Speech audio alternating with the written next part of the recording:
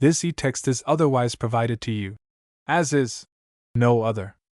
Warranties of any kind, express or implied, are made to you as to the e-text or any medium it may be on, including but not limited to warranties of merchantability or fitness for a particular purpose. Some states do not allow disclaimers of implied warranties or the exclusion or limitation of consequential damages, so the above disclaimers and exclusions may not apply to you, and you may have other legal rights. Indemnity: you will indemnify and hold Michael Hart, the Foundation, and its trustees and agents, and any volunteers associated with the production and distribution of Project Gutenberg TM texts harmless from all liability, cost, and expense, including legal fees, that arise directly or indirectly from any of the following that you do or cause: 1. Distribution of this e-text; 2. Alteration, modification, or addition to the e-text, or 3. Any defect. Distribution under Project Gutenberg TM. You may distribute copies of this e-text electronically, or by disc, book, or any other medium if you either delete this small print and all other references to Project Gutenberg, or 1. Only give exact copies of it. Among other things, this requires that you do not remove, alter, or modify the e-text or this small print statement. You may, however, if you wish, distribute this e-text in machine-readable binary, compressed, markup, or proprietary form, including any form resulting from conversion by word processing or hypertext software, but only so long as either *, the e-text, when displayed, is clearly readable, and does not contain characters other than those intended by the author of the work, although tilde, asterisk, and underline, underscore, characters may be used to convey punctuation intended by the author, and additional characters may be used to indicate hypertext links, or *. The e-text may be readily converted by the reader at no expense into plain ASCII, EBCDIC, or equivalent form by the program that displays the e-text, as is the case, for instance, with most word processors, or *. You provide, or agree to also provide on request at no additional cost, fee, or expense, a copy of the e-text in its original plain ASCII form, or in EBCDIC or other equivalent proprietary form. 2. Honor the e-text refund and replacement provisions of this small print statement. 3. Pay a trademark license fee to the Foundation of 20% of the gross profits you derive, calculated using the method you already used to calculate your applicable taxes. If you don't derive profits, no royalty is due. Royalties are payable to Project Gutenberg Literary Archive Foundation. The 60 days following each date you prepare, or were legally required to prepare, your annual, or equivalent periodic, tax return. Please contact us beforehand to let us know your plans and to work out the details. What if you want to send money even if you don't have to? Project Gutenberg is dedicated to increasing the number of public domain and licensed works that can be freely distributed in machine-readable form. The project gratefully accepts contributions of money, time, public domain materials, or royalty-free copyright licenses. Money should be paid to the Project Gutenberg Literary Archive Foundation. If you are interested in contributing scanning equipment or software or other items, please contact Michael Hart at hart@pobox.com. Portions of this header are copyright C. 2001 by Michael S. Hart and may be reprinted only when these e-texts are free of all fees. Project Gutenberg is a trademark and may not be used in any sales of Project Gutenberg e-texts or other materials, be they hardware or software or any other related product, without express permission. *N the small print. For public domain e-texts *ver. .10/04/01 *N*. This e-text was produced by Charles Franks and the online distributed proofreading team. Heroes Every Child Should Know: Tales for Young People of the World's Heroes in All Ages, edited by Hamilton Wright Mabie, illustrated and decorated by Blanche Osterdig. Introductory note to Heroes Every Child Should Know. The endeavor has been made in this volume to bring together the heroic men of different races, periods, and types, and in the selection of material the most attractive, intelligent, and authoritative literature has been drawn upon. In cases in which the material selected belongs distinctively to the best literature, no changes have been made, although narratives have been abbreviated. In cases in which the material has a historical rather than a distinctively literary quality, the text has been treated for substance of doctrine, and omissions have been freely made, and connecting words, phrases, and even sentences have been introduced to give the narrative clear connection and completeness. In the preparation of the material for the volume, the intelligence and skill of Miss Kate Stevens have been so freely used that she is entitled to the fullest recognition as associate editor. H. W. M. Acknowledgements to Heroes Every Child Should Know. The editor and publishers wish to extend their thanks and acknowledgement to the firms who have kindly permitted the use of material in this volume. To the Macmillan Company for selections from Heroes of Chivalry and Romance, Stories of Charlemagne and the Peers of France, Old English History, The Crusaders, Father Damien, A Journey from Kashmir to His Home in Hawaii. To Thomas Nelson and Son for material from Martyrs and Saints of the First 12 Centuries. To J. M. Dent and Company for selections from Stories from Le Morte d'Arthur and the Mabinogion. In the Temple Classics for Young People. To E. P. Dutton and Company for material from Chronicle of the Cid. To Longmans, Green and Company for material from The Book of Romance. To John C. Winston Company for material from Stories from History. To Lothrop, Lee and Shepard for material from The True Story of Abraham Lincoln. Contents to Heroes Every Child Should Know. Chapter Introduction. I. Persis. Adapted from The Heroes by Charles Kingsley. 2. Hercules by Kate Stevens. 3. Daniel. From Book of Daniel, Chapter 6, verses 1 to 24. 4. David. From I. Book of Samuel, Chapter 17. V. St. George. Adapted from Martyrs and Saints of the First 12 Centuries by Mrs. E. Rundle Charles. 6. King Arthur. Adapted from Stories from Le Morte d'Arthur and the Mabinogion by Beatrice Clay. 7. Sir Galahad.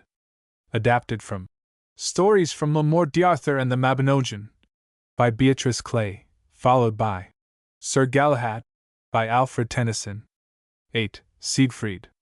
Adapted from Heroes of Chivalry and Romance by A. J. Church. 9. Roland. Adapted from Stories of Charlemagne and the Peers of France by A. J. Church. X. King Alfred. Adapted from Old English History by E. A. Freeman. 11. The Cid. Adapted from Chronicle of the Cid from the Spanish by Robert Southey. 12. Robin Hood.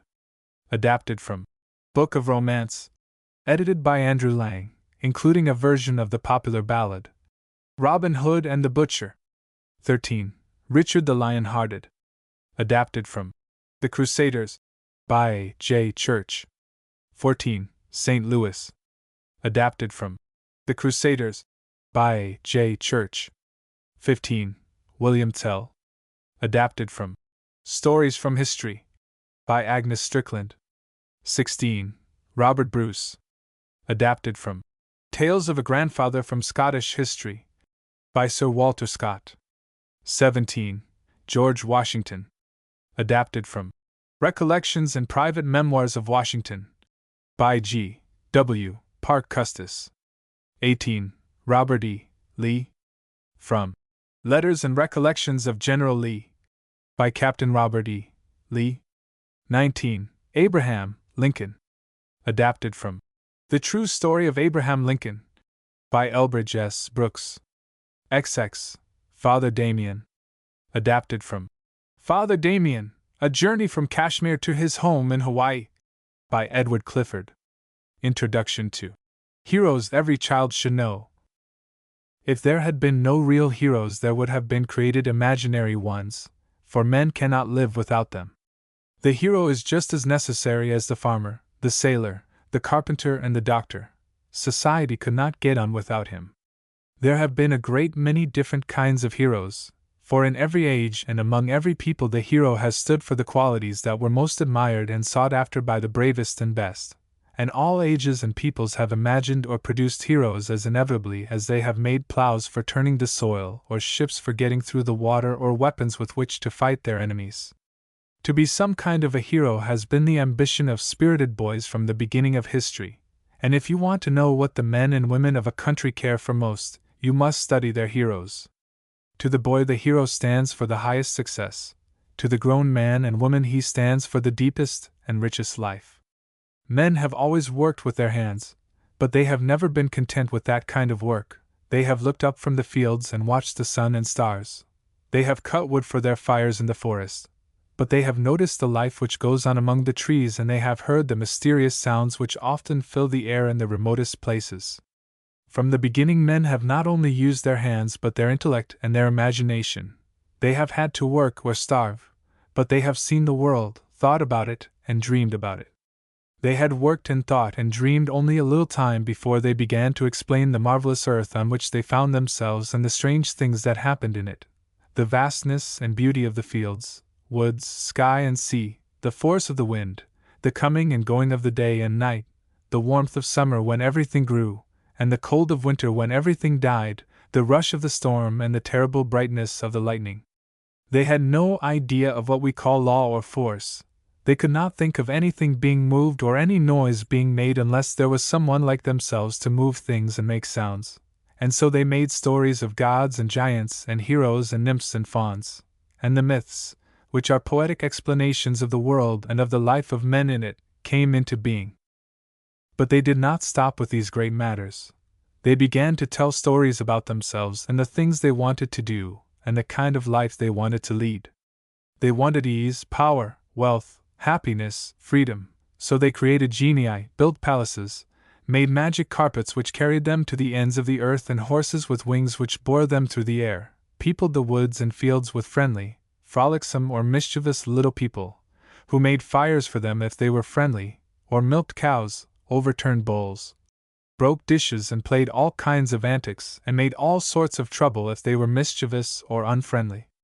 Beside the great myths, like wild flowers in the shade of great trees, there sprang up among the people of almost all countries a host of poetic, satirical, humorous or homely stories of fairies, genii, trolls, giants, dwarfs, imps, and queer creatures of all kinds, so that to the children of 200 years ago the woods, the fields, the solitary and quiet places everywhere, were full of folk who kept out of sight, but who had a great deal to do with the fortunes and fates of men and women.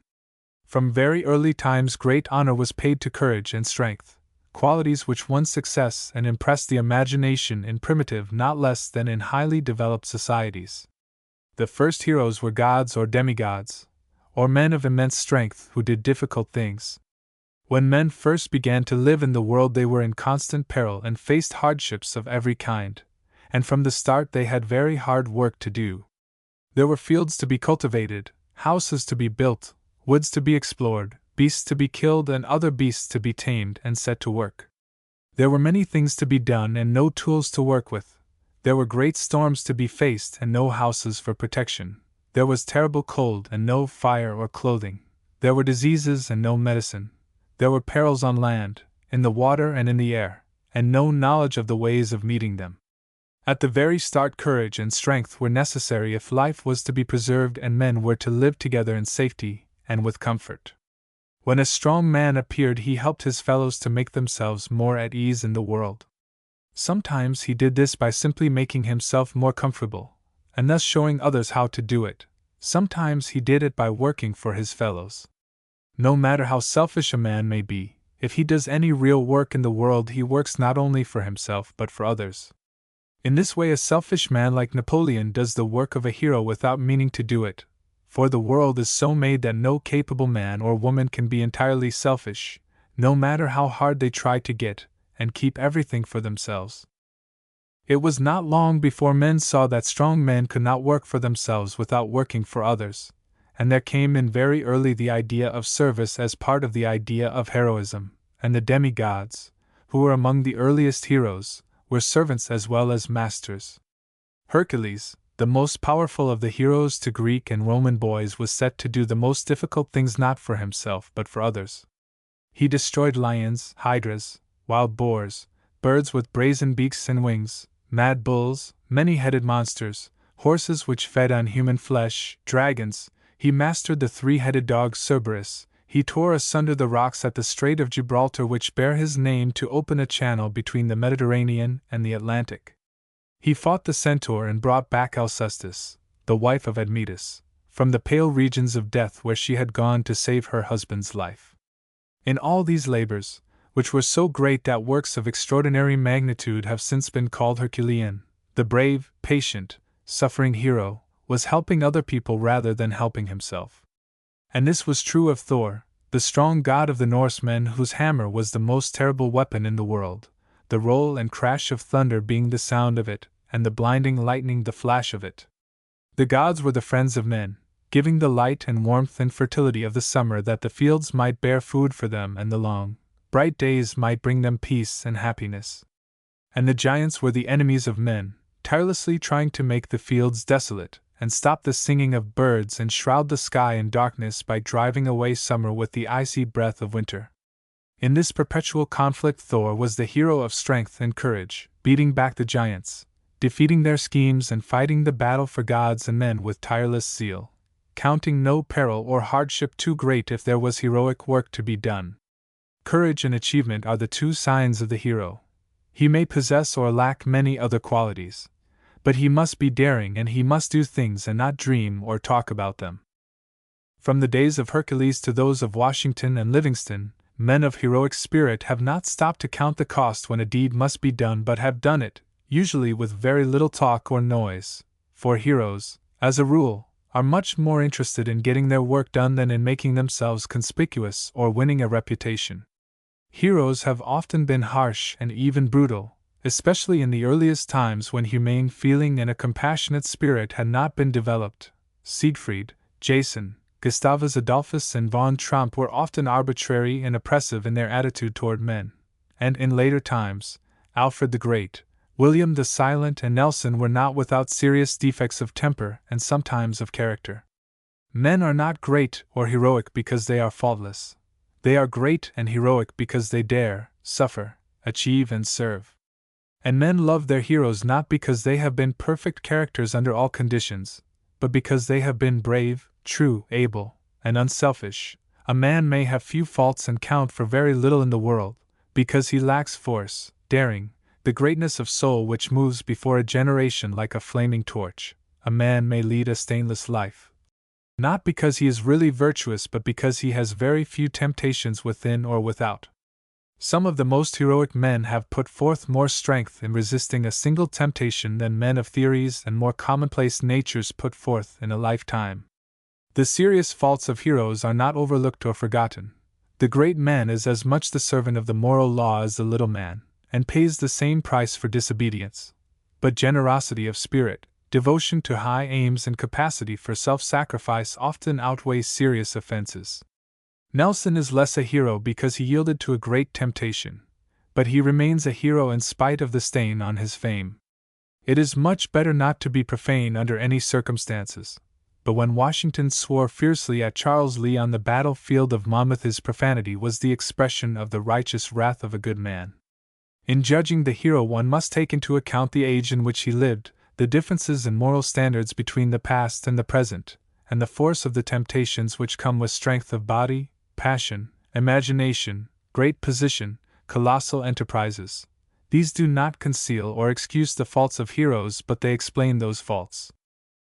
The men whose bravery and great deeds are described in these pages have been selected not because they are faultless in character and life, but because they were brave, generous, self-forgetful, self-sacrificing, and capable of splendid deeds.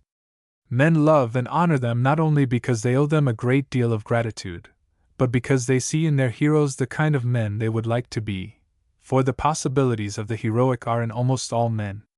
Stories of the heroes have often made other men strong and brave and true in the face of great perils and tasks, and this book is put forth in the faith that it will not only pass on the fame of the heroes of the past but help make heroes in the present.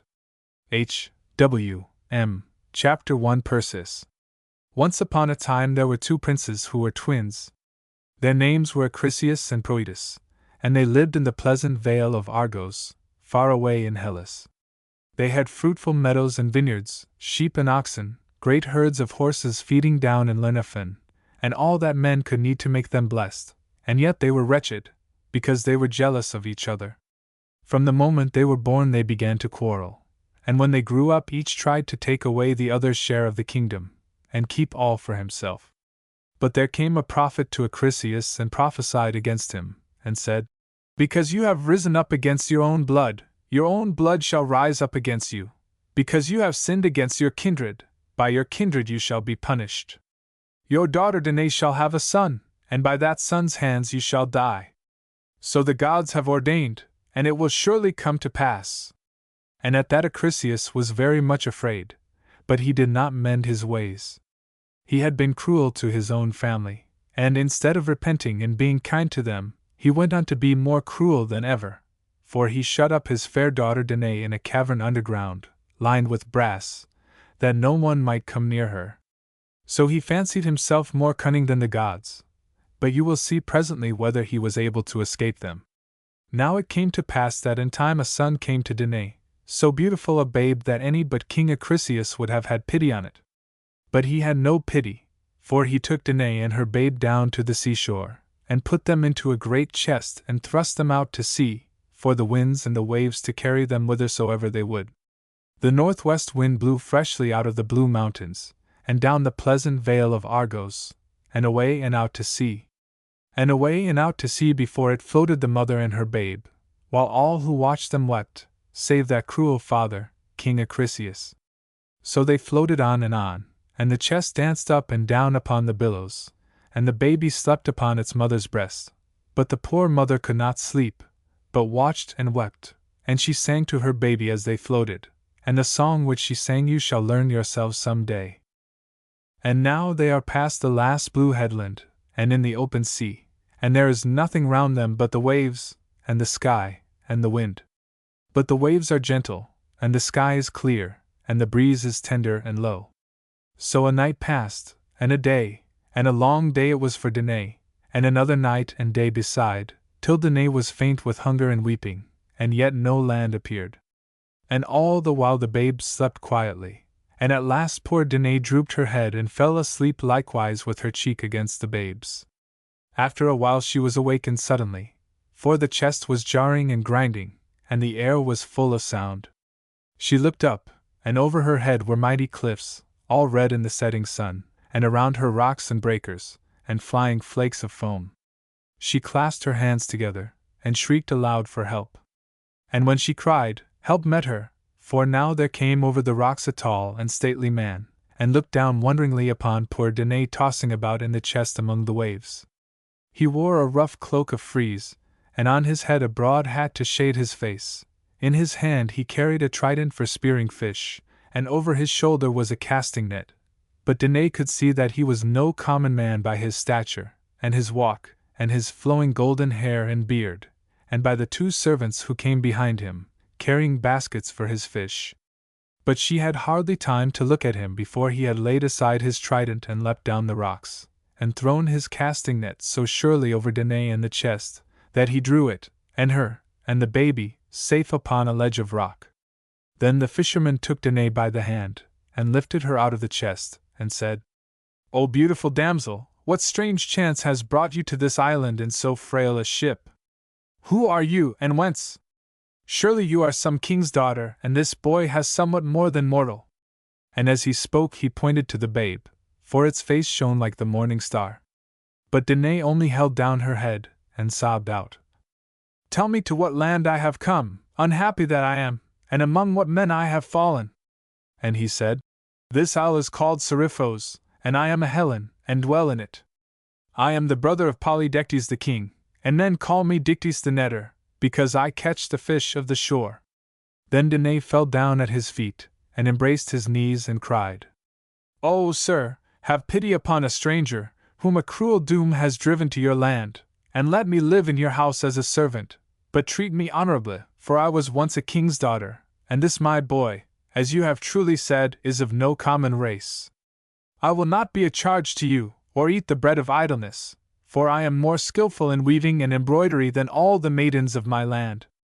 And she was going on, but Dictys stopped her, and raised her up, and said, My daughter, I am old, and my hairs are growing gray, while I have no children to make my home cheerful. Come with me then, and you shall be a daughter to me and to my wife, and this babe shall be our grandchild. For I fear the gods, and show hospitality to all strangers, knowing that good deeds, like evil ones, always return to those who do them. So Danae was comforted, and went home with Dictys the good fisherman, and was a daughter to him and to his wife. 15 years were past and gone, and the babe was now grown to a tall lad and a sailor, and went many voyages after merchandise to the islands round. His mother called him Perseus, but all the people in Seriphos said that he was not the son of mortal man, and called him Zeus, the son of the king of the immortals. For though he was but 15, he was taller by a head than any man in the island, and he was the most skillful of all in running and wrestling and boxing, and in throwing the quoit and the javelin, and in rowing with the oar, and in playing on the harp, and in all which befits a man.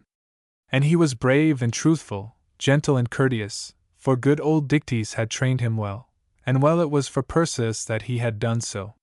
Now one day at Samos, while the ship was lading, Perseus wandered into a pleasant wood to get out of the sun, and sat down on the turf and fell asleep. And as he slept a strange dream came to him, the strangest dream which he had ever had in his life. There came a lady to him through the wood, taller than he, or any mortal man, but beautiful exceedingly, with grey eyes clear and piercing, but strangely soft and mild. On her head was a helmet, and in her hand a spear. And over her shoulder, above her long blue robes, hung a goatskin, which bore up a mighty shield of brass, polished like a mirror.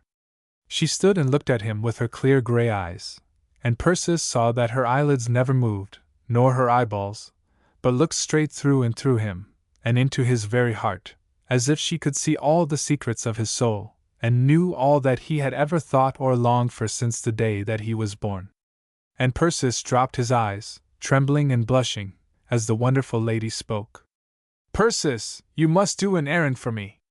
Who are you, lady? And how do you know my name? I am Pallas Athene, and I know the thoughts of all men's hearts, and discern their manhood or their baseness. And from the souls of clay I turn away, and they are blessed, but not by me.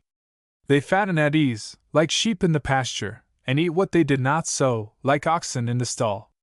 They grow and spread, like the gourd along the ground, but, like the gourd, they give no shade to the traveler, and when they are ripe death gathers them, and they go down unloved into hell, and their name vanishes out of the land. But to the souls of fire I give more fire, and to those who are manful I give a might more than man's. These are the heroes, the sons of the immortals who are blessed, but not like the souls of clay. For I drive them forth by strange paths, Perseus, that they may fight the Titans and the monsters, the enemies of gods and men. Through doubt and need, danger and battle, I drive them, and some of them are slain in the flower of youth, no man knows when or where, and some of them win noble names, and a fair and green old age, but what will be their latter end I know not, and none, save Zeus, the father of gods and men. Tell me now, Perseus, which of these two sorts of men seem to you more blessed?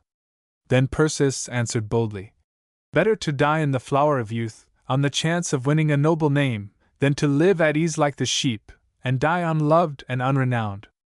Then that strange lady laughed, and held up her brazen shield, and cried, See here, Perseus, dare you face such a monster as this, and slay it, that I may place its head upon this shield? And in the mirror of the shield there appeared a face, and as Perseus looked on it his blood ran cold. It was the face of a beautiful woman, but her cheeks were pale as death, and her brows were knit with everlasting pain, and her lips were thin and bitter like a snake's, and instead of hair, vipers wreathed about her temples, and shot out their forked tongues, while round her head were folded wings like an eagle's, and upon her bosom claws of brass. And Perseus looked a while, and then said, If there is anything so fierce and foul on earth, it were a noble deed to kill it. Where can I find the monster? Then the strange lady smiled again, and said, Not yet, you are too young, and too unskilled, for this is Medusa the Gorgon, the mother of a monstrous brood. And Perseus said, Try me, for since you spoke to me a new soul has come into my breast, and I should be ashamed not to dare anything which I can do. Show me, then, how I can do this. Persis, said Athene, think well before you attempt, for this deed requires a 7 years' journey, in which you cannot repent or turn back nor escape. But if your heart fails you, you must die in the unshapen land, where no man will ever find your bones. Better so than live despised, said Persis. Tell me, then, oh tell me, fair and wise goddess, how I can do but this one thing, and then, if need be, die. Then Athene smiled and said, Be patient, and listen, for if you forget my words, you will indeed die. You must go northward to the country of the Hyperboreans, who live beyond the pole, at the sources of the cold north wind, till you find the 3 Grey Sisters, who have but 1 eye and 1 tooth between them. You must ask them the way to the nymphs, the daughters of the evening star, who dance about the golden tree, in the Atlantic island of the west. They will tell you the way to the Gorgon, that you may slay her, my enemy, the mother of monstrous beasts. Once she was a maiden as beautiful as morn, till in her pride she sinned a sin at which the sun hid his face, and from that day her hair was turned to vipers, and her hands to eagle's claws, and her heart was filled with shame and rage, and her lips with bitter venom, and her eyes became so terrible that whosoever looks on them is turned to stone, and her children are the winged horse and the giant of the golden sword. And her grandchildren are Echidna the witch adder, and Geryon the 3-headed tyrant, who feeds his herds beside the herds of hell. So she became the sister of the Gorgons, the daughters of the queen of the sea. Touch them not, for they are immortal, but bring me only Medusa's head. And I will bring it, said Persis. But how am I to escape her eyes? Will she not freeze me too into stone? You shall take this polished shield, said Athene. And when you come near her, look not at her yourself, but at her image in the brass, so you may strike her safely. And when you have struck off her head, wrap it, with your face turned away, in the folds of the goatskin on which the shield hangs. So you will bring it safely back to me, and win to yourself renown, and a place among the heroes who feast with the immortals upon the peak where no winds blow. Then Persis said, I will go, though I die in going. But how shall I cross the seas without a ship? And who will show me my way? And when I find her, how shall I slay her, if her scales be iron and brass? Now beside Athene appeared a young man more light-limbed than the stag, whose eyes were like sparks of fire. By his side was a scimitar of diamond, all of one clear precious stone, and on his feet were golden sandals, from the heels of which grew living wings. Then the young man spoke. These sandals of mine will bear you across the seas, and over hill and dale like a bird, as they bear me all day long, for I am Hermes, the far-famed Argus slayer, the messenger of the immortals who dwell on Olympus. Then Persis fell down and worshipped, while the young man spoke again. The sandals themselves will guide you on the road, for they are divine and cannot stray, and this sword itself, the Argus slayer, will kill her, for it is divine, and needs no second stroke. Arise, and gird them on, and go forth. So Persis arose, and girded on the sandals and the sword. And Athene cried, Now leap from the cliff and be gone. But Perseus lingered. May I not bid farewell to my mother and to Dictys? And may I not offer burnt offerings to you, and to Hermes the far-famed Argus slayer, and to Father Zeus above? You shall not bid farewell to your mother, lest your heart relent at her weeping. I will comfort her and Dictys until you return in peace. Nor shall you offer burnt offerings to the Olympians, for your offering shall be Medusa's head. Leap, and trust in the armor of the immortals. Then Persis looked down the cliff and shuddered, but he was ashamed to show his dread. Then he thought of Medusa and the renown before him, and he leapt into the empty air. And behold, instead of falling he floated, and stood, and ran along the sky. He looked back, but Athene had vanished, and Hermes, and the sandals led him on northward ever, like a crane who follows the spring toward the Ister fens. So Persis started on his journey, going dry-shod over land and sea, and his heart was high and joyful, for the winged sandals bore him each day a 7 days' journey. And he turned neither to the right hand nor the left, till he came to the unshapen land, and the place which has no name.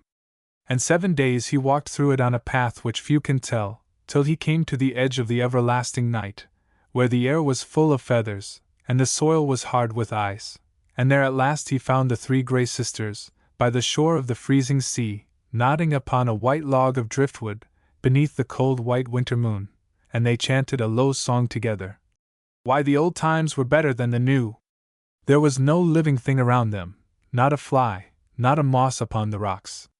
Neither seal nor seagull dare come near, lest the ice should clutch them in its claws.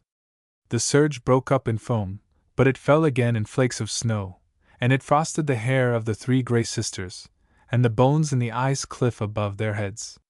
They passed the eye from one to the other, but for all that they could not see, and they passed the tooth from one to the other, but for all that they could not eat, and they sat in the full glare of the moon, but they were none the warmer for her beams.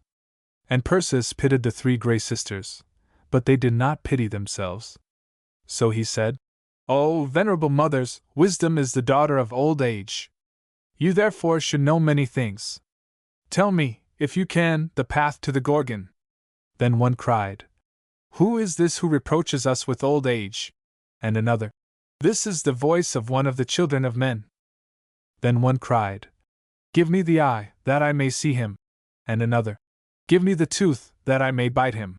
But Perseus, when he saw that they were foolish and proud, and did not love the children of men, left off pitying them. Then he stepped close to them, and watched till they passed the eye from hand to hand. And as they groped about between themselves, he held out his own hand gently, till one of them put the eye into it, fancying that it was the hand of her sister. Then he sprang back, and laughed, and cried, "Cruel and proud old women, I have your eye, and I will throw it into the sea, unless you tell me the path to the Gorgon, and swear to me that you tell me right." Then they wept, and chattered, and scolded, but in vain. They were forced to tell the truth, though, when they told it, Perseus could hardly make out the road. "You must go," they said, "foolish boy, to the southward into the ugly glare of the sun, till you come to Atlas the giant, who holds the heaven and the earth apart. And you must ask his daughters, the Hesperides, who are young and foolish like yourself. And now give us back our eye, for we have forgotten all the rest." So Perseus gave them back their eye. And he leaped away to the southward, leaving the snow and the ice behind.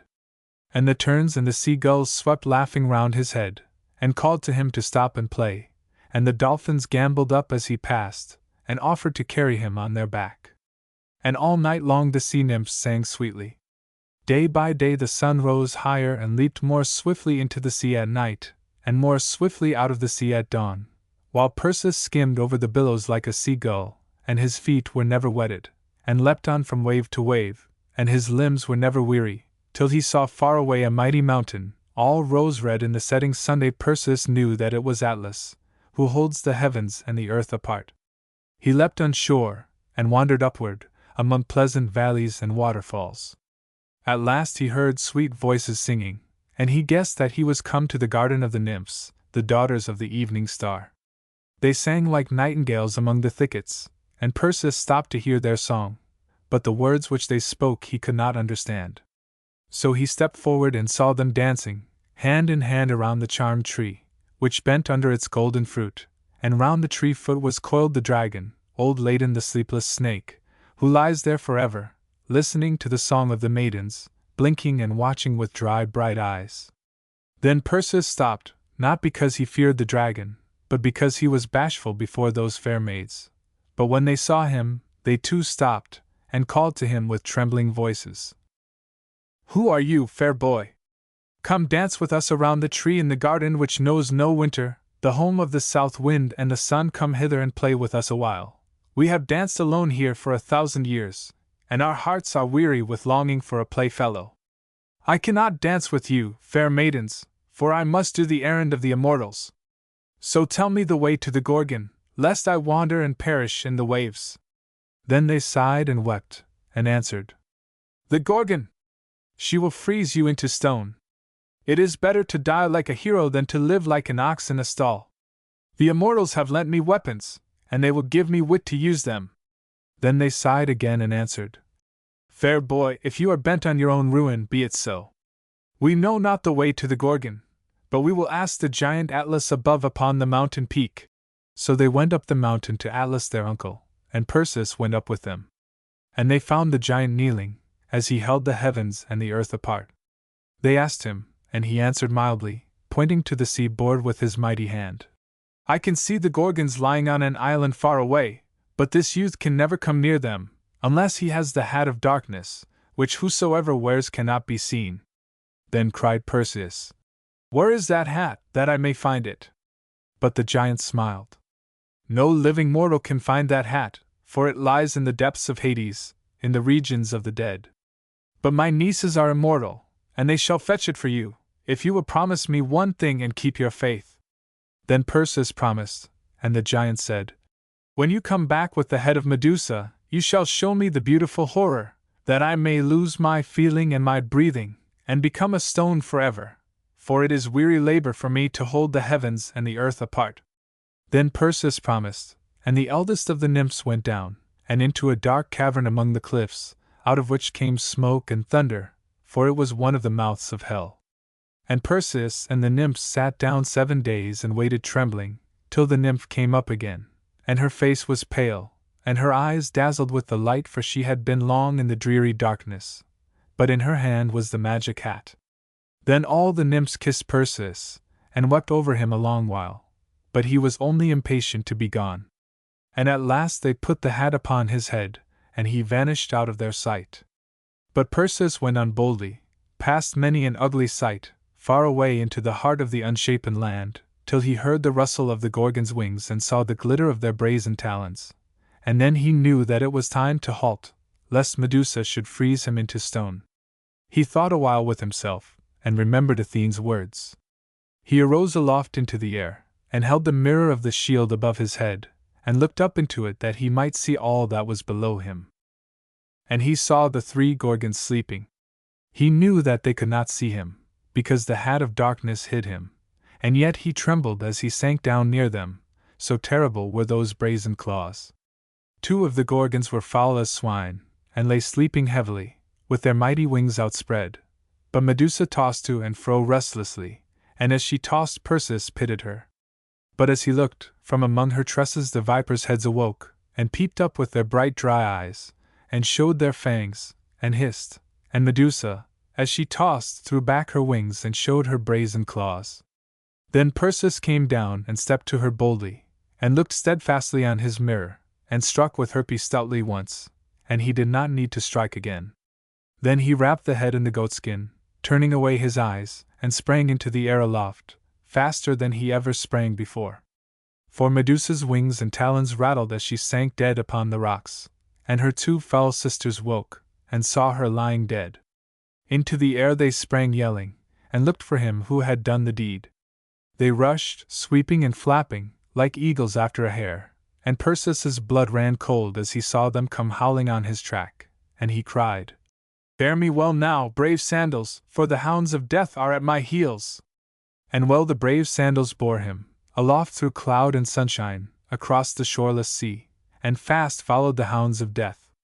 But the sandals were too swift, even for Gorgons, and by nightfall they were far behind, 2 black specks in the southern sky, till the sun sank and he saw them no more.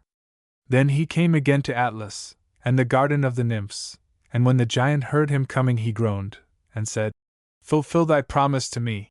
Then Perseus held up to him the Gorgon's head, and he had rest from all his toil, for he became a crag of stone, which sleeps forever far above the clouds. Perseus thanked the nymphs, and asked them, By what road shall I go homeward again, for I have wandered far in coming hither?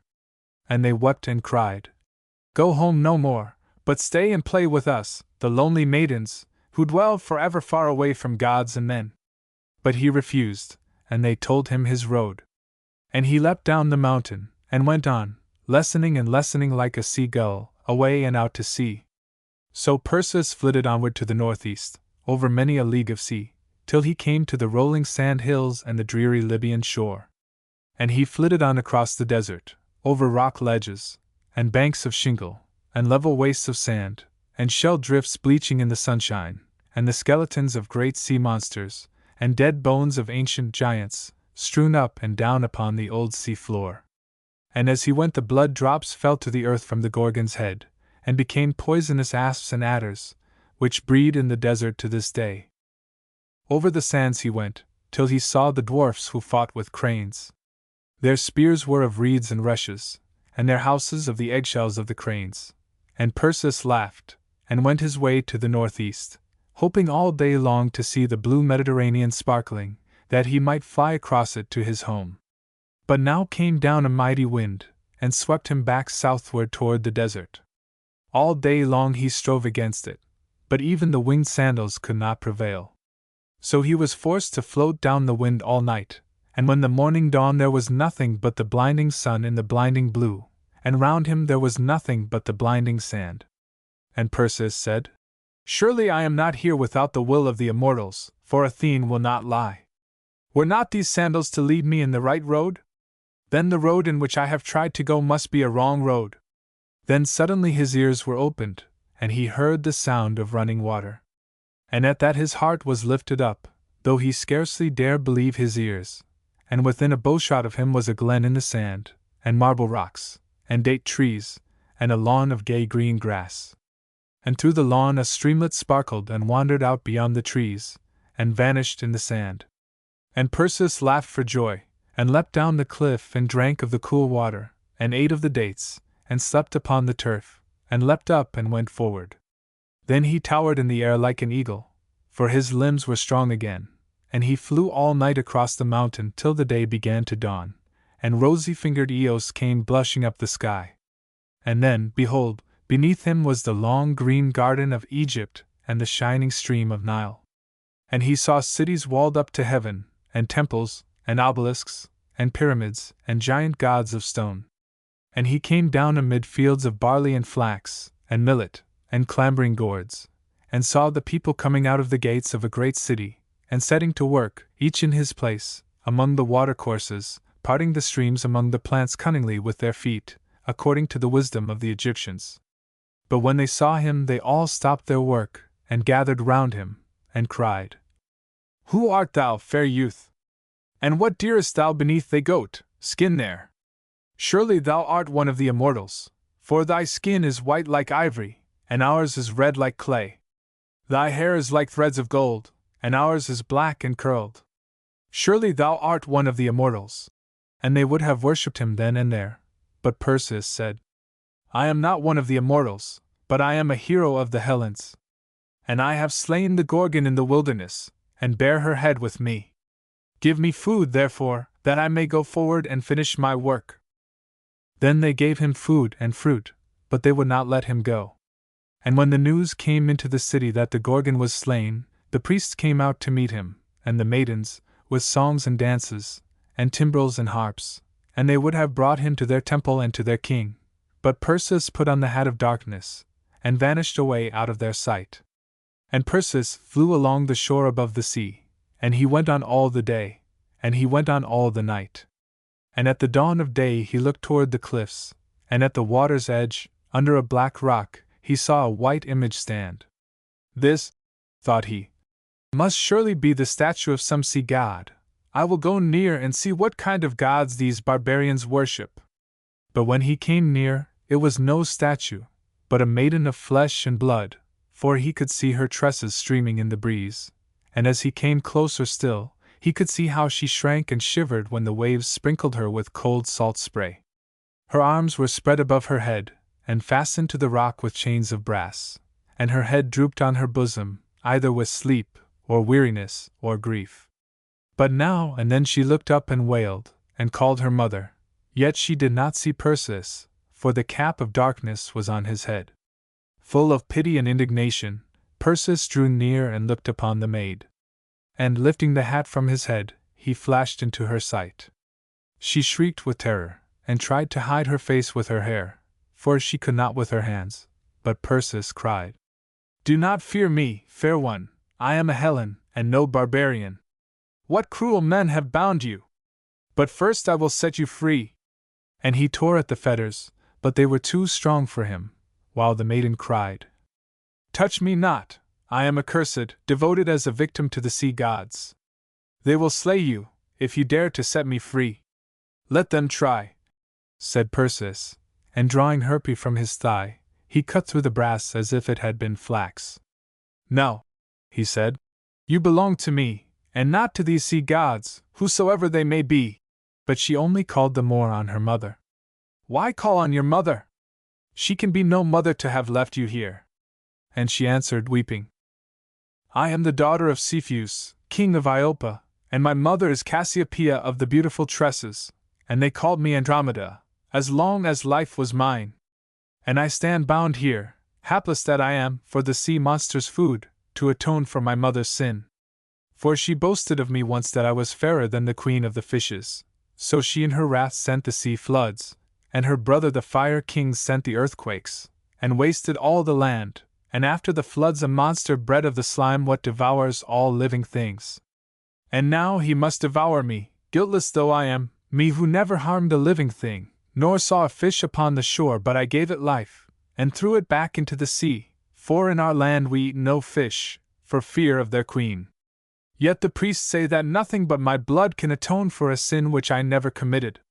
But Perseus laughed and said, A sea monster? I have fought with worse than him. I would have faced immortals for your sake. How much more a beast of the sea?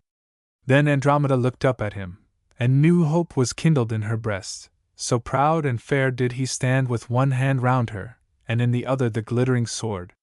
But she only sighed, and wept the more, and cried, Why will you die, young as you are? Is there not death and sorrow enough in the world already? It is noble for me to die, that I may save the lives of a whole people. But you, better than them all, why should I slay you too? Go you your way, I must go mine. And then, suddenly looking up, she pointed to the sea, and shrieked, There he comes, with the sunrise as they promised. I must die now. How shall I endure it? Oh, go! Is it not dreadful enough to be torn piecemeal, without having you to look on? And she tried to thrust him away. But he said, I go, yet promise me one thing ere I go, that if I slay this beast you will be my wife, and come back with me to my kingdom in fruitful Argos. Promise me, and seal it with a kiss. Then she lifted up her face, and kissed him, and Perseus laughed for joy, and flew upward, while Andromeda crouched trembling on the rock. On came the great sea monster, coasting along like a huge black galley. His great sides were fringed with clustering shells and seaweeds, and the water gurgled in and out of his wide jaws. At last he saw Andromeda, and shot forward to take his prey, while the waves foamed white behind him, and before him the fish fled leaping. Then down from the height of the air fell Perseus like a shooting star, down to the crest of the waves, while Andromeda hid her face as he shouted, and then there was silence for a while. At last she looked up trembling, and saw Perseus springing toward her, and instead of the monster a long black rock, with the sea rippling quietly round it. Who then so proud as Perseus, as he leapt back to the rock, and lifted his fair Andromeda in his arms, and flew with her to the cliff top, as a falcon carries a dove? Who so proud as Perseus, and who so joyful as all the Aethiop people? For they had stood watching the monster from the cliffs, wailing for the maiden's fate. And already a messenger had gone to Cepheus and Cassiopeia, where they sat in sackcloth and ashes on the ground, in the innermost palace chambers, awaiting their daughter's end. And they came, and all the city with them, to see the wonder, with songs and with dances, with cymbals and harps, and received their daughter back again, as one alive from the dead. Then Cepheus said, Hero of the Hellenes, stay here with me and be my son-in-law, and I will give you the half of my kingdom. I will be your son-in-law, said Perseus, but of your kingdom I will have none, for I long after the pleasant land of Greece, and my mother who waits for me at home. Then Cepheus said, You must not take my daughter away at once, for she is to us like one alive from the dead. Stay with us here a year, and after that you shall return with honor. And Perseus consented. So they went up to the palace, and when they came in, there stood in the hall Phineus, the brother of Cepheus, chafing like a bear robbed of her whelps, and with him his sons, and his servants, and many an armed man, and he cried to Cepheus, You shall not marry your daughter to this stranger of whom no one knows even the name. Was not Andromeda betrothed to my son? And now she is safe again, has he not a right to claim her? But Perseus laughed, and answered, "If your son is in want of a bride, let him save a maiden for himself." Then he unveiled the Gorgon's head, and said, "This has delivered my bride from one wild beast, it shall deliver her from many." And as he spoke, Phineus and all his men-at-arms stopped short, and stiffened each man as he stood, and before Perseus had drawn the goatskin over the face again, they were all turned into stone. Then Perseus bade the people bring levers and roll them out. So they made a great wedding feast, which lasted 7 whole days, and who so happy as Perseus and Andromeda? And when a year was ended, Perseus hired Phoenicians from Tyre, and cut down cedars, and built himself a noble galley, and painted its cheeks with vermilion and pitched its sides with pitch, and in it he put Andromeda, and all her dowry of jewels, and rich shawls, and spices from the east, and great was the weeping when they rode away. But the remembrance of his brave deed was left behind, and Andromeda's rock was shown at Iopa in Palestine till more than 1,000 years were past. So Perseus and the Phoenicians rode to the westward, across the sea, till they came to the pleasant Isles of Hellas, and Seriphos, his ancient home. Then he left his galley on the beach, and went up as of old, and he embraced his mother, and Dictys his good foster father, and they wept over each other a long while, for it was 7 years and more since they had met. Then he went home to Argos, and reigned there well with fair Andromeda. But the will of the gods was accomplished towards Acrisius, his grandfather, for he died from the falling of a quoit which Perseus had thrown in a game. Perseus and Andromeda had 4 sons and 3 daughters, and died in a good old age. And when they died, the ancients say, Athene took them up into the sky, with Cepheus and Cassiopeia. And there on starlight nights you may see them shining still, Cepheus with his kingly crown, and Cassiopeia in her ivory chair, plaiting her star-spangled tresses, and Perseus with the Gorgon's head, and fair Andromeda beside him, spreading her long white arms across the heavens, as she stood when chained to the stone for the monster. All night long they shine, for a beacon to wandering sailors, but all day they feast with the gods, on the still blue peaks of Olympus. Chapter 2 Hercules. Many, many years ago in the far-off land of Hellas, which we call Greece, lived a happy young couple whose names were Alcmene and Amphitryon. Now Amphitryon, the husband, owned many herds of cattle. So also the father of Alcmene, who was king of Mycenae, owned many. All these cattle grazing together, and watering at the same springs became united in one herd. And this was the cause of much trouble, for Amphitryon fell to quarreling with the father of his wife about his portion of the herd.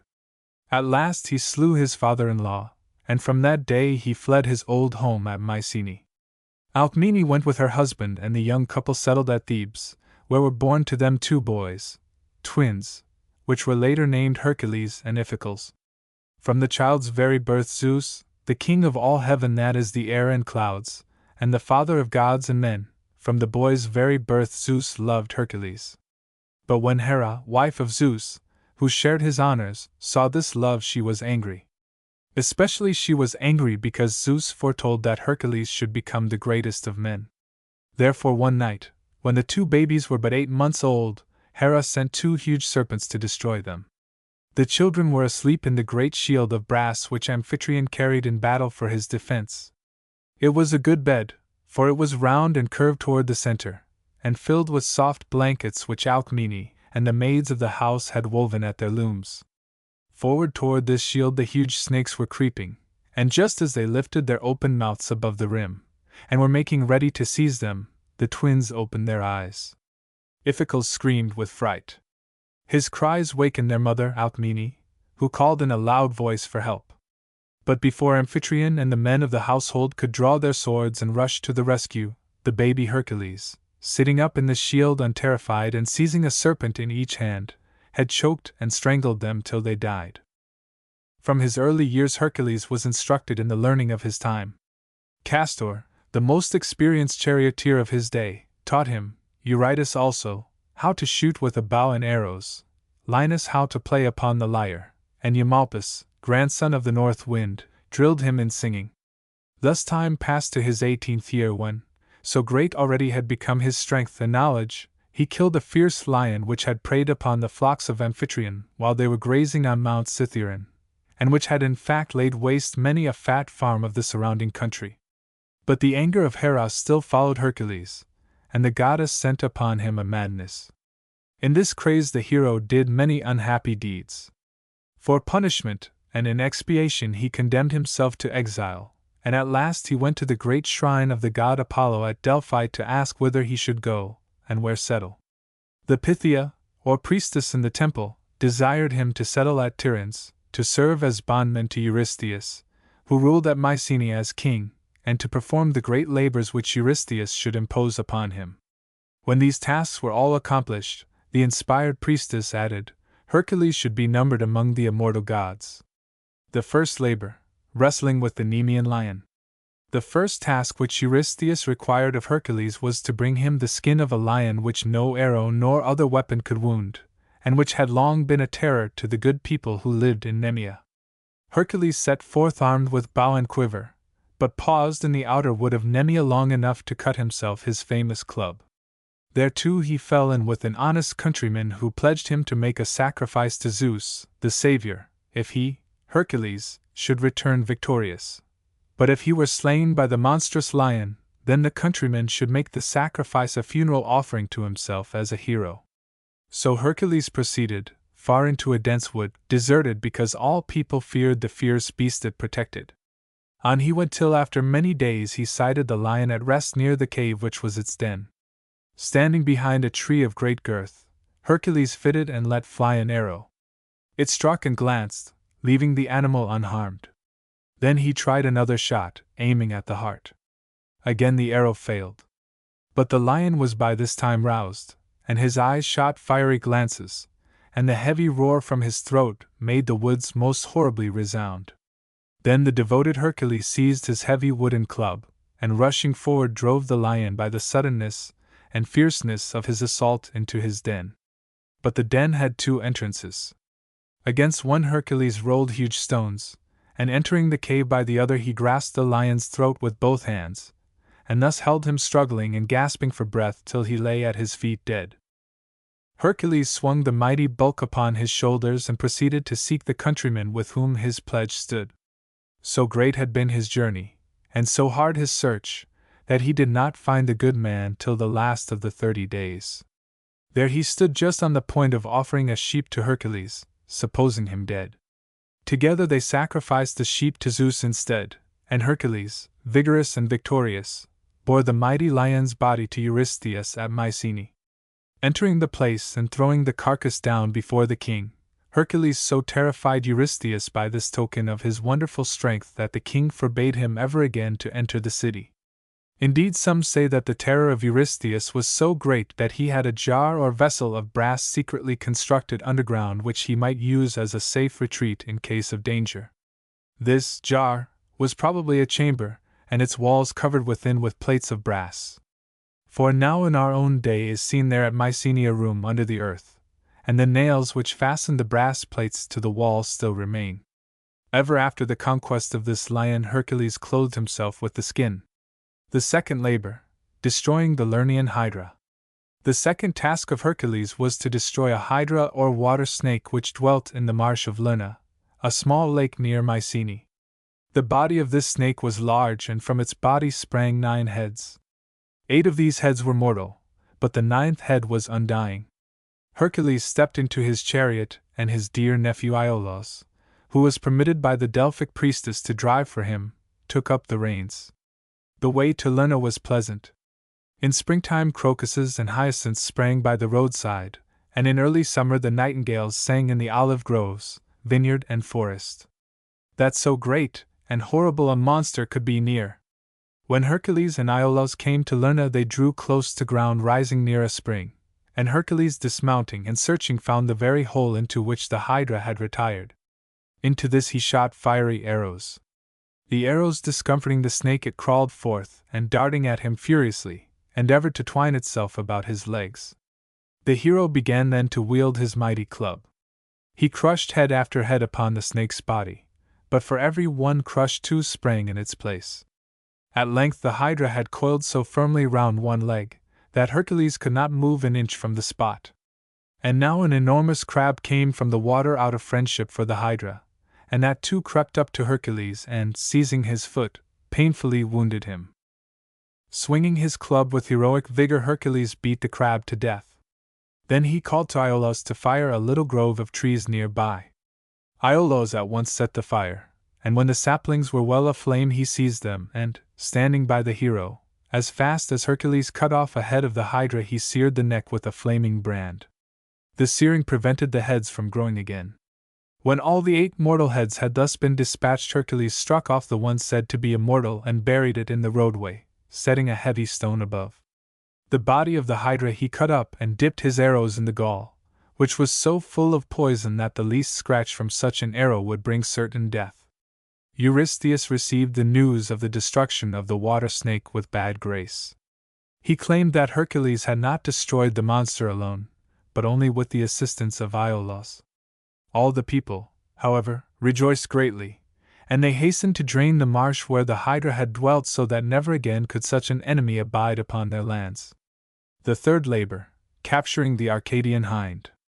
In the days in which Hercules lived, Arcadia was a beautiful country of cool, sweet-scented woods, clear mountain streams, and sloping meadowsides from which rose every now and then the roof of a hunter's cottage or a shepherd's hutch. It was a country also peculiarly pleasing to Artemis, the goddess of the chase, and peculiarly also it was the haunt of all animals especially dear to the goddess.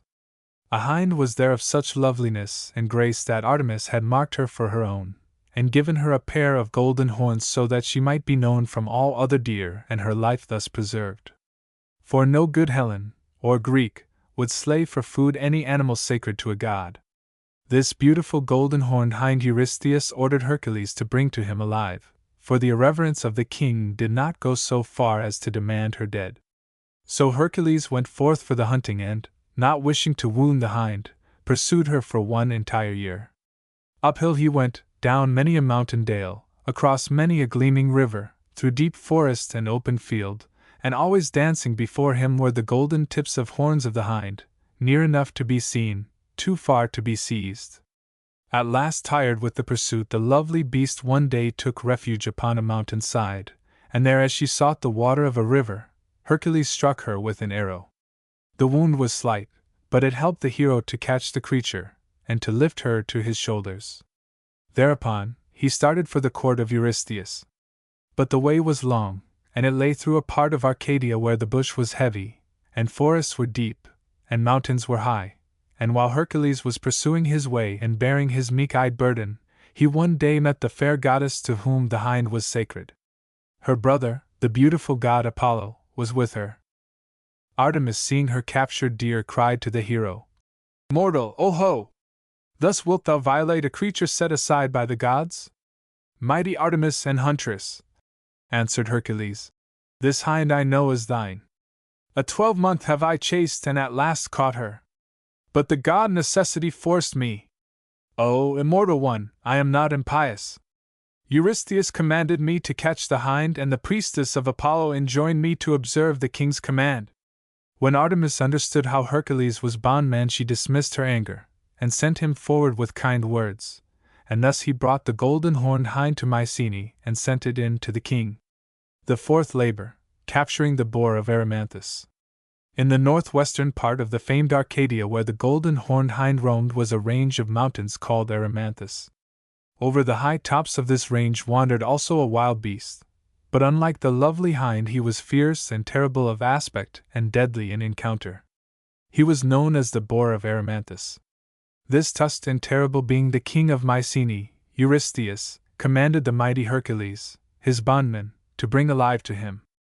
Again Hercules set out, and again he fared over hill and across bright waters, and as he went the birds sang spring songs to him from vine and tree shade, and yellow crocuses carpeted the earth. In his journey he came one day to the home of Pholus, a centaur, who dwelt with other centaurs upon the side of a mountain.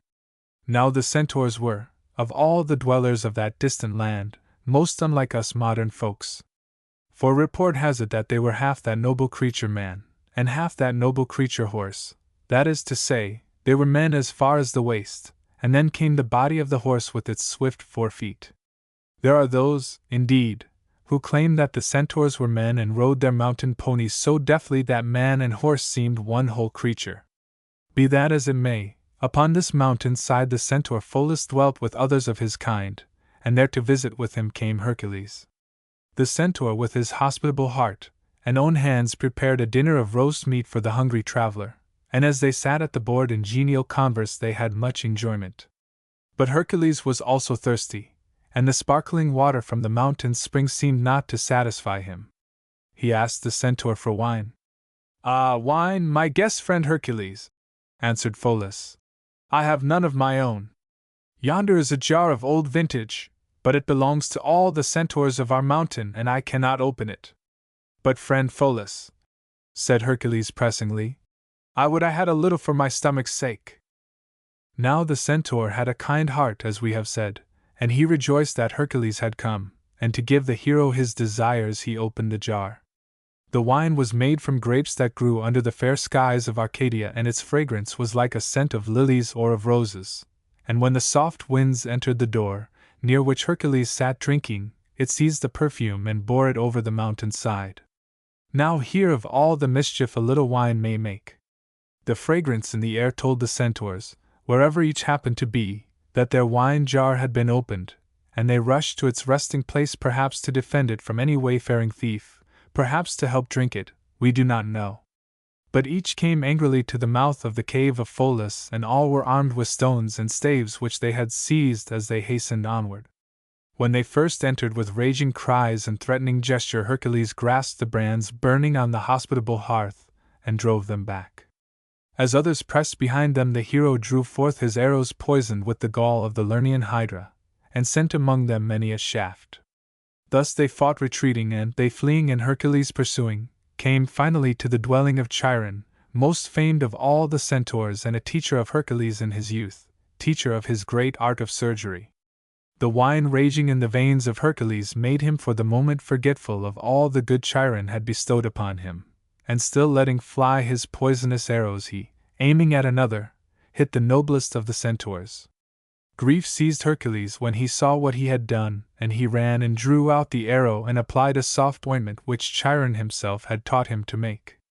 But it was in vain, for the centaur, inspiring teacher and famed for his love of justice as he was, soon gave up the ghost. Saddened at his own madness, Hercules now returned to the cave of his guest friend Pholus. There among others his host lay, and stark dead.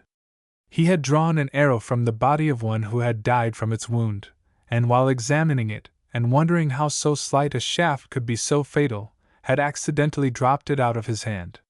It struck his foot, and he expired that very moment. Hercules paid all funeral honor to his friends, and afterward, departing from the unhappy neighborhood, took up his search of the boar. Heavy snows were lying on the crests of Erymanthus when Hercules came upon the tracks of the wild creature, and following patiently finally reached his lair. There the boar stood, his tusks pointed outward ready for attack, his eyes snapping vindicatively. He was indeed a terrible thing to see. Hercules, instead of shooting at the animal, began to call, and shouting with loud cries he so confused the boar that he ran into the vast snowdrift standing near by. Thereupon the hero seized and bound him with a wild grapevine he had brought for the purpose, and so swinging him over his shoulder he took his way toward Mycenae. The king Eurystheus was terribly frightened at the very prospect of having the boar to keep, and when he heard Hercules was coming to town with the animal on his shoulders he took to the brazen underground chamber, which he had built, when Hercules came in with the body of the Nemean lion. There he stayed for several days, according to a good old historian, Diodorus, who in writing of the king told that he was so great a coward. The fifth labor, cleansing the stables of Augeas. Although Eurystheus was seized with tremor at the coming of Hercules with the Erymanthian boar, still he continued relentless, and demanded the performance of the next task, which was nothing less than the cleaning out in one day of stables where numerous cattle had been confined for many years. These noisome stalls belonged to Augeas, a king of Elis and a man rich in herds, so rich indeed that as the years passed and his cattle increased he could not find men enough to care for his kine and their house.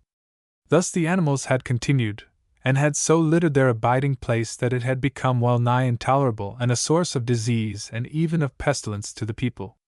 When Hercules came to King Augeas, he said nothing to him of the command Eurystheus had laid upon him, but looking through the stables which covered a space of many meadows, he spoke of the cattle and the evil condition of their housing.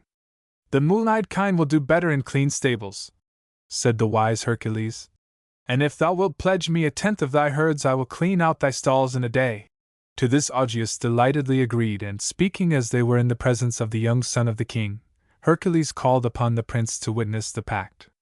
Now Hercules, in going about the great stables, had noticed that at the upper end of their building flowed a swift river, and at the lower end was a second swift stream. When therefore Augeas had pledged himself to the work, Hercules, beginning early next day, took down the walls at the upper end of the stalls and the walls at the lower end. Then with his own mighty hands he dug channels and canals and led the waters of the upper swift-flowing river into the heavily littered floor of the stalls. And the waters rose and pushed the litter before them and made one channel into the lower river, and then another, and so, working through the hours of the day, the upper river scoured the stables clean and carried the refuse to the lower river. And the lower river took the burden and carried it out to the salt sea, which is ever and always cleaning and purifying whatever comes to its waters. And when night fell, there stood the hero Hercules looking at his work, the filthy stables of Augeas cleaned. When next day Hercules asked for the 1/10 of the herds which the king had pledged, Augeas refused to stand by his agreement. He had learned that this labor of cleaning his stables had been imposed upon Hercules, and he claimed he should pay nothing for it. In fact, he denied he had promised anything, and offered to lay the matter before judges. The cause therefore was tried, and at the trial the young son of the king, who had witnessed the pact, testified to the truth of Hercules' claim. This so enraged his father that in most high-handed manner he banished both his son and the hero from Elis without waiting for the judgment of the court. Hercules returned to Mycenae. But again the cowardly and contemptible Eurystheus refused to count this labor, saying Hercules had done it for hire. The sixth labor, shooting the Stymphalian birds. Far in the famed land of Arcadia is a beautiful lake known so many years ago, as in the time of Hercules, and even by us in our day, as Lake Stymphalus. It is a lake of pure sweet water, and it lies, as such waters lie in our own country, high up in mountains and amid hillsides covered with firs and poplars and clinging vines and wild blossoms. In our day the lake is a resort for gentle singing birds, but in the time of Hercules other birds were there also. The other birds were waterfowls, and they had gathered at Lake Stymphalus because they had been driven out of their old home by wolves, who alone were hungrier and more destructive than they. These fowls had claws of iron, and every feather of theirs was sharper than a barbed arrow, and so strong and fierce and ravenous they were that they would dart from the air and attack hunters, and pecking them down would tear and strip their flesh till but a bony skeleton remained of that which a few minutes before had been a strong, active, buoyant man seeking in the chase food for his heart's side. To make way with this horrid tribe of the air was the sixth command Eurystheus laid upon Hercules. Toward Lake Stymphalus therefore turned our hero. Again he walked Arcadian waysides, and again as he fared the spring sun shone above, and the birds sang welcome, and the narcissus lifted its golden cup, and as he went his heart rejoiced in his life, whatever the difficulty of his labor, and in the beauty of the world before his eyes. And as he walked also he thought of how he should accomplish the great undertaking upon which he was bent. While thus deliberating, the grey-eyed goddess of wisdom, Athene, came to him, just as this goddess even in our day comes to those who think, and she suggested to his mind that he should scare the fowl from their retreat by brazen rattles. The goddess did even more than put the notion of using a rattle in the mind of Hercules. It is said she actually brought him one, a huge bronze clapper made for him by the forger of the gods, limping Hephaestus. Hercules took this rattle and mounting a neighboring height shook it in his great hands till every hill echoed and the very trees quivered with the horrid sound. And the man-eating birds? Not one remained hidden. Each and every one rose terrified in the air, croaking and working its steely talons and sharp-pointed feathers in dire fear. Now from his quiver the hero fast picked his barbed arrows, and fast he shot, and every shot brought to his feet one of the terrible man-eaters, till at last he had slain every one. Or if indeed any of the tribe had escaped, they had flown far away, for never after, in all the long history of Lake Stymphalus, have such creatures appeared again above its fair waters. So ended the 6th labor of Hercules. The 7th labor, capturing the Cretan bull. Just as Zeus, who, as we said in the beginning, was king of all heaven, that is the air and clouds, so Poseidon was king of the sea. With his queen, Amphitrite, he lived far down underneath the waves, and dwelt in a palace splendid with all the beautiful things of the deep. In the midst of the blue waters of the Mediterranean, where Poseidon had his home, lies an island called Crete, and long ago, in the days when Hercules labored, a king, whose name was Minos, ruled over this land. The island is long and narrow and has much sea coast, and because of this fact King Minos stood in intimate relations with the god of the sea. Now one day, in an especial burst of friendliness, Minos vowed to sacrifice to Poseidon whatever should come out of the salt waters. The god, in pleasure at the vow, and to test mayhap the devotion of Minos, sent at once a beautiful bull leaping and swimming through the waves.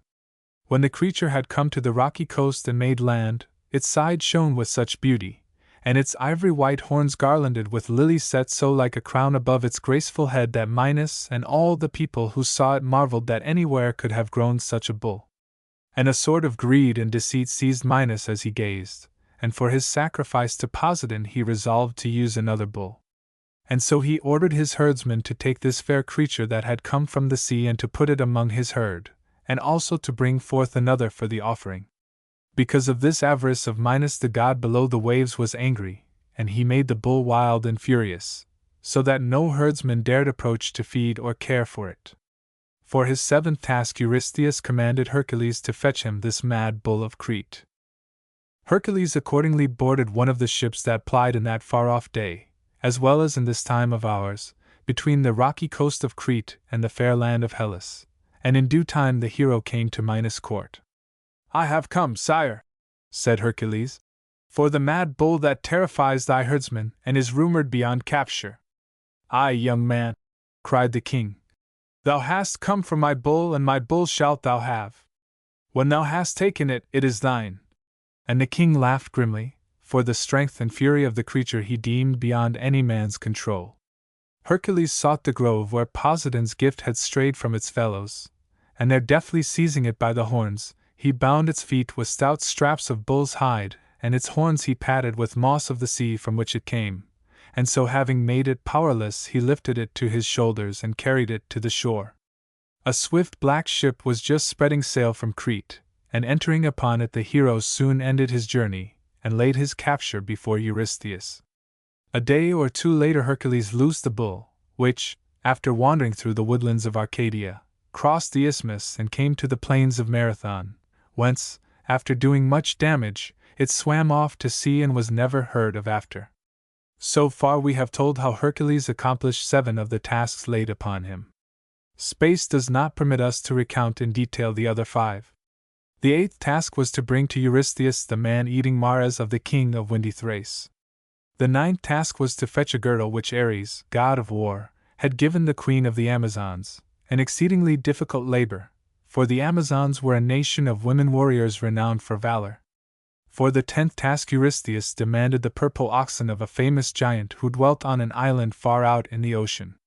The 11th task was to bring apples from the garden of the Hesperides, golden apples guarded by a dragon with 100 heads, no one of which ever closed its eyes in sleep. And the 12th and last task, which was to free the mighty Hercules from his bondage to cowardly Eurystheus, was to fetch Cerberus, the 3-headed dog, who guarded the entrance to Hades, the unseen abode of departed spirits. Each and every one of these labors the strong hero accomplished. Having won his freedom and gained the honors promised by the priestess at Delphi many years before, Hercules worked many a noble deed, and finally, in reward for his much enduring and his aid to mortals, he was carried upon a thunder cloud to the upper air, and entered into the very gates of heaven. Chapter 3 Daniel. It pleased Darius to set over the kingdom 120 princes, which should be over the whole kingdom. And over these 3 presidents, of whom Daniel was first, that the princes might give accounts unto them, and the king should have no damage. Then this Daniel was preferred above the presidents and princes, because an excellent spirit was in him, and the king thought to set him over the whole realm.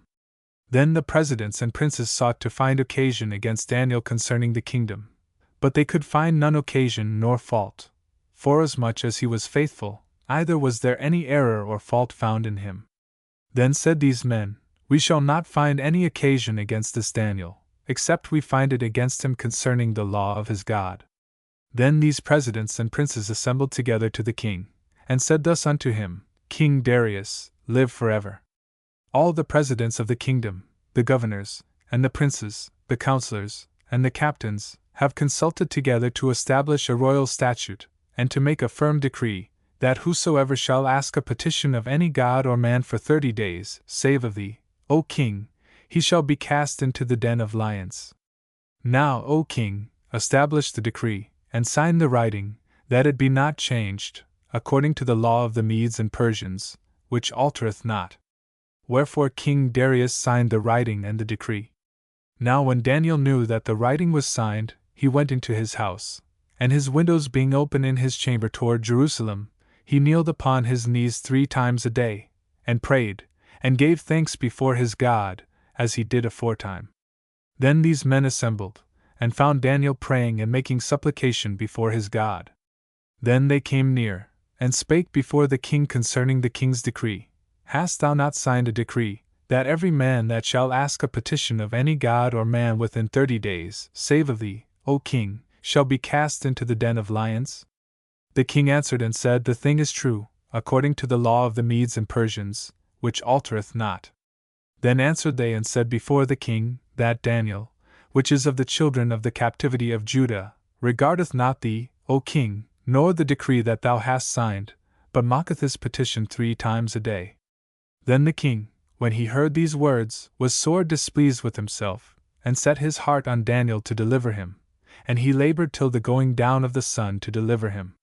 Then these men assembled unto the king, and said unto the king, Know, O king, that the law of the Medes and Persians is, that no decree nor statute which the king establisheth may be changed. Then the king commanded, and they brought Daniel, and cast him into the den of lions. Now the king spake and said unto Daniel, Thy God whom thou servest continually, he will deliver thee. And a stone was brought, and laid upon the mouth of the den, and the king sealed it with his own signet, and with the signet of his lords, that the purpose might not be changed concerning Daniel. Then the king went to his palace, and passed the night fasting, neither were instruments of music brought before him, and his sleep went from him. Then the king arose very early in the morning, and went in haste unto the den of lions. And when he came to the den, he cried with a lamentable voice unto Daniel, and the king spake and said to Daniel, O Daniel, servant of the living God, is thy God, whom thou servest continually, able to deliver thee from the lions? Then said Daniel unto the king, O king, live forever. My God hath sent his angel, and hath shut the lions' mouths, that they have not hurt me, forasmuch as before him innocency was found in me, and also before thee, O king, have I done no hurt. Then was the king exceeding glad for him, and commanded that they should take Daniel up out of the den. So Daniel was taken up out of the den, and no manner of hurt was found upon him, because he believed in his God. Chapter 4 David. The Philistines gathered together their armies to battle, and were gathered together at Shocho, which belongeth to Judah, and pitched between Shocho and Azekah, in Ephsdammim. And Saul and the men of Israel were gathered together, and pitched by the valley of Elah, and set the battle in array against the Philistines. And the Philistines stood on a mountain on the one side, and Israel stood on a mountain on the other side, and there was a valley between them. And there went out a champion out of the camp of the Philistines, named Goliath, of Gath, whose height was 6 cubits and a span. And he had an helmet of brass upon his head, and he was armed with a coat of mail, and the weight of the coat was 5,000 shekels of brass. And he had greaves of brass upon his legs, and a target of brass between his shoulders. And the staff of his spear was like a weaver's beam, and his spear's head weighed 600 shekels of iron, and one bearing a shield went before him. And he stood and cried unto the armies of Israel, and said unto them, Why are ye come out to set your battle in array? Am not I a Philistine, and ye servants to Saul? Choose you a man for you, and let him come down to me. If he be able to fight with me, and to kill me, then will we be your servants. But if I prevail against him, and kill him, then shall you be our servants, and serve us. And the Philistine said, I defy the armies of Israel this day. Give me a man, that we may fight together. When Saul and all Israel heard those words of the Philistine, they were dismayed, and greatly afraid. Now David was the son of that Ephrathite of Bethlehem Judah, whose name was Jesse, and he had 8 sons, and the man went among men for an old man in the days of Saul. And the 3 eldest sons of Jesse went and followed Saul to the battle, and the names of his 3 sons that went to the battle were Eliab the firstborn, and next unto him Abinadab, and the third Shammah. And David was the youngest, and the 3 eldest followed Saul. But David went and returned from Saul to feed his father's sheep at Bethlehem. And the Philistine drew near morning and evening, and presented himself 40 days. And Jesse said unto David his son, Take now for thy brethren an ephah of this parched corn, and these 10 loaves, and run to the camp to thy brethren. And carry these 10 cheeses unto the captain of their 1,000, and look how thy brethren fare, and take their pledge. Now Saul, and they, and all the men of Israel, were in the valley of Elah, fighting with the Philistines. And David rose up early in the morning, and left the sheep with a keeper, and took, and went, as Jesse had commanded him, and he came to the trench, as the host was going forth to the fight, and shouted for the battle. For Israel and the Philistines had put the battle in array, army against army. And David left his carriage in the hand of the keeper of the carriage, and ran into the army, and came and saluted his brethren. And as he talked with them, behold, there came up the champion, the Philistine of Gam, Goliath by name, out of the armies of the Philistines, and spake according to the same words, and David heard them. And all the men of Israel, when they saw the man, fled from him, and were sore afraid. And the men of Israel said, Have ye seen this man that is come up? Surely to defy Israel is he come up, and it shall be, that the man who killeth him, the king will enrich him with great riches, and will give him his daughter, and make his father's house free in Israel. And David spake to the men that stood by him, saying, What shall be done to the man that killeth this Philistine, and taketh away the reproach from Israel? For who is this uncircumcised Philistine, that he should defy the armies of the living God? And the people answered him after this manner, saying, So shall it be done to the man that killeth him. And Eliab his eldest brother heard when he spake unto the men, and Eliab's anger was kindled against David, and he said, Why camest thou down hither? And with whom hast thou left those few sheep in the wilderness? I know thy pride, and the naughtiness of thine heart, for thou art come down that thou mightest see the battle. And David said, What have I now done? Is there not a cause? And he turned from him toward another, and spake after the same manner, and the people answered him again after the former manner. And when the words were heard which David spake, they rehearsed them before Saul, and he sent for him. And David said to Saul, Let no man's heart fail because of him. Thy servant will go and fight with this Philistine. And Saul said to David, Thou art not able to go against this Philistine to fight with him, for thou art but a youth, and he a man of war from his youth. And David said unto Saul, Thy servant kept his father's sheep, and there came a lion, and a bear, and took a lamb out of the flock. And I went out after him, and smote him, and delivered it out of his mouth, and when he arose against me, I caught him by his beard, and smote him, and slew him. Thy servant slew both the lion and the bear, and this uncircumcised Philistine shall be as one of them, seeing he hath defied the armies of the living God. David said moreover, The Lord that delivered me out of the paw of the lion, and out of the paw of the bear, he will deliver me out of the hand of this Philistine. And Saul said unto David, Go, and the Lord be with thee. And Saul armed David with his armor, and he put an helmet of brass upon his head, also he armed him with a coat of mail. And David girded his sword upon his armor, and he essayed to go, for he had not proved it. And David said unto Saul, I cannot go with these, for I have not proved them. And David put them off him. And he took his staff in his hand, and chose him 5 smooth stones out of the brook, and put them in a shepherd's bag which he had, even in a scrip, and his sling was in his hand, and he drew near to the Philistine. And the Philistine came on and drew near unto David, and the man that bore the shield went before him. And when the Philistine looked about, and saw David, he disdained him, for he was but a youth, and ruddy, and of a fair countenance. And the Philistine said unto David, Am I a dog, that thou comest to me with staves? And the Philistine cursed David by his gods. And the Philistine said to David, Come to me, and I will give thy flesh unto the fowls of the air, and to the beasts of the field. Then said David to the Philistine, Thou comest to me with a sword, and with a spear, and with a shield, but I come to thee in the name of the Lord of hosts, the God of the armies of Israel, whom thou hast defied.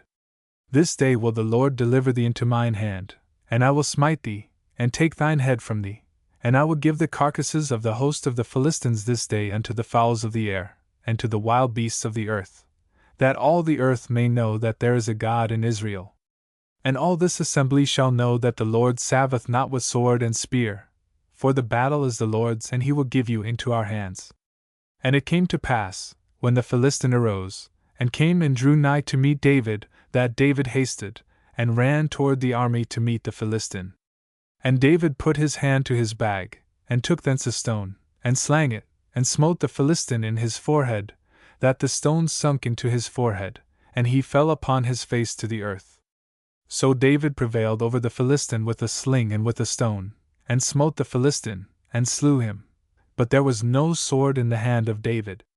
Therefore David ran, and stood upon the Philistine, and took his sword, and drew it out of the sheath thereof, and slew him, and cut off his head therewith. And when the Philistines saw their champion was dead, they fled. And the men of Israel and of Judah arose, and shouted, and pursued the Philistines, until thou comest to the valley, and to the gates of Ekron. And the wounded of the Philistines fell down by the way to Sharaim, even unto Gath, and unto Ekron. And the children of Ursio returned from chasing after the Philistines, and they spoiled their tents. And David took the head of the Philistine, and brought it to Jerusalem, but he put his armor in his tent. And when Saul saw David go forth against the Philistine, he said unto Abner, the captain of the host, Abner, whose son is this youth? And Abner said, As thy soul liveth, O king, I cannot tell. And the king said, Inquire thou whose son the stripling is. And as David returned from the slaughter of the Philistine, Abner took him, and brought him before Saul with the head of the Philistine in his hand. And Saul said to him, Whose son art thou, thou young man? And David answered, I am the son of thy servant Jesse the Bethlehemite. Chapter 5 St. George. In the year 280, in a town in Cappadocia, was born that great soldier and champion of the oppressed whom we call St. George. His parents were Christians, and by them, and especially by his mother, he was most carefully instructed and trained. When the youth came to the age of 17 years, he took up the profession of arms, and since he was gifted with beauty of person, intelligence, and an exquisite courtesy, he rose rapidly to a considerable military rank. Especially he pleased his imperial master, Diocletian. One day, while the emperor, who was devoted to the worship of Apollo, was consulting at a shrine of that god upon an affair of much importance, from the dark depths of the cavern came forth a voice saying, The just who are on the earth keep me from telling the truth. By them the inspiration of the sacred tripod is made a lie. At once the emperor was stricken with consternation, and asked who these just people were. Master, answered one of the priests of Apollo, they are the Christians. This answer so enraged Diocletian that he rekindled his persecutions. Now from the first the young soldier George had burned with indignation because of the unspeakable cruelties put upon Christians, and he had spoken out boldly in defense of his brethren. His friends had counseled silence and prudence, but George would have none. He knew, however, that he might be called upon to suffer at any time, and he hoped to do better work for the world and to die after braver effort. He therefore distributed his money and his fine apparel among the poor and needy, set free all the slaves he possessed, and went forth upon nightly travel. While pricking one day through the plains of Libya, he came to a certain city called Cyrene, the people of which were bewailing a dire misfortune that had come upon them. An enormous dragon had issued from a marsh neighboring the town, and had devoured all their flocks and herds. Already the monster had taken dwelling near the city walls, and at such distance the people had been able to keep him only by granting him 2 sheep every day for his food and drink. If they had failed in this, he would have come within their walls and poisoned every man, woman, and child with his plague-like breath. But now already all the flocks and herds had been eaten. Nothing remained to fill the insatiable maw of the dragon but the little people of the homes and hearths of all the town. Every day 2 children were now given him. Each child taken was under the age of 15, and was chosen by lot. Thus it happened that every house and every street and all the public squares echoed with the wailing of unhappy parents, and the cries of the innocents who were soon to be offered. Now it chanced that the king of the city had one daughter, an exceeding fair girl both in mind and body, and after many days of the choosing of lots for the sacrifice, and after many a blooming girl and boy had met an unhappy death, the lot fell to this maiden, Cleodelinda. When her father, the king, heard his misfortune, in his despair he offered all the gold in the state treasury and even half his kingdom, to redeem the maiden. But at this many fathers and mothers who had lost their children murmured greatly and said, "O king, art thou just? By thy edict thou hast made us desolate. And now behold thou wouldst withhold thine own child." Thus the people spake, and speaking they waxed wroth greatly, and so joining together they marched threatening to burn the king in his palace unless he delivered the maiden to fulfill her lot. To such demands the king perforce submitted, and at last he asked only a delay of 8 days which he might spend with the lovely girl and bewail her fate. This the people granted. At the end of the time agreed to, the fair victim was led forth. She fell at her father's feet asking his blessing and protesting she was ready to die for her people. Then amid tears and lamentations she was led to the walls and put without. The gates were shut and barred against her. She walked towards the dwelling of the dragon, slowly and painfully, for the road was strewn with the bones of her playmates, and she wept as she went on her way. It was this very morning that George, courageously seeking to help the weak, and strong to serve the truth, was passing by in his nightly journeying. He saw stretched before him the noisome path, and, moved to see so beautiful a maiden in tears, he checked his charger and asked her why she wept. The whole pitiful story she recounted, to which the valiant one answered, "Fear not, I will deliver you." "O noble youth," cried the fair victim, "tarry not here lest you perish with me. Fly, I beseech you." "God forbid that I should fly," said George in answer. "I will lift my hand against this loathly thing, and I will deliver you through the power that lives in all true followers of Christ." At that moment the dragon was seen coming forth from his lair, half flying and half crawling towards them. "Fly, I beseech you, brave knight," cried the fair girl trembling. "Leave me here to die." But George answered not. Rather he put spurs to his horse and, calling upon his lord, rushed towards the monster, and, after a terrible and prolonged combat, pinned the mighty hulk to the earth with his lance. Then he called to the maiden to bring him her girdle. With this he bound the dragon fast, and gave the end of the girdle into her hand, and the subdued monster crawled after them like a dog. Walking in this way they approached the city. All the onlooking people were stricken with terror, but George called out to them saying, "Fear nothing. Only believe in Christ, through whose help I have conquered this adversary, and live in accord with his teachings, and I will destroy him before your eyes." So the king and the people believed, and such a life they endeavored to live. Then St. George slew the dragon and cut off his head, and the king gave great treasure to the knight. But all the rewards George distributed among the sick and necessitous, and kept nothing for himself, and then he went further on his way of helpfulness. About this time the Emperor Diocletian issued an edict which was published the length and breadth of his empire. This edict was nailed to the doors of temples, upon the walls of public markets, in all places people frequented, and those who read it with terror, and hid their faces in despair. For it condemned all Christians. But St. George, when he saw the writing, was filled with indignation. That spirit and courage which comes to all of us from communion with the eternal powers heartened and strengthened him, and he tore down the unhappy utterance, and trampled it under foot. Thus prepared for death, George approached the emperor. "What wouldst thou?" cried Diocletian angrily, having heard from his proconsul Dacian that this young man deserved torture. "Liberty, sir, for the innocent Christians," answered the martyr. "At the least liberty, since their liberty can hurt no one." Young man, returned Diocletian with threatening looks, think of thine own liberty and thy future. Before George could make answer, the ill will of the tyrant waxed to ardent hatred, and he summoned guards to take the martyr to prison. Once within the dungeon, the keepers threw him to the ground, put his feet in stocks, and placed a stone of great weight upon his chest. But even so, in the midst of torture, the Blessed One ceased not to give thanks to God for this opportunity to bear witness to Christ's teachings. The next day they stretched the martyr on a wheel full of sharp spokes. But a voice from heaven came to comfort him and said, George, fear not, so it is with those who witness to the truth. And there appeared to him an angel brighter than the sun, clothed in a white robe, who stretched out a hand to embrace and encourage him in his pain. 2 of the officers of the prison who saw this beautiful vision became Christians, and from that day endeavored to live after the teachings of Christ.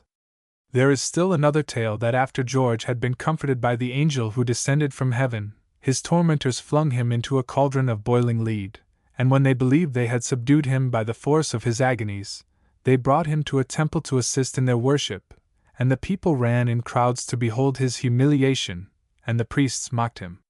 The emperor, seeing the constancy of George, once more sought to move him by entreaties. But the great soldier refused to be judged by words, only by deeds. He even demanded to go to see the gods Diocletian himself worshipped. The emperor, believing that at length George was coming to his right mind, and was about to yield, ordered the Roman Senate and people to assemble in order that all might be witnesses of George's acknowledgment of his own, Diocletian's, gods. When they were thus gathered together in the emperor's temple, and the eyes of all the people were fixed upon the weak and tortured saint to see what he would do, he drew near a statue of the sun god Apollo, and stretching out his hand toward the image, he said slowly, Wouldst thou that I should offer thee sacrifices as to a god? The demon who was in the statue made answer, I am not God. There is but one God, and Christ is his greatest prophet. At that very hour were heard horrible wailing sounds coming from the mouths of idols the world over, and the statues of the old gods either all fell over or crumbled to dust. One account says that St. George knelt down and prayed, and thunder and lightning from heaven fell upon the idols and destroyed them. Angry at the breaking of their power, the priests of the gods cried to the emperor that he must rid himself of so potent a magician, and cut off his head. The priests also incited the people to lay hands on the martyr. So it was commanded that George, the Christian knight, should be beheaded. He was dragged to the place of execution, and there, bending his neck to the sword of the executioner, and absorbed in prayer, he received bravely and thankfully the stroke of death in April 303. So stands St. George ever before the youth of the world, one of the champions of Christendom, a model of courage, a brave interceder for the oppressed, an example of pure, firm and enduring doing for others, a true soldier of Christ. Chapter 6 King Arthur. Long years ago, there ruled over Britain a king called Uther Pendragon. A mighty prince was he, and feared by all men, yet, when he sought the love of the fair Igraine of Cornwall, she would have naught to do with him, so that, from grief and disappointment, Uther fell sick, and at last seemed like to die. Now in those days, there lived a famous magician named Merlin, so powerful that he could change his form at will, or even make himself invisible, nor was there any place so remote but that he could reach it at once, merely by wishing himself there. One day, suddenly he stood at Uther's bedside, and said, Sir King, I know thy grief, and am ready to help thee. Only promise to give me, at his birth, the son that shall be born to thee, and thou shalt have thy heart's desire. To this the king agreed joyfully, and Merlin kept his word, for he gave Uther the form of one whom Igraine had loved dearly, and so she took him willingly for her husband. When the time had come that a child should be born to the king and queen, Merlin appeared before Uther to remind him of his promise, and Uther swore it should be as he had said. 3 days later, a prince was born and, with pomp and ceremony, was christened by the name of Arthur. But immediately thereafter, the king commanded that the child should be carried to the postern gate, there to be given to the old man who would be found waiting without. Not long after, Uther fell sick, and he knew that his end was come, so, by Merlin's advice, he called together his knights and barons, and said to them, My death draws near. I charge you, therefore, that ye obey my son even as ye have obeyed me, and my curse upon him if he claim not the crown when he is a man grown." Then the king turned his face to the wall and died. Scarcely was Uther laid in his grave before disputes arose. Few of the nobles had seen Arthur or even heard of him, and not one of them would have been willing to be ruled by a child. Rather, each thought himself fitted to be king, and strengthening his own castle, made war on his neighbors until confusion alone was supreme and the poor groaned because there was none to help them. Now when Merlin carried away Arthur, for Merlin was the old man who had stood at the postern gate, he had known all that would happen, and had taken the child to keep him safe from the fierce barons until he should be of age to rule wisely and well, and perform all the wonders prophesied of him. He gave the child to the care of the good knight Sir Ector to bring up with his son Kay, but revealed not to him that it was the son of Uther Pendragon that was given into his charge. At last, when years had passed and Arthur was grown a tall youth well skilled in knightly exercises, Merlin went to the Archbishop of Canterbury and advised him that he should call together at Christmas time all the chief men of the realm to the great cathedral in London. "For," said Merlin, "there shall be seen a great marvel by which it shall be made clear to all men who is the lawful king of this land." The Archbishop did as Merlin counselled.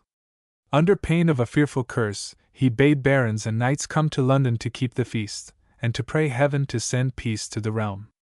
The people hastened to obey the Archbishop's commands, and from all sides barons and knights came riding in to keep the birth feast of our Lord. And when they had prayed, and were coming forth from the cathedral, they saw a strange sight. There, in the open space before the church, stood, on a great stone, an anvil thrust through with a sword, and on the stone were written these words: "Whoso can draw forth this sword, is rightful king of Britain born." At once there were fierce quarrels, each man clamoring to be the first to try his fortune, none doubting his own success. Then the Archbishop decreed that each should make the venture in turn, from the greatest baron to the least knight, and each in turn, having put forth his utmost strength, failed to move the sword 1 inch, and drew back ashamed. So the Archbishop dismissed the company, and having appointed guards to watch over the stone, sent messengers through all the land to give word of great justs to be held in London at Easter, when each knight could give proof of his skill and courage, and try whether the adventure of the sword was for him. Among those who rode to London at Easter was the good Sir Ector, and with him his son, Sir Kay, newly made a knight, and the young Arthur. When the morning came that the justs should begin, Sir Kay and Arthur mounted their horses and set out for the lists. But before they reached the field, Kay looked and saw that he had left his sword behind. Immediately Arthur turned back to fetch it for him, only to find the house fast shut, for all were gone to view the tournament.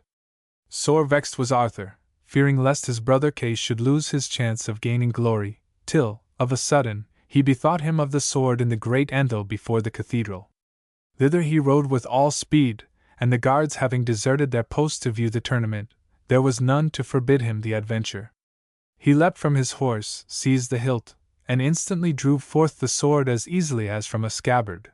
Then, mounting his horse and thinking no marvel of what he had done, he rode after his brother and handed him the weapon. When Kay looked at it, he saw at once that it was the wondrous sword from the stone.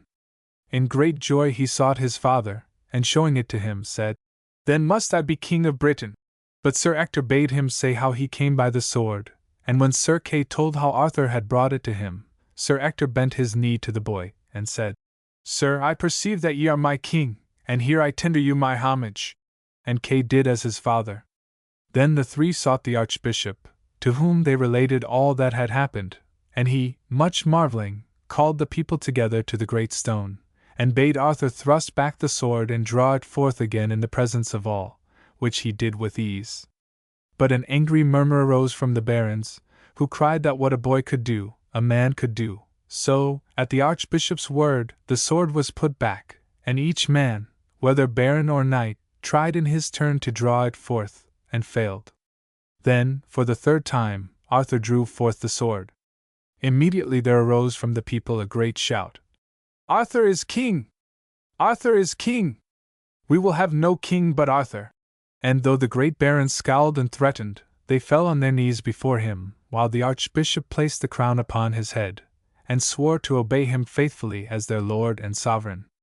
Thus Arthur was made king, and to all he did justice, righting wrongs and giving to all their dues.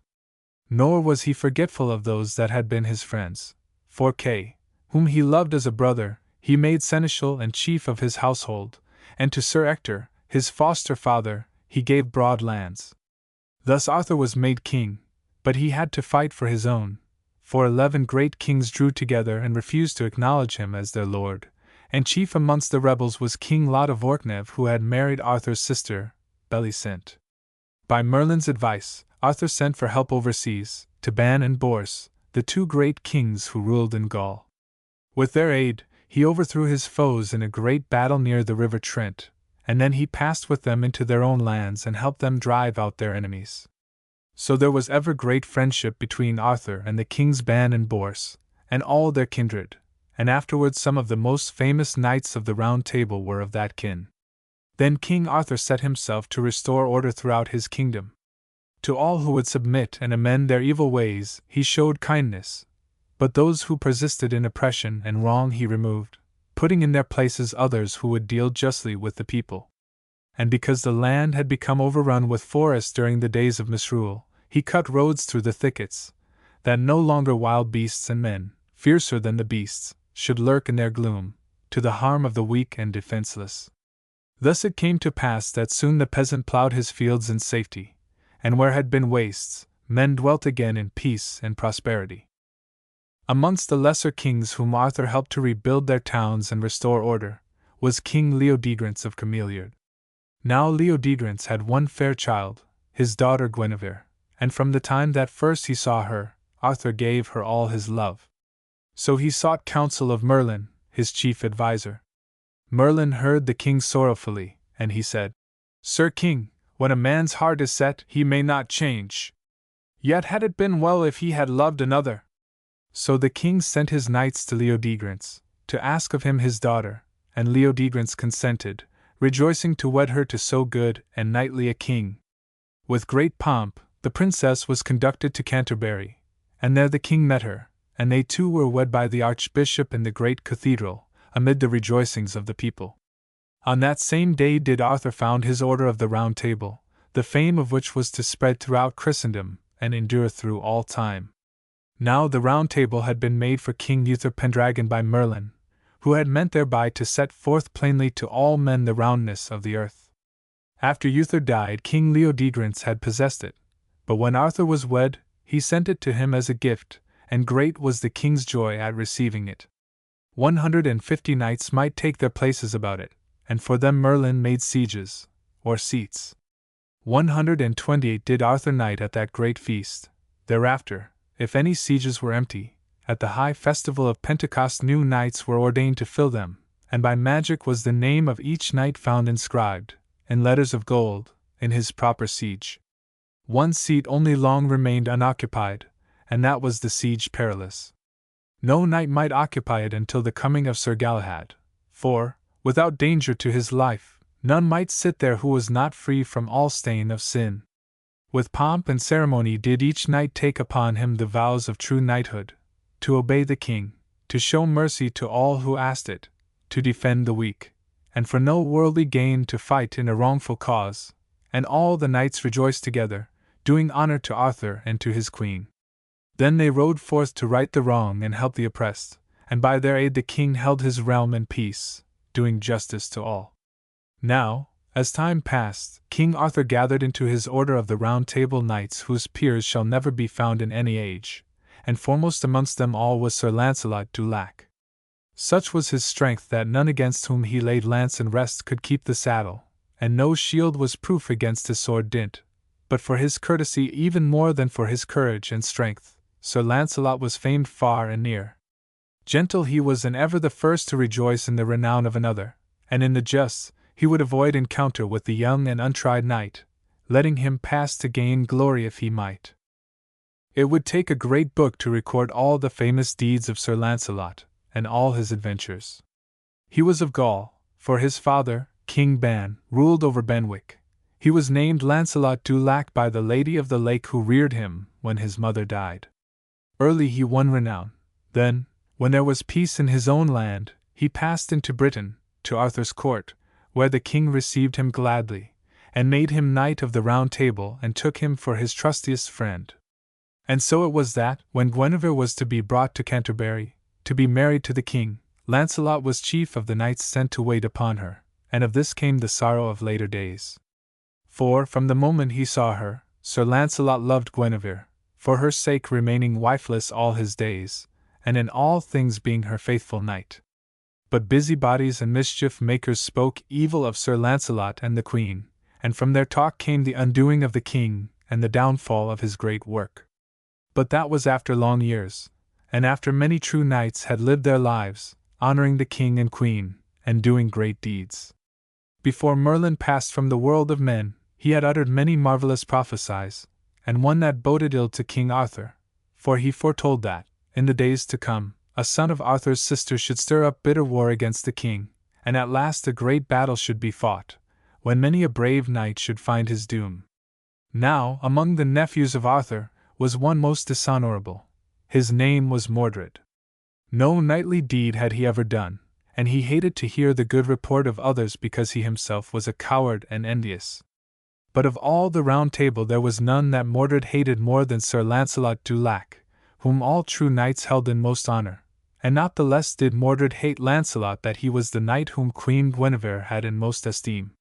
So, at last, his jealous rage passing all bounds, he spoke evil of the Queen and of Lancelot, saying that they were traitors to the king.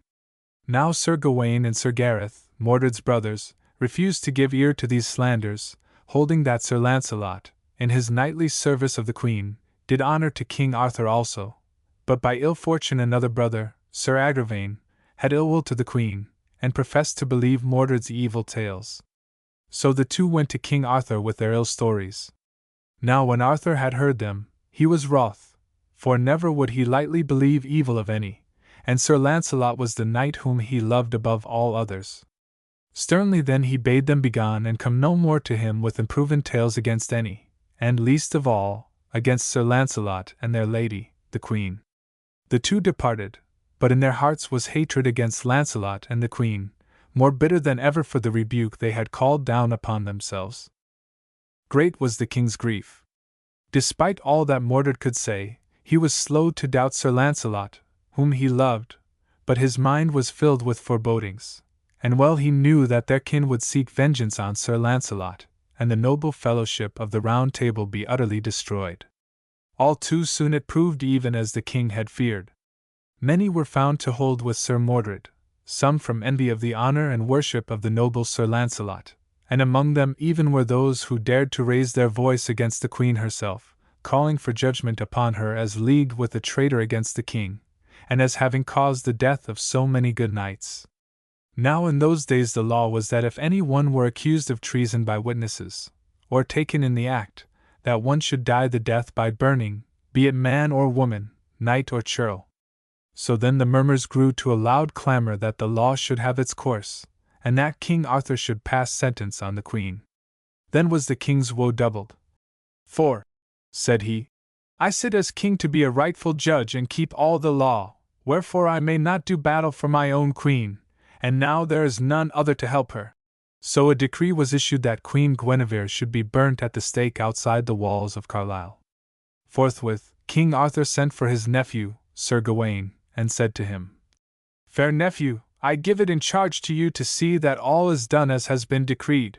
But Sir Gawain answered boldly, Sir King, never will I be present to see my lady the Queen die.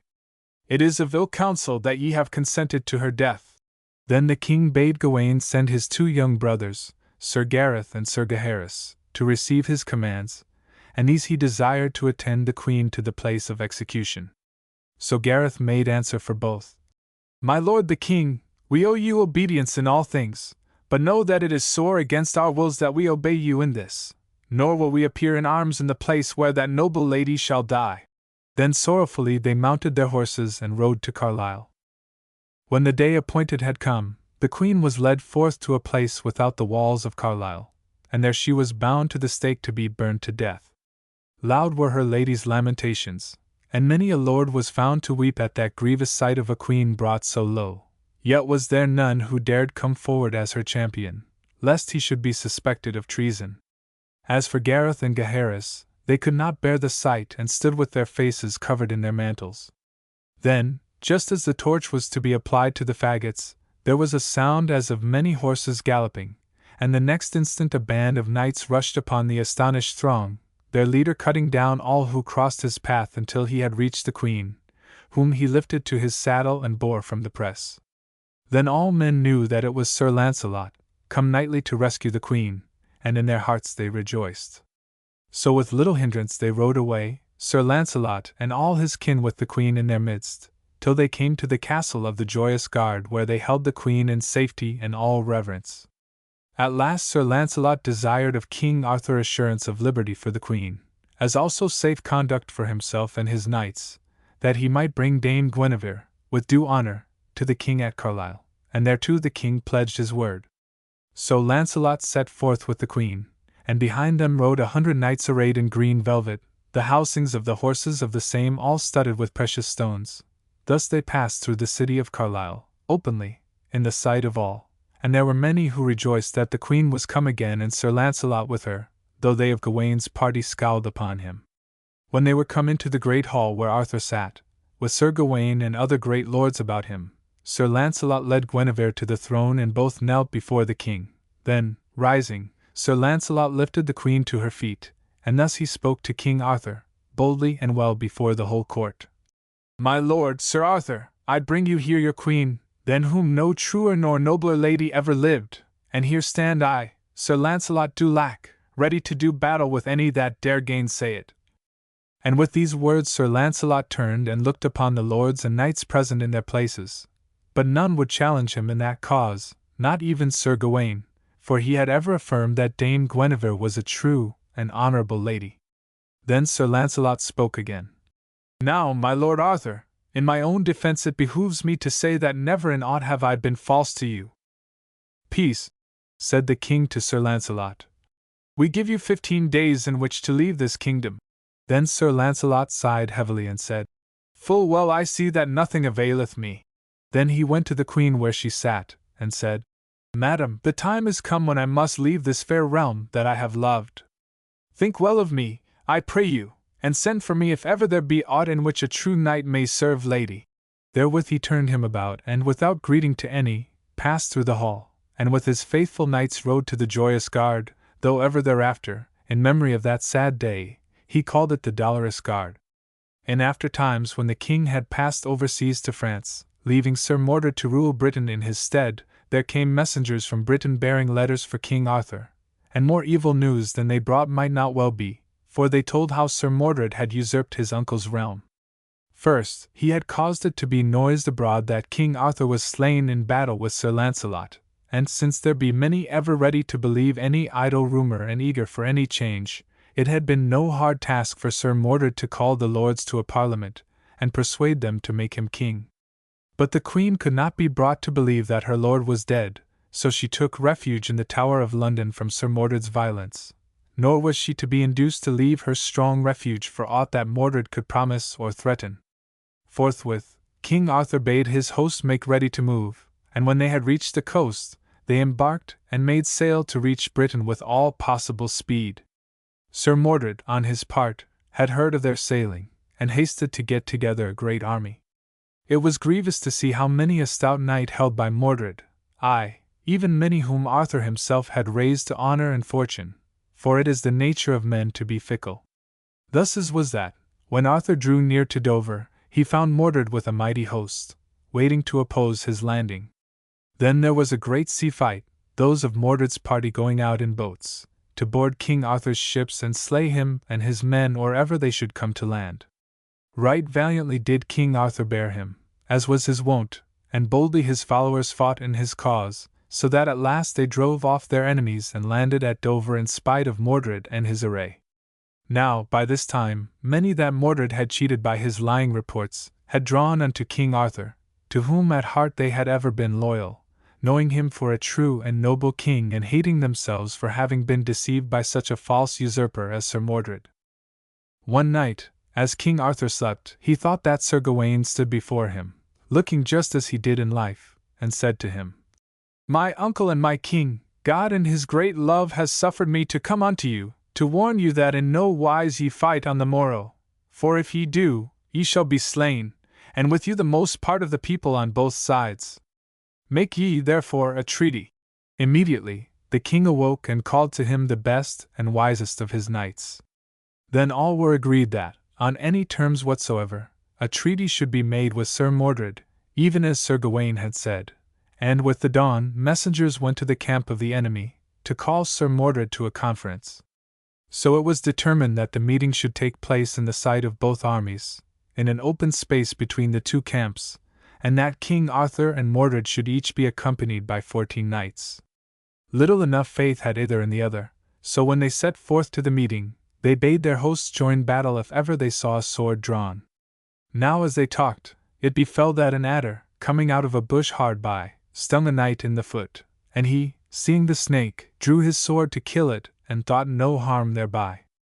But on the instant that the sword flashed, the trumpets blared on both sides, and the two hosts rushed to battle.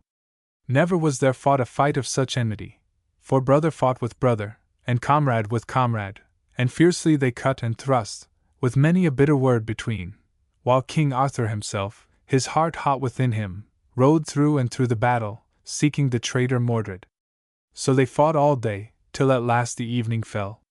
Then Arthur, looking round him, saw of his valiant knights but two left, Sir Lucan and Sir Bedivere, and these sore wounded, and there, over against him, by a great heap of the dead, stood Sir Mordred, the cause of all this ruin. Thereupon the king, his heart nigh broken with grief for the loss of his true knights, cried with a loud voice, Traitor! Now is thy doom upon thee!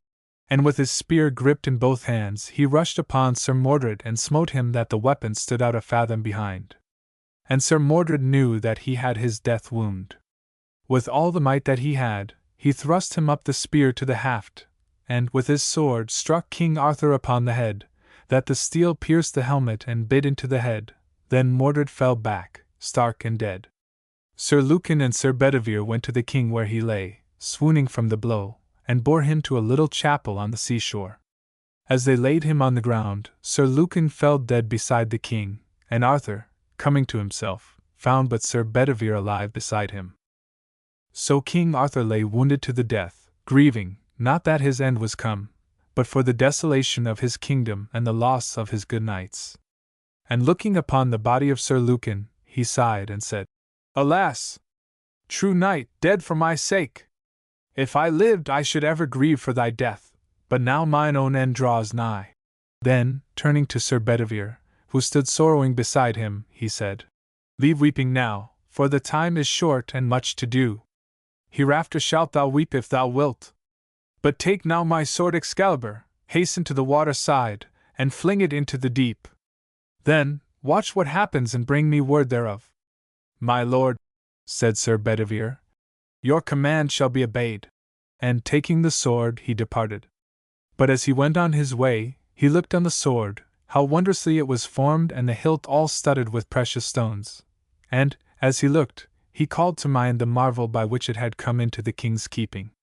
For on a certain day, as Arthur walked on the shore of a great lake, there had appeared above the surface of the water a hand brandishing a sword. On the instant, the king had leaped into a boat, and rowing into the lake, had got the sword and brought it back to land. Then he had seen how, on one side the blade, was written, Keep me, but on the other, Throw me away. And, sore perplexed, he had shown it to Merlin, the great wizard, who said, Keep it now. The time for casting away has not yet come. Thinking on this, it seemed to Bedivere that no good, but harm, must come of obeying the king's word, so hiding the sword under a tree, he hastened back to the little chapel. Then said the king, What saw'st thou? Sir, answered Bedivere, I saw naught but the waves, heard naught but the wind. That is untrue, said King Arthur. I charge thee, as thou art true knight, go again and spare not to throw away the sword. Sir Bedivere departed a second time, and his mind was to obey his lord, but when he took the sword in his hand, he thought, Sin it is and shameful, to throw away so glorious a sword.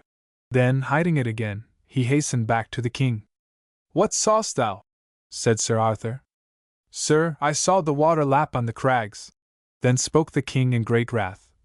Traitor and unkind! Twice hast thou betrayed me.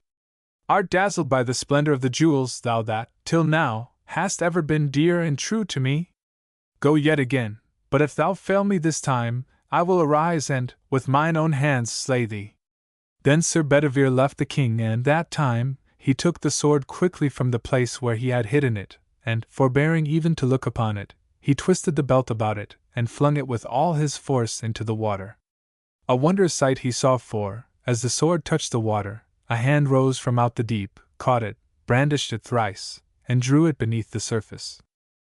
Sir Bedivere hastened back to the king and told him what he had seen. It is well, said Arthur. Now bear me to the water's edge, and hasten, I pray thee, for I have tarried over long and my wound has taken cold. So Sir Bedivere raised the king on his back and bore him tenderly to the lonely shore, where the lapping waves floated many an empty helmet and the fitful moonlight fell on the upturned faces of the dead.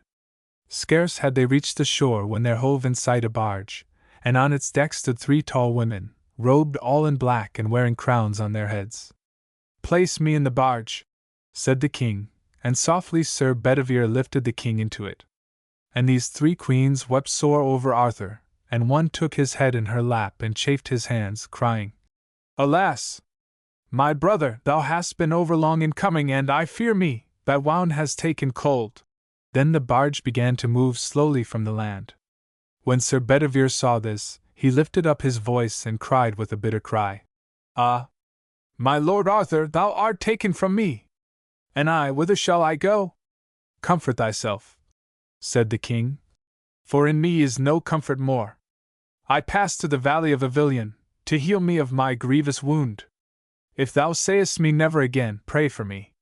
So the barge floated away out of sight, and Sir Bedivere stood straining his eyes after it till it had vanished utterly.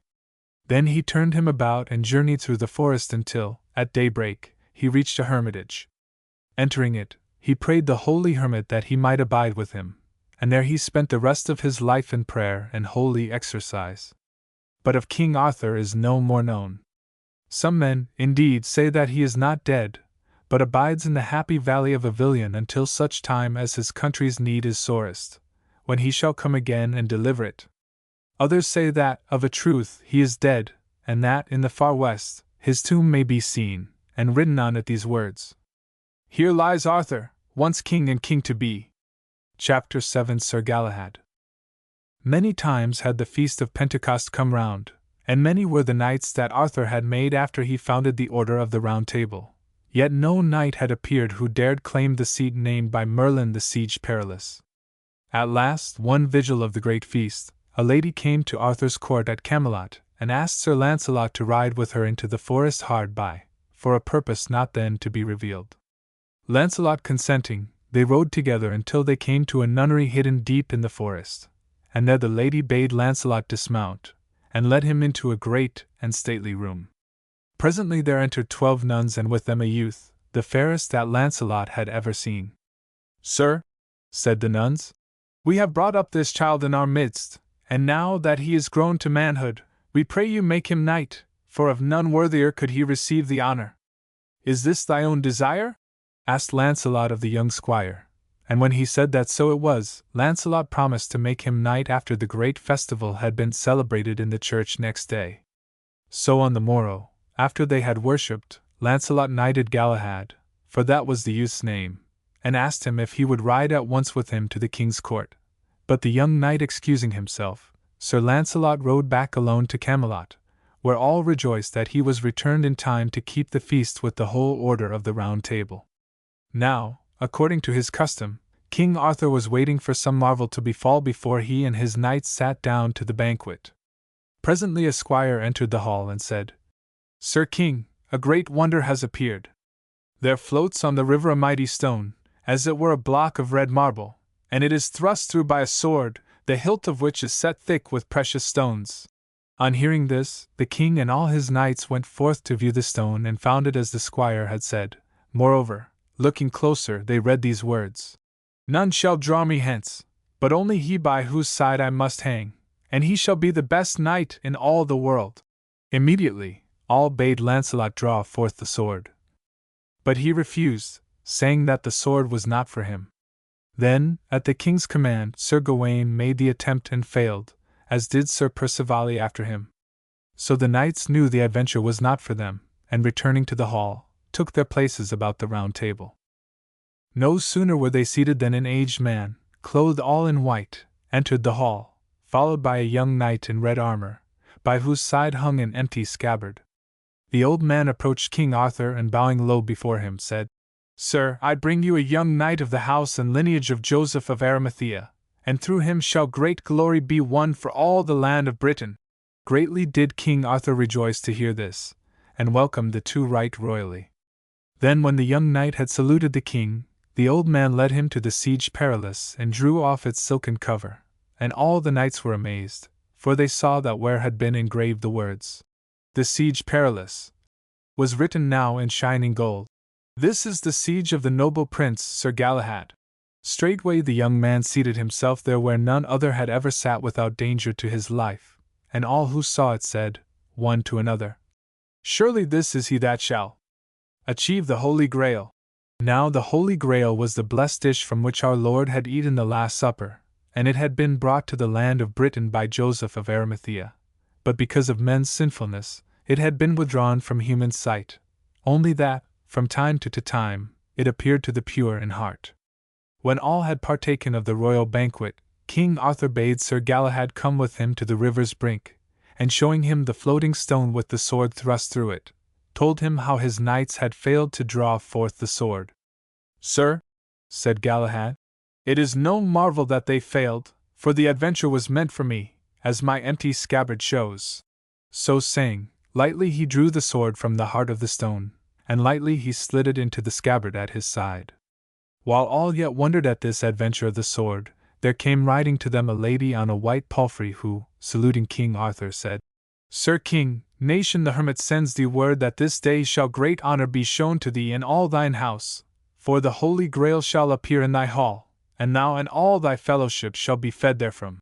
And so to Lancelot she said, "Sir Knight, thou hast ever been the best knight of all the world, but another has come to whom thou must yield precedence."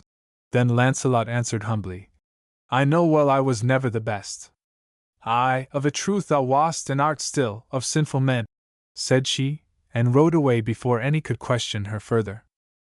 So, that evening, when all were gathered about the round table, each knight in his own siege, suddenly there was heard a crash of thunder, so mighty that the hall trembled, and there flashed into the hall a sunbeam, brighter far than any that had ever before been seen, and then, draped all in white samite, there glided through the air what none might see, yet what all knew to be the Holy Grail.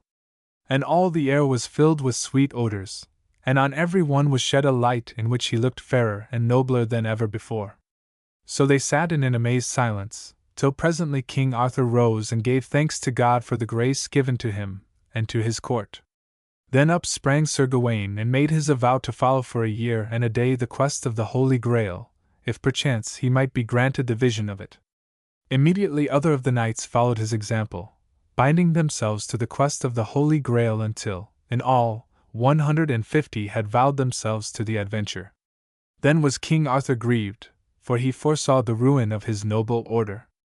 And turning to Sir Gawain, he said, "Nephew, ye have done ill, for through you I am bereft of the noblest company of knights that ever brought honor to any realm in Christendom. Well, I know that never again shall all of you gather in this hall, and it grieves me to lose men I have loved as my life and through whom I have won peace and righteousness for all my realm." So the king mourned and his knights with him, but their oaths they could not recall. Great woe was there in Camelot next day when, after worship in the cathedral, the knights who had vowed themselves to the quest of the Holy Grail got to horse and rode away. A goodly company it was that passed through the streets, the townfolk weeping to see them go, Sir Lancelot du Lac and his kin, Sir Galahad of whom all expected great deeds, Sir Bors and Sir Percivale, and many another scarcely less famed than they. So they rode together that day to the castle of Vagon, where they were entertained right hospitably, and the next day they separated, each to ride his own way and see what adventures should befall him. So it came to pass that, After 4 days' ride, Sir Galahad reached an abbey. Now Sir Galahad was still clothed in red armor as when he came to the king's court, and by his side hung the wondrous sword, but he was without a shield. They of the abbey received him right heartily, as also did the brave King Bagdemagus, Knight of the Round Table, who was resting there. When they greeted each other, Sir Galahad asked King Bagdemagus what adventure had brought him there. "Sir," said Bagdemagus, "I was told that in this abbey was preserved a wondrous shield which none but the best knight in the world might bear without grievous harm to himself. And though I know well that there are better knights than I, tomorrow I purpose to make the attempt. But I pray you, bide at this monastery a while until you hear from me, and if I fail, do ye take the adventure upon you."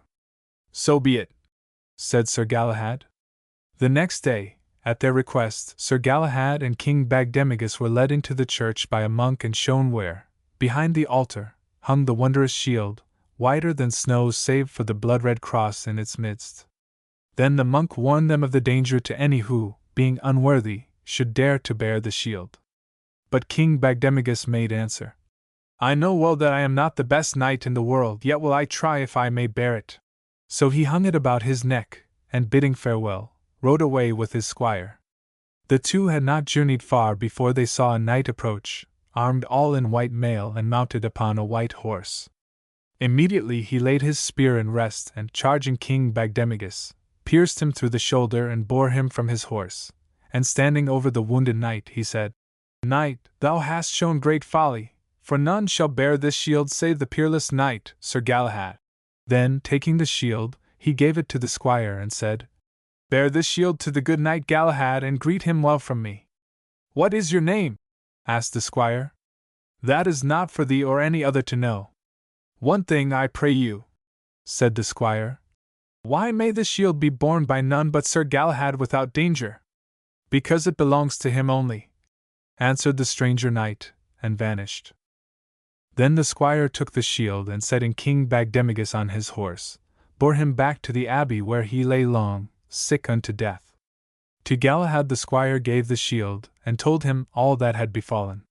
So Galahad hung the shield about his neck and rode the way that Bagdemagus had gone the day before, and presently he met the White Knight, whom he greeted courteously, begging that he would make known to him the marvels of the Red Cross shield. "That will I gladly," answered the White Knight. "You must know, Sir Knight, that this shield was made and given by Joseph of Arimathea to the good King Evelake of Sarras, that, in the might of the holy symbol, he should overthrow the heathen who threatened his kingdom. But afterwards King Evelake followed Joseph to this land of Britain where they taught the true faith unto the people who before were heathen. Then when Joseph lay dying, he bade King Evelake set the shield in the monastery where ye lay last night, and foretold that none should wear it without loss until that day when it should be taken by the knight, 9th and last in descent from him, who should come to that place the 15th day after receiving the degree of knighthood. Even so has it been with you, Sir Knight." So saying, the unknown knight disappeared and Sir Galahad rode on his way. After Sir Lancelot had parted from his fellows at the castle of Vagon, he rode many days through the forest without adventure, till he chanced upon a knight close by a little hermitage in the wood. Immediately, as was the wont of errant knights, they prepared to joust, and Lancelot, whom none before had overthrown, was borne down, man and horse, by the stranger knight. Thereupon a nun, who dwelt in the hermitage, cried, "God be with thee, best knight in all this world!" for she knew the victor for Sir Galahad. But Galahad, not wishing to be known, rode swiftly away, and presently Sir Lancelot got to horse again and rode slowly on his way, shamed and doubting sorely in his heart whether this quest were meant for him. Afterwards Sir Galahad rescued Sir Percivale from 20 knights who beset him, and rode on his way till nightfall, when he sought shelter at a little hermitage. Thither there came in the night a damsel who desired to speak with Sir Galahad, so he arose and went to her. "Galahad," said she, "arm you and mount your horse and follow me, for I am come to guide you in your quest." So they rode together until they had come to the seashore, and there the damsel showed Galahad a great ship into which he must enter. Then she bade him farewell, and he, going on to the ship, found there already the good knights Sir Bors and Sir Percivale, who made much joy of the meeting. They abode in that ship until they had come to the castle of King Pelles, who welcomed them right gladly. Then, as they all sat at supper that night, suddenly the hall was filled with a great light, and the holy vessel appeared in their midst, covered all in white samite. While they all rejoiced, there came a voice, saying, "My knights whom I have chosen, ye have seen the holy vessel dimly. Continue your journey to the city of Sarras, and there the perfect vision shall be yours." Now in the city of Sarras had dwelt a long time Joseph of Arimathea, teaching its people the true faith, before ever he came into the land of Britain. But when Sir Galahad and his fellows came there after long voyage, they found it ruled by a heathen king named Aspirations, who cast them into a deep dungeon. There they were kept a year, but at the end of that time the tyrant died. Then the great men of the land gathered together to consider who should be their king, and while they were in council, came a voice bidding them take as their king the youngest of the 3 knights whom Aspirations had thrown into prison. So in fear and wonder they hastened to the prison, and, releasing the 3 knights, made Galahad king as the voice had bidden them. Thus Sir Galahad became king of the famous city of Sarras, in far Babylon. He had reigned a year when, one morning early, he and the other 2 knights, his fellows, went into the chapel, and there they saw, kneeling in prayer, an aged man, robed as a bishop, and round him hovered many angels. The knights fell on their knees in awe and reverence, whereupon he that seemed a bishop turned to them and said, "I am Joseph of Arimathea, and I am come to show you the perfect vision of the Holy Grail." On the instant there appeared before them, without veil or cover, the holy vessel, in a radiance of light such as almost blinded them. Sir Bors and Sir Percivale, when at length they were recovered from the brightness of that glory, looked up to find that the holy Joseph and the wondrous vessel had passed from their sight. Then they went to Sir Galahad where he still knelt as in prayer, and behold, he was dead, for it had been with him even as he had prayed. In the moment when he had seen the vision, his soul had gone back to God. So the 2 knights buried him in that far city, themselves mourning and all the people with them. And immediately after, Sir Percivale put off his arms and took the habit of a monk, living a devout and holy life until, a year and 2 months later, he also died and was buried near Sir Galahad. Then Sir Bors armed him, and bidding farewell to the city, sailed away until, after many weeks, he came again to the land of Britain. There he took horse, and stayed not till he had come to Camelot. Great was the rejoicing of Arthur and all his knights when Sir Bors was once more among them. When he had told all the adventures which had befallen him and the good knights, his companions, all who heard were filled with amaze. But the king he caused the wisest clerks in the land to write in great books of the Holy Grail, that the fame of it should endure unto all time. Chapter 7 Sir Galahad by Alfred Lord Tennyson. My good blade carves the casques of men, my tough lance thrust is sure. My strength is as the strength of 10, because my heart is pure. The shattering trumpet shrilleth high, the hard brands shiver on the steel. The splintered spear shafts crack and fly, the horse and rider reel. They reel, they roll in clanging lists, and when the tide of combat stands, perfume and flowers fall in showers that lightly rain from ladies' hands. How sweet are looks that ladies bend on whom their favors fall! For them I battle till the end, to save from shame and thrall. But all my heart is drawn above, my knees are bowed in crypt and shrine. I never felt the kiss of love, nor maiden's hand in mine. More bounteous aspects on me beam, me mightier transports move and thrill. So keep I fair through faith and prayer a virgin heart in work and will. When down the stormy crescent goes, a light before me swims. Between dark stems the forest glows, I hear a noise of hymns. Then by some secret shrine I ride, I hear a voice, but none are there. The stalls are void, the doors are wide, the tapers burning fair. Fair gleams the snowy altar cloth, the silver vessels sparkle clean. The shrill bell rings, the censer swings, and solemn chaunts resound between. Sometimes on lonely mountain meres I find a magic bark. I leap on board, no helmsman steers, I float till all is dark. A gentle sound, an awful light. 3 angels bear the Holy Grail. With folded feet, in stoles of white, on sleeping wings they sail. Ah, blessed vision! Blood of God! My spirit beats her mortal bars, as down dark tides the glory slides, and starlight mingles with the stars.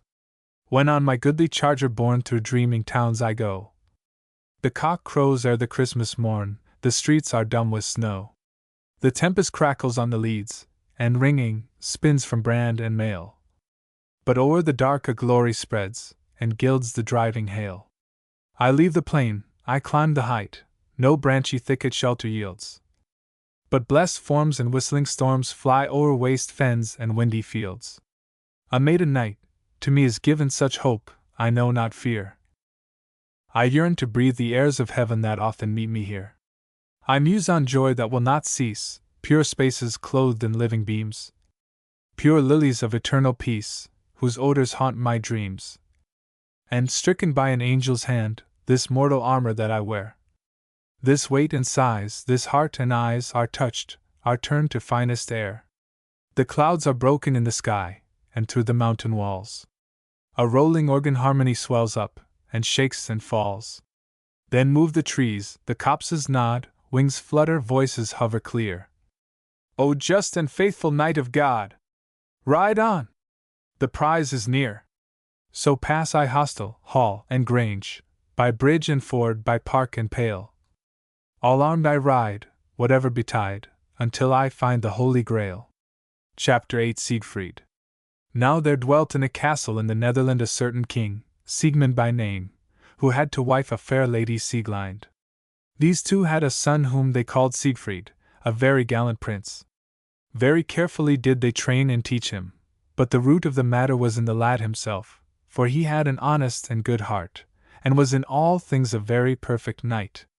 This Siegfried being come to man's estate, and being well practiced in arms, and having also as much of wealth as he needed, turned his thoughts to marriage, desiring to win a fair bride for himself. It came to Prince Siegfried's ears that there was a very fair maiden in the Rhineland, and that many noble knights had come from far and wide to make their suits to her, but that she would have none of them. Never yet had she seen the man whom she would take for her husband.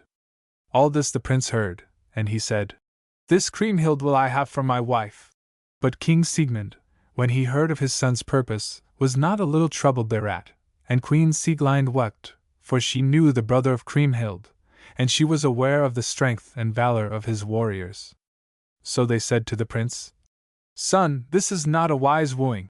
But Siegfried made answer, "My father, I will have none of wedlock, if I may not marry where I love." Thereupon the king said, "If thou canst not forego this maiden, then thou shalt have all the help that I can give." Queen Sieglind said, "If you are still minded to go, then I will prepare for you and your companions the best raiment that ever warrior wore." Siegfried bowed low to his mother, saying, "So be it, only remember that 12 comrades only will I take with me." So the queen and her ladies sat stitching night and day, taking no rest till the raiment was ready. King Siegmund the while commanded that the men should polish their war gear, coats of mail, and helmets, and shields. The 13 comrades departed, and on the 7th day, they rode into the town of Worms in Rhineland, a gallant company, bravely arrayed, for their garments flashed with gold, and their war gear, over their coats of mail and their helmets, were newly polished. Their long swords hung down by their sides, even to their spurs, and sharp were the javelins which they held in their hands. The javelin of Siegfried was 2 spans broad in the blade, and had a double edge. Terrible were the wounds that it made. Their bridles were gilded, and their horse girths of silk. A comely sight they were to see, and the people came from all round to gaze upon them. Tidings had been brought to King Gunther that certain warriors were come, very gallant to look upon and richly clad, but that no one knew who they were, and whence they came. "Now," said the king, "this troubles me much that no one can tell whence these warriors come." To him Ortwine, the high server, made answer, "Seeing, sire, that no man knows aught about these strangers, let some one fetch Hagen, my uncle. He knows all the kingdoms of the world, and the dwellers therein." So Hagen went to the window and looked at the men. Well pleased was he with their clothing and their gear of war, but he had never seen their like in the Rhineland. So he said, "Whencesoever these men have come, my lord, that they are princes or of a prince's company is clear. But stay, Siegfried, the famous hero, I have never seen with my eyes, but I verily believe that is he. If it indeed be, There is no warrior in this land that is his match for strength and valor. Once upon a time, riding alone, with none to help him, he came upon the treasure of the Nibelungs. It had been newly taken out of the hollow of a mountain, and the Nibelungs were making ready to share it. And when they saw him, one cried aloud, "Here comes Siegfried, the great champion from the motherland." So the two princes of the Nibelungs bade him welcome, and would have him divide the treasure among them. A mighty store it was, of jewels such plenty that scarce 50 wagons could carry them away, and of red gold yet more. All this they would have Siegfried divide among them. And for his wages they gave him the Nibelung's sword. But little did they know what should befall at his hand. For lo! Ere he had ended his dividing, they stirred up strife against him. 12 stout comrades had the princes, and with these the princes thought to have slain Siegfried. But they availed not. With the very sword which they had given him for his reward, Balmung was its name, he slew them all. The giants he slew, and the kings also, and when Albrecht the dwarf would have avenged his lords, for he was the keeper of the treasure, Siegfried overcame him also, and wrested from him the hood of darkness, which whoso dons, straightway he vanishes from the sight of all men. But the treasure he would not take for himself. "Carry it back," said he to Albrecht the dwarf, "to the hole whence it was taken, and keep it for me. And you shall swear a great oath to do me any service that I shall ask of you, whensoever and wheresoever may seem good to me." Another story have I heard tell of Siegfried, how he slew a dragon with his own hand and sword, and how he bathed him in the dragon's blood, and made his skin so hard and horny that no sword may pierce it. Let us, therefore, receive him with all courtesy, for verily he is a right strong and valiant knight, and 'tis better, I ween, to be his friend than his enemy. "Methinks thou art right," said King Gunther. "Let us go down and greet him courteously. Never were guests more honored as, of a surety, never guests had bolder mien." And as the days went by, the kings and their guests gave themselves to sport and pastime. But whatever they did, Siegfried was ever the first. None could put the stone so far, or cast the spear with so sure an aim. Sometimes the fair ladies of the court looked on, and not a few looked on the young prince from the Netherland with favor. But he had ever one only in his heart, ever the fair Kriemhild. King Gunther purposed in his heart to marry a wife. No daughter of his own land would he woo, though there were many fair maidens in the Rhineland. But there came to him tidings of a queen that dwelt beyond the sea. Not to be matched was she for beauty, nor had she any peer for strength. Her love she proffered to any warrior who could vanquish her at 3 games, hurling of the spear, and putting the stone, and leaping. But if the suitor himself should be vanquished, then must he lose his head. Such were the conditions of her wooing, and many brave warriors had died for her. On a certain day King Gunther and his chiefs sat in council, and the matter was this: where shall the king seek a wife who shall both be for a comfort to him and for a glory to the land? Then spake the king, "I will seek Queen Brunhild and no other. For her will I hazard my life, nor do I care to live if I may not win her for my wife." To him spake Siegfried, "I would have you give up this purpose. He who woos Brunhild plays for too high a stake. Take my counsel, sire, and go not on such a journey. I should think it scorn," said he, "to fear a woman, were she ever so bold and strong." "Ah, sire," Siegfried made answer, "you know not how strong she is. Were you 4 men and not one only, you could not prevail over her." But King Gunther would not yield. "How strong soever she be, and whatever the chances that befall me, I will woo this fair Brunhild," he said. Then said Hagen, the king's uncle, "Since you are resolved to take in hand this enterprise, ask Prince Siegfried to help you." Then said King Gunther to Siegfried, "Will you help me to win this Brunhild for my wife? Do this, and ask of me what you will." Siegfried made answer, "Give me your sister. I ask no other reward but that I may have the fair Kriemhild to wife." "That I promise," said the king. "Of a surety, so soon as I shall have brought the fair Brunhild to this realm, then will I give you my sister to wife, and I pray from my heart that you may live long and happily together." Then the two sware to each other. "Tell me now," said Gunther, "how shall we travel to this land where Brunhild dwells? Shall we go in such state as befits a king? If you think fit, I could well bring together 30,000 warriors. 30,000 would avail nothing, answered Siegfried.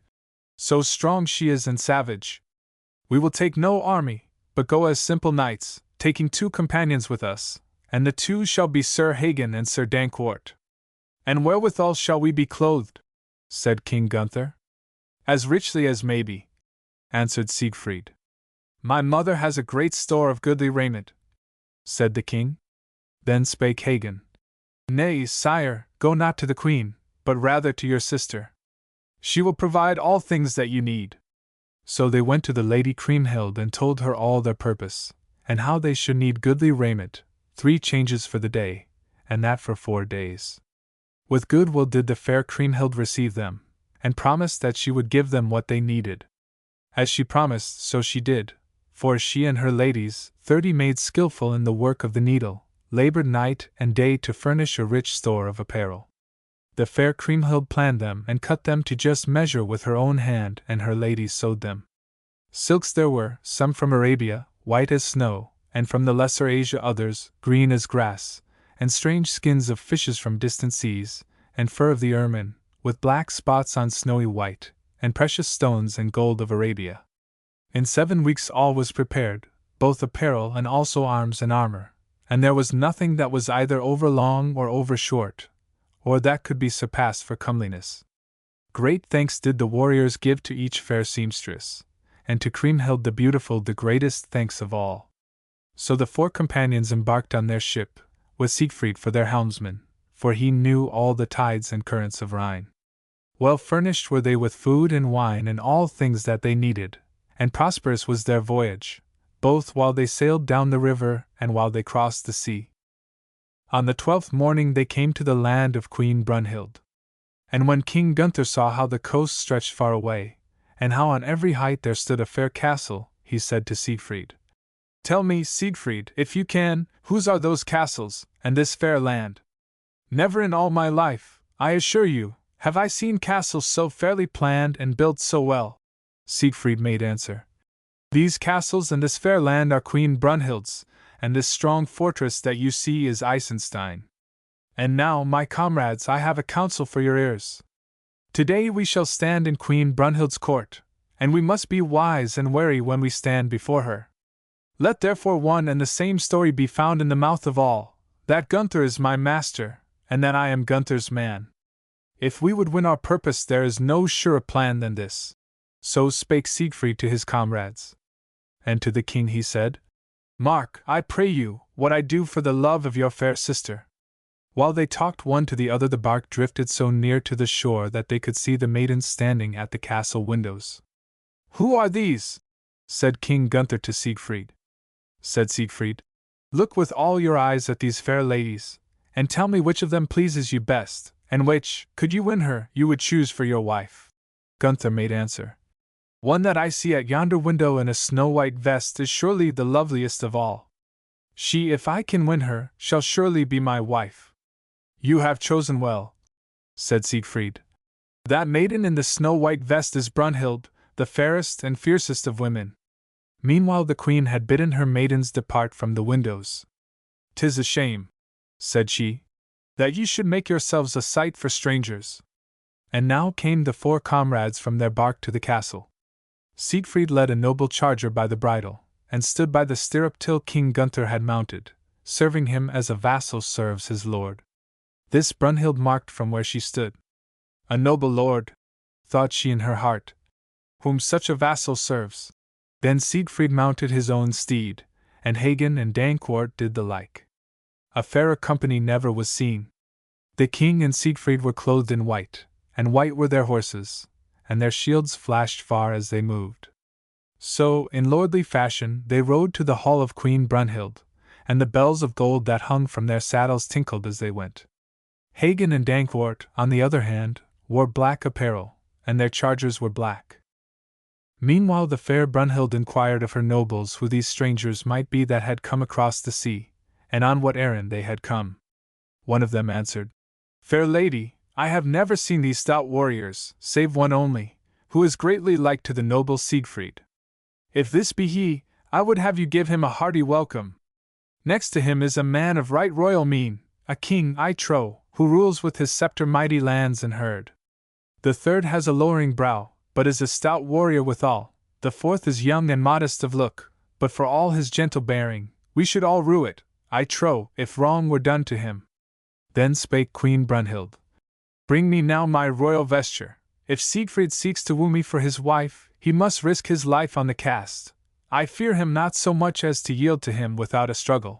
So the queen arrayed her in her royal robes, and went to the hall of audience, and 100 maidens and more followed her, fair of face and in fair array. And after the maidens came 500 warriors and more, each bearing his sword in his hand, the very flower of Iceland. Said Queen Brunhild to Siegfried, You are welcome, good Sir Siegfried. Show me, if you will, for what cause you have come hither. I thank you 1,000 times, answered Siegfried, that you have greeted me so courteously, but know that I must give place to this noble hero. He is my lord and master, I am his vassal. Let your favor be for him. His kingdom is by the Rhine's side, and we have sailed all this way from thence that he may woo you for his bride. That is his fixed intent, nor will he yield whatever may befall. Gunther is his name, a great king is he, and nothing will content him but to carry you back with him to the Rhine. Queen Brunhild answered, If he is the master and you the man, then let him know that he must match me in my games and conquer me. If he prevail, then will I be his wedded wife, but if I prevail, then must he die, he and you and all his comrades. Then spake Sir Hagen, Lady, tell us now the games at which my master must contend, and know that you must strive full hard, if you would conquer him, for he has a full trust that he will win you for his bride. The queen answered, He must cast the stone further than I, and also leap behind it further than I leap, and also he must cast the spear with me. It seems to me that you are over hasty. Let him count the cost, ere he lose both fame and life. Then Siegfried whispered to the king, Have no fear for what shall be, and cast away all your care. Let the fair Brunhild do what she will, I will bear you harmless. So the king spake aloud, Fairest of the fair, tell me your pleasure. Were it a greater task, willingly would I undertake it, for if I win you not for my bride, willingly will I lose my head. Then the fair Brunhild called for her battle gear, her arms, and her breastplate of gold and her mighty shield, and over all she drew a surcoat of silk, marvelously made. Fierce and angry was her countenance as she looked at the strangers, and Hagen and Dankwart were troubled to see her, for they doubted how it might go with their master. "'Tis a fatal journey," said they, "and will bring us to trouble." Meanwhile Siegfried hied him with nimble foot to the bark, and there he took, from the secret corner where he kept it, the hood of darkness, by which, at his will, he could make himself invisible. Quickly did he go, and quickly returned, and now no one could see him, for he wore the hood. Through the crowd he went at his pleasure, seeing all but seen of none. Meanwhile men had marked out the ring for the fray, and chiefs had been chosen as umpires, 700 men in armor who should judge betwixt the combatants. First of the two came the fair Brunhild. So mighty was her presence, a man had thought her ready to match herself in battle with all the kings in the world. And there was carried before her a mighty shield of ruddy gold, very thick and broad and heavy, overlaid with studs of steel. 4 chamberlains could scarce bear the weight. Sir Hagen, when he saw it, said, "How now, my lord king? This fair one whom you would woo must surely be the devil's wife." Next came 3 men who scarce could carry the queen's javelin, with its mighty spearhead, heavy and great as though 3 had been melted into one. And when King Gunther saw it, he said to himself, "This is a danger from which the devil himself can scarce escape. I would that I were once more by the banks of Rhine, he that would might woo and win this fair maiden for me." After this there was brought the mighty stone which Brunhild was to hurl. 12 knights could scarce support it, so big it was. And now the queen addressed her to the contest, rolling her sleeves about her arms, and fitting her buckler, and poising her mighty spear in her hand. And the strangers, when they saw it, were sore afraid for all their courage. But now came Siegfried to King Gunther's side and touched his hand. Greatly amazed was the king, for he did not understand his champion's device. "Who was it that touched me?" he said, and looked round, but saw no one. "'Tis I," answered the prince. Your trusty friend, Siegfried. Have no fear of the maiden. Let me carry the buckler. You shall seem to do each deed, but I will do it in truth. But be careful to hide the device. Should the maiden discover it, she will not spare to bring it to naught. Right glad was Gunther to know that his strong ally was at hand. And now the queen threw the spear with all her might against the shield Siegfried bore upon his arm. New was the shield and stout of make, but the spearhead passed clean through it, and rang on the hero's coat of mail, dealing him so sore a blow that the blood gushed forth from his mouth. Of a truth, but for the hood of darkness, that hour both the champions had died. Then Siegfried caught the great spear in his hand, and tore it from the shield, and hurled it back. She is too fair to slay, said he to himself, and he turned the spear point behind him, and smote the maiden with the shaft on the silken vest that she wore. Loud rang the blow, and the fire sparks leapt from her armor.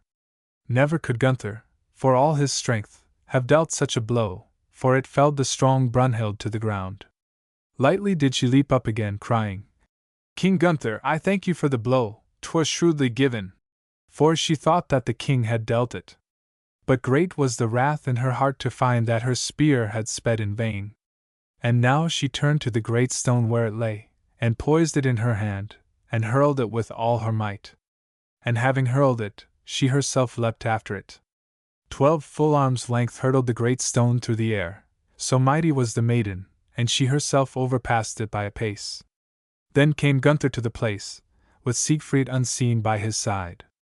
And Siegfried caught the stone and poised it, but it seemed to all as if Gunther did it, and threw it yet another arm's length beyond the cast of the maid, and passed the stone himself, aye, and carried King Gunther along with him, so mighty was he.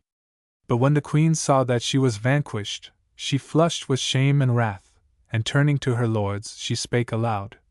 Come hither, my kinsmen and lieges. You must now be thralls of King Gunther of Burgundy. So the chiefs of Isenland laid their swords at Gunther's feet and did him homage, for they thought that he had vanquished by his own strength.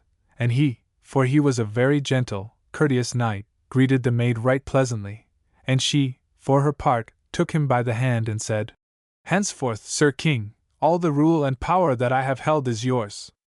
There is no need to tell how Gunther and Brunhild and all their company traveled to Rhineland with great joy, and how Queen Uta and her sons and the fair Kriemhild, and all the people of the land, gave them a hearty welcome, and how in due time King Gunther was married to the fair Brunhild.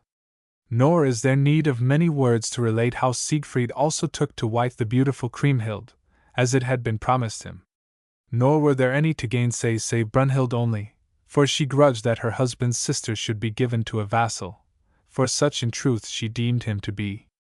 Very ill content she was, though the king would fain have satisfied her, saying that he was a very noble knight, and was lord of many woodlands, and had great store of gold and treasure. So Siegfried wedded the fair Kriemhild and took her with him to his own land. A goodly welcome did the Netherlands give her. And Siegmund gave up his kingdom to his son, and the two lived in much peace and love together. And when in the 10th year a son was born to them, they called him by the name of his uncle Gunther. Also Gunther and Brunhild lived together in much happiness. They also had a son, and they called him by the name of Siegfried. But Brunhild was ill content that Siegfried being, far so she deemed, her husband's vassal, should pay no homage to his lord and do no service for his fee. And she was very urgent with her husband that he should suffer this no longer. But the king was fain to put her off. Nay, said he, the journey is too long. Their land is far from ours, why should we trouble him to come? Also he is a great prince and a powerful. Be he as great as he will, she answered, 'tis a vassal's duty to pay homage to his lord. But Gunther laughed to himself. Little thought had he of homage from Siegfried. Then the queen changed her voice. Dear lord, she said, how gladly would I see Siegfried and your dear sister once more. Well do I remember how fair she was and how kind, how gracious of speech when we sat together, brides both of us. With such words she persuaded her husband. There are no guests that would be more welcome, said he. I will find messengers who shall bid them come to the Rhineland. Great was the joy in Rhineland when the messengers returned and told how they had been welcomed and royally entertained and loaded with gifts, and how that Siegfried and his queen Kriemhild and a company of gallant knights were coming to the festival. Great was the joy and manifold the preparations. No sooner did the king hear the news than he sought out Queen Brunhild where she sat in her chamber. "Bear you in mind," said he, "how Kriemhild my sister welcomed you when you came hither from your own land. Do you, therefore, dear wife, welcome her with the like affection." "So shall it be," answered the queen. And indeed, when the guests came, right royal was the welcome that they had. For Gunther and Brunhild rode forth from the city to meet them, and greeted them most heartily. All was mirth and jollity. By the day there were tilts and tournaments, and sports of every kind, and at night there was feasting in the hall. And so they did for 12 days. But Brunhild ever cherished a thought of mischief in her heart. "Why," she said to herself, "why has Siegfried stayed so long to do homage for that which he holds of us in fee? I shall not be content till Kriemhild answer me in this." It fell out on a certain day, while sundry knights were in the castle court, that the two queens sat together. The fair Kriemhild then began. "My husband is so mighty a man that he should rule these kingdoms of right." "Nay," answered Brunhild, "that might be were you and your husband only alive, and all others dead, but so long as Gunther lives he must needs be king." Then said fair Kriemhild, "See how he shines among the knights, a very moon among the stars." Brunhild answered, "However brave and strong he may be, and stately to look upon, Gunther, your brother, is better than he." "Nay," said Kriemhild, "better he is not, nay, nor even his peer." "How say you?" answered Brunhild in wrath. "I spake not without cause. When I saw the two for the first time, then I heard with my own ears how Siegfried confessed that he was Gunther's man. Yea, I heard him say it, and I hold him to be such." "This is folly," said Kriemhild. "Think you that my brothers could have given me to be bride to a vassal? Away, Brunhild, with such idle talk if we would still be friends." "I will not away with it," Brunhild made answer. "Shall I renounce the service which he and all the vassals are bound to render to their lord?" "Renounce it you must," cried Kriemhild in great wrath. "The service of a vassal he will never do. He is of higher degree than Gunther my brother, though Gunther is a noble king." "You bear yourself far too proudly," answered Brunhild. But the deadliest cause of quarrel was yet to come. Said Queen Kriemhild to Queen Brunhild when next she saw her, "Think you that when you were vanquished in your own land it was Gunther, my brother, that vanquished you?" "Yea," answered the queen. "Did I not see it with my own eyes?" "Nay," said Kriemhild. "It was not so. See you this ring?" And she took a ring that she had upon her finger and held it forth. "Do you know it?" And Brunhild looked and knew it for her own. "That," said Kriemhild, "Siegfried, my husband, took from you when you were smitten by his spear and knew not what had befallen you, so sore was the blow. You saw him not, for he had the hood of darkness on him and was invisible. But it was he that smote you with the spear, and put the stone further than you, and passed you in the leap. And this ring he gave me for a token, if ever you should boast yourself against me. Talk, therefore, no more of lords and vassals. My husband feigned this vassalage that he might deceive you the more readily." But Brunhild held her peace, for the ring was a proof which she could not gainsay. She held her peace, but she cherished her rage, keeping it in the depths of her heart, and sware that she would be avenged on the man that had so deceived her. When Hagen saw that Queen Brunhild was in continual trouble and sadness, he would fain know the cause. "'Tis of Siegfried's doing," she answered. "He has wronged me beyond pardon." And she besought him that he would avenge her and King Gunther upon him. So Hagen plotted evil, saying enemies were coming against Gunther, and Siegfried and his knights made them ready to go forth to the king's defense. And of the chiefs of Rhineland not a few offered themselves as comrades, knowing nothing of the treachery that Hagen and his fellows were preparing against him. But before they departed, Hagen went to bid farewell to Queen Kriemhild. Said she, "I have good comfort in my heart to think how valiant a husband I have, and how zealous he is to help his friends, for I have loved my kinsmen always, nor ever wished them ill. Tell me, dear lady," said Hagen. What service I can do to your husband, for there is no one whom I love better than him. The queen made answer. I have no fear that my lord will fall in battle by any man's sword, save only that he is too ready to follow even to rashness his own warlike spirit. Dear lady, said Hagen, if there is any danger which you hold in special fear, tell me that I may defend him against it.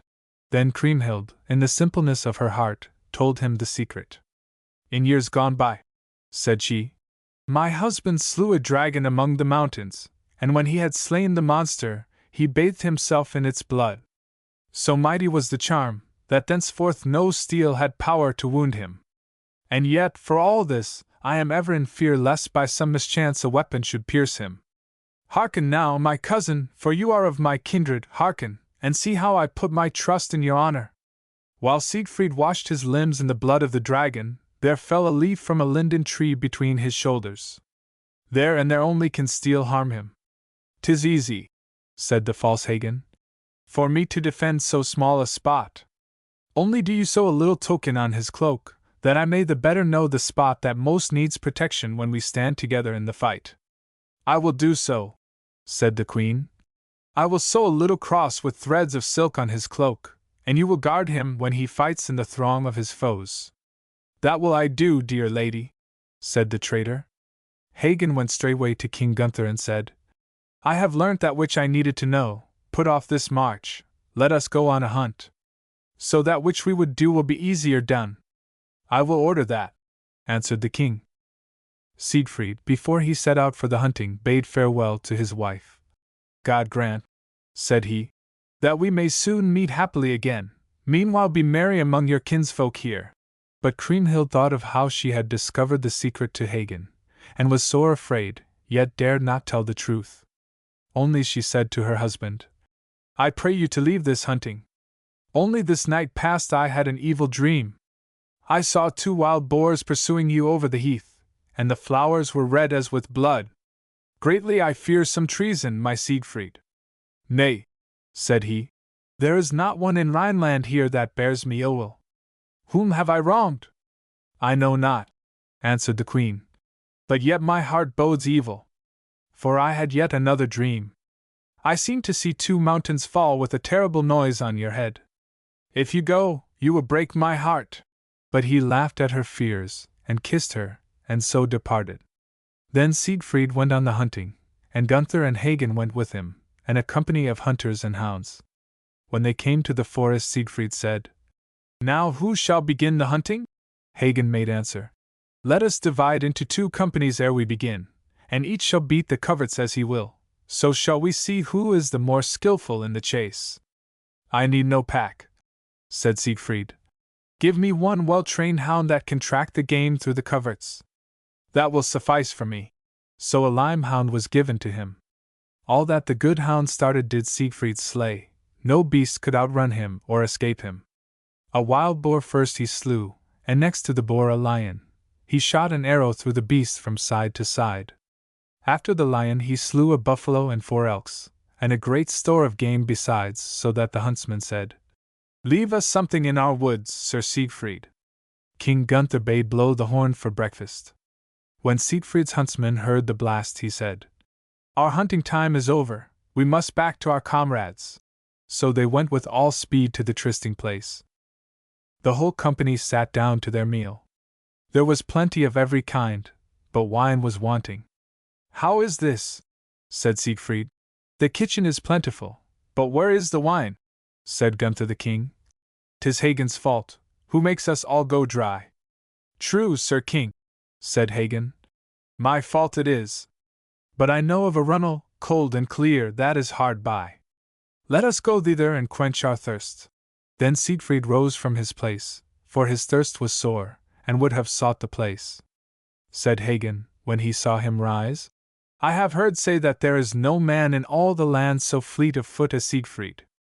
Will he deign to let us see his speed? With all my heart, cried the hero. Let us race from hence to the runnel. 'Tis agreed, said Hagen the traitor. Furthermore, said Siegfried, I will carry all the equipment that I bear in the chase. So Gunther and Hagen stripped them to their shirts, but Siegfried carried sword and spear, all his hunting gear, and yet was far before the two at the runnel. Yet such was his courtesy, that he would not drink before the king had quenched his thirst. He was ill repaid, I trow, for his grace. For when the king had drunk, as Siegfried knelt plunging his head into the stream, Sir Hagen took his spear and smote him on the little crosslet mark that was worked on his cloak between his shoulders. And when he had struck the blow he fled in mortal fear. When Siegfried felt that he was wounded, he rose with a great bound from his knees and sought for his weapons. But these the false Hagen had taken and laid far away. Only the shield was left. This he took in his hand and hurled at Hagen with such might that it felled the traitor to the ground, and was itself broken to pieces. If the hero had but had his good sword Balmung in his hand, the murderer had not escaped with his life that day. Then all the Rhineland warriors gathered about him. Among them was King Gunther, making pretense to lament. To him said Siegfried, "Little it profits to bewail the man whose murder you have plotted. Did I not save you from shame and defeat? Is this the recompense that you pay? And yet even of you I would ask one favor. Have some kindness for my wife. She is your sister. If you have any knightly faith and honor remaining, guard her well." Then there came upon him the anguish of death. Yet one more word he spake. "Be sure that in slaying me you have slain yourselves." And when he had so spoken he died. Then they laid his body on a shield and carried it back, having agreed among themselves to tell this tale, that Sir Siegfried, having chosen to hunt by himself, was slain by robbers in the wood. Chapter 9. Roland. The trumpets sounded, and the army went on its way to France. The next day King Charles called his lords together. "You see," said he, "these narrow passes. Whom shall I place to command the rearguard? Choose you a man yourselves," said Ganelon. "Whom should we choose but my son-in-law, Count Roland? You have no man in your host so valiant. Of a truth he will be the salvation of France." The king said when he heard these words, "What ails you, Ganelon? You look like to one possessed." When Count Roland knew what was proposed concerning him, he spake out as a true knight should speak. "I am right thankful to you, my father-in-law, that you have caused me to be put in this place. Of a truth the King of France shall lose nothing by my means, either charger, nor mule, nor pack-horse, nor beast of burden." Then Roland turned to the king and said, "Give me 20,000 only, so they be men of valor, and I will keep the passes in all safety. So long as I shall live, you need fear no man." Then Roland mounted his horse. With him were Oliver his comrade, and Otho and Berenger, and Gerard of Roussillon, an aged warrior, and others, men of renown. And Turpin the archbishop cried, "By my head, I will go also." So they chose 20,000 warriors with whom to keep the passes. Meanwhile King Charles had entered the valley of Roncesvalles. High were the mountains on either side of the way, and the valleys were gloomy and dark. But when the army had passed through the valley, they saw the fair land of Gascony, and as they saw it they thought of their homes and their wives and daughters.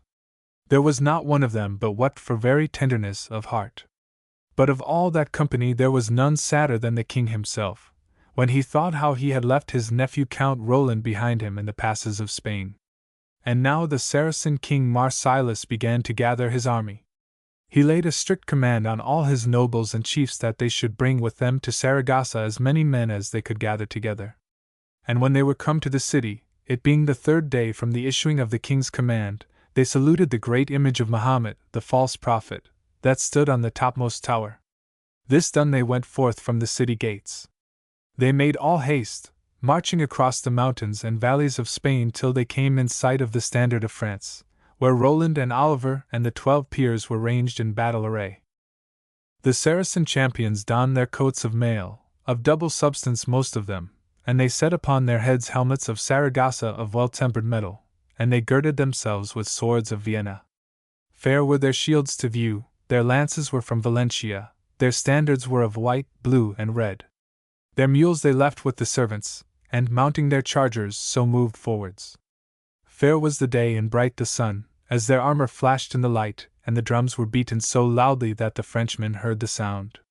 Said Oliver to Roland, "Comrade, methinks we shall soon do battle with the Saracens." "God grant it," answered Roland. 'Tis our duty to hold the place for the king, and we will do it, come what may. As for me, I will not set an ill example. Oliver climbed to the top of a hill, and saw from thence the whole army of the heathen. He cried to Roland his companion, I see the flashing of arms. We men of France shall have no small trouble therefrom. This is the doing of Ganelon the traitor. Be silent, answered Roland.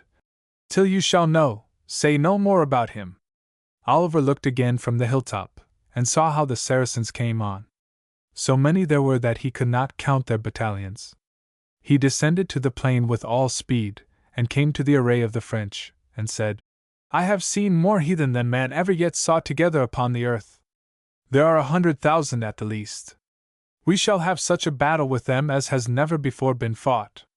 My brethren of France, quit you like men, be strong, stand firm that you be not conquered. And all the army shouted with one voice, Cursed be he that shall fly. Then Oliver turned to Roland and said, Sound your horn, my friend, Charles will hear it, and will return. I were a fool, answered Roland, so to do. Not so, but I will deal these heathen some mighty blows with Durendal my sword. They have been ill-advised to venturing to these passes. I swear that they are condemned to death, one and all. After a while, Oliver said again, Friend Roland, sound your horn of ivory. Then will the king returns and bring his army with him, to our help. But Roland answered again, I will not do dishonor to my kinsmen, or to the fair land of France. I have my sword, that shall suffice for me. These evil-minded heathen are gathered together against us to their own hurt. Surely not one of them shall escape from death. As for me, said Oliver, I see not where the dishonor would be. I saw the valleys and the mountains covered with the great multitude of Saracens. Theirs is, in truth, a mighty array, and we are but few. So much the better, answered Roland. It makes my courage grow. 'Tis better to die than to be disgraced. And remember, the harder our blows, the more the king will love us. Roland was brave, but Oliver was wise. Consider, he said, comrade. These enemies are over near to us, and the king over far. Were he here, we should not be in danger, but there are some here today who will never fight in another battle. Then Turpin the archbishop struck spurs into his horse, and rode to a hilltop. Then he turned to the men of France, and spake. Lords of France, King Charles has left us here, our king he is, and it is our duty to die for him. Today our Christian faith is in peril, do ye fight for it? Fight ye must, be sure of that, for there under your eyes are the Saracens. Confess, therefore, your sins, and pray to God that he have mercy upon you. And now for your soul's health I will give you all absolution. If you die, you will be God's martyrs, every one of you, and your places are ready for you in his paradise. Thereupon the men of France dismounted, and knelt upon the ground, and the archbishop blessed them in God's name. But look, said he, I set you a penance, smite these pagans. Then the men of France rose to their feet. They had received absolution, and were set free from all their sins, and the archbishop had blessed them in the name of God. After this they mounted their swift steeds, and clad themselves in armor, and made themselves ready for the battle. Said Roland to Oliver, Brother, you know that it is Ganelon who has betrayed us. Good store he has had of gold and silver as a reward. 'Tis the king Marsilas that has made merchandise of us, but verily it is with our swords that he shall be paid. So saying, he rode on to the pass, mounted on his good steed Valentif. His spear he held with the point to the sky, a white flag it bore with fringes of gold which fell down to his hands. A stalwart man was he, and his countenance was fair and smiling. Behind him followed Oliver, his friend, and the men of France pointed to him, saying, See our champion! Pride was in his eye when he looked towards the Saracens, but to the men of France his regard was all sweetness and humility. Full courteously he spake to them. Ride not so fast, my lords, he said. Verily these heathen are come hither, seeking martyrdom. 'Tis a fair spoil that we shall gather from them today. Never has King of France gained any so rich. And as he spake, the two hosts came together. Said Oliver, You did not deem it fit, my lord, to sound your horn. Therefore you lack the help which the king would have sent. Not his the blame, for he knows nothing of what has chanced. But do you, lords of France, charge as fiercely as you may, and yield not one whit to the enemy.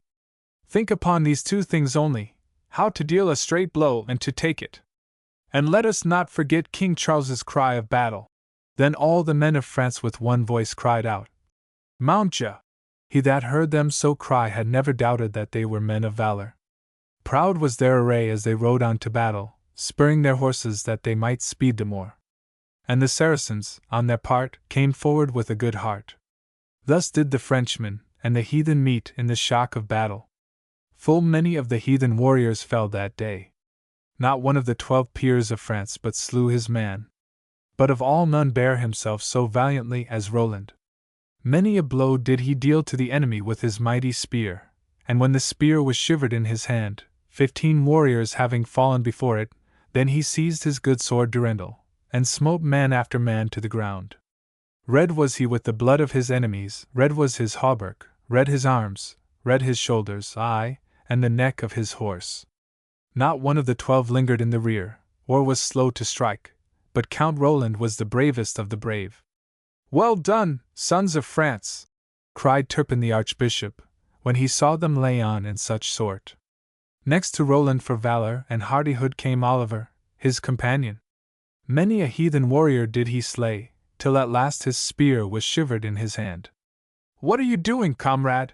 Cried Roland, when he was aware of the mishap.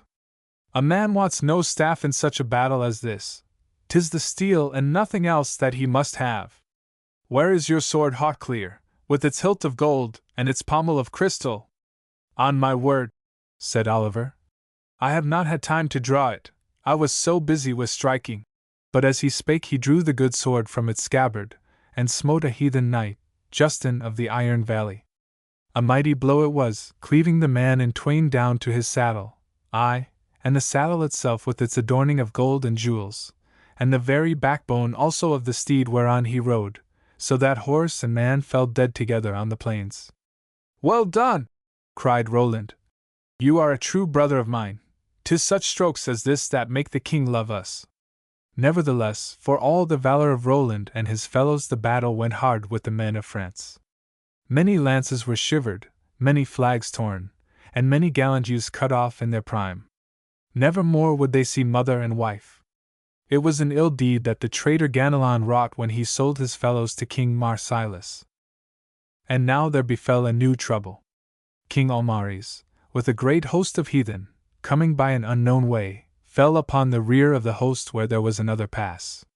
Fiercely did the noble Walter that kept the same charge the newcomers, but they overpowered him and his followers. He was wounded with 4 several lances, and 4 times did he swoon, so that at the last he was constrained to leave the field of battle, that he might call the Count Roland to his aid. But small was the aid which Roland could give him or anyone.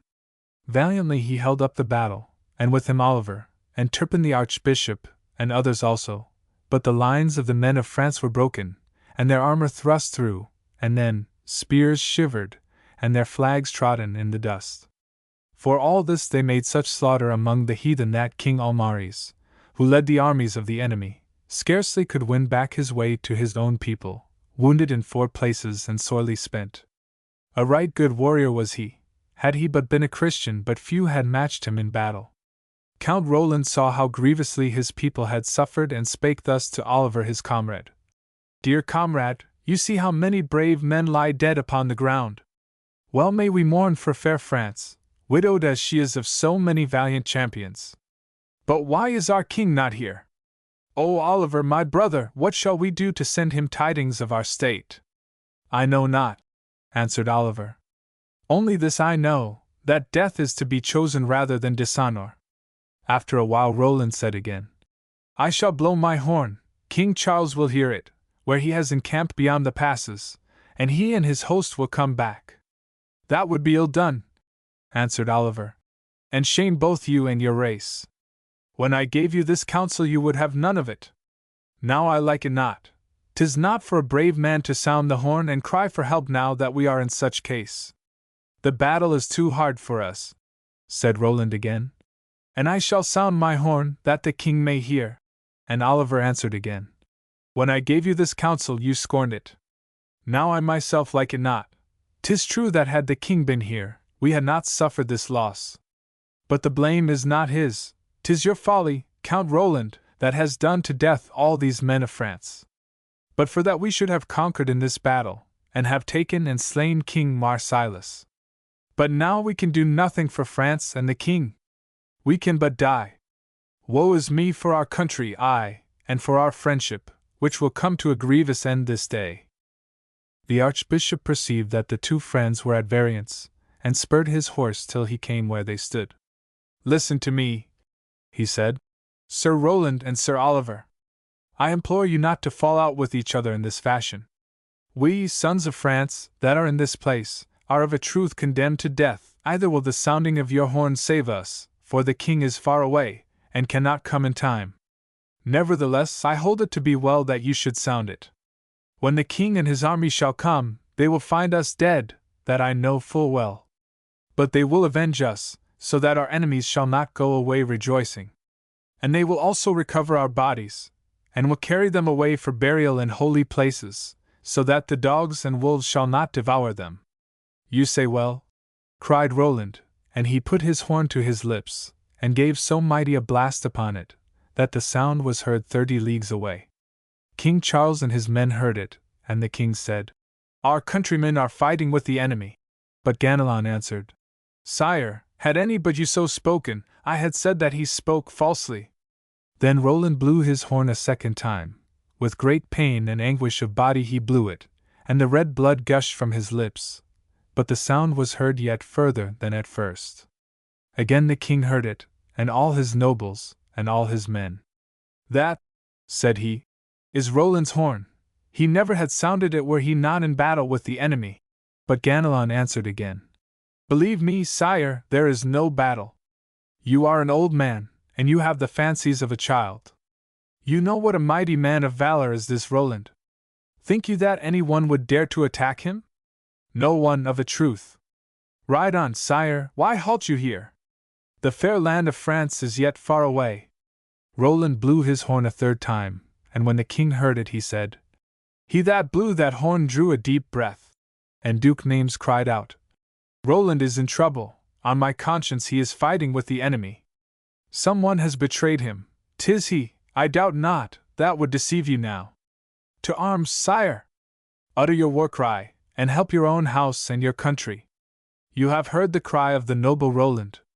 Then King Charles bade all the trumpets sound, and forthwith all the men of France armed themselves, with helmets, and hauberks, and swords with pummels of gold. Mighty were their shields, and their lances strong, and the flags that they carried were white and red and blue. And when they made an end of their arming they rode back with all haste. There was not one of them but said to his comrade, If we find Roland yet alive, what mighty strokes will we strike for him? But Ganelon the king handed over to the knaves of his kitchen. Take this traitor, said he, who has sold his country. Ill did Ganelon fare among them. They pulled out his hair and his beard and smote him with their staves. Then they put a great chain, such as that with which a bear is bound, about his neck, and made him fast to a pack-horse. This done, the king and his army hastened with all speed to the help of Roland. In the van and the rear sounded the trumpets as though they would answer Roland's horn. Full of wrath was King Charles as he rode, full of wrath were all the men of France. There was not one among them but wept and sobbed, there was not one but prayed. Now may God keep Roland alive till we come to the battlefield, so that we may strike a blow for him. Alas! It was all in vain, they could not come in time for all their speed. Count Roland looked round on the mountain-sides and on the plains. Alas! How many noble sons of France he saw lying dead upon them. Dear friends, he said, weeping as he spoke, may God have mercy on you and receive you into his paradise. More loyal followers have I never seen. How is the fair land of France widowed of her bravest, and I can give you no help. Oliver, dear comrade, we must not part. If the enemy slay me not here, surely I shall be slain by sorrow. Come then, let us smite these heathen. Thus did Roland again charge the enemy, his good sword Durendal in his hand. As the stag flies before the hounds, so did the heathen fly before Roland. "By my faith," cried the archbishop when he saw him, "that is a right good knight! Such courage, and such a steed, and such arms I love well to see. If a man be not brave and a stout fighter, he had better by far be a monk in some cloister where he may pray all day long for our sins." Now the heathen, when they saw how few the Frenchmen were, took fresh courage. And the Caliph, spurring his horse, rode against Oliver and smote him in the middle of his back, making his spear pass right through him. "That is a shrewd blow," he cried. "I have avenged my friends and countrymen upon you." Then Oliver knew he was stricken to death, but he would not fall unavenged.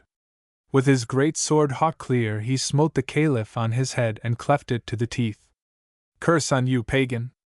Neither your wife nor any woman in the land of your birth shall boast that you have taken a penny's worth from King Charles." But to Roland he cried, "Come, comrade, help me. Well I know that we two shall part in great sorrow this day." Roland came with all speed, and saw his friend, how he lay all pale and fainting on the ground, and how the blood gushed in great streams from his wound. "I know not what to do," he cried. "This is an ill chance that has befallen you. Truly France is bereaved of her bravest son." So saying, he went near to swoon in the saddle as he Saturday. Then there befell a strange thing. Oliver had lost so much of his blood that he could not any more see clearly or know who it was that was near him. So he raised up his arm and smote with all his strength that yet remained to him on the helmet of Roland his friend. The helmet he cleft in twain to the visor, but by good fortune it wounded not the head. Roland looked at him and said in a gentle voice, "Did you this of set purpose? I am Roland your friend, and have not harmed you." "Ah," said Oliver, "I hear you speak, but I cannot see you.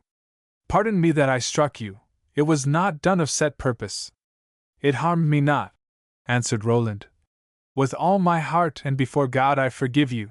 And this was the way these two friends parted at the last. And now Oliver felt the pains of death come over him. He could no longer see nor hear. Therefore he turned his thoughts to making his peace with God, and clasping his hands lifted them to heaven and made his confession. "O Lord," he said, "take me into paradise. And do thou bless King Charles and the sweet land of France." And when he had said thus he died. And Roland looked at him as he lay. There was not upon earth a more sorrowful man than he. "Dear comrade," he said, "this is indeed an evil day. Many a year have we two been together. Never have I done wrong to you, never have you done wrong to me. How shall I bear to live without you?" And he swooned where he sat on his horse. But the stirrup held him up that he did not fall to the ground.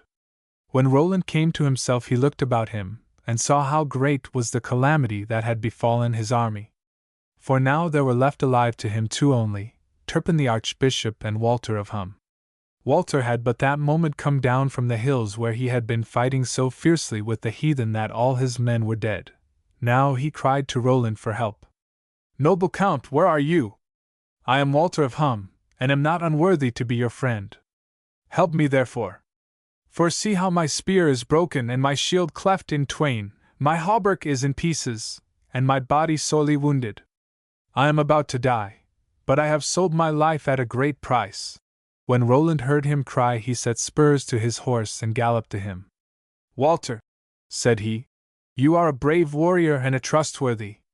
Tell me now, where are the 1,000 valiant men whom you took from my army? They were right good soldiers, and I am in sore need of them." "They are dead," answered Walter. "You will see them no more. A sore battle we had with the Saracens yonder on the hills. They had the men of Canaan there and the men of Armenia and the giants. There were no better men in their army than these. We dealt with them so that they will not boast themselves of this day's work. But it cost us dear. All the men of France lie dead on the plain, and I am wounded to the death. And now, Roland, blame me not that I fled, for you are my lord, and all my trust is in you." "I blame you not," said Roland. "Only as long as you live help me against the heathen." And as he spake he took his cloak and rent it into strips and bound up Walter's wounds therewith. This done, he and Walter and the archbishop set fiercely on the enemy. 25 did Roland slay, and Walter slew 6, and the Archbishop 5. 3 valiant men of war they were, fast and firm they stood one by the other. Hundreds there were of the heathen, but they dared not come near to these 3 valiant champions of France. They stood far off, and cast at the 3 spears and darts and javelins and weapons of every kind. Walter of Hum was slain forthwith, and the Archbishop's armor was broken, and he wounded, and his horse slain under him. Nevertheless he lifted himself from the ground, still keeping a good heart in his breast. "They have not overcome me yet," said he. "As long as a good soldier lives, he does not yield." Roland took his horn once more and sounded it, for he would know whether King Charles were coming. Ah me! It was a feeble blast that he blew. But the king heard it, and he halted and listened. "My lords," said he, "things go ill for us, I doubt not. Today we shall lose, I fear me much, my brave nephew Roland. I know by the sound of his horn that he has but a short time to live. Put your horses to their full speed, if you would come in time to help him, and let a blast be sounded by every trumpet that there is in the army." So all the trumpets in the host sounded a blast. All the valleys and hills re-echoed with the sound. Sore discouraged were the heathen when they heard it. "King Charles has come again," they cried. "We are all as dead men. When he comes he shall not find Roland alive." Then 400 of them, the strongest and most valiant knights that were in the army of the heathen, gathered themselves into one company, and made a yet fiercer assault on Roland. Roland saw them coming, and waited for them without fear. So long as he lived he would not yield himself to the enemy, or give place to them. "Better death than flight," said he, as he mounted his good steed Valentif, and rode towards the enemy. And by his side went Turpin the Archbishop on foot. Then said Roland to Turpin, "I am on horseback and you are on foot. But let us keep together, never will I leave you, we two will stand against these heathen dogs. They have not, I warrant, among them such a sword as Durendal." "Good," answered the Archbishop. "Shame to the man who does not smite his hardest. And though this be our last battle, I know well that King Charles will take ample vengeance for us." When the heathen saw these two stand together they fell back in fear and hurled at them spears and darts and javelins without number. Roland's shield they broke and his hauberk, but him they hurt not. Nevertheless they did him a grievous injury, for they killed his good steed Valentif. 30 wounds did Valentif receive, and he fell dead under his master. At last the Archbishop was stricken and Roland stood alone, for the heathen had fled from his presence. When Roland saw that the Archbishop was dead, his heart was sorely troubled in him. Never did he feel a greater sorrow for comrades slain, save Oliver only. "Charles of France," he said, "come as quickly as you may, many a gallant knight have you lost in Roncesvalles. But King Marsilas, on his part, has lost his army. For one that has fallen on this side there has fallen full 40 on that." So saying he turned to the Archbishop. He crossed the dead man's hands upon his breast and said, "I commit thee to the Father's mercy. Never has man served his God with a better will, never since the beginning of the world has there lived a sturdier champion of the faith. May God be good to you and give you all good things." Now Roland felt that his own death was near at hand. In one hand he took his horn, and in the other his good sword Durendal, and made his way the distance of a furlong or so till he came to a plain, and in the midst of the plain a little hill. On the top of the hill in the shade of 2 fair trees were 4 marble steps. There Roland fell in a swoon upon the grass. There a certain Saracen spied him. The fellow had feigned death, and had laid himself down among the slain, having covered his body and his face with blood. When he saw Roland, he raised himself from where he was lying among the slain and ran to the place, and being full of pride and fury, seized the Count in his arms, crying aloud, "He is conquered, he is conquered, he is conquered, the famous nephew of King Charles! See, here is his sword, 'tis a noble spoil that I shall carry back with me to Arabia." Thereupon he took the sword in one hand, with the other he laid hold of Roland's beard. But as the man laid hold, Roland came to himself, and knew that someone was taking his sword from him. He opened his eyes, but not a word did he speak save this only, "Fellow, you are none of ours. And he smote him a mighty blow upon his helmet. The steel he brake through and the head beneath, and laid the man dead at his feet. Coward, he said, what made you so bold that you dared lay hands on Roland? Whosoever knows him will think you a fool for your deed. And now Roland knew that death was near at hand. He raised himself and gathered all his strength together. Ah me! How pale his face was, and took in his hand his good sword Durendal. Before him was a great rock, and on this in his rage and pain he smote 10 mighty blows. Loud rang the steel upon the stone, but it neither brake nor splintered. Help me! He cried. O Mary Our Lady! O my good sword, my Durendal, what an evil lot is mine! In the day when I must part with you, my power over you is lost. Many a battle I have won with your help, and many a kingdom have I conquered, that my Lord Charles possesses this day. Never has any one possessed you that would fly before another. So long as I live, you shall not be taken from me, so long have you been in the hands of a loyal knight. Then he smote a second time with the sword, this time upon the marble steps. Loud rang the steel, but neither brake nor splintered. Then Roland began to bemoan himself. O my good Durendal, he said, how bright and clear thou art, shining as shines the sun! Well I mind me of the day when a voice that seemed to come from heaven bade King Charles give thee to a valiant captain, and forthwith the good king girded it on my side. Many a land have I conquered with thee for him, and now how great is my grief! Can I die and leave thee to be handled by some heathen? And the third time he smote a rock with it. Loud rang the steel, but it brake not, bounding back as though it would rise to the sky. And when Count Roland saw that he could not break the sword, he spake again, but with more content in his heart. O Durendal, he said, a fair sword art thou, and holy as fair. There are holy relics in thy hilt, relics of St. Peter and St. Denis and St. Basil. These heathen shall never possess thee, nor shalt thou be held but by a Christian hand. And now Roland knew that death was very near to him. He laid himself down with his head upon the grass, putting under him his horn and his sword, with his face turned towards the heathen foe. Ask you why he did so? To shew, forsooth, to Charlemagne and the men of France that he died in the midst of victory. This done, he made a loud confession of his sins, stretching his hand to heaven. Forgive me, Lord, he cried. My sins, little and great, all that I have committed since the day of my birth to this hour in which I am stricken to death. So he prayed, and, as he lay, he thought of many things, of the countries which he had conquered, and of his dear fatherland France, and of his kinsfolk, and of the good King Charles.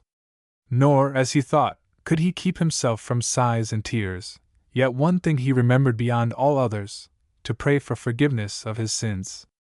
O Lord, he said, who art the God of truth, and didst save Daniel thy prophet from the lions, do thou save my soul and defend it against all perils. So speaking, he raised his right hand, with the gauntlet yet upon it, to the sky, and his head fell back upon his arm, and the angels carried him to heaven. So died the great Count Roland. Chapter 10 King Alfred. We now come to the great King Alfred, the best and greatest of all English kings. We know quite enough of his history to be able to say that he really deserves to be so called, though I must warn you that, just because he left so great a name behind him, people have been fond of attributing to him things which really belong to others.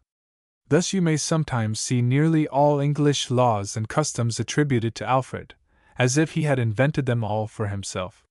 You will sometimes hear that Alfred founded trial by jury, divided England into counties, and did all kinds of other things. Now the real truth is that the roots and beginnings of most of these things are very much older than the time of Alfred, while the particular forms in which we have them now are very much later. But people have a way of fancying that everything must have been invented by some particular man, and as Alfred was more famous than anybody else, they hit upon Alfred as the most likely person to have invented them.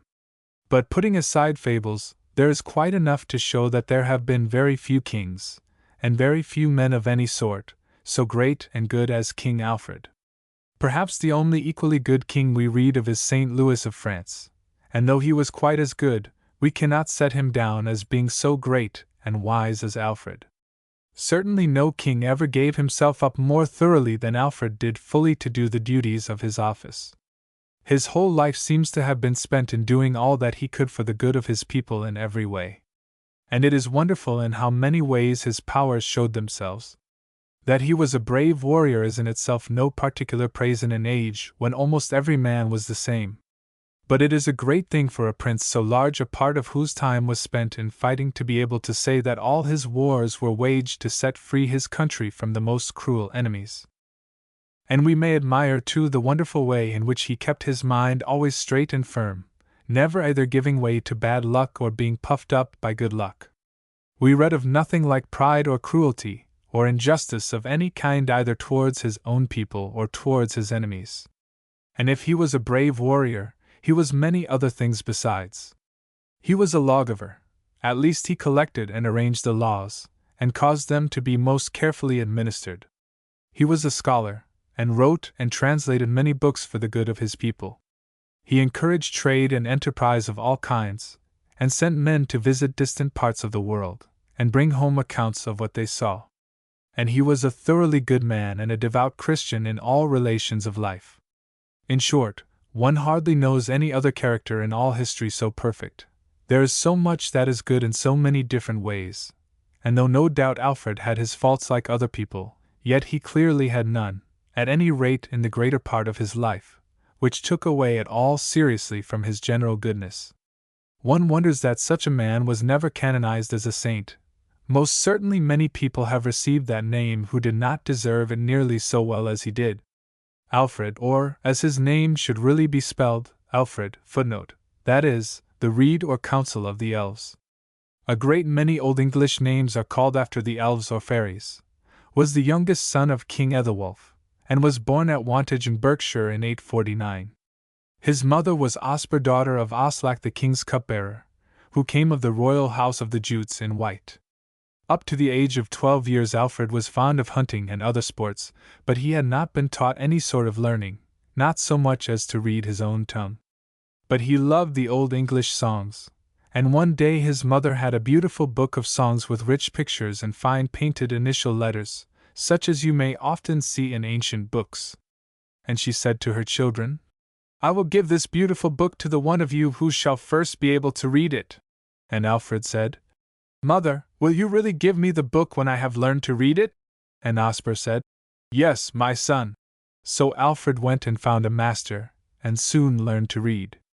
Then he came to his mother, and read the songs in the beautiful book and took the book for his own. In 868, when he was in his 20th year, while his brother Ethelred was king, Alfred married. His wife's name was Ealhswith. She was the daughter of Ethelred called the Mickle or Big, alderman of the Guinness in Lincolnshire, and her mother Edbra was of the royal house of the Mercians. It is said that on the very day of his marriage he was smitten with a strange disease, which for 20 years never quite left him, and fits of which might come on at any time. If this be true, it makes all the great things that he did even more wonderful. Meanwhile the great Danish invasion had begun in the northern parts of England. There are many stories told in the old northern songs as to the cause of it.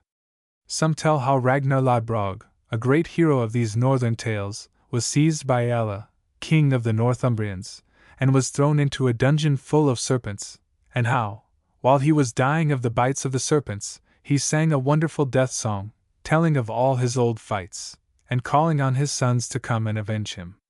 The year 871 the Danes for the first time entered Wessex. 9 great battles, besides smaller skirmishes, were fought this year, in some of which the English won and in others the Danes.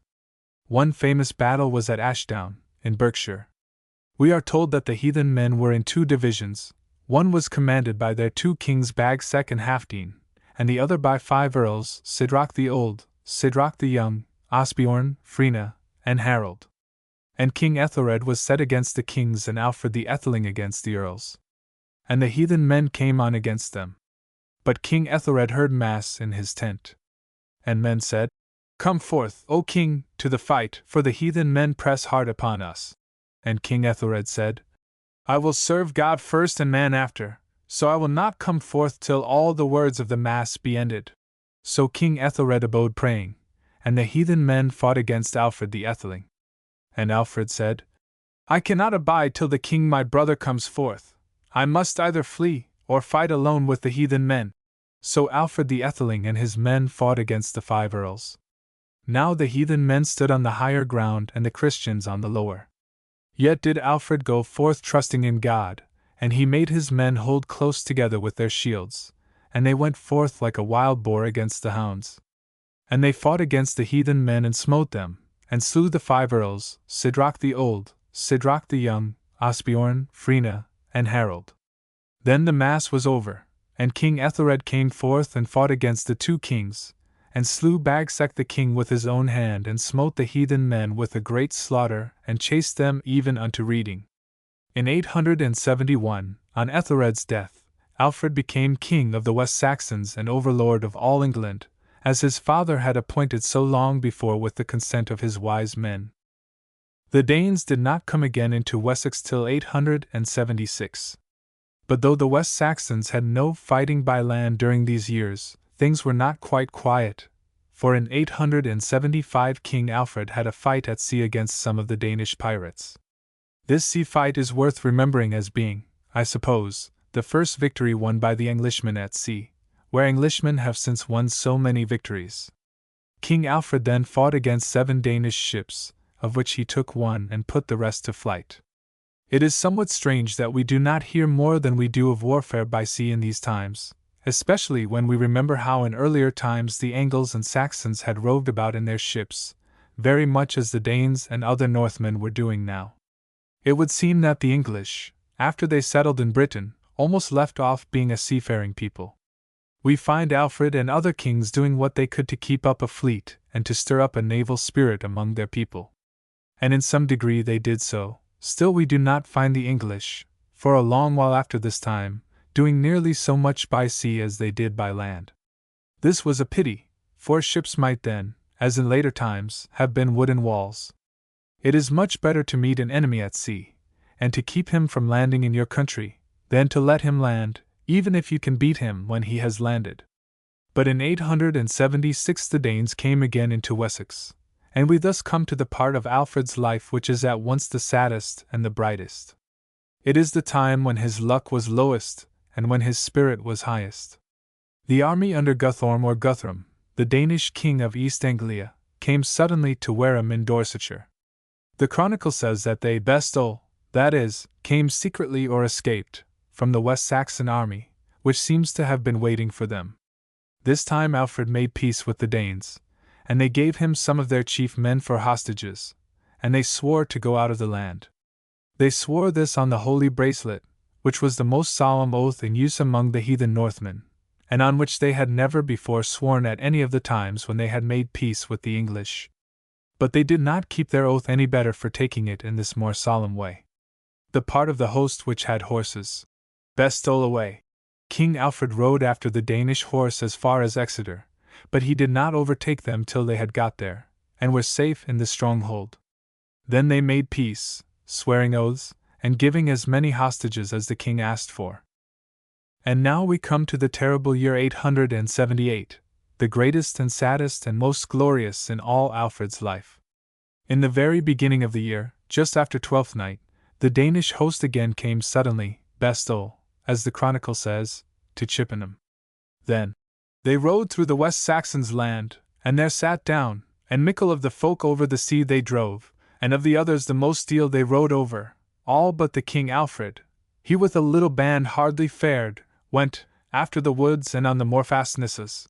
This time of utter distress lasted only a very little while, for in a few months Alfred was again at the head of an army, and able to fight against the Danes. It was during this trouble that Alfred stayed in the hut of a neatherd or swineherd of his, who knew who he was, though his wife did not know him. One day the woman set some cakes to bake, and bade the king, who was sitting by the fire mending his bow and arrows, to tend them. Alfred thought more of his bow and arrows than he did of the cakes, and let them burn. Then the woman ran in and cried out, "There, don't you see the cakes on fire? Then wherefore turn them not? You are glad enough to eat them when they are piping hot." We are told that this swineherd or neatherd afterwards became Bishop of Winchester. They say that his name was Denulf, and that the king saw that, though he was in so lowly a rank, he was naturally a very wise man. So he had him taught, and at last gave him the bishopric. I do not think that I can do better than tell you the next happening to Alfred, as it is in the chronicle, only changing those words which you might not understand. And that ilk same winter was Iwar's and Healfdene's brother among the West Saxons in Devonshire, and him their men slew, and 800 men with him, and 40 men of his host. And there was the banner taken which they the Raven hight call. And after this Easter wrought King Alfred with his little band a work, fortress, at Athelney, and out of that work was he striving with the Danish host, and the army sold, gave him hostages and mickle oaths, and eke they promised him that their king should receive baptism. And this they fulfilled. And 3 weeks after came King Guthrum with 30 of the men that in the host were worthiest, at Aller, that is near Athelney. And him the king received at his baptism, that is, was his godfather. And his chrism loosing, that is, he laid aside the chrism or white garment which a newly baptized person wore, was at Wedmore. And he was 12 nights with the king, and he honored him and his feirs, companions, with mickle fee money. Thus you see how soon King Alfred's good luck came back to him again. The Raven was a famous banner of the Danes, said to have been worked by the daughters of Ragnar Lodbrog. It was thought to have wonderful powers, so that they could tell by the way in which the Raven held his wings whether they would win or not in battle. You see, the time of utter distress lasted only from soon after Twelfth Night to Easter, and even during that time the taking of the Raven must have cheered the English a good deal. After Easter things began to mend, when Alfred built his fort at Athelney and began to skirmish with the Danes, and 7 weeks later came the great victory at Ethandun, which set Wessex free. Some say that the white horse which is cut in the side of the chalk hills near Eddington was cut then, that men might remember the great battle of Ethandun. But it has been altered in modern times to make it look more like a real horse. All this time Alfred seems to have kept his headquarters at Athelney. Thence they went to Wedmore. There the wise men came together, and Alfred and Guthorm, or, to give him the name by which he was baptized, Ethelstan, made a treaty. This treaty was very much better kept than any treaty with the Danes had ever been kept before. The Danes got much the larger part of England, still Alfred contrived to keep London. Some accounts say that only those of the Danes stayed in England who chose to become Christians, and that the rest went away into Gaul under a famous leader of theirs named Hasting. Anyhow, in 880 they went quite away into what was now their own land of East Anglia, and divided it among themselves. Thus Alfred had quite freed his own kingdom from the Danes, though he was obliged to leave so much of the island in their hands. And even through all these misfortunes, the kingdom of Wessex did in some sort become greater. Remember that in 880, when Alfred had done so many great things, he was still only 31 years old. We can see how much people always remembered and thought of Alfred, by there being many more stories told of him than of almost any other of the old kings. One story is that Alfred, wishing to know what the Danes were about and how strong they were, set out one day from Athelney in the disguise of a minstrel or juggler, and went into the Danish camp, and stayed there several days, amusing the Danes with his playing, till he had seen all that he wanted, and then went back without any one finding him out. This is what you may call a soldier's story, while some of the others are rather what monks and clergymen would like to tell. Thus there is a tale which is told in a great many different ways, but of which the following is the oldest shape. Now King Alfred was driven from his kingdom by the Danes, and he lay hid for 3 years in the Isle of Glastonbury. And it came to pass on a day that all his folk were gone out to fish, save only Alfred himself and his wife and one servant whom he loved. And there came a pilgrim to the king, and begged for food. And the king said to his servant, "What food have we in the house?" And his servant answered, "My lord, we have in the house but 1 loaf and a little wine." Then the king gave thanks to God, and said, "Give half of the loaf and half of the wine to this poor pilgrim." So the servant did as his lord commanded him, and gave to the pilgrim half of the loaf and half of the wine, and the pilgrim gave great thanks to the king. And when the servant returned, he found the loaf whole, and the wine as much as there had been aforetime. And he greatly wondered, and he wondered also how the pilgrim had come into the isle, for that no man could come there save by water, and the pilgrim had no boat. And the king greatly wondered also. And at the 9th hour came back the folk who had gone to fish. And they had 3 boats full of fish, and they said, Lo, we have caught more fish this day than in all the 3 years that we have tarried in this island. And the king was glad, and he and his folk were merry, yet he pondered much upon that which had come to pass. And when night came, the king went to his bed with eels with his wife. And the lady slept, but the king lay awake and thought of all that had come to pass by day. And presently he saw a great light, like the brightness of the sun, and he saw an old man with black hair, clothed in priest's garments, and with a mitre on his head, and holding in his right hand a book of the Gospels adorned with gold and gems. And the old man blessed the king, and the king said unto him, Who art thou? And he answered, Alfred, my son, rejoice, for I am he to whom thou didst this day give thine alms, and I am called Cuthbert the soldier of Christ. Now be strong and very courageous, and be of joyful heart, and hearken diligently to the things which I say unto thee, for henceforth I will be thy shield and thy friend, and I will watch over thee and over thy sons after thee. And now I will tell thee what thou must do.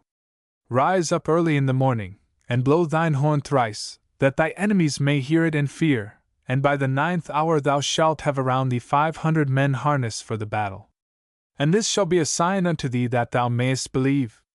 And after 7 days thou shalt have by God's gift and my help all the folk of this land gathered unto thee upon the mount that is called Ascendon. And thus shalt thou fight against thine enemies, and doubt not that thou shalt overcome them. Be thou therefore glad of heart, and be strong and very courageous, and fear not, for God hath given thine enemies into thine hand. And he hath given thee also all this land and the kingdom of thy fathers, to thee and to thy sons and to thy sons' sons after thee. Be thou faithful to me and to my folk, because that unto thee is given all the land of Albion. Be thou righteous, because thou art chosen to be the king of all Britain. So may God be merciful unto thee, and I will be thy friend, and none of thine enemies shall ever be able to overcome thee. Then was King Alfred glad at heart, and he was strong and very courageous, for that he knew that he would overcome his enemies by the help of God and Saint Cuthbert his patron. So in the morning he arose, and sailed to the land, and blew his horn 3 times, and when his friends heard it they were glad, and when his enemies heard it they feared. And by the 9th hour, according to the word of the Lord, there were gathered unto him 500 men of the bravest and dearest of his friends. And he spake unto them and told them all that God had said unto him by the mouth of his servant Cuthbert, and he told them that, by the gift of God and by the help of Saint Cuthbert, they would overcome their enemies and win back their own land. And he bade them, as Saint Cuthbert had taught him, to fear God alway and to be alway righteous toward all men. And he bade his son Edward, who was by him, to be faithful to God and Saint Cuthbert, and so he should alway have the victory over his enemies.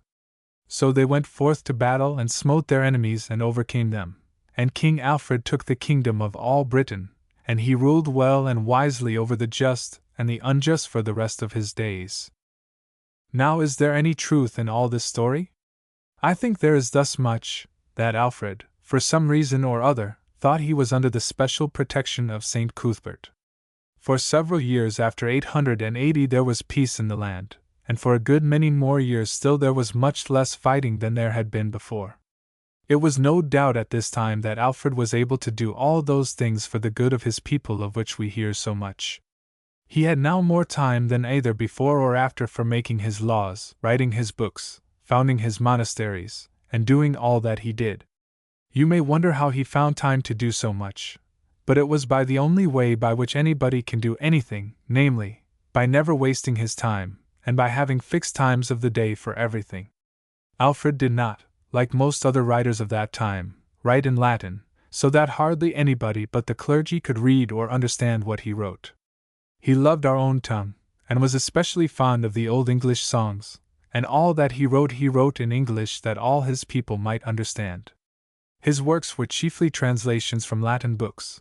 What we should have valued most of all, his notebook or handbook, containing his remarks on various matters, is lost. He translated into English the history of Basta, the history of Orosius, some of the works of Pope Gregory the Great, and the Consolation of Philosophy by Boethius.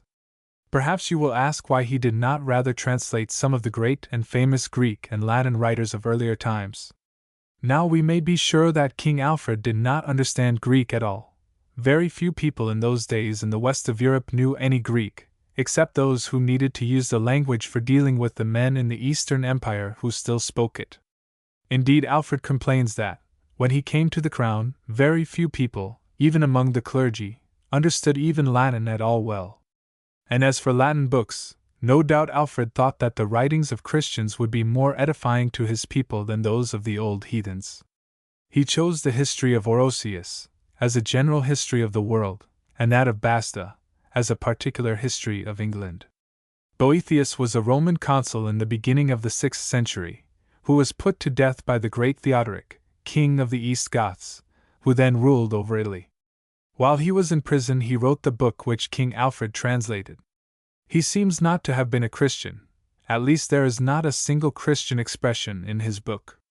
But people fancied that he was not only a Christian, but a saint and a martyr, most likely because Theodoric, who put him to death, was not an Orthodox Christian, but an Arian. Alfred, in translating his books, did not always care to translate them quite exactly, but he often altered and put in things of his own, if he thought he could thus make them more improving. So in translating Boethius, he altered a good deal, to make the wise heathen speak like a Christian. So in translating Orosius, where Orosius gives an account of the world, Alfred greatly enlarged the account of all the northern part of Europe, of which Alfred naturally knew much more than Orosius did. Alfred was also very careful in the government of his kingdom, especially in seeing that justice was properly administered. So men said of him in their songs, much as they had long before said of King Edwin in Northumberland, that he hung up golden bracelets by the roadside, and that no man dared to steal them. In his collection of laws, he chiefly put in order the laws of the older kings, not adding many of his own, because he said that he did not know how those who came after him might like them. King Alfred was very attentive to religious matters, and gave great alms to the poor and gifts to churches. He also founded 2 monasteries. One was for nuns, at Shaftesbury in Dorsetshire, of which he made his own daughter, Ethelgifu, abbess. The other was for monks at Athelney. You can easily see why he should build it there. He also sent several embassies to Rome, where he got Pope Marinus to grant certain privileges to the English school at Rome. The Pope also sent him what was thought to be a piece of the wood of the true cross, that on which our Lord Jesus Christ died. He also sent an embassy to Jerusalem, and had letters from Abel the Patriarch there. And what seems stranger than all, he sent an embassy all the way to India, with alms for the Christians there, called the Christians of St. Thomas and St. Bartholomew. Lastly, there seems some reason to think that the chronicle began to be put together in its present shape in Alfred's time, and that it was regularly gone on with afterward, so that from the time of Alfred onward we have a history which was regularly written down as things happened. All these things happened mainly in the middle years of the reign of Alfred, when there was so much less fighting than there was before and after, and when some years seemed to have been quite peaceable. Guthorm Aethelstan and his Danes in East Anglia were for some years true to the Treaty of Wedmore, and the other Danes seem just now to have been busy in invading Gaul and other parts of the continent rather than England. Also King Alfred had now got a fleet, so that he often met them at sea and kept them from landing. This he did in 882, and we do not find that any Danes landed again in England till 885.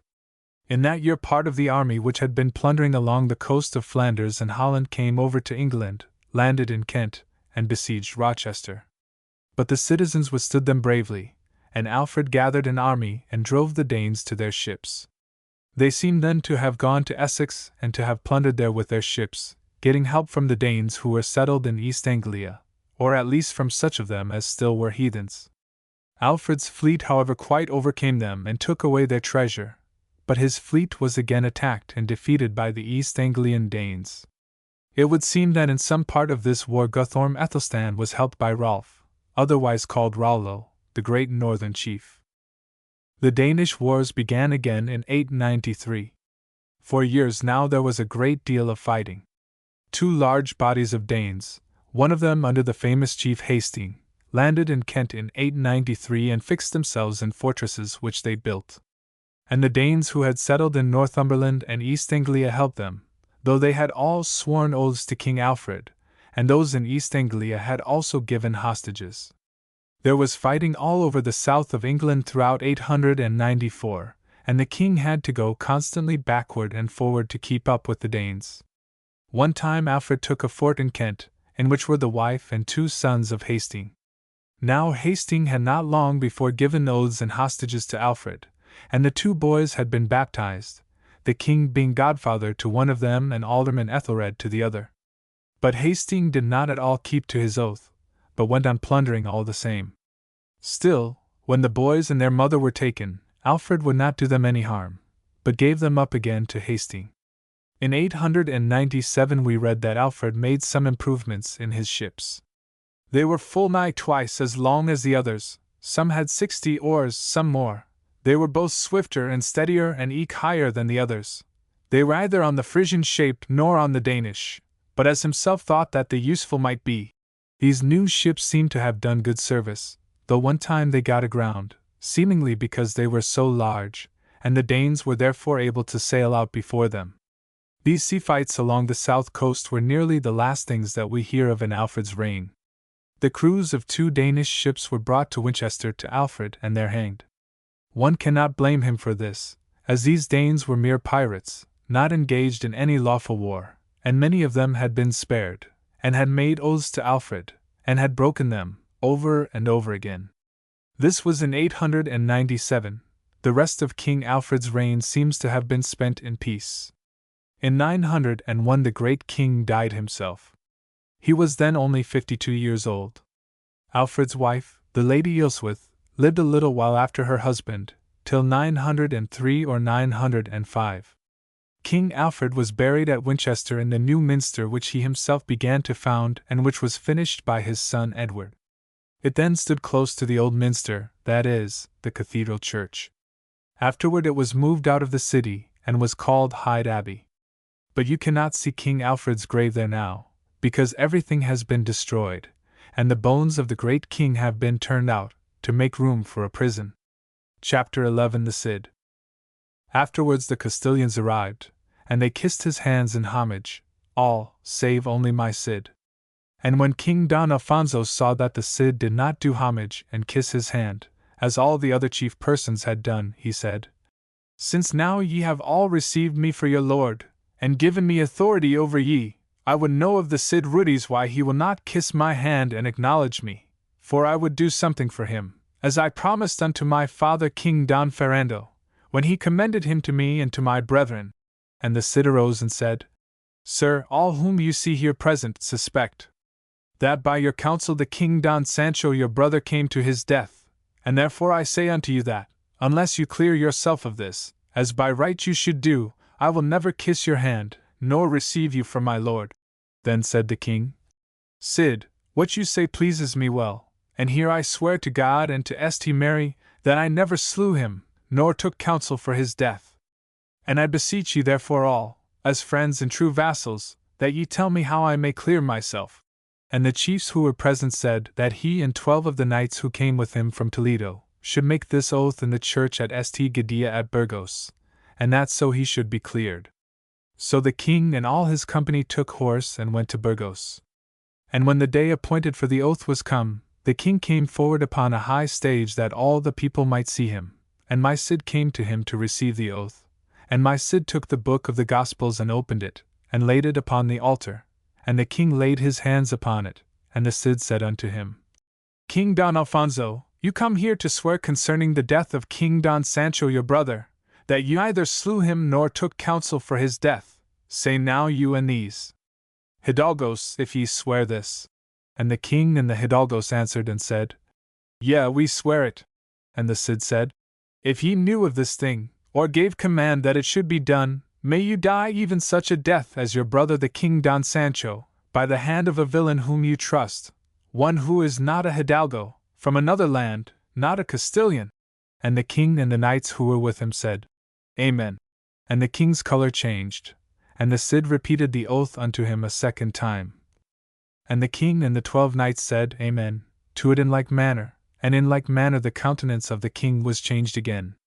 And my Cid repeated the oath unto him a third time, and the king and the knights said, Amen.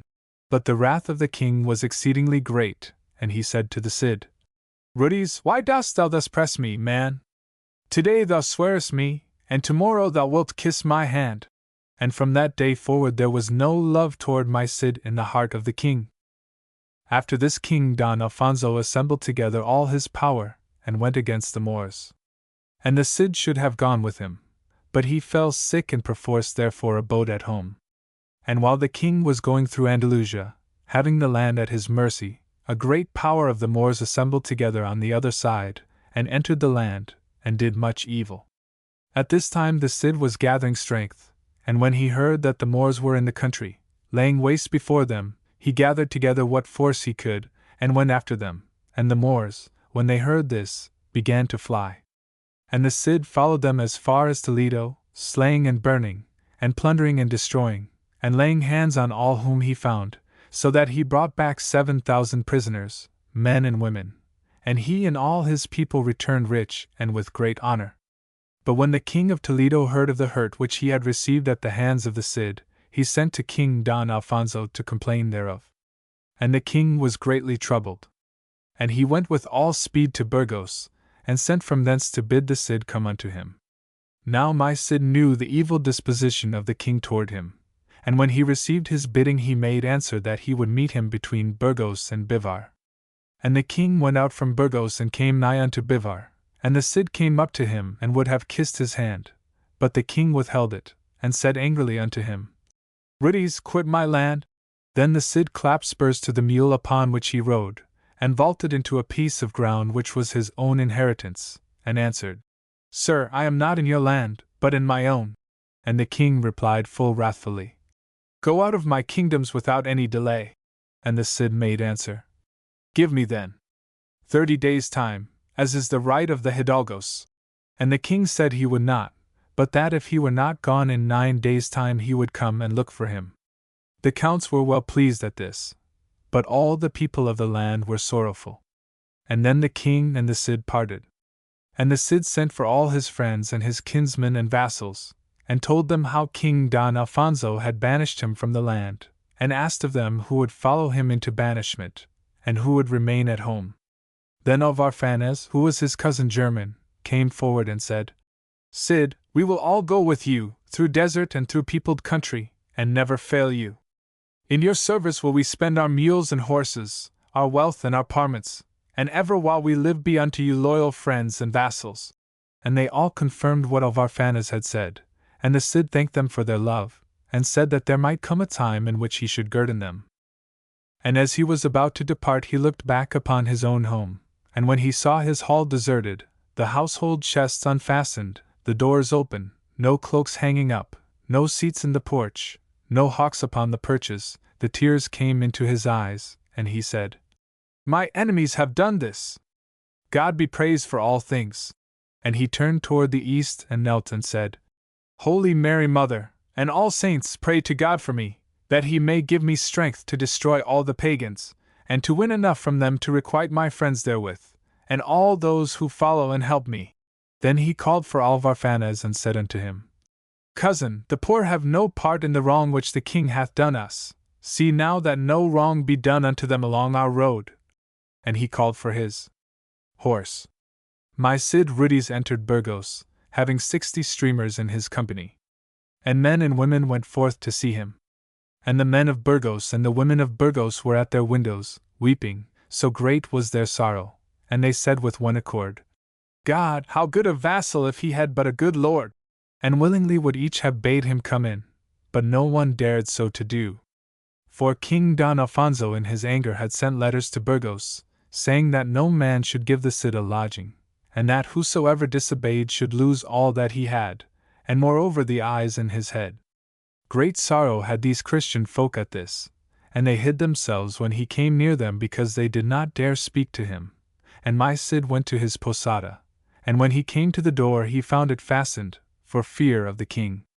And his people called out with a loud voice, but they within made no answer.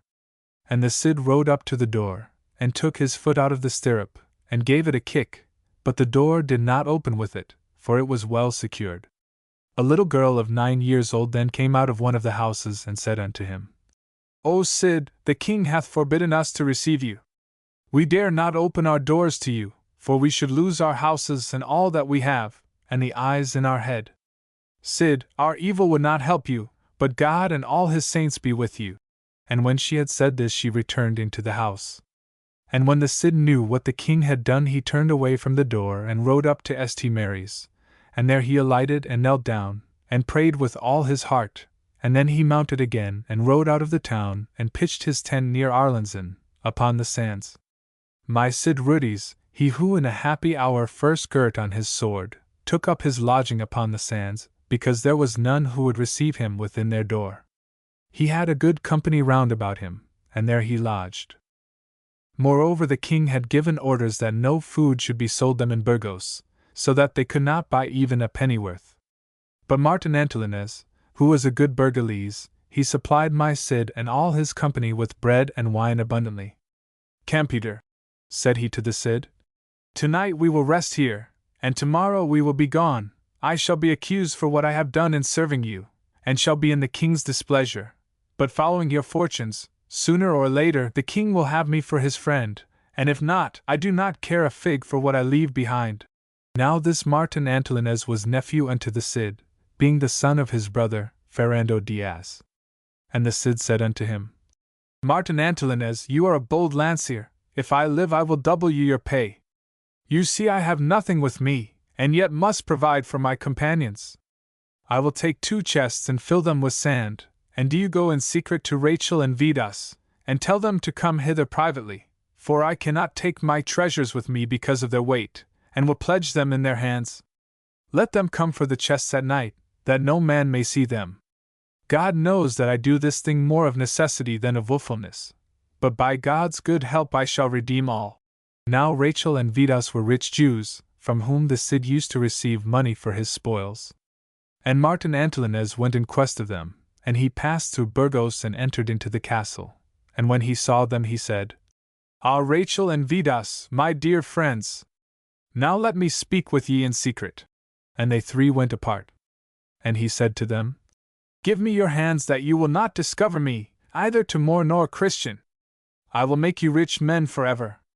The Campeador went for the tribute, and he took great wealth, and some of it he has kept for himself. He has 2 chests full of gold. Ye know that the king is in anger against him, and he cannot carry these away with him without their being seen. He will leave them therefore in your hands, and you shall lend him money upon them, swearing with great oaths and upon your faith, that you will not open them till a year be past. Rachel and Vidas took counsel together and answered, We well knew he got something when he entered the land of the Moors. He who has treasures does not sleep without suspicion. We will take the chests, and place them where they shall not be seen. But tell us, with what will the Cid be contented, and what gain will he give us for the year? Martin Antolínez answered like a prudent man, My Cid requires what is reasonable. He will ask but little to leave his treasures in safety. Men come to him from all parts. He must have 600 marks. And the Jews said, We will advance him so much. Well then, said Martin Antolínez, ye see that the night is advancing. The Cid is in haste, give us the marks. This is not the way of business, said they. We must take first, and then give. Ye say well, replied the Burgalese. Come then to the Campeador, and we will help you to bring away the chests, so that neither Moors nor Christians may see us. So they went to horse and rode out together, and they did not cross the bridge, but rode through the water that no man might see them, and they came to the tent of the Cid. Meantime the Cid had taken 2 chests, which were covered with leather of red and gold, and the nails which fastened down the leather were well gilt. They were ribbed with bands of iron, and each fastened with 3 locks. They were heavy, and he filled them with sand. And when Rachel and Vidas entered his tent with Martin Antolínez, they kissed his hand, and the Cid smiled and said to them, Ye see that I am going out of the land, because of the king's displeasure, but I shall leave something with ye. And they made answer, Martin Antolínez has covenanted with us, that we shall give you 600 marks upon these chests, and keep them a full year, swearing not to open them till that time be expired, else shall we be perjured. Take the chest, said Martin Antolínez, I will go with you, and bring back the marks, for my Cid must move before cock-crow. So they took the chests, and though they were both strong men they could not raise them from the ground, and they were full glad of the bargain which they had made. And Rachel then went to the Cid and kissed his hand and said, Now, Campeter, you are going from Castile among strange nations, and your gain will be great, even as your fortune is. I kiss your hand, Cid, and have a gift for you, a red skin. It is Moorish and honorable. And the Cid laid. It pleases me, give it me if ye have brought it, if not, reckon it upon the chests. And they departed with the chests, and Martin Antolínez and his people helped them, and went with them. And when they had placed the chests in safety, they spread a carpet in the middle of the hall, and laid a sheet upon it, and they threw down upon it 300 marks of silver. Don Martin counted them, and took them without weighing. The other 300 they paid in gold. When Martin Antolínez came into the Cid's tent he said unto him, I have sped well, Campeter. You have gained 600 marks. Now then strike your tent and be gone. The time draws on, and you may be with your lady wife at St. Pedro de Cardena, before the cock crows. The cocks were crowing again, and the day began to break, when the good Campeter reached St. Pedro's. The abbot Don Sisabuto was saying matins, and Dona Ximena and 5 of her ladies of good lineage were with him, praying to God and St. Peter to help my Cid. And when he called at the gate and they knew his voice, God, what a joyful man was the abbot Don Sisabuto! Out into the courtyard they went with torches and with tapers, and the abbot gave thanks to God that he now beheld the face of my Cid. And the Cid told him all that had befallen him, and how he was a banished man, and he gave him 50 marks for himself, and 100 for Dona Ximena and her children. Abbot, said he, I leave 2 little girls behind me, whom I commend to your care. Take you care of them and of my wife and of her ladies. When this money be gone, if it be not enough, supply them abundantly, for every mark which you spend upon them I will give the monastery for. And the abbot promised to do this with a right good will. Then Dona Ximena came up weeping bitterly, and she said to her husband, Lo, now you are banished from the land by mischief-making men, and here am I with your daughters, who are little ones and of tender years, and we and you must be parted, even in your lifetime. For the love of St. Mary, tell me now what we shall do. And the Cid took the children in his arms, and held them to his heart and wept, for he dearly loved them.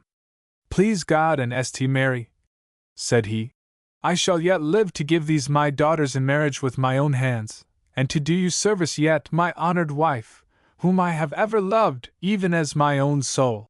Now hath my Cid left the kingdom of King Don Alfonso, and entered the country of the Moors. And at daybreak they were near the brow of the Sierra, and they halted there upon the top of the mountains, and gave barley to their horses, and remained there until evening. And they set forward when the evening had closed, that none might see them, and continued their way all night, and before dawn they came near to Castrejón, which is upon the Henares.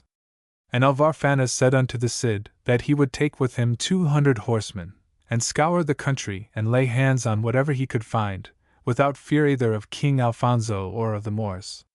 And he counselled him to remain in ambush where he was, and surprise the castle of Castrejón, and it seemed good unto my Cid.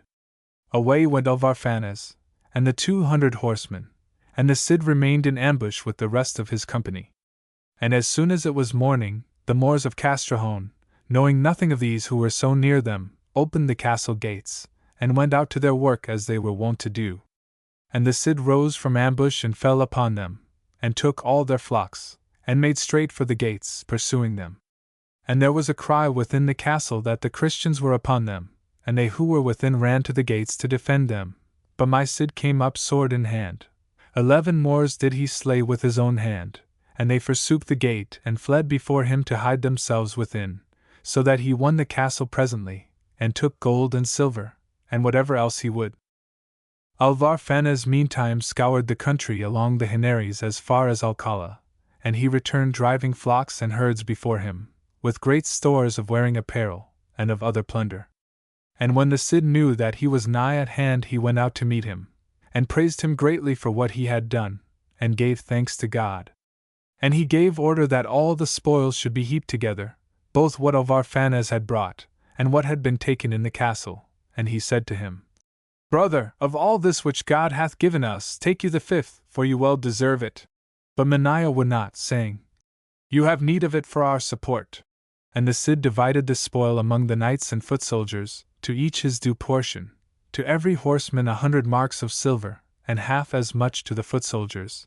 And, because he could find none to whom to sell his fifth, he spake to the Moors, telling them that they might come safely to purchase the spoil, and the prisoners also whom he had taken, both men prisoners and women. And they came, and valued the spoil and the prisoners, and gave for them 3,000 marks of silver, which they paid within 3 days. They bought also much of the spoil which had been divided, making great gain, so that all who were in my Cid's company were full rich. And the heart of my Cid was joyous, and he sent to King Don Alfonso, telling him that he and his companions would yet do him service upon the Moors. Then my Cid assembled together his good men and said unto them, Friends, we cannot take up our abode in this castle, for there is no water in it, and moreover the king is at peace with these Moors, and I know that the treaty between them hath been written, so that if we should abide here he would come against us with all his power, and with all the power of the Moors, and we could not stand against him. If therefore it seem good unto you, let us leave the rest of our prisoners here, that we may be free from all encumbrance, like men who are to live by war. And it pleased them well that it should be so. And he said to them, Ye have all had your shares, either is there anything owing to any one among ye. Now then let us be ready to take horse betimes on the morrow, for I would not fight against my lord the king. So on the morrow they went to horse and departed, being rich with the spoils which they had won, and they left the castle to the Moors, who remained blessing them for this bounty which they had received at their hands. Then my Cid and his company went up the Henares as fast as they could go. Great were the spoils which they collected as they went along. And on the morrow they came against Alcocer. There my Cid pitched his tents upon a round hill, which was a great hill and a strong, and the river Salon ran near them, so that the water could not be cut off.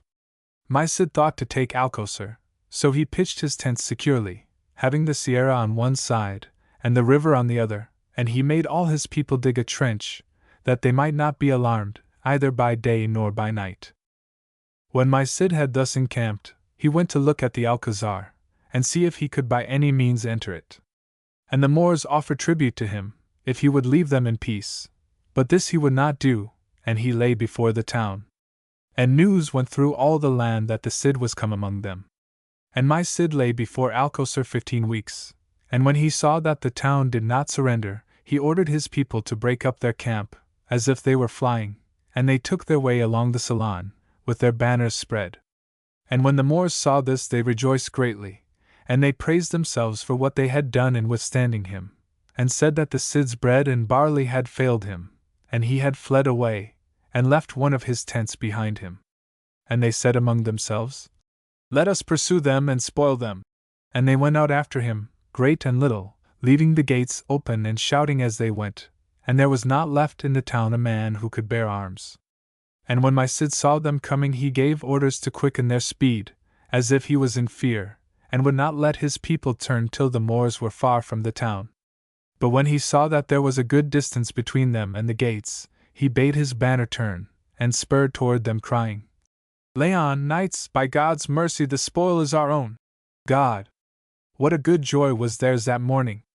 My Cid's vassals laid on without mercy, in 1 hour, and in a little space 300 Moors were slain, and my Cid won the place, and planted his banner upon the highest point of the castle. And the Cid said, Blessed be God and all his saints, we have bettered our quarters both for horses and men. And he said to Alvarfanez and all his knights, Hear me, we shall get nothing by killing these Moors. Let us take them and they shall show us their treasures which they have hidden in their houses, and we will dwell here and they shall serve us. In this manner did my Cid win Alcocer, and take up his abode therein. In 3 weeks' time after this returned Alvarfanez from Castile. And my Cid rode up to him, and embraced him without speaking, and kissed his mouth and the eyes and his head.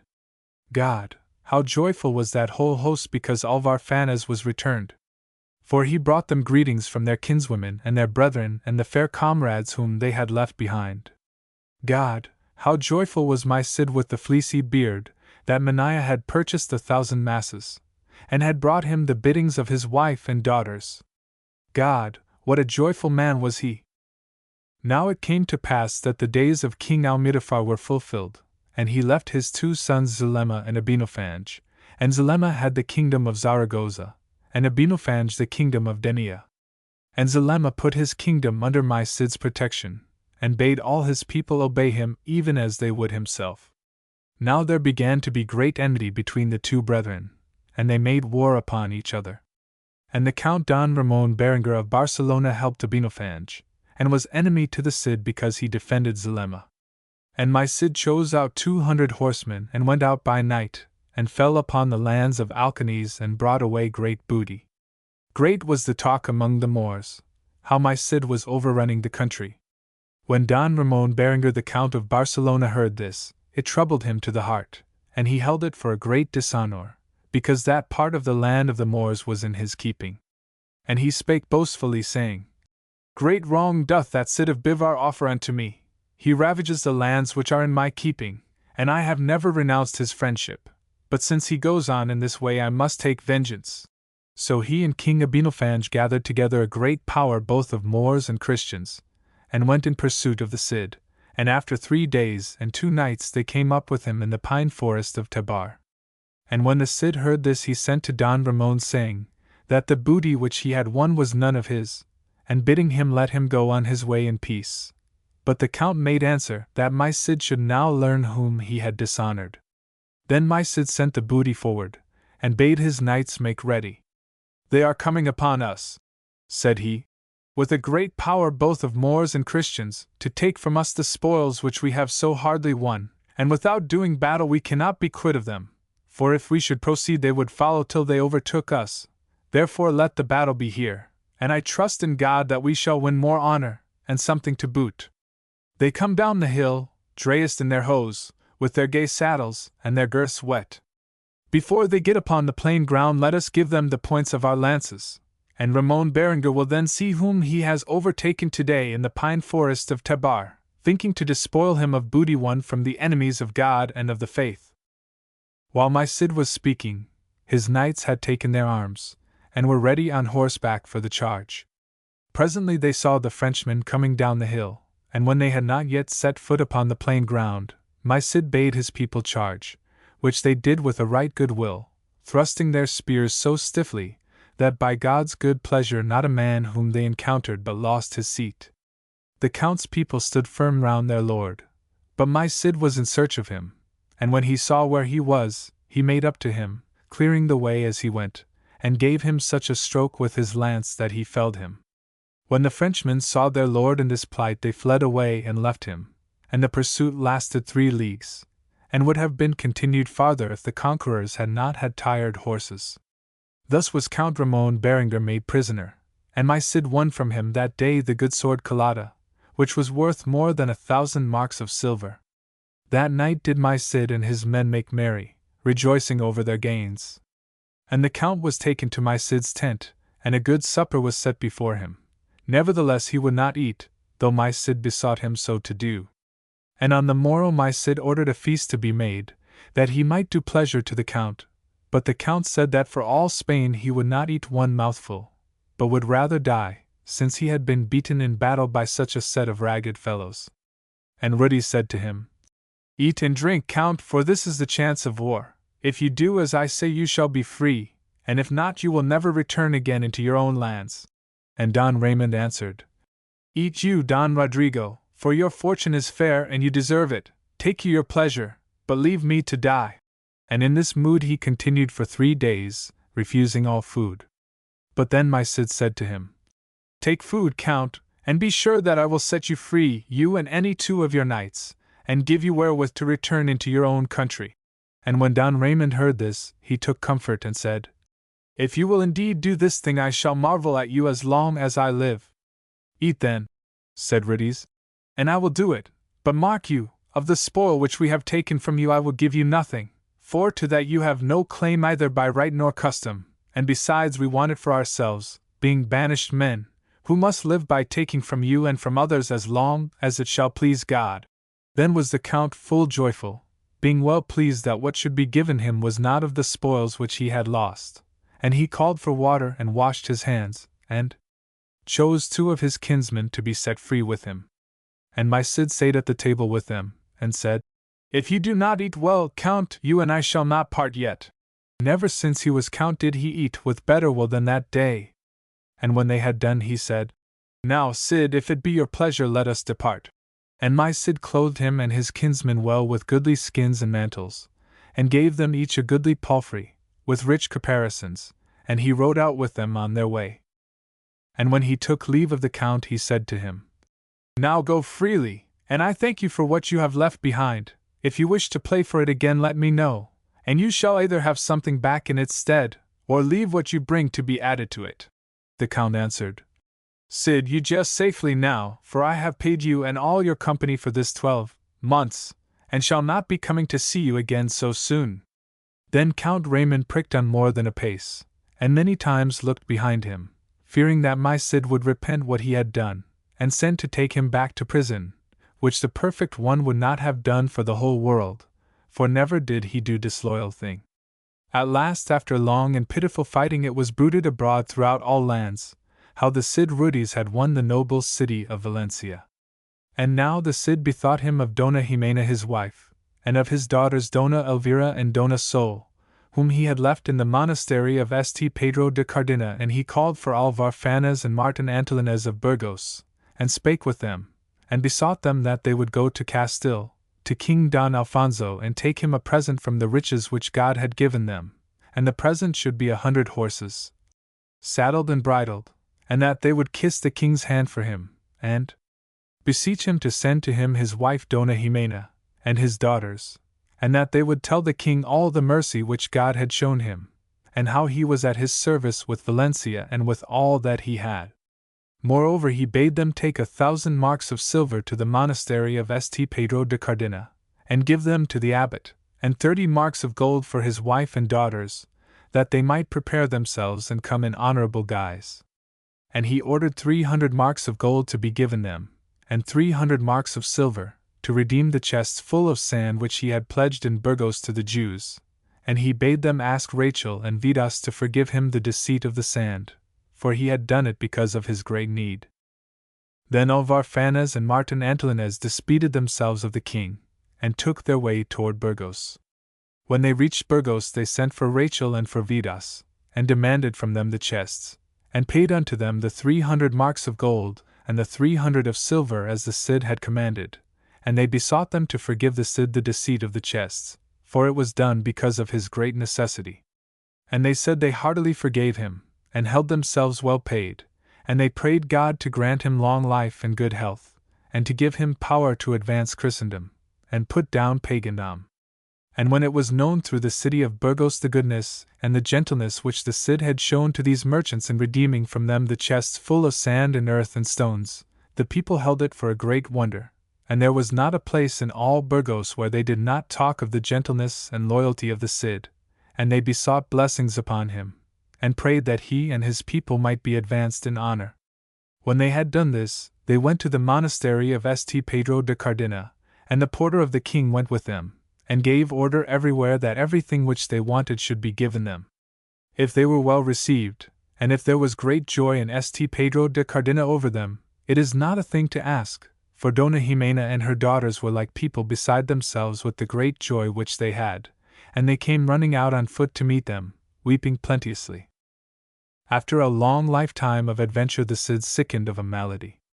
And the day before his weakness waxed great, he ordered the gates of Valencia to be shut, and went to the church of St. Peter, and there the bishop Don Hieronimo being present, and all the clergy who were in Valencia, and the knights and honorable men and honorable dames, as many as the church could hold, the Cid Rudis stood up, and made a full noble preaching, showing that no man, however honorable or fortunate he may be in this world, can escape death, to which, said he, I am now full near, and since ye know that this body of mine hath never yet been conquered, nor put to shame, I beseech ye let not this befall it at the end, for the good fortune of man is only accomplished at his end.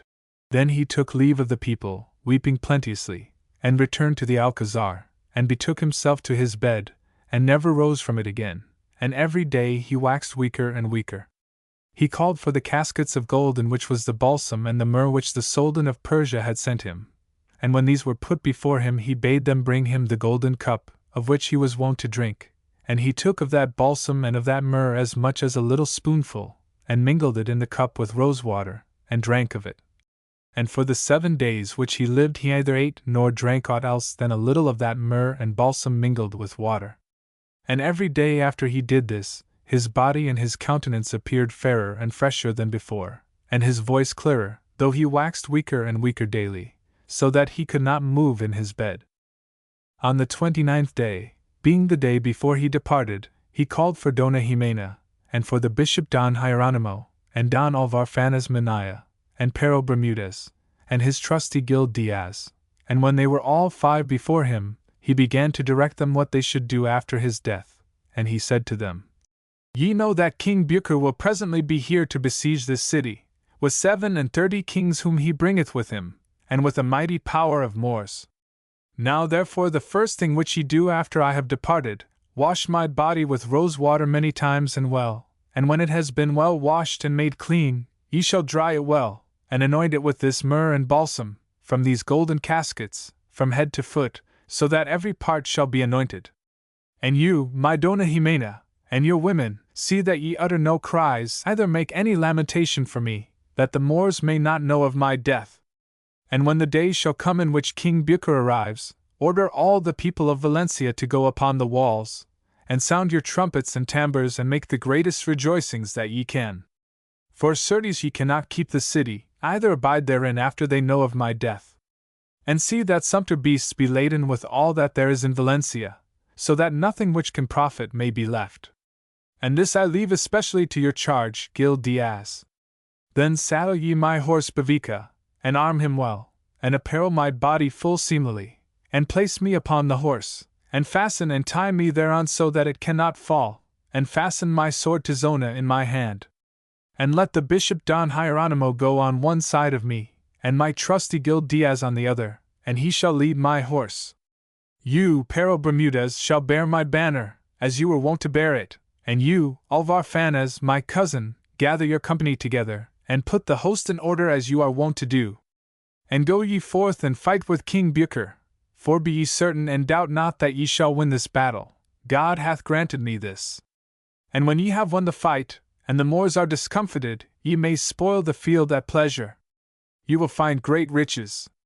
And this noble baron yielded up his soul, which was pure and without spot, to God, on that Sunday which is called Quinquagesima, being the 29th of May, in the year of our Lord 1099, and in the 73rd year of his life.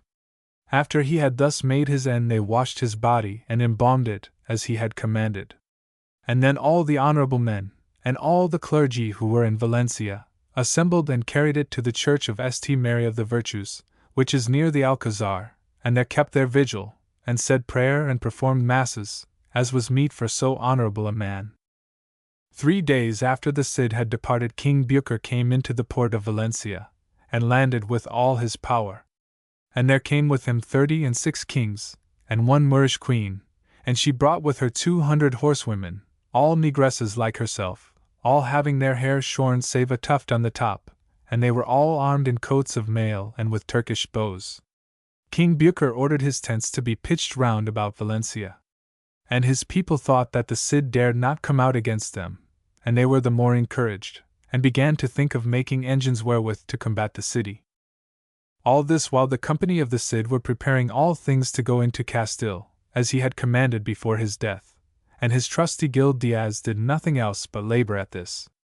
And the body of the Cid was prepared, and the virtue of the balsam and myrrh was such that the flesh remained firm and fair, having its natural color, and his countenance, as it was wont to be, and the eyes open, and his long beard in order, so that there was not a man who would have thought him dead if he had seen him. And on the 2nd day after he had departed, Gil Diaz placed the body upon a right noble saddle. And he took 2 boards and fitted them to the body, one to the breast and the other to the shoulders.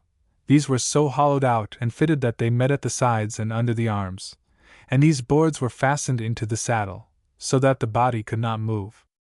All this was done by the morning of the 12th day, and all that day the people of the Cid were busied in making ready their arms, and in loading beasts with all that they had. When it was midnight they took the body of the Cid fastened to the saddle as it was, and placed it upon his horse Bavica, and fastened the saddle well, and the body sate so upright and well that it seemed as if he was alive.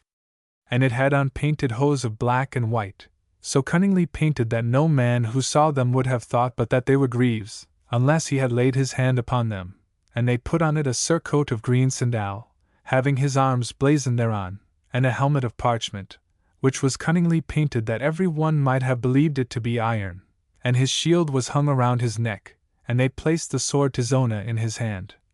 And they raised his arm, and fastened it up so subtly that it was a marvel to see how upright he held the sword.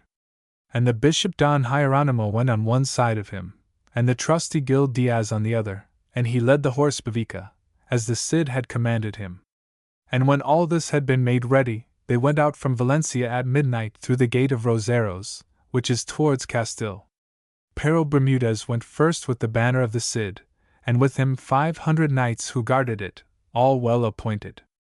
Then came the body of the Cid with 100 knights, all chosen men, and behind them Dona Ximena with all her company, and 600 knights in the rear.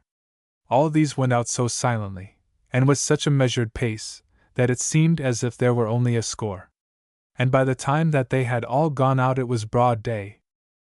Now, while the Bishop Don Hieronymo and Gil Diaz led away the body of the Cid, and Dona Ximena, and the baggage, Alvar Fanez Minaya fell upon the Moors. First he attacked the tents of that Moorish queen, the Negress, who lay nearest to the city, and this onset was so sudden, that they killed full 150 Moors before they had time to take arms or go to horse. But that Moorish Negress, so skillful in drawing the Turkish bow, that they called her the Star of the Archers, was the first that got on horseback, and with some 50 that were with her, did some hurt to the company of the Cid, but in fine they slew her, and her people fled to the camp. And so great was the uproar and confusion, that few there were who took arms, but instead thereof they turned their backs and fled toward the sea. And when King Bucer and his kings saw this they were astonished. And it seemed to them that there came against them on the part of the Christians full 70,000 knights, all as white as snow, and before them a knight of great stature upon a white horse. And King Bucer and the other kings were so greatly dismayed that they never checked the reins till they had ridden into the sea, and the company of the Cid rode after them, smiting and slaying and giving them no respite. And when the Moors came to the sea, so great was the press among them to get to the ships, that more than 10,000 died in the water. And King Bucer and they who escaped with him hoisted sails and went their way, and never more turned their heads. Then Alvar Fanez and his people went after the Bishop Don Hieronymo and Gil Diaz, who, with the body of the Cid, and Dona Ximena, and the baggage, had gone on till they were clear of the host, and then waited for those who were gone against the Moors. And so great was the spoil, gold, and silver, and other precious things that the poorest man among the Christians, horseman or on foot, became rich with what he won that day. And when they were all met together, they took the road toward Castile, and they halted that night in a village which is called Siete Aguas, that is to say, the 7 Waters, which is 9 leagues from Valencia. When the company of the Cid departed from the Siete Aguas, they held their way by short journeys. And the Cid went alway upon his horse Bavica, as they had brought him out from Valencia, save only that he wore no arms, but was clad in right noble garments. Great was the concourse of people to see the Cid Rudis coming in that guise. They came from all the country round about, and when they saw him their wonder was the greater, and hardly could they be persuaded that he was dead. At this time King Don Alfonso abode in Toledo, and when the letters came unto him saying how the Cid Campeador was departed, and after what manner he had discomfited King Bucer, and how they brought him in this goodly manner upon his horse Bavica, he set out from Toledo, taking long journeys till he came to San Pedro de Cardena to do honor to the Cid at his funeral. And when the King Don Alfonso saw so great a company and in such goodly array, and the Cid Rudis so nobly clad and upon his horse Bavica, he was greatly astonished. And the king beheld his countenance, and seeing it so fresh and comely, and his eyes so bright and fair, and so even and open that he seemed alive, he marveled greatly. On the third day after the coming of King Don Alfonso, they would have interred the body of the Cid, but when the king heard what Dona Ximena had said, that while it was so fair and comely it should not be laid in a coffin, he held that what she said was good. And he sent for the ivory chair which had been carried to the Cortes of Toledo, and gave order that it should be placed on the right of the altar of St. Peter, and he laid a cloth of gold upon it, and he ordered a graven tabernacle to be made over the chair, richly wrought with azure and gold. And he himself, and the King of Navarre and the Infante of Aragon, and the Bishop Don Hieronymo, to do honor to the Cid, helped to take his body from between the two boards, in which it had been fastened at Valencia. And when they had taken it out, the body was so firm that it bent not on either side, and the flesh so firm and comely, that it seemed as if he were yet alive. And the king thought that what they purported to do and had thus begun, might full well be effected. And they clad the body in cloth of purple, which the Soldan of Persia had sent him, and put him on hose of the same, and set him in his ivory chair, and in his left hand they placed his sword Tizona in its scabbard, and the strings of his mantle in his right. And in this fashion the body of the Cid remained there 10 years and more, till it was taken thence and buried. Gil Diaz took great delight in tending the horse Bavica, so that there were few days in which he did not lead him to water, and bring him back with his own hand. And from the day in which the dead body of the Cid was taken off his back, never man was suffered to bestride that horse, but he was always led when they took him to water, and when they brought him back. And this good horse lived 2 years and a half after the death of his master the Cid, and then he died also, having lived full 40 years.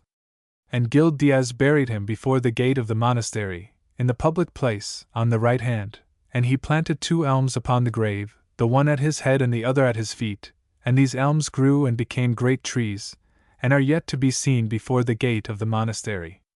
Chapter 12 Robin Hood. Because of the hardness towards the English people of William the Conqueror, and of William's successors to several generations, many an Englishman exiled himself from town and passed his life in the greenwood. These men were called outlaws. First they went forth out of love for the ancient liberties of England. Then in their living in the forest, they put themselves without the law by their ways of gaining their livelihood. Of such men none were more renowned than Robin Hood and his company. We do not know anything about Robin Hood, who he was, or where he lived, or what evil deed he had done. Any man might kill him and never pay penalty for it. But outlaw or not, the poor people loved him and looked on him as their friend, and many a stout fellow came to join him, and led a merry life in the greenwood, with moss and fern for bed, and for meat the king's deer, which it was death to slay. Tillers of the land, yeomen, and some say knights, went on their ways freely, for of them Robin took no toll. But lordly churchmen with money bags well filled, or proud bishops with their richly dressed followers, trembled as they drew near to Sherwood Forest. Who was to know whether behind every tree there did not lurk Robin Hood or one of his men? One day Robin was walking alone in the wood, and reached a river spanned by a very narrow bridge, over which one man only could pass. In the midst stood a stranger, and Robin bade him go back and let him go over. "I am no man of yours," was all the answer Robin got, and in anger he drew his bow and fitted an arrow to it. "Would you shoot a man who has no arms but a staff?" asked the stranger in scorn, and with shame Robin laid down his bow, and unbuckled an oaken stick at his side. "We will fight till one of us falls into the water," he said, and fight they did, till the stranger planted a blow so well that Robin rolled over into the river. "You are a brave soul," said he, when he had waited to land, and he blew a blast with his horn which brought 50 good fellows, clad in green, to the little bridge. "Have you fallen into the river that your clothes are wet?" asked one, and Robin made answer, "No, but this stranger, fighting on the bridge, got the better of me, and tumbled me into the stream." At this the foresters seized the stranger, and would have ducked him had not their leader bade them stop, and begged the stranger to stay with them and make one of themselves.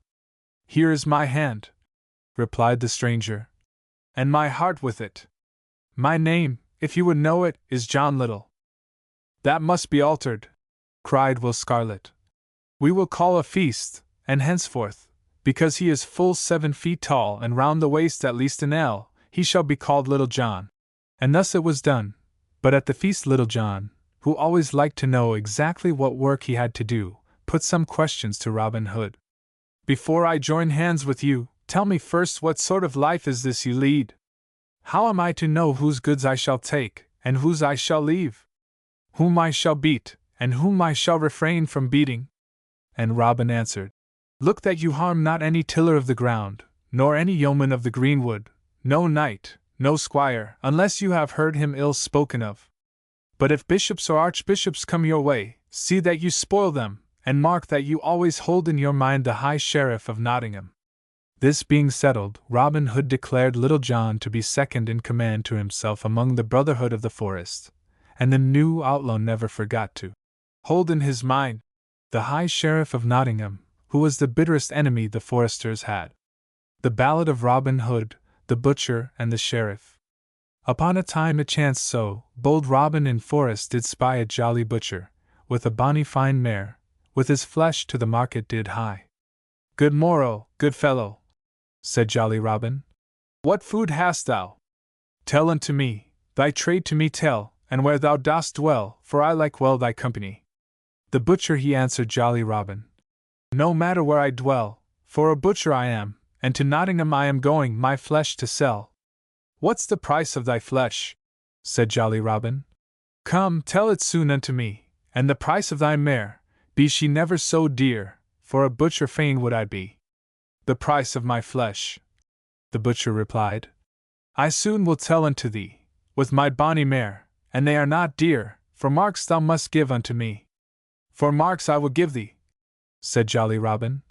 "For marks shall be thy fee, the money come count, and let me mount, for a butcher I fain would be." Now Robin he is to Nottingham gone, his butcher's trade to begin. With good intent to the sheriff he went, and there he took up his inn. When other butchers did open their meat, bold Robin got golden fee, for he sold more meat for 1 penny than others did sell for 3. Which made the butchers of Nottingham to study as they did stand, saying, "Surely he is some prodigal that has sold his father's land. This is a mad blade." The butchers still said the sheriff, "He is some prodigal, that some land has sold for silver and gold, and now he doth mean to spend all." "Hast thou any horn beasts?" the sheriff asked. "Good fellow, to sell to me?" "Yes, that I have, good master sheriff, I have hundreds, 2 or 3. And 100 acres of good free land, if you please it to see, and I'll make you as good assurance of it, as ever my father made me." The sheriff he saddled his good palfrey, and with 300 pounds of gold, away he went with bold Robin Hood, his horned beasts to behold. Away then the sheriff and Robin did ride, to the forest of merry Sherwood. Then the sheriff did say, "God keep us this day from a man they call Robin Hood." But when a little farther they came, bold Robin he chanced to spy 100 head of good red deer, come tripping the sheriff full nigh. "How like you my horned beasts, good master sheriff? They be fat and fair to see. I tell thee, good fellow, I would I were gone, for I like not thy company." Then Robin set his horn to his mouth, and blew but blasts 3. Then quickly anon there came Little John, and all his company. "What is your will?" then said Little John. "Good master, come tell unto me. I have brought hither the sheriff of Nottingham this day to dine with thee." Then Robin took his cloak from his back and laid it upon the ground, and out of the sheriff's portmanteau he took 300 pound. He then led the sheriff through the wood, and set him on his dapple grey. "Commend Robin Hood to your wife at home," he said, and went laughing away. Now Robin Hood had no liking for a company of idle men about him, and sent off Little John and Will Scarlet to the great road known as Watling Street, with orders to hide among the trees and wait till some adventure might come to them, and if they took captive earl or baron, abbot or knight, he was to be brought unharmed back to Robin Hood. But all along Watling Street the road was bare, white and hard it lay in the sun, without the tiniest cloud of dust to show that a rich company might be coming. East and west the land lay still. At length, just where a side path turned into the broad highway, there rode a knight, and a sorrier man than he never sat a horse on summer day. 1 foot only was in the stirrup, the other hung carelessly by his side. His head was bowed, the reins dropped loose, and his horse went on as he would. At so sad a sight the hearts of the outlaws were filled with pity, and Little John fell on his knees and bade the knight welcome in the name of his master. "Who is your master?" asked the knight. "Robin Hood," answered Little John. "I have heard much good of him," replied the knight, "and will go with you gladly." Then they all set off together, tears running down the knight's cheeks as he rode, but he said nothing, neither was anything said to him. And in this wise they came to Robin Hood. "Welcome, Sir Knight," cried he, "and thrice welcome, for I waited to break my fast till you or some other had come to me." "God save you, good Robin," answered the knight, and after they had washed themselves in the stream they sat down to dine off bread, with flesh of the king's deer, and swans and pheasants. "Such a dinner have I not had for 3 weeks and more," said the knight. "And if I ever come again this way, good Robin, I will give you as fine a dinner as you have given me." "I thank you," replied Robin. "My dinner is always welcome, still, I am none so greedy but I can wait for it. But before you go, pay me, I pray you, for the food which you have had. It was never the custom for a yeoman to pay for a knight." "My bag is empty," said the knight, "save for 10 shillings only." "Go, Little John, and look in his wallet," said Robin. "And, Sir Knight, if in truth you have no more, not 1 penny will I take, nay, I will give you all that you shall need." So Little John spread out the knight's mantle, and opened the bag, and therein lay 10 shillings and naught besides. "What tidings, Little John?" cried his master. "Sir, the knight speaks truly," said Little John. "Then tell me, Sir Knight, whether it is your own ill doings which have brought you to this sorry pass." "For an 100 years my fathers have dwelt in the forest," answered the knight, "and 400 pounds might they spend yearly. But within 2 years misfortune has befallen me, and my wife and children also." "How did this evil come to pass?" asked Robin. "Through my own folly," answered the knight, "and because of my great love I bore my son, who would never be guided of my counsel, and slew, ere he was 20 years old, a knight of Lancaster and his squire. For their deaths I had to pay a large sum, which I could not raise without giving my lands in pledge to the rich abbot of St. Mary's.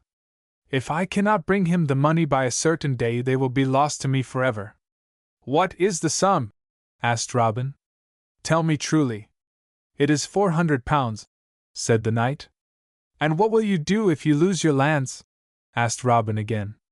"Hide myself over the sea," said the knight, "and bid farewell to my friends and country. There is no better way open to me." At this tears fell from his eyes, and he turned him to depart. "Good day, my friend," he said to Robin. "I cannot pay you what I should." But Robin held him fast. "Where are your friends?" asked he.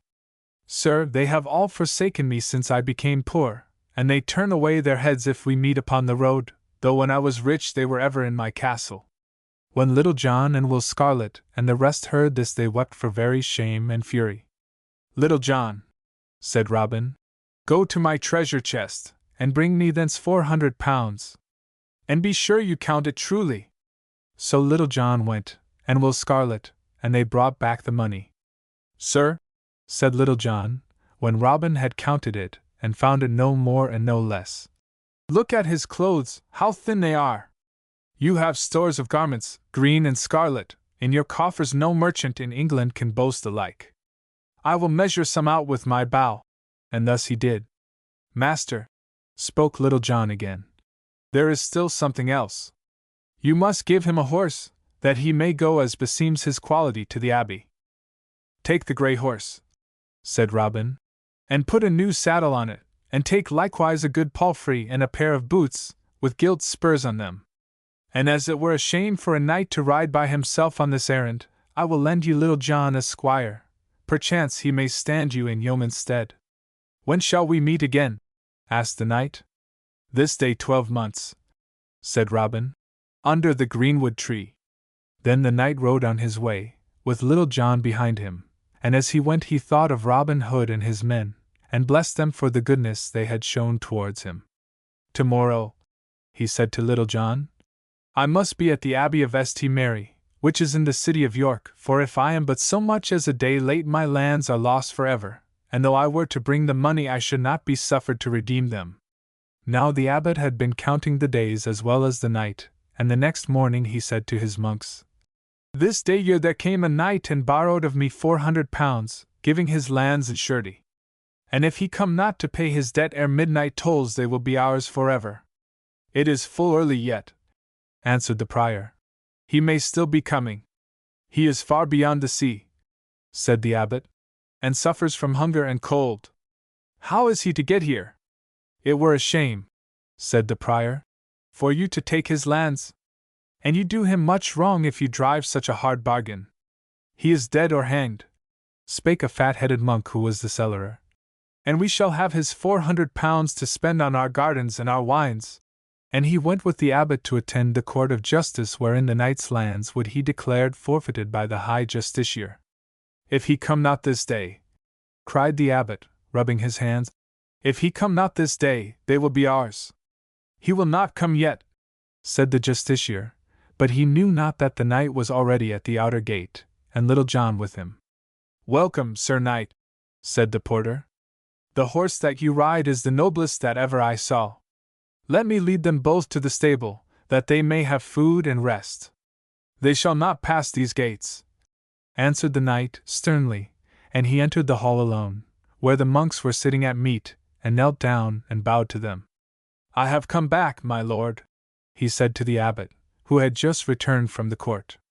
"I have come back this day as I promised." "Have you brought my money? What do you here without it?" cried the abbot in angry tones. "I have come to pray you for a longer day," answered the knight meekly. "The day was fixed and cannot be gainsaid," replied the justiciar. "I am with the abbot." "Good Sir Abbot, be my friend," prayed the knight again, "and give me one chance more to get the money and free my lands. I will serve you day and night till I have 400 pounds to redeem them." But the abbot only swore a great oath, and vowed that the money must be paid that day or the lands be forfeited. The knight stood up straight and tall. "It is well," said he, "to prove one's friends against the hour of need." And he looked the abbot full in the face, and the abbot felt uneasy, he did not know why, and hated the knight more than ever. "Out of my hall, false knight!" cried he, pretending to a courage which he did not feel. But the knight stayed where he was, and answered him, "You lie, abbot. Never was I false, and that I have shown in justs and in tourneys." "Give him 200 pounds more," said the justiciar to the abbot, "and keep the lands yourself." "No, by heaven," answered the knight, "not if you offered me 1,000 pounds would I do it. Neither justiciar, abbot, nor monk shall be heir of mine." Then he strode up to a table and emptied out 400 pounds. "Take your gold, Sir Abbot, which you lent to me a year agone. Had you but received me civilly, I would have paid you something more. Sir Abbot, and ye men of law, now have I kept my day.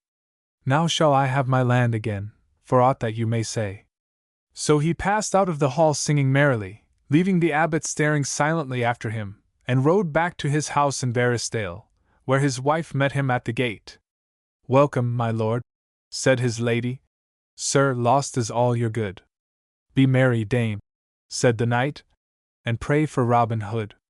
But for his kindness, we would have been beggars." After this the knight dwelt at home, looking after his lands and saving his money carefully till the 400 pounds lay ready for Robin Hood. Then he bought 100 bows and 100 arrows, and every arrow was an ell long, and had a head of silver and peacock's feathers. And clothing himself in white and red, and with 100 men in his train, he set off to Sherwood Forest. On the way he passed an open space near a bridge where there was a wrestling, and the knight stopped and looked, for he himself had taken many a prize in that sport. Here the prizes were such as to fill any man with envy: a fine horse, saddled and bridled, a great white bull, a pair of gloves, and a ring of bright red gold. There was not a yeoman present who did not hope to win one of them. But when the wrestling was over, the yeoman who had beaten them all was a man who kept apart from his fellows, and was said to think much of himself. Therefore the men grudged him his skill, and set upon him with blows, and would have killed him, had not the knight, for love of Robin Hood, taken pity on him, while his followers fought with the crowd, and would not suffer them to touch the prizes a better man had won. When the wrestling was finished, the knight rode on, and there under the greenwood tree, in the place appointed, he found Robin Hood and his merry men waiting for him, according to the tryst that they had fixed last year. God save thee, Robin Hood, and all this company. Welcome be thou, gentle knight, and right welcome to me. Hast thou thy land again? Said Robin. Truth then thou tell me. Yea, for God, said the knight. And that thank I God and thee. Have here 400 pounds, said the knight, the which you lent to me, and here are also 20 marks for your courtesy. But Robin would not take the money. Then he noticed the bows and arrows which the knight had brought, and asked what they were. A poor present to you, answered the knight, and Robin, who would not be outdone, sent Little John once more to his treasury, and bade him bring forth 400 pounds, which was given to the knight. After that they parted, in much love, and Robin prayed the knight if he were in any strait, to let him know at the greenwood tree, and while there was any gold there he should have it.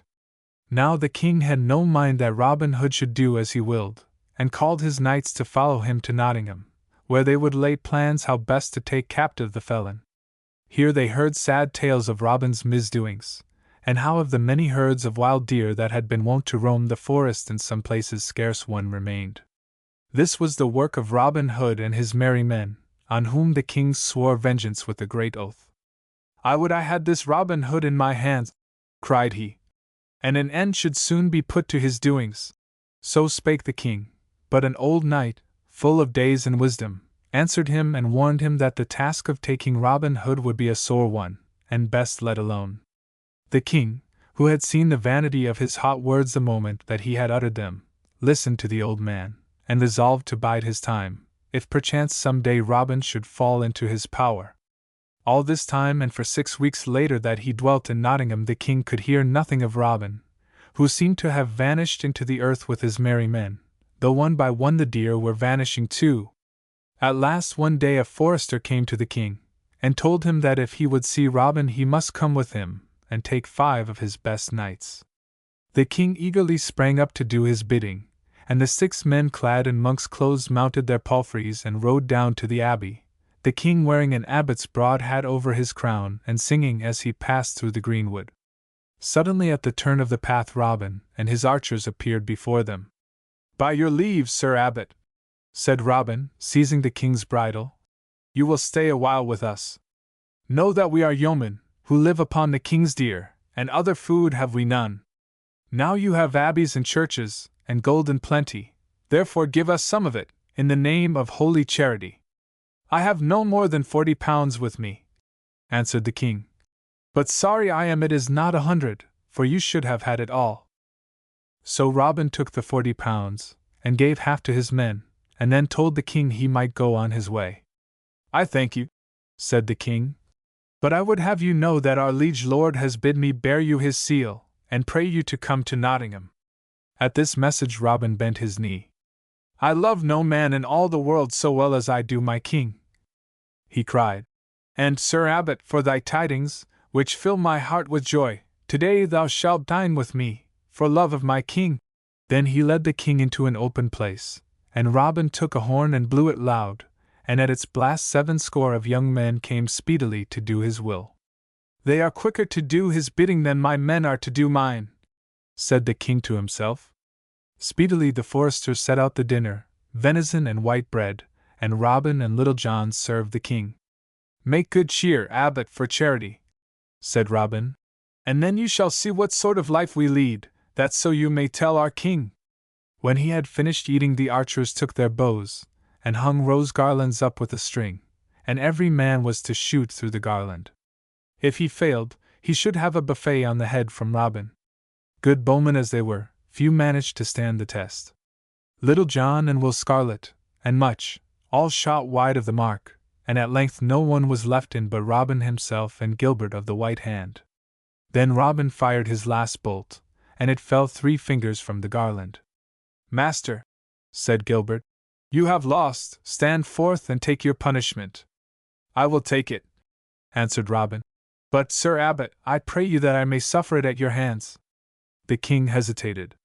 It did not become him, he said, to smite such a stout yeoman, But Robin bade him smile on, so he turned up his sleeve, and gave Robin such a buffet on the head that he rolled upon the ground. "There is pith in your arm," said Robin. "Come, shoot a main with me." And the king took up a bow, and in so doing his hat fell back and Robin saw his face. "My lord the King of England, now I know you well," cried he, and he fell on his knees and all the outlaws with him. "Mercy I ask, my lord the king, for my men and me." "Mercy I grant," then said the king. "And therefore I came hither, to bid you and your men leave the greenwood and dwell in my court with me." "So it shall be," answered Robin. "I and my men will come to your court, and see how your service liketh us." "Have you any green cloth," asked the king, "that you could sell to me?" And Robin brought out 30 yards and more, and clad the king and his men in coats of Lincoln green. "Now we will all ride to Nottingham," said he, and they went merrily, shooting by the way. The people of Nottingham saw them coming, and trembled as they watched the dark mass of Lincoln green drawing near over the fields. "I fear lest our king be slain," whispered one to another. "And if Robin Hood gets into the town there is not one of us whose life is safe." And every man, woman, and child made ready to fly. The king laughed out when he saw their fright, and called them back.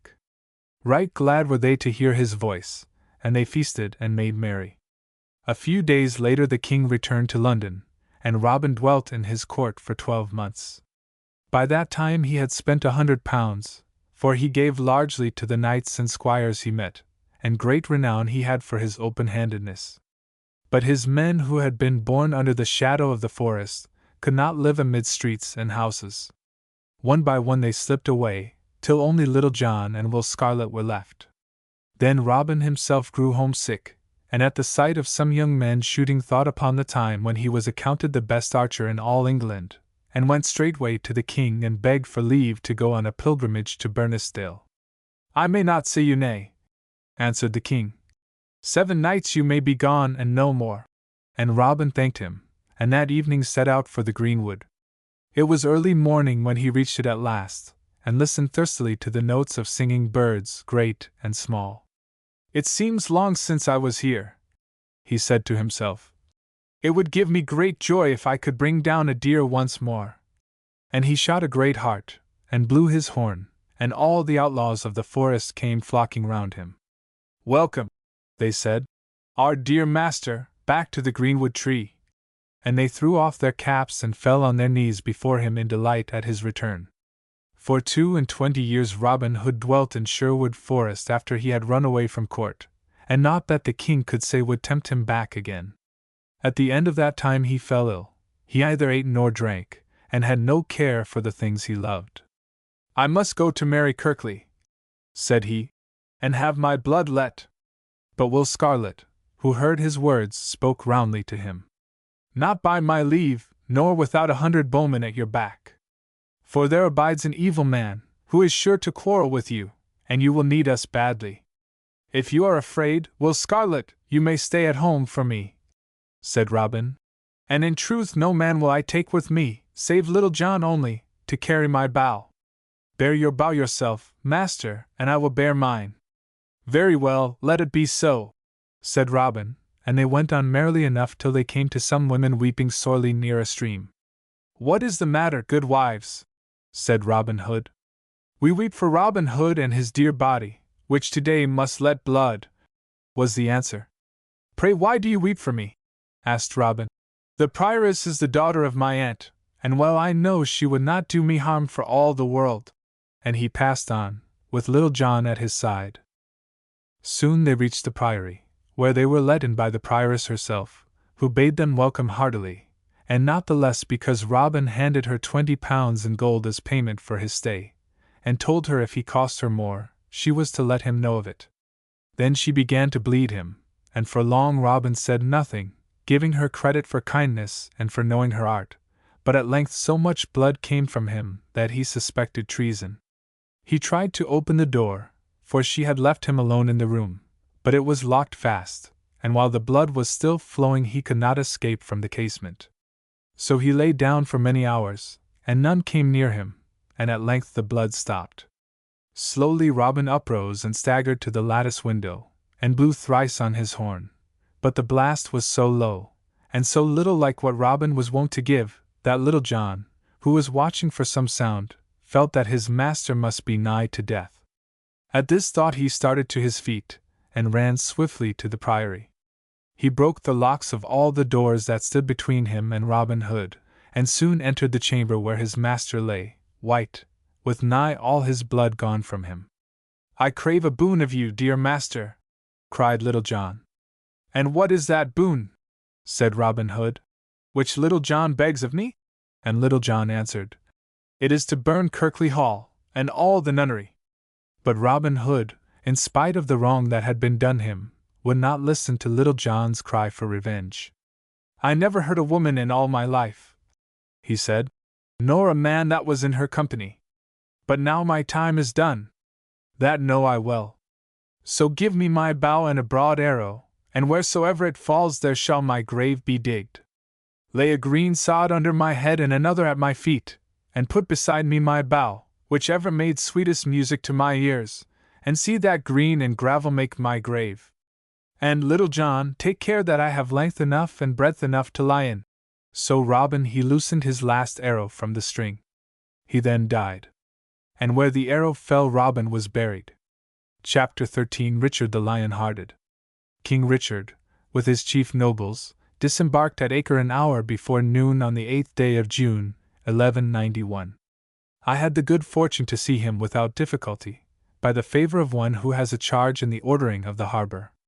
Nor was this a small thing, for there was such a press and crowding of men. The king was as noble a warrior as ever I have seen. Some that I have known were taller of stature, but never one that bore himself more bravely and showed more likelihood of strength and courage.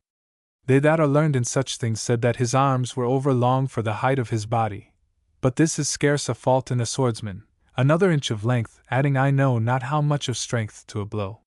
He was of a ruddy complexion, his eyes blue, with a most uncommon fire in them, such as few could dare to look into if his wrath was kindled, his countenance, such as befitted a ruler of men, being of an aspect both generous and commanding. Some 10 days after his coming to the camp King Richard was taken with sickness. This was never altogether absent, but it grew worse, as might indeed be looked for, in the heats of summer. The king sickened on the day which the Christians celebrate as the feast of St. Barnabas. Footnote: the longest day according to the old calendar. So the old adage has it.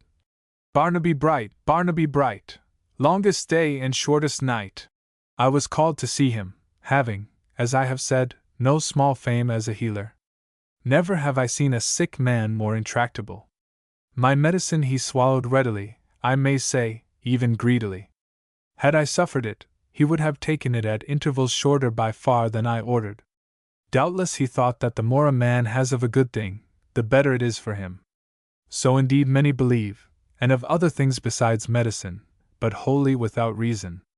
But in this I hindered him, leaving with those who ministered to him sufficient for one dose only. He was troubled about many things, about the siege, which, as he justly thought, had already been too much drawn out, about King Philip of France, whom he loved not nor trusted, about his engines of war, of which the greater part had not yet reached the camp, the ships that bore them having been outsailed by the rest of the fleet.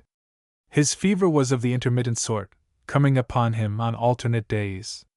On the days when he was whole, or as nearly whole as a man sick of this ague may ever be, he was busy in the field, causing such engines as he had to be set in convenient places for the assault of the town, and in other cares such as fall to a general.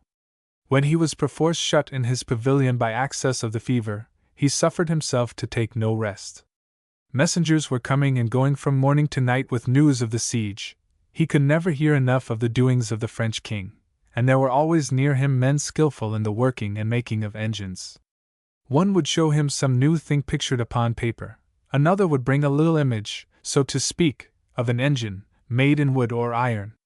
Never was a child more occupied with a toy than was King Richard with these things.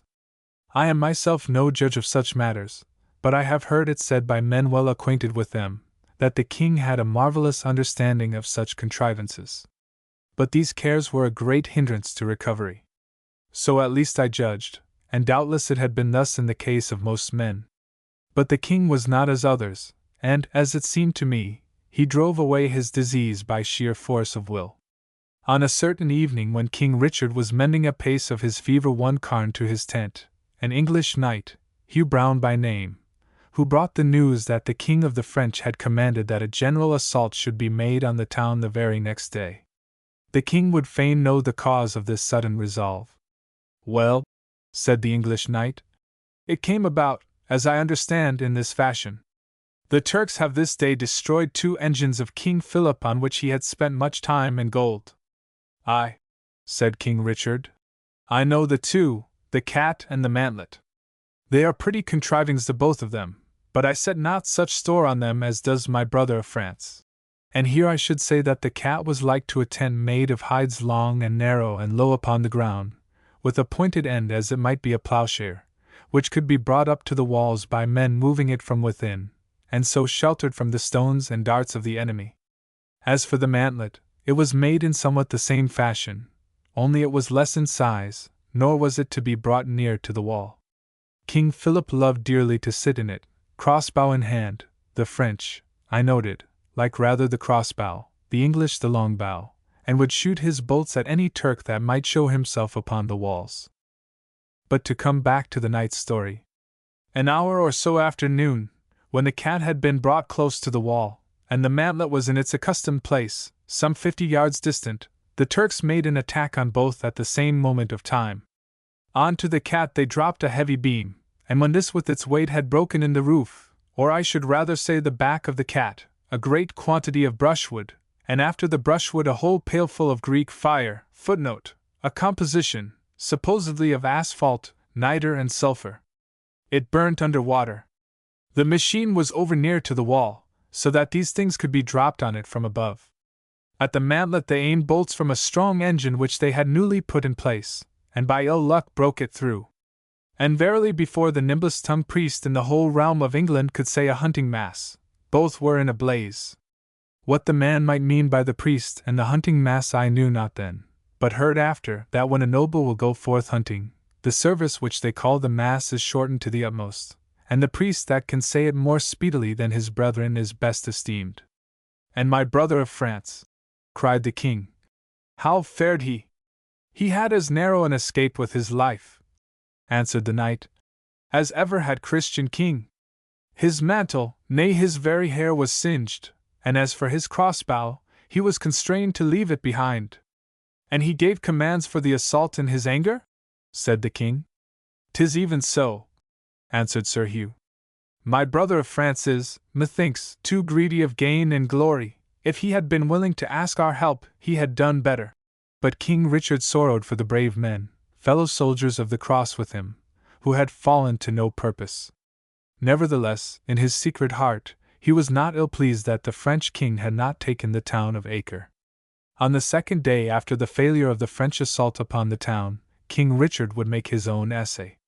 He was not yet wholly recovered of his sickness, but it would have passed the wit of man to devise means by which he could be kept within his pavilion, nor must it be forgotten that such restraint might have done him more of harm than of good. So his physicians, for he had those who regularly waited on him, though I make bold to say that he trusted in me rather than in them, gave him the permission which he had taken. He had caused a mantlet to be built for him which was brought up to the edge of the ditch with which the town was surrounded. In this he sat, with a crossbow in hand, and shot not a few of the enemy, being skillful beyond the common in the use of this weapon. But towns are not taken by the shooting of bolts, howsoever well aimed they may be. This may not be done save by coming to close quarters. It was on the 34th day after the coming of King Richard that the town was given up. Proclamation was made throughout the camp that no one should trespass by deed or word against the departing Turks. And indeed, he who would insult men so brave would be of a poor and churlish spirit. To the last they bore themselves with great courage and dignity. On the morning of the day of their departure they dressed themselves in their richest apparel, and being so dressed showed themselves on the walls.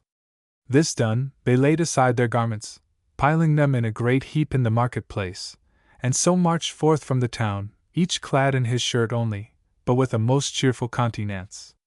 When the last of the Turks had left the town, the Christian army entered.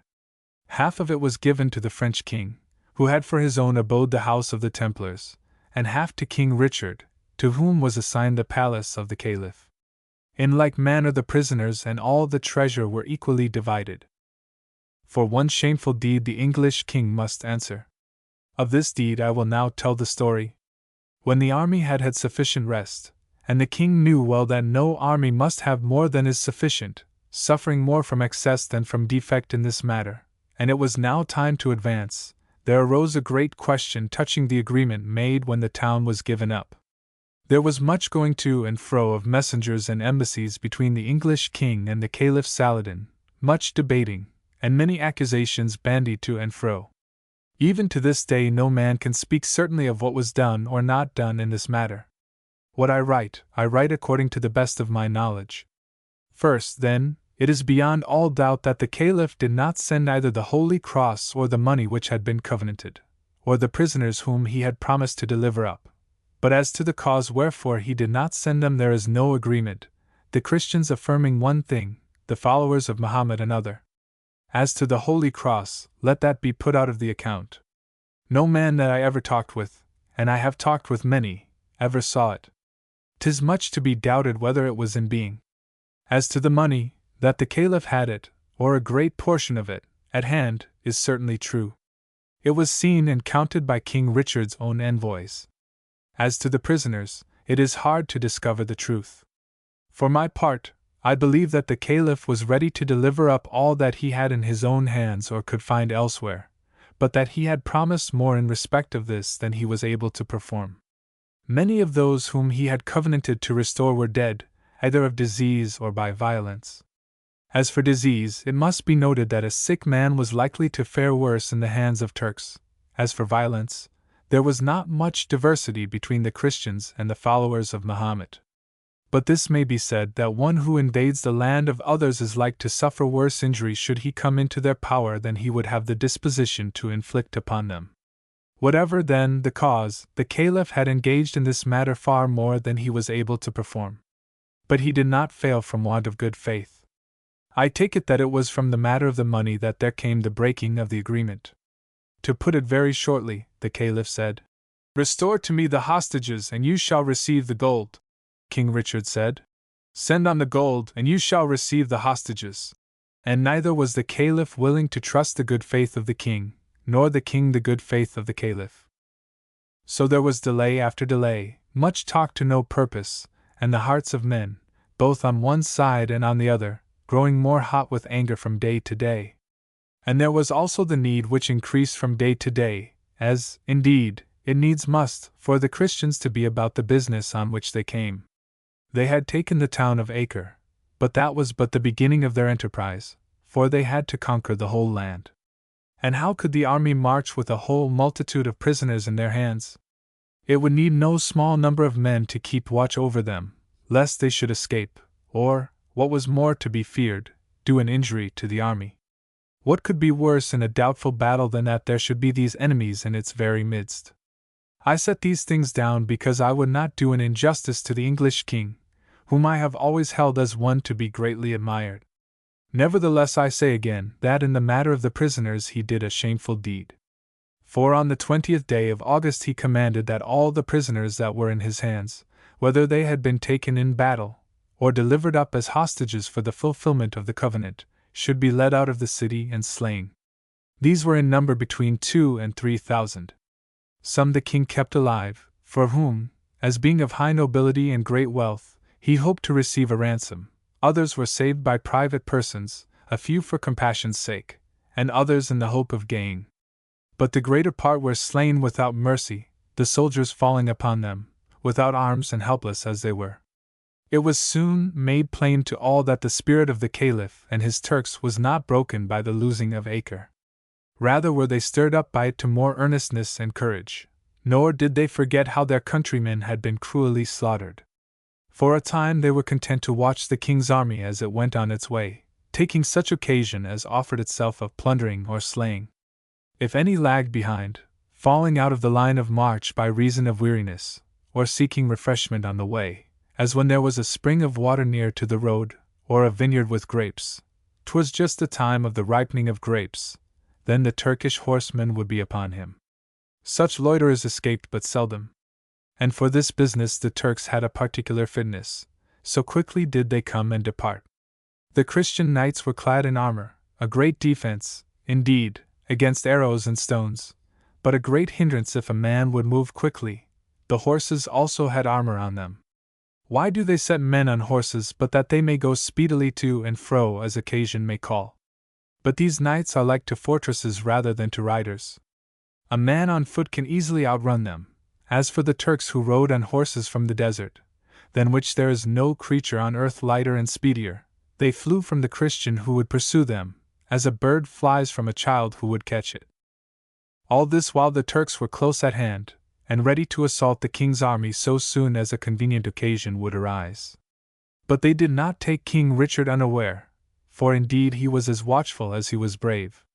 I will now set forth as briefly as may be the order of the army as it was set out for battle at Arsuf. On the right hand of the army was the sea, its front being set towards the south. In the van were the Templars, and next to these the Frenchmen in 2 divisions, the second being led by that guy who called himself King of Jerusalem, and after the Frenchman King Richard with his Englishmen. Last of all, holding the rear guard, were the Hospitallers. These are ever rivals of the Templars, and it was the king's custom so to order his disposition that this rivalry should work for the common good. On one day the Templars would lead, and the Hospitallers bring up the rear, on another each would take the other's place, and there was ever a mighty contention between the 2 companies which would bear itself the better. These 2 posts, it should be said, were the most full of peril, nor was any part of the army save only these 2 companies suffered to hold either the one or the other. Between the divisions there was a small space, not more than sufficient to mark one from the other, otherwise the soldiers stood and marched in as close array as might be. Also they moved very slowly, traveling less than a league in the space of 2 hours. And even the king with some chosen knights rode up and down the lines, watching at the same time the Turks, so that whenever they might make assault the army might be ready to meet them. Now King Richard's commandment had been that the Christians should on no account break their lines to attack the enemy, but should only defend themselves as best they could. There is nothing harder in the whole duty of a soldier than so to stand. Even they who have been men of war from their youth grow greatly impatient. As for the younger sort, they often fail to endure altogether. Many a man will sooner throw himself upon almost sure death than abide danger less by far standing still. And so it could be seen that day in the Christian army.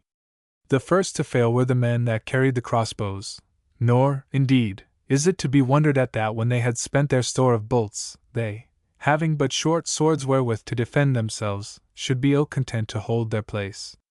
Many I did see throw away their bows and fly, thrusting themselves by main force into the ranks of the men-at-arms, who liked not to beat them back, nor yet to suffer them to pass.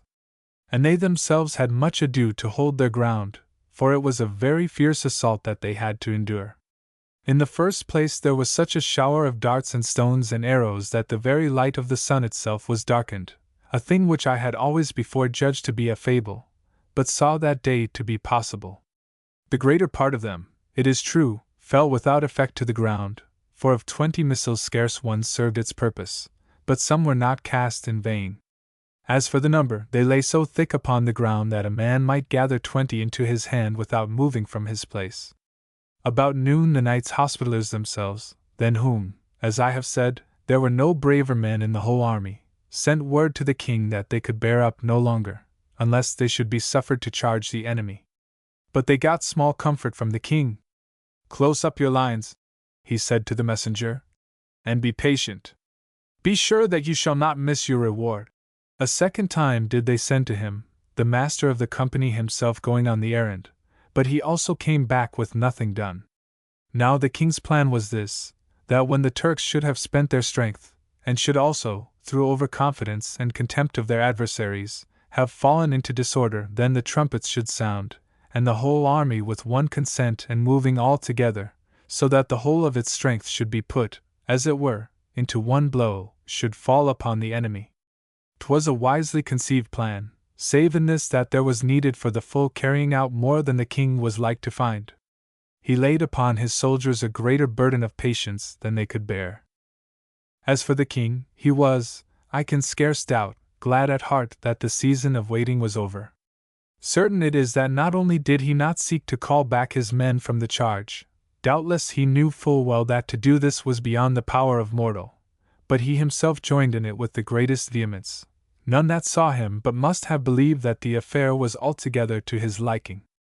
If others were before him at the first, but a short time had passed when he was to be seen in the front rank, aye, and before it.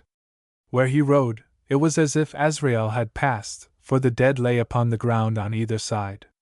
Never had the Caliph Saladin suffered so great a defeat as that which fell upon him in the battle of Arsuf.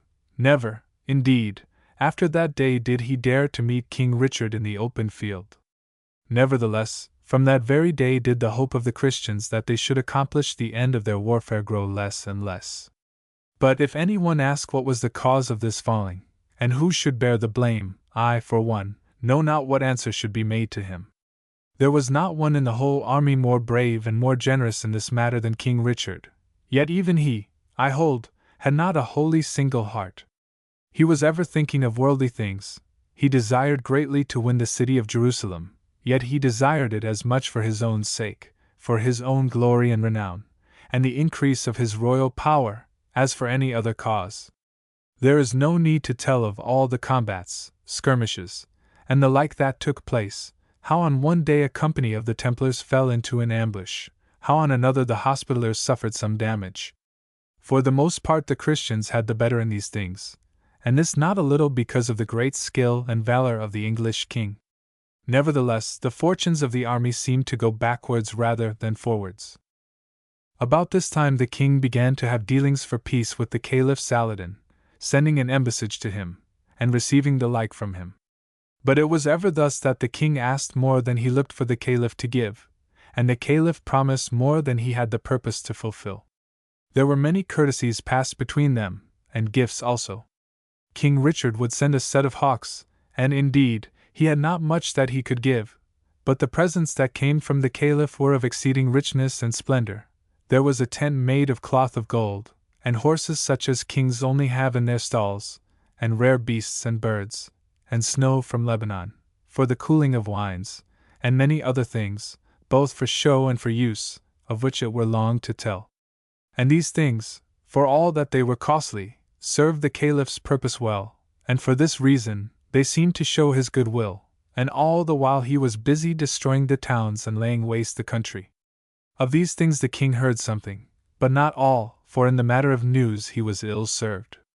And all the while the Turks ceased not to do all the mischief that they could, slaying such as strayed from the camp, and coming into the camp itself, and doing men to death in their very tents, and Saladin, or rather Saphadin, his brother, for he it was who held converse with King Richard, when complaints were made of their deeds, affirmed that they were done by robbers and others who were not subject to him, and paid no reverence to his commands, of which pretense there need be said this only, that these robbers or murderers, whether they were the Caliph's men or no, never harmed any but such as were his enemies. For all this King Richard still strove by all means that he could devise to come to a peaceful agreement with his adversaries. Nor did he refuse any instrument by which he might hope to compass this end. When a whole moon had been wasted in parleying and the sending of messengers to and fro, the king, seeing that he must accomplish his purpose by force of arms or not at all, led his army towards the holy city. It would serve no profitable end to tell of the other places where he pitched his camp, or of the days which he tarried in this or that. Let it suffice to say that in a month's time he traversed so much space only as an army well equipped might pass over in a single day's march, and that about 21 days after the winter solstice the army of the Christians came to a certain place which is named the Castle of Bitenable, and which in ancient times was, if I err not, a city of the priests.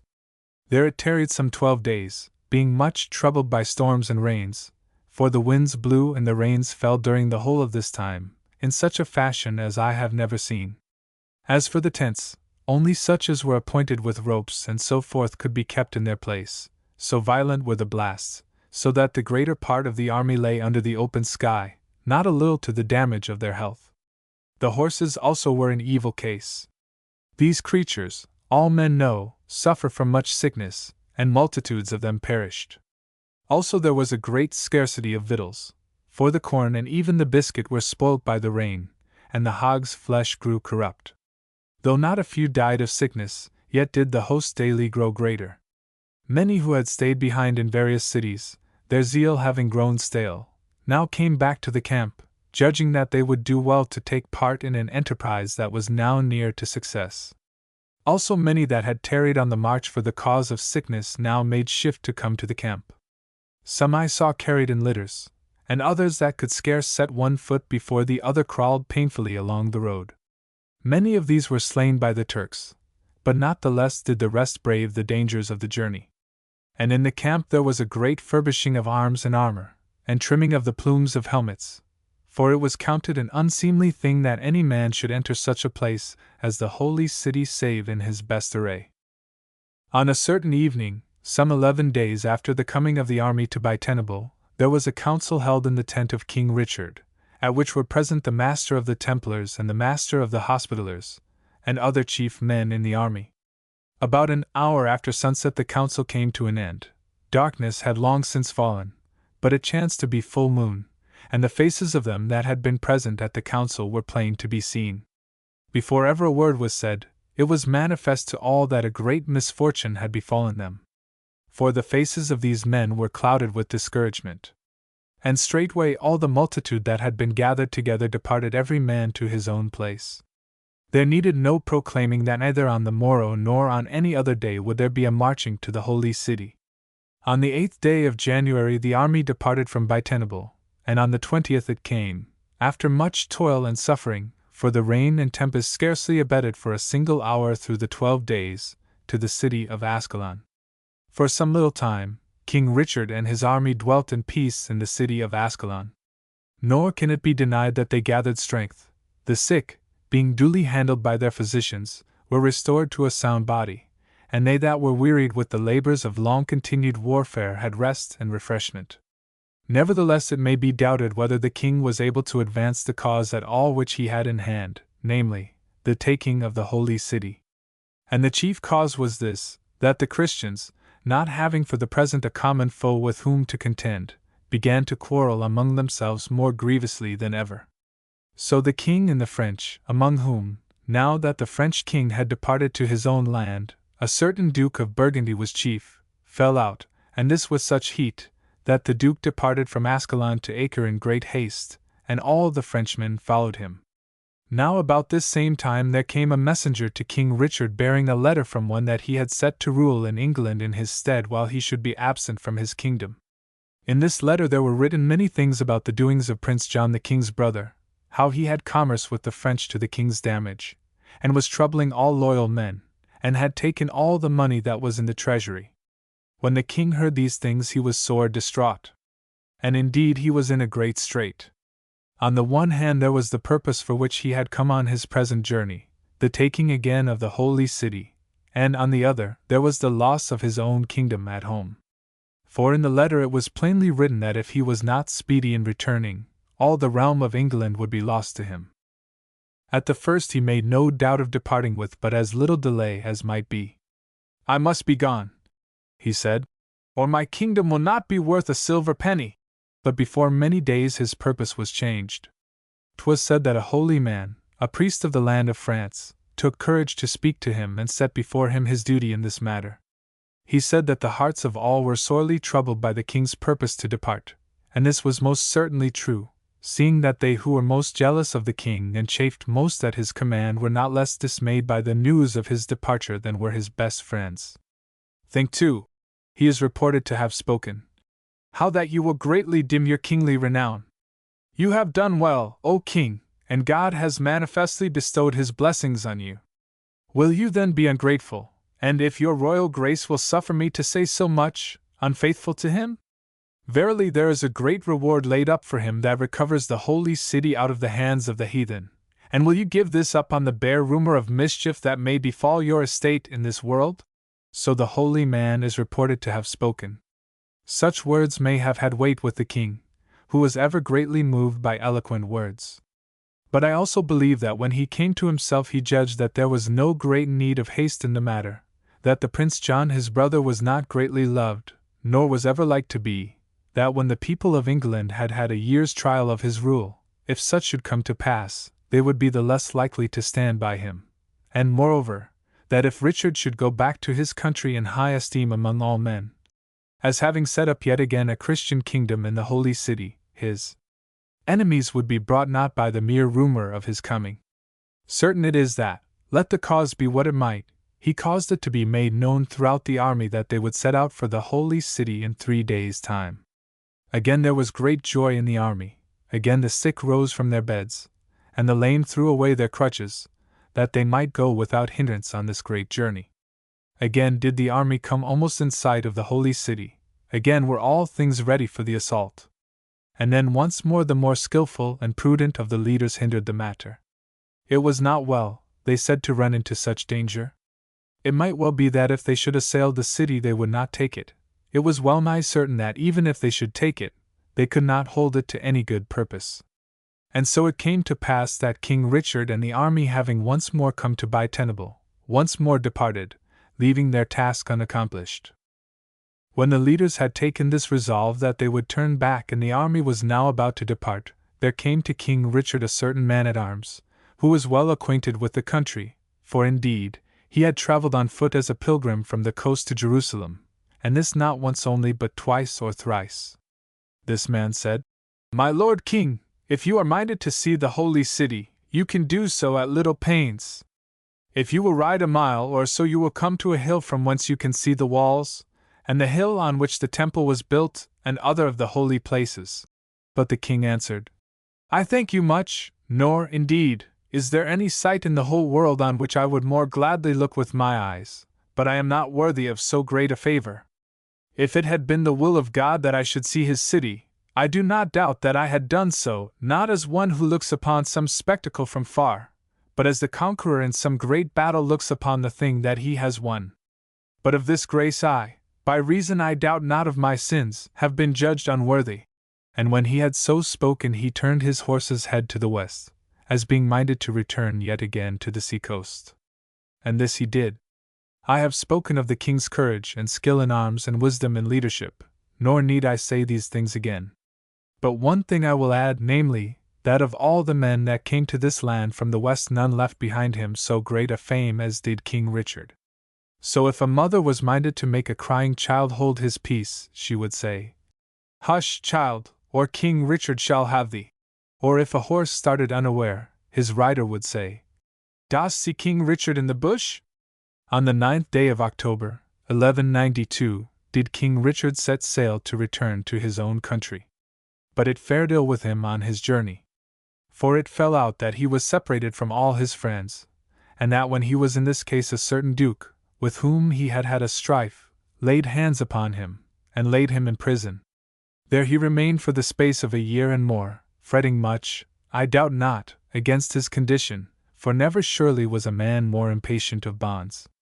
But he could not escape, nor did his friends so much as know where he was. And when this was discovered by some strange chance, there was yet much delay, nor indeed was he set free till there had been paid for him a ransom of many thousands of gold pieces. Not many years after he was slain by a chance arrow shot from the walls of a certain castle which he was besieging, being then in the 42nd year of his age. Chapter 14. St. Louis. King Louis, sailing from Cyprus about the 24th day of May, 1249, came with a fair wind to Egypt in some 4 days, having a great fleet of ships, numbering in all, it was said, some 1800, great and small. And now there fell upon him the first stroke of misfortune.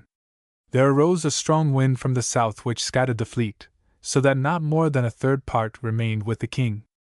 As for the others, they were blown far to the north, even to the town of Acre, and though none were cast away, it was many days before they could return. Now the king's purpose was to lay siege to the town of Damietta, a town which is built on the midmost of the 7 mouths of the Nile. It was commonly agreed that whoever should hold possession of this said town of Damietta might go whithersoever he would in the whole land of Egypt, and further, that whosoever should be master of Egypt could do what he would in the land of Palestine. When the king came with what was left to him over against the city of Damietta, there was much debate between him and his counselors as to what might best be done. "I have no mind," said he, "to turn back, having, by the grace of God, come so far. Say you that I should do well to wait for those who have been separated from us? That I would gladly do, for it grieves me much that they lose, so far, their share in this great enterprise. But 2 reasons constrain me to do otherwise. First, it would put the infidel in great heart if they should see me so delay to make trial of them, and second, there is here no harbor or safe anchorage where I might wait. Nay, my lords, it is my purpose to attack the enemy without delay, for the Lord our God can save by few or by many." The king being thus steadfastly resolved to have no more delay, his nobles and knights could not choose but obey him. This being so, they strove among themselves who should be the first to come to blows with the enemy. There were small boats with the larger of the ships, and these were filled with men and rowed to the shore. This was not done wholly without loss, for some slipped as they descended from the ships, or missed their feet, the boat moving from under them with the motion of the waves, so that some were drowned and others hardly saved. Meanwhile they took the great flag of St. Denis, from the ship in which it was, and carried it to the shore. But when the king saw the flag on the shore, he would tarry no longer, but leapt into the sea, accoutred as he was, and the water came up to his armpits. When he saw the Saracens, he said to the knight that followed him, "Who are these?" And the knight answered, "These, sir, are the Saracens." When he heard this, he put his lance in rest, and held his shield before him, and would have charged them, but his counselors would not suffer it. When the enemy saw that the king and his men had landed, they sent a message to the Sultan by carrier pigeons. This they did 3 times. But it so chanced that the Sultan was in a fit of the fever which troubled him in the summer time, and he sent no answer. Then his men, thinking that he was dead, for they knew already that he was sick, fled straightway from the town of Damietta. When the king knew this for certain, the bishops that were in the army sang the Te Deum with great joy. The army which King Louis brought with him numbered 30,000 men. The army being thus established in the town of Damietta, there was much debate as to what should be done. The king was set upon assailing the enemy without delay. "It is by delay," he said, and said truly, "that these enterprises have been ruined heretofore, for not only does an army grow less and less with every day by sickness, keep it as carefully as you will, such loss must needs happen, but the first fire of zeal begins to burn low." To such purpose the king spoke to his counselors, nor could they gainsay his words. Yet they had to urge on the other part reasons so weighty that they could not be resisted. The truth is that there could not have been chosen a worse time for the waging of war in Egypt than that at which the king arrived. Whereas other rivers overflow their banks in the winter season, the Nile overflows his in summer, and this he does because his stream is swollen, not by rains that fall in the land of Egypt, for such rains are more scanty than in any other country of the world, but by those that fall in countries far inland and, haply, by the melting of snows. So it is that in that part of Egypt which is nearest to the sea the river begins to rise in the month of June, and for a quarter of a year or so thereafter an army must rest perforce. The king was very ill served in his ministers when he was suffered to remain in ignorance of these things. Nevertheless, the case being so, he had no choice but to accept the counsel of delay. It was agreed, therefore, that the army should tarry in Damietta till the floods of the river should have ceased. In the beginning of the month of December the king set out for Cairo with his army. Now the Sultan had sent 500 of his knights, the bravest warriors and the best mounted that he could find in his whole army, to the end that they should harass the king's army as much as might be. Now the king, being very careful of the lives of his men, as knowing that a soldier lost could not be replaced, had given a strict commandment that no one should presume to leave the line of march and charge the enemy. When the Turks saw this, or, haply, had learned from their spies that the king had given this commandment, they grew bolder and bolder, till one of them, riding up to the line, overthrew one of the Knights Templar. This was done under the very eyes of the master of the temple, who, when he saw it, could no longer endure to be quiet. So he cried to his brethren, "At them, good sirs, for this is more than can be borne." So he spurred his horse, and the other Templars with him, and charged the Turks. and because their horses were fresh and the horses of the Turks weary, they bore them down. It was said that not one of the 500 escaped, many being ridden down, and the rest being drowned in the river. After this the king encamped between the two branches of the Nile, that which flows by Damietta and that which is the next to it toward the sunsetting. On the other side of this branch was ranged the army of the Sultan, to hinder the Christians from passing, an easy thing seeing that there was no ford, nor any place where a man might cross save by swimming. While they were in this strait there came a Bedouin to the camp, who said that for 500 pieces of gold he would show them a good ford. When the constable Imbert, to whom the Bedouin had spoken of this ford, told the matter to the king said, "I will give the gold right willingly, only be sure that the man perform his part of the bargain." So the constable parleyed with the man, but the Bedouin would not depart from his purpose. "Give me the gold," said he, "and I will show you the ford." And because the king was in a strait, he consented. So the man received the 500 pieces, and he showed the ford to certain that were sent with him. It was agreed that the Duke of Burgundy and other nobles who were not of France should keep guard in the camp, and that the king with his brothers should ford the river at the place which the Arabs should show. So, all being ready, at daybreak they came down to the water. A ford there was, but not such as a man would choose save in the greatest need. The king, having with him the main body of the army, crossed amidst a great sounding of horns and trumpets. It was a noble sight to see, and nothing in it nobler and more admirable than the king himself. A fairer knight there never was, and he stood with a gilded helmet on his head, and a long German sword in his hand, being by his head and shoulders taller than the crowd.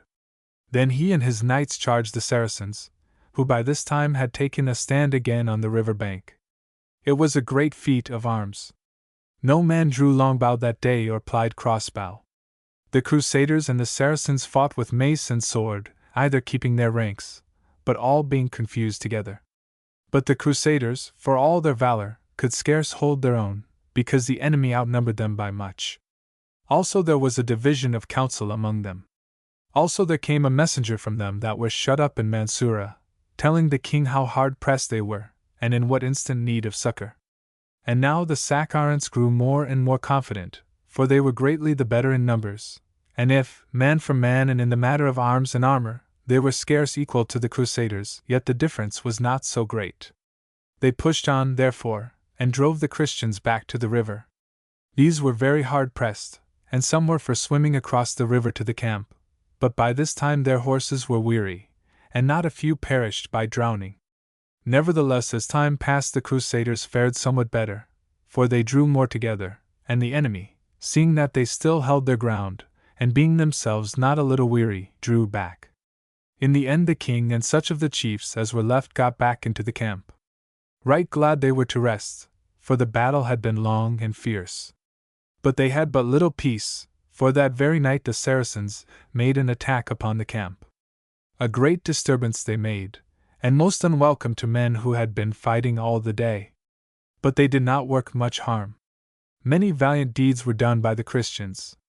But the Saracens were making ready for attacking the camp with more force than before. And their leader could be seen from the camp, taking account of the Crusaders, and strengthening his battalions where he thought that the king's camp might be most conveniently assailed. The first attack was made on the Count of Anjou. He held that part of the camp that was nearest to the city of Cairo. Some of the enemy were on horseback and some on foot. There were some also that threw Greek fire among the Count's men. Between them they pressed the Count so sorely that he was fain to send to the king for help. This the king gave without loss of time. He led the men himself, and it was not long before they chased the Saracens from this part of the field.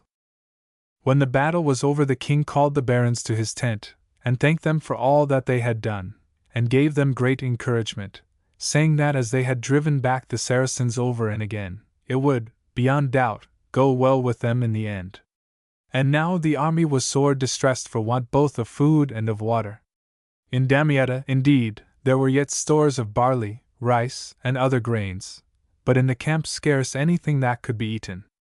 Some small fishes were caught in the river, but these were very ill-savored, and all the more so, at least, it seemed to such as eat them under constraint of hunger, because they fed on dead bodies, of which many were thrown into the river. For a while some portion of the stores that were in the city were carried across the river to the camp.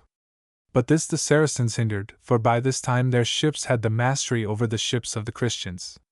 They kept, therefore, the river, suffering nothing to pass. If anything was carried across, it was but a trifle. Some things the country people brought into the camp, but these were not to be purchased save for large sums of money, and money was by this time scarce even among the richer sort. And when it was judged expedient that the king's army should cross the river again and return to the camp, things were worse rather than better, so far as victuals were concerned. It was well that the army should be brought together, both for attack and for defense, but with the greater multitude the famine grew worse and worse. After a while there was a treating for peace between the king and the Saracens, and for a while it seemed as if they might come to an agreement, and this not without advantage to the king. But the matter came to naught, because the Saracens would have the king himself as a hostage for the due performance of the treaty. The Christians would have given the king's brothers, and these were willing to go, but the king they could not give. It would be better, said one of the bravest knights in the army, and in this matter he spake the mind of all, that we should all be taken captive or slain, than that we should leave the king in pledge. The king, seeing that the condition of the army still grew from bad to worse, and that if they tarried they would all be dead men, commanded that they should make their way into the town of Damietta. And this the army began to do the very next night. Now the first thing to be cared for was the taking of the sick, of whom there was a great multitude, on board the ships. But while this was being done, the Saracens entered the camp on the other side. When the sailors who were busy in embarking the sick saw this, they loosed the cables by which they were moored to the shore, and made as if they would fly. Now the king was on the bank of the river, and there was a galleon waiting for him, whereon, if he had been so minded, he might easily have escaped. Nor could he have been blamed therefore, because he was afflicted with the dysentery that prevailed in the camp. But this he would not do. Nay, he said, I will stay with my people. But when there was now no hope of safety, one of his officers took him, mounted as he was on a pony, to a village hard by, defending him all the way from such as chanced to fall in with him, but none knew that he was the king. When he was come to the village they took him into a house that there was, and laid him down almost dead. A good woman of Paris that was there took his head upon her lap, and there was no one but thought that he would die before nightfall. Then one of the nobles coming in asked the king whether he should not go to the chief of the Saracens, and see whether a treaty might not yet be made on such terms as they would. The king said yes, so he went. Now there was a company of the Saracens round the house, whither by this time not a few of the Christians had assembled. And one of the king's officers cried, whether from fear or with traitorous intent cannot be said, Sir knights, surrender yourselves! The king will have it so, if you do not, the king will perish.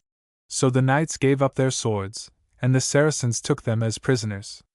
When the chief of the Saracens, with whom the noble aforesaid was talking, saw them, he said, There can be no talk of truce and agreement with these men, they are prisoners. And now the question was not of a treaty but a ransom. About this there was no little debate between the Sultan and the king. First the Sultan required that the king should surrender to him the castles of the Knights Templars and of the Hospitallers of St. John. Nay, said the king, that I cannot do, for they are not mine to give. This answer greatly provoked the Sultan, and he threatened to put the king to the torture, to which the king answered this only, that he was a prisoner in their hands, and that they could do with him as they would. When they saw that they could not turn him from his purpose by threats or by fear, they asked him how much money he was willing to pay to the Sultan for his ransom, such money being over and above the rendering up of the town of Damietta. Then the king made answer, If the Sultan will take a reasonable sum in money for ransom, I will recommend it to the queen that she should pay the same. Nay, said the envoy of the Sultan, why do you not say outright that you will have it so? Because, answered the king, in this matter it is for the queen to say yea or nay. I am a prisoner, and my royal power is gone from me. So it was agreed that if the queen would pay 1,000 gold pieces by way of ransom, the king should go free. Said the king, Will the Sultan swear to this bargain? They said that he would. So it was agreed that the king should pay for the ransom of his army 1,000 gold pieces, and for his own ransom the town of Damietta. "For," said he, "a king cannot be bought and sold for money." When the Sultan heard this, he said, "On my word, this is a noble thing of the Frenchman that he makes no bargaining concerning so great a thing. Tell him that I give him as a free gift the 5th part of the sum which he has covenanted to pay." All things were now settled, and there were but 4 days before the fulfilling of the treaty, when the king should give up Damietta to the Sultan, and the Sultan, on his part, should suffer the king and his people to go free. But lo! There came to pass that which was like to bring the whole matter to nothing. The emirs of the Sultan made a conspiracy against him. "Know this," they said one to another, "that so soon as he shall find himself master of Damietta, he will slay us. Let us therefore be beforehand with him." And it was agreed that this should be done. First, when the Sultan was going to his chamber after a banquet which he had given to the emirs, one, who was, indeed, his sword-bearer, dealt him a blow and struck off his hand. But the Sultan, being young and nimble, escaped into a strong tower that was hard by his chamber, and 3 of his priests were with him. The emirs called upon him to give himself up. "That," said he, "I will do, if you will give me a promise of my life." "Nay," they answered, "we will give you no promises. If you surrender not of your own free will, then will we compel you." Then they threw Greek fire at the tower, and the tower, which was built of pine wood, caught fire on the instant. When the Sultan saw this, he ran down with all the speed that he could, seeking to reach the river, if so be he could find a ship. But the emirs and their men were ranged along the way, nor was it long before they slew him. And he that dealt him the last blow came to the king, his hand yet dripping with blood, and said, "What will you give me? I have slain your enemy, who would assuredly have done you to death had he lived." But the king answered him not a word. Now the covenant between the king and the Saracen chiefs was renewed, nor was any change made in the conditions. Only the payment was differently ordered, that is to say, 1/2 of the ransom was to be paid before the king left the place where he was, and the other half in the town of Acre. Then the emirs on the one part and the king on the other took the oaths that were held to be the most binding on them. The king indeed held staunchly by his faith, and when the emirs would have had him swear in a way that he thought to be unseemly to him as a Christian man, he would not. And the emirs paid him the more honor and reverence for this very cause. It was said, indeed, that they would have made him Sultan of Cairo, if he had been minded to receive that dignity at their hands. Furthermore, some that knew the king affirmed that he was not altogether set against it. But none knew for certain the truth in the matter. Yet it was well said by one of the emirs, "There surely never was better or more steadfast Christian than this King Louis. Verily, if he had been made our Sultan, he would never have been content till he had either made us all Christians, or, failing this, had put us all to the sword." And now there came a time of great peril to the prisoners. First the town of Damietta was given up to the Saracens, the gates being opened and their flag hoisted on the towers. On the next day the paying of the ransom was begun. When the money was counted, it was found to be short by some 30,000 pieces. These were taken from the treasury of the Templars much against their will, but the necessities of the prisoners prevailed. As for the king, there could not have been a man more loyal in the fulfilling of his promise. When one of those that counted the money said that the Saracens had received less than their due by some 10,000 pieces, the king would not suffer but that the whole matter should be looked into, lest the Saracens should have wrong. The counter, indeed, averred that this thing was said in jest, but the king answered that such a jest was out of season, and that above all things it was necessary that a Christian should show good faith. Not many days after the paying of the ransom, the king sent for his chief counselors, and opened his mind to them in the matter of his return to France. He said, "The queen, my mother, begs me to come back to France, saying that my kingdom is in great peril, seeing that I have no peace, nor even a truce, with England. Tell me, then, what you think. And because it is a great matter, I give you 8 days to consider it." After this the king went to Acre, where he tarried till what was left over of the ransom was paid. On the day appointed the councillors came before the king, who said to them, "What do you advise? Shall I go, or shall I stay?" They said that they had chosen one from among them, a certain Guy Malvoisin, to speak for them. Thereupon this Guy said, These lords have taken counsel together, and are agreed that you cannot tarry in this country without damage to yourself and your kingdom. For think how that of all the knights whom you had in Cyprus, 2,800 in number, there remain with you here in Acre scarce 100. Our counsel, therefore, is that you return to France, and there gather another army, with which you may come hither again and take vengeance on your enemies for their trespasses against God and against you. Then the king turned to a certain John, who was Count of Jaffa, and asked him for his judgment. Count John answered, Ask me not, sire, my domain is here, and if I bid you stay, then it will be said that I did this for my own profit. But when the king was urgent for his advice, he said, If you stay for a year, it will be for your honor.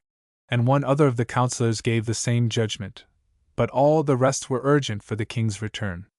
Then the king said, I will tell you 8 days hence what it is my pleasure to do. On the day appointed they all came together again, and the king said, I thank you, my lords, for your counsel, both those who have advised my going back and those who have advised my staying. Now I hold that if I stay, my kingdom of France will be in no peril, seeing that the queen, my mother, is well able to keep it in charge, but that if I depart, then the kingdom of Jerusalem will most certainly be lost, because no man will be bold enough to stay after I am gone. Now, it was for the sake of this same kingdom of Jerusalem that I have come hither. My purpose, therefore, is to stay. There was no little trouble among the barons when they heard these words. There were some among them who could not hold back their tears. But though the king resolved himself to stay, yet he commanded his brothers to depart. And this they did before many days. While the king tarried at Acre, there came to him messengers from the old man of the mountain. One of the messengers was the spokesman, and had his place in front. The second had in his hand 3 daggers, to signify what danger threatened him who should not listen to the message. The third carried a shroud of buckram for him who should be smitten with the daggers. The king said to the first envoy, Speak on. Then the envoy said, My master says, Know you me? The king answered, I know him not, for I have never seen him, yet I have often heard others talk of him. Why, then, went on the envoy, have you not sent him such gifts as would have gained his friendship, even as the Emperor of Germany and the King of Hungary and other princes have done, yea, and do now year after year, knowing well that they cannot live save by my lord's pleasure? The king made no answer, but bade the envoys come again in the afternoon. When they came, they found the king sitting with the master of the Templars on one side and the master of the Hospitallers on the other. Now the old man is in great awe of these two, for he knows that if he slay them there will be put in their place other 2 as good or better. The envoys were not a little disturbed when they saw the 2. And the master of the Templars said, Your lord is overbold to send you with such a message for the king. Now be sure that we would have drowned you in the sea, but that so doing might be a wrong to him. Go now to your lord, and come again in 14 days with such a token and such gifts as may suffice for the making of peace. So the envoys departed, and came again in the time appointed, and they brought with them the shirt of the old man and his ring, which was of the finest gold, and with these things this message. As man wears no garment that is nearer to him than his shirt, so the old man would have the king nearer to him than any other king upon earth. And as a ring is the sign of marriage by which 2 are made one, so the old man would have himself and the king to be one. Other gifts there were, an elephant of crystal, very cunningly wrought, and a monster which they call a giraffe, also of crystal, and draughts and chessmen, all finely made. The king, on his part, sent to the old man a great store of newels, and scarlet cloth, and dishes of gold and bridles of silver. While the king was at Jaffa, it was told him that if he desired to make a pilgrimage to Jerusalem, the Sultan of Damascus would give him a safe conduct. The king consulted his nobles on the matter, and both he and they were of one mind in the matter, to wit, that he should not go. For, said they, if the king should go as a pilgrim, when he has not been able to take the holy city itself out of the hands of the infidel, then will other kings in time to come do the same. They will be content to go as pilgrims, but will take no thought as to the city, whether it be held by Christian or infidel. After these things the king went to the city of Sidon and fortified it with strong walls, for he was greatly unwilling to give up his hope of winning the whole land out of the hands of the infidel. But when he had brought this work to an end, there came news to him from his own country that the queen his mother, who was charged with the government thereof, was dead. Then he took counsel with his nobles what he should do, and it seemed to them that he must of necessity return to France. One among them put the case before the king as follows: Sire, we see that it will not profit the kingdom of Jerusalem that you tarry longer here. You have done what was in your power. You have fortified the city of Sidon, and Caesarea, and Jaffa, and you have made the city of Acre much stronger than it was. And now for your own kingdom's sake, you must needs depart. And to this the king gave his consent, though with an unwilling heart. So he departed, and this, as it chanced, on his birthday. As the ship went forth from the harbor, he said to the lord of Gennevilliers, who stood by him, On this day I was born. And the lord of Gennevilliers said to him, Truly, sire, I should say that you are beginning another life, now that you are safely quit of this land of death. Some 17 years after the things last recorded, I took a journey to the island of Sardinia, and made my abode at a town on the west coast, called Neapolis. When I had sojourned there 2 months, there came in sight on a certain day a great fleet of ships, which those who were acquainted with such things declared to be from the land of France. As for the crowd that came ashore that day, it were best to say little. It is more to the purpose to say that I met with one whom I knew, having consorted with him in time past, and this the more constantly because he followed the same occupation as I. I asked him, How came you hither? If you are bound for Palestine, this is but a short stage in your journey. He answered me with something of a smile in his eye, though his mouth was set. Where could we more conveniently halt than here? For we are bound for Tunis. For Tunis? Said I. But how shall this help you for the taking of Jerusalem? That, said he, you must ask of someone that has more wisdom than I. But this I know, that the king was told, by whom I know not, that the Bey of Tunis desired to be baptized. This, then, is cause sufficient for him. Are you minded to come with me? If so, I can find you a place in the king's ship, for it is in it that I sail. When I heard that, I consented without delay. So that night I gave my friend the shelter of my lodging, and the next day he took me with him, and commended me to one of the chief officers of the ship, bearing witness to my skill as a physician. On the 4th day we sailed, and came in 2 days, the wind blowing from the north, to the harbor of Tunis. As for the king, I saw him but once. His valets carried him up on the deck, and to tell the truth, he looked as little fit for doing feats of arms as man could look. But I thought that the sickness which takes many men upon the sea might be the cause. Scarce had the army landed than there began a most grievous sickness. In truth, the place for the camp had been ill chosen, for there was a little stream into which much of the filth of the city was wont to run. From this there came a most evil smell. Many also, for want of good water, would drink of the stream, than which there could be no more deadly thing. On the very day after he landed from his ship the king fell sick. His physician being disabled by the same malady, I was called in to the king's help, and from the first I saw that, save by a miracle, he could not live. On the 4th day he died, making as good and devout an end as any that I have ever seen.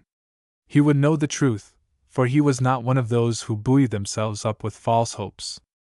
And when he knew it, then first with the help of the priests that attended him he prepared his soul, and afterward he gave what time remained to teaching the son who should be king after him how he should best do his duty to God and man. I heard much from him who had put it in my mind to come from the island of Sardinia concerning King Louis. Never, he told me, was a king more bent on doing justice and judgment. These he maintained with his whole heart and strength, not having any respect of persons, or having regard to his own profit. Though he held bishops and priests in great reverence, being most careful of all the offices of religion, yet he would withstand even these when they seemed to seek that which was not fair and just. He was a lover of peace far beyond the wont of kings, who indeed, for the most part, care but little for it, so that men say in a proverb, War is the game of kings. Of the poor he was a great and constant favorer. Every day he had a multitude of them fed at his cost in his palace, and sometimes he would serve himself, and it was his custom on a certain day to wash the feet of poor men. In his eating and drinking he was as temperate as man could be, drinking, for example, but 1 cup of wine, and that largely mingled with water. In all things wherein great men ofttimes offend he was wholly blameless and beyond reproach. Of all men that I had any knowledge of, whether by sight or by hearing, in this business of the Crusades there was not one who could be so much as named in comparison with King Louis. To King Louis religion was as life itself.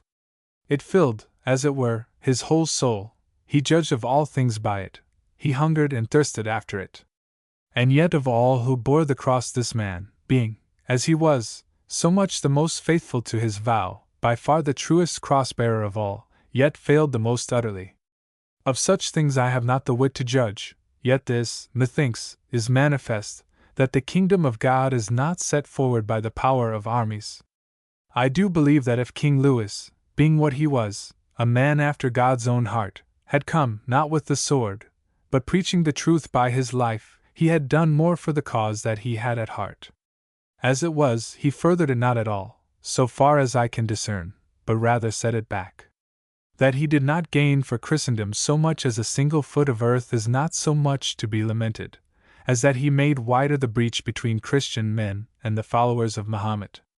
And this he did, though he was in very truth the most Christ-like of all the men that I have ever seen. Chapter 15. William Tell. William Tell was born toward the close of the 13th century. I cannot tell you the precise year of his birth, but in the year 1307 he was a married man, and lived with his wife and children, in the village of Beglen, near the great town of Altdorf, in the canton of Uri. Tell maintained his family chiefly by hunting the chamois, and shooting other wild game. So skillful was he in the use of the bow, that the fame of his exploits in that way had obtained for him the name of the crossbowman of Beglen. He was also very skillful in the management of boats upon the lakes. His father had followed the profession of a pilot, and William Tell, though he preferred the life of a hunter, understood the navigation of the lakes better than almost any boatman in the canton of Uri. It was a saying that William Tell knew how to handle the rudder as expertly as the bow. In short, he was a person of strong natural talents, who observed on everything he saw, and acquired all the knowledge he could. Switzerland was at that time in a state of slavery to Albert, Duke of Austria, who had recently been selected Emperor of Germany. He had taken great offense with the Swiss, because they wished Count Adolf of Nassau to be elected Emperor of Germany instead of him. The first use he made of his power was to punish the Swiss for having favored the cause of his rival, and he was so unwise as to declare publicly that he would no longer treat them as subjects, but as slaves. In pursuance of this wicked resolution he deprived them of many of their rights and privileges, and altered their ancient laws and customs. By these proceedings the emperor rendered his government very unpopular, and when he found that the people expressed dissatisfaction, he built castles and fortresses all over the country, and filled them with soldiers to awe the people into submission. In each of these fortresses he placed a governor, who exercised despotic power in the district over which his sway extended. The inhabitants of the canton Uri, in particular, had to complain of the oppression of their German governor, Gessler, who had committed several murders, and acted in such a manner as to excite general indignation, by his pride, cruelty, and injustice. The whole country was indeed ripe for a revolt, in case an opportunity should occur of throwing off the German yoke. One cold autumnal evening, the blaze of the cheerful fire which the wife of William Tell had kindled on the hearth, against her husband's return, gleamed through the rude latticed casements of their cottage window. The earthen floor of the humble dwelling had been freshly swept, a clean cloth of the matron's own spinning was spread on the homely board, which was garnished with wooden bowls and spoons of the most snowy whiteness, and a kettle of fish soup, with herbs, was stewing over the fire. Some flat oaten cakes, designed to be eaten hot with butter, were baking on the hearth. The babe was sleeping peacefully in the cradle. 2 or 3 of the other little ones, weary with their sportive play, had been laid in their cribs. Henrik and Louis, 2 lovely boys of 5 and 6 years old, having promised to be very good, if allowed to sit up till their father's return, were watching their mother, who was employed in roasting a fine fat quail which their cousin, Lalotte, who had arrived at the discreet age of 14, was basting, and spinning the string by which it was suspended before the fire. "Mother," said Henrik, If my father does not come home very soon, that quail will be done too much. What then? Asked Lalotte.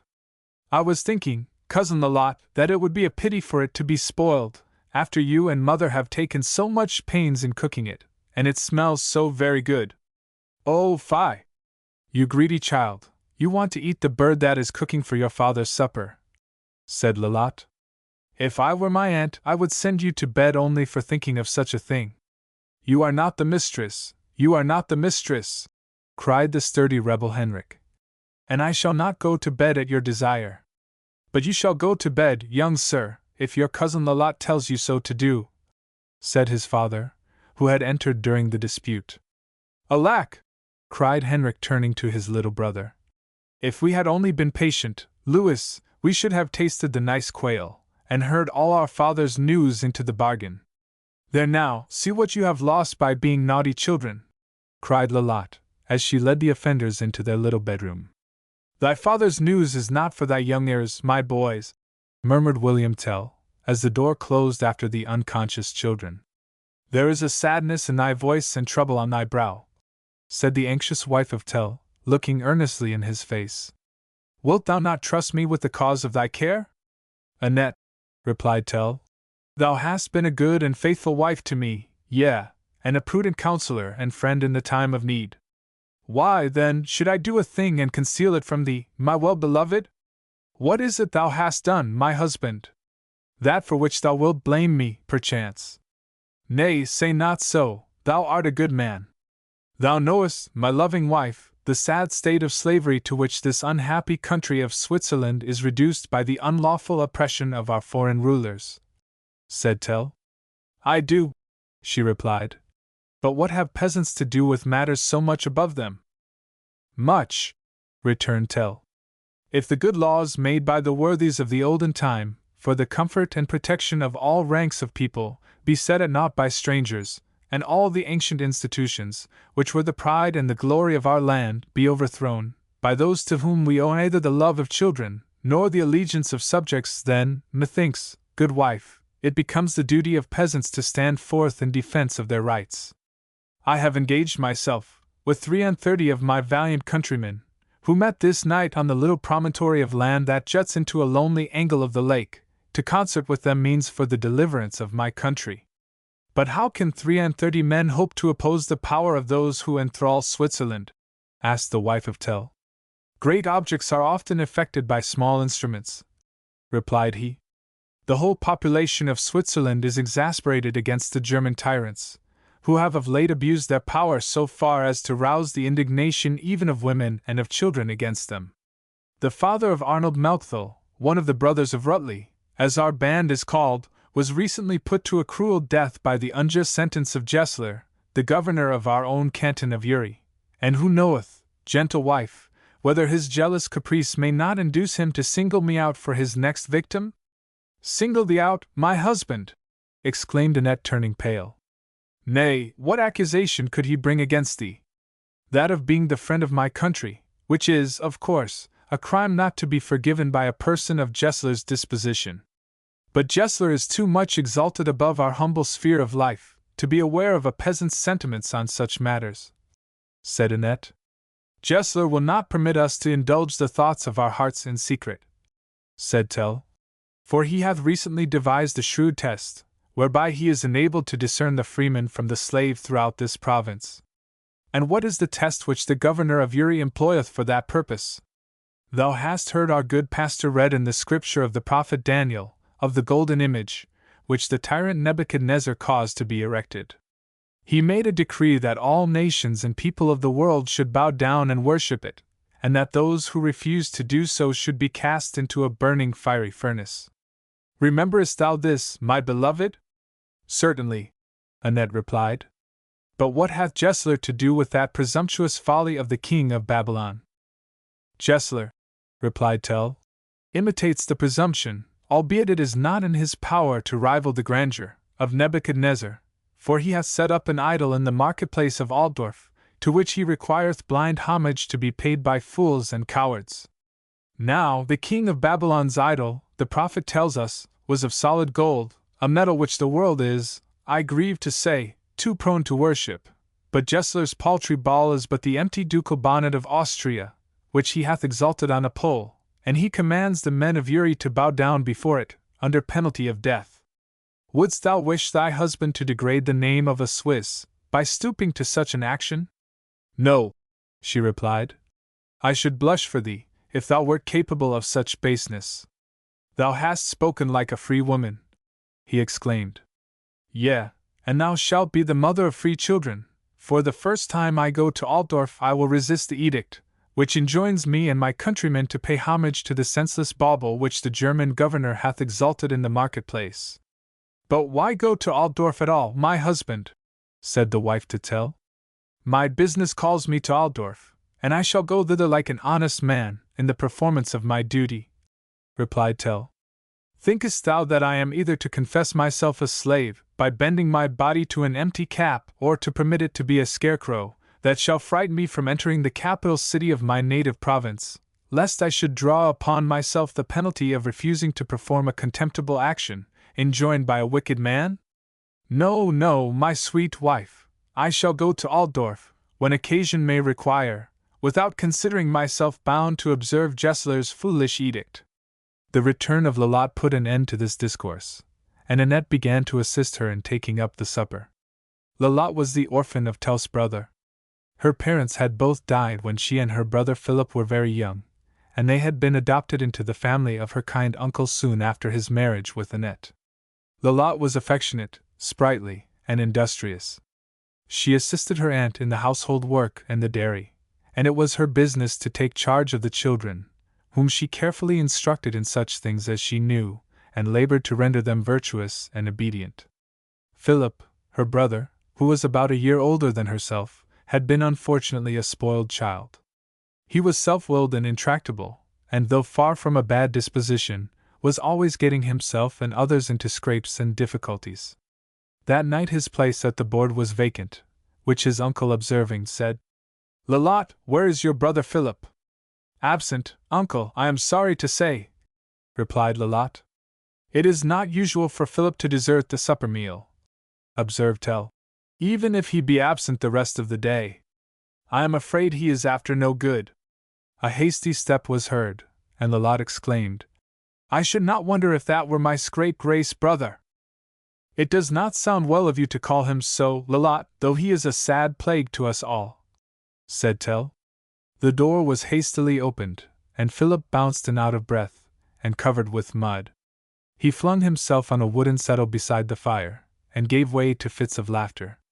How now, Philip? What is the cause of all this? Asked Tell gravely. Hurrah! Shouted he, springing from his seat, and capering about. I have done such a deed! Some notable piece of folly, no doubt, observed his uncle. What is it, boy? A deed that will render my name famous throughout the whole province of Uri, my good uncle. Everybody is talking about it in Altdorf at this very moment, exclaimed Philip, rubbing his hands. You have long been celebrated there as the ringleader of mischief, observed Tell. But I doubt whether you will have much reason to exult in the evil reputation you have acquired, Philip. Therefore go to bed, and when you say your prayers, ask for grace to reform your evil habits. My good uncle, replied Philip, be content. This night I have turned patriot, raised a rabble of boys, and pelted down the fool's cap which old Gessler had stuck up in the marketplace of Altdorf, for Switzers to pay homage to. Is not that a glorious deed? It is of a piece with the rest of your folly. Were you called upon to pay homage to the cap? By no means, uncle, else must I perforce have made my obeisance to the empty bonnet of the Emperor-Duke of Austria. But this exploit of mine was after dark, when one boy could not be distinguished from another, and there were fully 50 of us engaged in pelting at the mock majesty till down it came, feathers and all, souse into the mud. Then, oh stars! How we all ran! But it was my stone that hit it, take notice. Ha! Ha! Ha! Your head must be as devoid of brains as the empty cap you pelted, Philip, or you never would have engaged in any such adventure. How, uncle? Cried Philip in amaze. Would you have me pay homage to the ducal bonnet without a head in it? It seems you were not required to do so, Philip, Therefore you had no pretext for raising a riot to break the peace. But, uncle, do you intend to yield obedience to the governor's tyrannous edict? Philip, replied Tell, I am a man, and of age to form a correct judgment of the things which it may be expedient to do or proper to refuse. But it is not meet for idle boys to breed riots and commit acts of open violence, calculated to plunge a whole country into confusion. Philip withdrew with an air of great mortification, and the family soon after retired to rest. The next day William Tell took his thoughtless nephew with him, on a hunting excursion, since it was necessary he should find some better occupation than throwing stones. After several days they returned, loaded with the skins of the chamois that had been slain by the unerring arrow of Tell. His wife and children hastened to the cottage door to welcome him, when they beheld him coming. Behold, my beloved, said Tell, how well I have sped in the chase. These skins will bring in a mine of wealth against the winter season. Tomorrow is Altdorf fair, and I shall go thither to sell them. Hurrah! Shouted Philip. Is Altdorf fair tomorrow? Oh, my faith, I had forgotten it. Well, I shall go thither, and have some fun. And I mean to go too, cousin Philip, said Henrik. Not so fast, young men, cried Tell. Altdorf fair will be full of soldiers and turbulent people, and is not a proper place for rash boys and children. But you will take care of us, father, dear father, said Henrik, stroking his father's arm caressingly. I shall have enough to do to take care of myself, Henrik, replied Tell. So you must be a good boy, and stay with your mother. But I won't be a good boy if you leave me at home, muttered the little rebel. Then you must be whipped, sir, said his father, for we love you too well to permit you to be naughty without punishing you. On hearing this, Henrik began to weep with anger. So his father told Lolotte to put him to bed without his supper. Now Philip was a silly, good-natured fellow, and fancied that his little cousin, Henrik, of whom he was very fond, was ill-treated by his father. So he took an opportunity of slipping a sweet cake into his pouch, from the supper board, with which he slyly stole to Henrik's crib. Never mind my cross uncle, sweet cousin, said he. See, I have brought you a nice cake. Oh, I don't care about cakes, cried Henrik. I want to go to Altdorf fair tomorrow. And you shall go to Altdorf fair, said Philip. But how can I go, when father says he won't take me? Sobbed Henrik. There, dry your eyes and go to sleep, whispered Philip. As soon as my uncle is gone I will take you to the fair with me, for I mean to go, in spite of all he has said to the contrary. But what will mother say? Asked Henrik. We won't let her know anything about it, said Philip. But Lolotte won't let us go, for Lolotte is very cross, and wants to master me. A fig for Lolotte, cried the rude Philip. Do you think I care for her? I won't care for Lolotte when I grow a great big boy like you, cousin Philip, but she makes me mind her now, said Henrik. Never fear, we will find some way of outwitting Mademoiselle Lolotte tomorrow, said Philip. The next morning William Tell rose at an early hour, and proceeded to the fair at Altdorf, to sell his chamois skins. Philip, instead of getting up, and offering to carry them for his uncle, lay in bed till after he was gone. He was pondering on his undutiful scheme of taking little Henrik to the fair, in defiance of Tell's express commands that both should stay at home that day. Henrik could eat no breakfast that morning for thinking of the project in which Philip had tempted him to engage. His kind mother patted his curly head, and gave him a piece of honeycomb for not crying to go to the fair. He blushed crimson red at this commendation, and was just going to tell his mother all about it, when Philip, guessing his thoughts, held up his finger, and shook his head at him. When his mother and Lolotte went into the dairy to churn the butter, they begged Henrik and Philip to take care of Louis and the other little ones, so that they should not get into any mischief.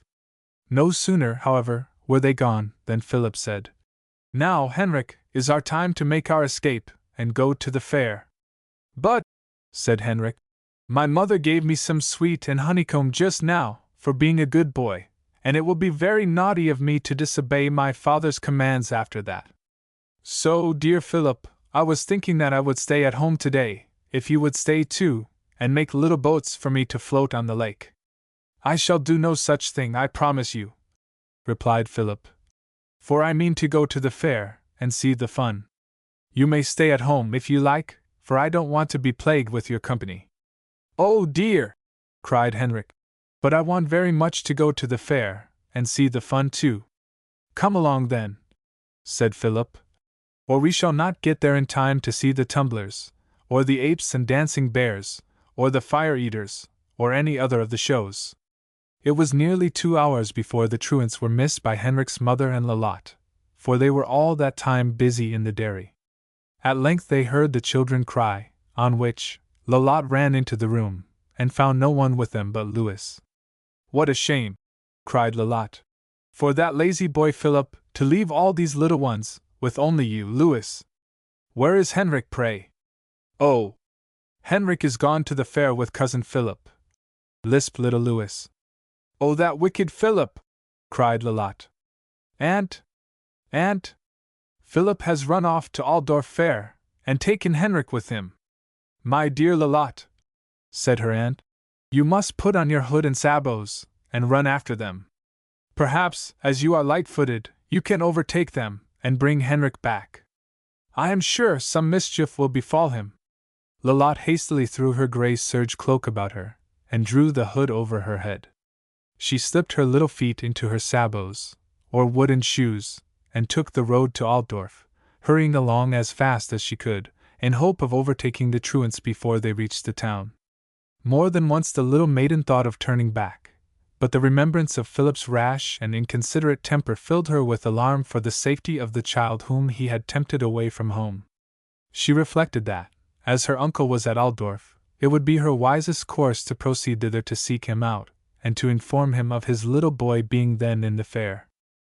Lolotte entered the market-place of Altdorf, at the moment when her uncle, having disposed of his chamois skins to advantage, was crossing from the carrier's stalls to a clothier's booth to purchase woolen cloths for winter garments. Fairs were formerly marts, where merchants and artisans brought their goods for sale, and persons resorted thither, not for the purpose of riot and revelling, but to purchase useful commodities, clothing, and household goods at the best advantage. William Tell had been requested by his careful wife to purchase a variety of articles for the use of the family. He was so intent in performing all her biddings, to the best of his ability, that he never once thought of the cap which the insolent governor, Gessler, had erected in the market-place, till he found himself opposite to the lofty pole on which it was exalted. He would have passed it unconsciously had he not been stopped by the German soldiers, who were under arms on either side the pole, to enforce obedience to the insulting edict of the governor of Uri. Tell then paused, and raising his eyes to the object to which the captain of the guard, with an authoritative gesture, directed his attention, beheld the ducal cap of Austria just above him. The color mounted to the cheek of the free-born hunter of the Alps, at the sight of this badge of slavery of his fallen country. Casting an indignant glance upon the foreign soldiers who had impeded his progress, he moved sternly forward, without offering the prescribed act of homage to the cap. "Stop!" cried the captain of the guard. "You are incurring the penalty of death, rash man, by your disobedience to the edict of His Excellency the Governor of Uri." "Indeed," replied Tell, "I was not aware that I was doing anything unlawful." "You have insulted the majesty of our Lord the Emperor by passing that cap without bowing to it," said the officer. "I wist not that more respect were due to an empty cap than to a cloak and doublet, or a pair of hose," replied Tell. "Insolent traitor! Dost thou presume to level thy rude jibes at the badge of royalty?"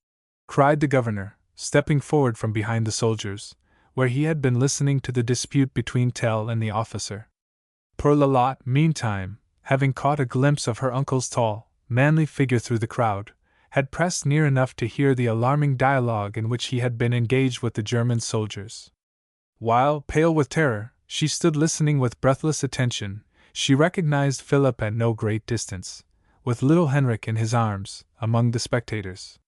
The thoughtless Philip was evidently neither aware how near he was to his uncle, nor of the peril in which he stood.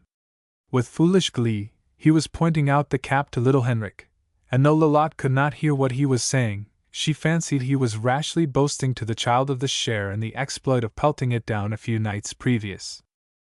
While her attention was thus painfully excited, she heard some of the people round her saying, "Who is it that has ventured to resist the governor's decree?" "It is William Tell, the crossbowman of Biglen," replied many voices. "William Tell," said one of the soldiers. "Why, it was his kinsman who raised a rabble to insult the ducal bonnet the other night." "Aye, it was the scapegrace, Philip Tell, who assailed the cap of our sovereign with stones, till he struck it down," cried another. "Behold where the young villain stands," exclaimed a third, pointing to Philip. "Hullo, hullo! Seize the young traitor, in the name of the Emperor and the Governor!" shouted the Germans. "Run, Philip, run, run for your life!" cried a party of his youthful associates. Philip hastily set his little cousin on his feet, and started off with the speed of the wild chamois of the Alpine mountains, leaving little Henrik to shift for himself. The child, the precious boy! He will be trampled to death!" shrieked Lalotte. Henrik had caught sight of his father among the crowd while Philip was holding him up to look at the ducal cap, and he had been much alarmed lest his father should see him. But the moment he found himself abandoned by Philip, he lifted up his voice, and screamed with all his might, "Father, father!" The helplessness, the distress, together with the uncommon beauty of the child, moved the heart of a peasant near him to compassion. "Who is your father, my fair boy?" said he. "Point him out, and I will lead you to him." "My father is William Tell, the crossbowman of Biglen," said the child. "There he is close to the cap on the pole yonder." "Is he your father, poor babe?" said the peasant. "Well, you will find him in rare trouble, and I hope you may not be the means of adding to it, my little man."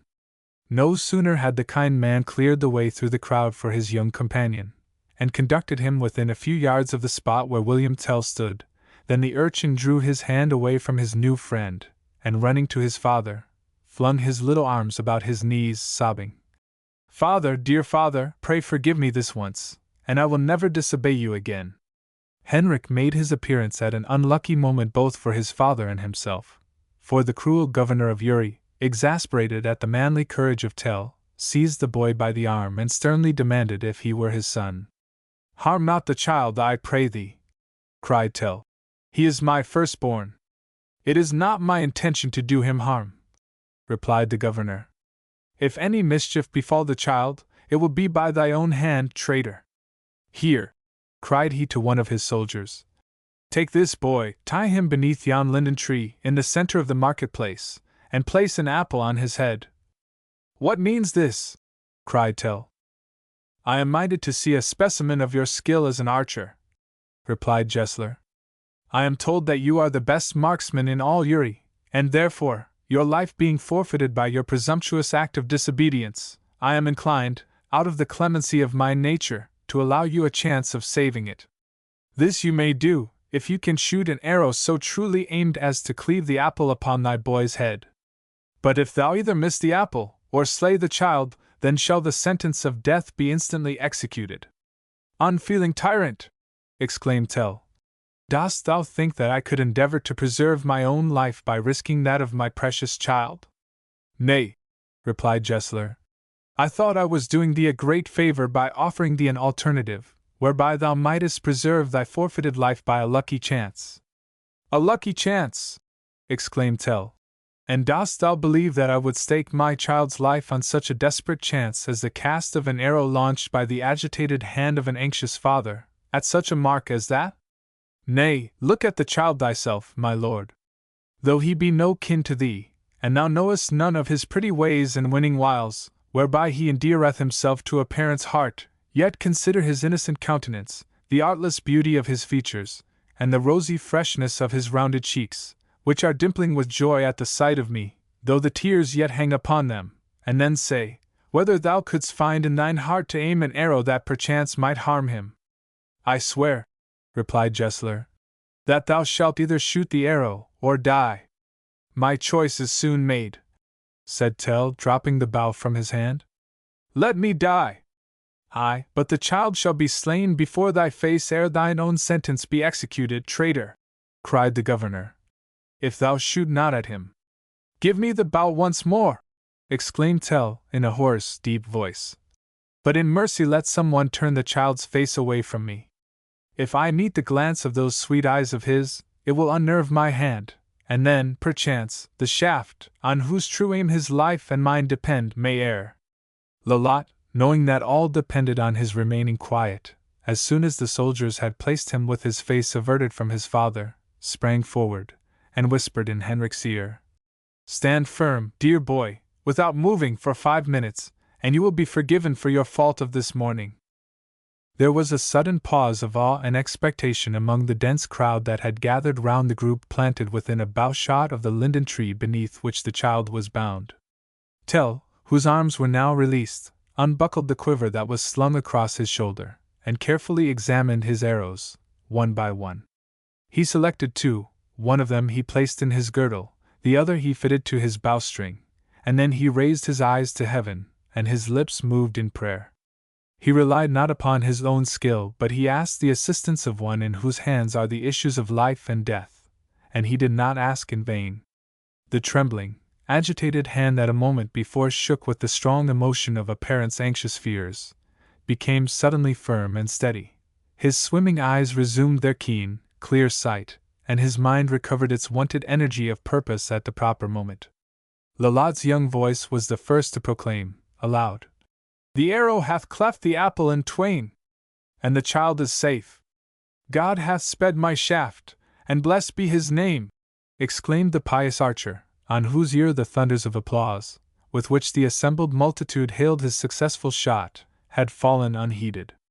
The soldiers now unbound the child, and Lolotte fearlessly advanced, and led him to his father. But before the fond parent could fold his darling to his bosom, the tyrant Gessler sternly demanded for what purpose he had reserved the second arrow, which he had seen him select and place in his belt. "That arrow," replied Tell, giving way to a sudden burst of passion, "that arrow was designed to avenge the death of my child, if I had slain him with the other." "How to avenge?" exclaimed the governor, furiously. "To avenge, saidst thou? And on whom didst thou intend thy vengeance would fall?" "On thee, tyrant!" replied Tell, fixing his eyes sternly on the governor. "My next mark would have been thy bosom, had I failed in my first. Thou perceivest that mine is not a shaft to miscarry." "Well, thou hast spoken frankly," said Gessler, "and since I have promised thee thy life I will not swerve from my word. But as I have now reason for personal apprehensions from thy malice, I shall closet thee henceforth so safely in the dungeons of Kusnacht, that the light of sun or moon shall never more visit thine eyes, and thy fatal bow shall hereafter be harmless." On this the guard once more laid hands on the intrepid archer, whom they seized and bound, in spite of the entreaties of Lolotte, and the cries and tears of little Henrik, who hung weeping about his father. "Take him home to his mother, Lolotte, and bear my last fond greetings to her and the little ones, whom I, peradventure, shall see no more," said Tell, bursting into tears. The mighty heart which had remained firm and unshaken in the midst of all his perils and trials, now melted within him at the sight of his child's tears, the remembrance of his home, and anticipations of the sufferings of his tender wife. The inhuman Gessler scarcely permitted his prisoner the satisfaction of a parting embrace with Henrik and Lolotte, ere he ordered him to be hurried on board a small vessel in which he embarked also with his armed followers. He commanded the crew to row to Brennen, where it was his intention to land, and passing through the territory of Schwyz, to lodge the captive Tell in the dungeon of Kusnacht, and there to immure him for life. The sails were hoisted and the vessel under way, when suddenly one of those storms common on the lake of Uri overtook them, accompanied with such violent gusts of wind, that the terrified pilot forsook the helm, and the bark, with the governor and his crew, was in danger of being engulfed in the raging waters. Gessler, like most wicked people, was in great terror at the prospect of death, when one of his attendants reminded him that the prisoner, William Tell, was no less skillful in the management of a boat than in the exercise of the bow. So he ordered that Tell should be unbound, and placed at the helm. The boat, steered by the master hand of the intrepid Tell, now kept its course steadily through the mountain surge, and Tell observed that by the grace of God, he trusted a deliverance was at hand. As the prow of the vessel was driven inland, Tell perceived a solitary table rock and called aloud the rowers to redouble their efforts, till they should have passed the precipice ahead. At the instant they came abreast this point, he snatched his bow from the plank, where it was lying forgotten during the storm, and turning the helm suddenly toward the rock, he sprang lightly on shore, scaled the mountain, and was out of sight and beyond reach of pursuit, before any on board had recovered from consternation. Tell, meantime, entered Schwyz, and having reached the heights which border the main road to Küsnacht, concealed himself among the brushwood in a small hollow of the road, where he knew Gessler would pass on his way to his own castle, in case he and his followers escaped and came safely to shore. This, it appeared they did, and having effected a landing at Brennen, they took horse, and proceeded towards Küsnacht, in the direction of the only road to the castle. While they were passing the spot where Tell lay concealed, he heard the cruel tyrant denouncing the most deadly vengeance, not only on himself, but his helpless family. "If I live to return to Altdorf," he exclaimed, "I will destroy the whole brood of the traitor Tell, mother and children, in the same hour." "Monster, thou shalt return to Altdorf no more," murmured Tell.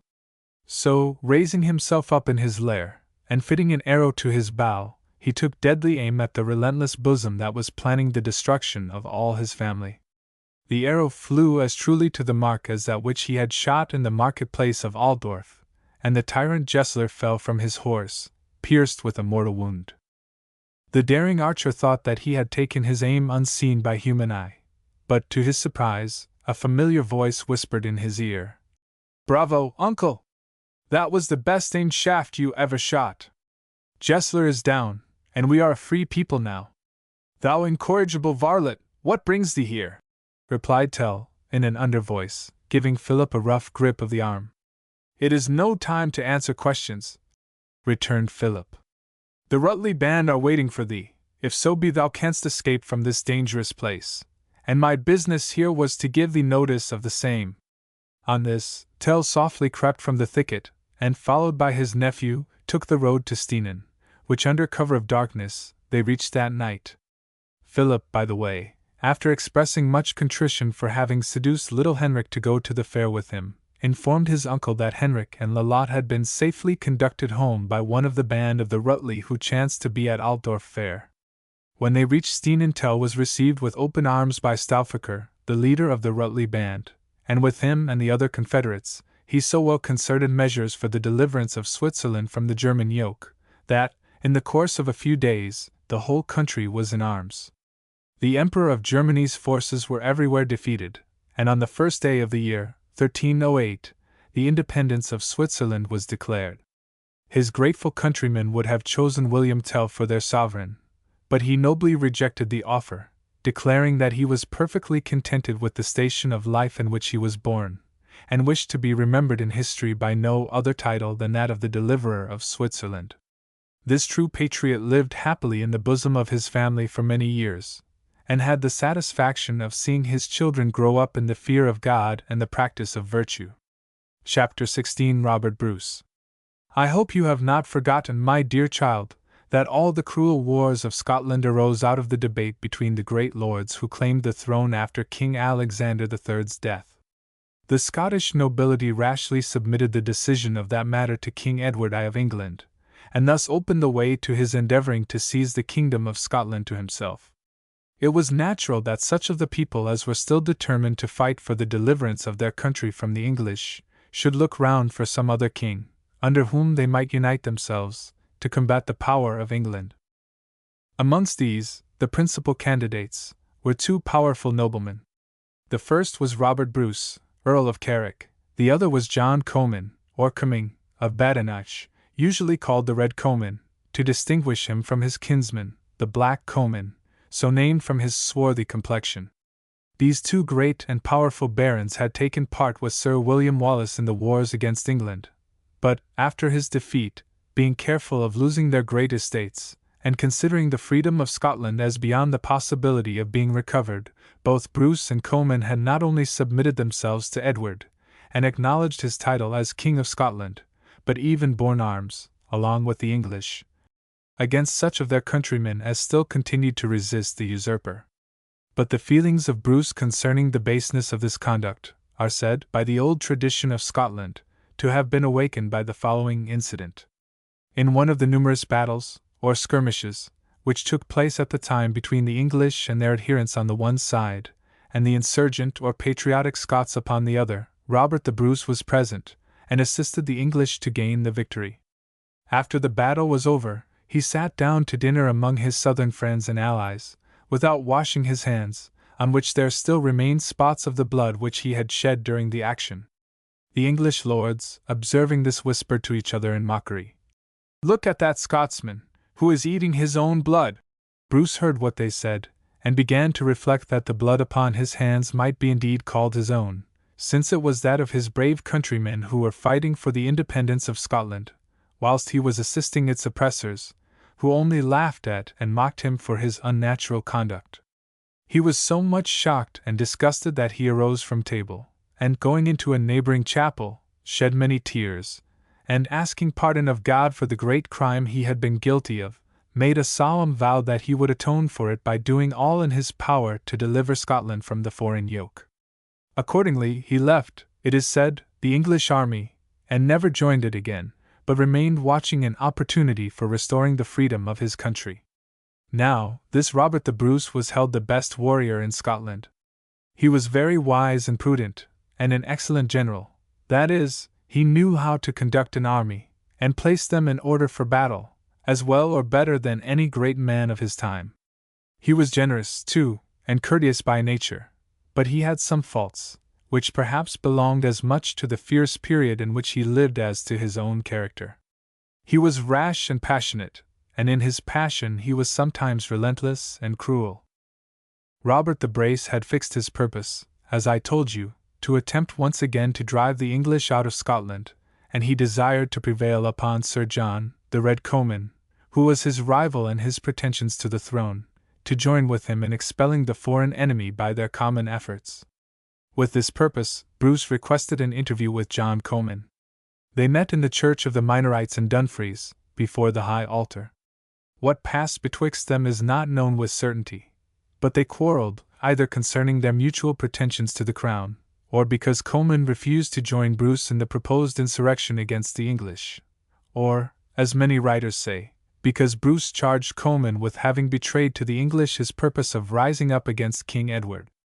It is, however, certain that these two haughty barons came to high and abusive words, until at length Bruce forgot the sacred character of the place in which they stood, and struck Comyn a blow with his dagger.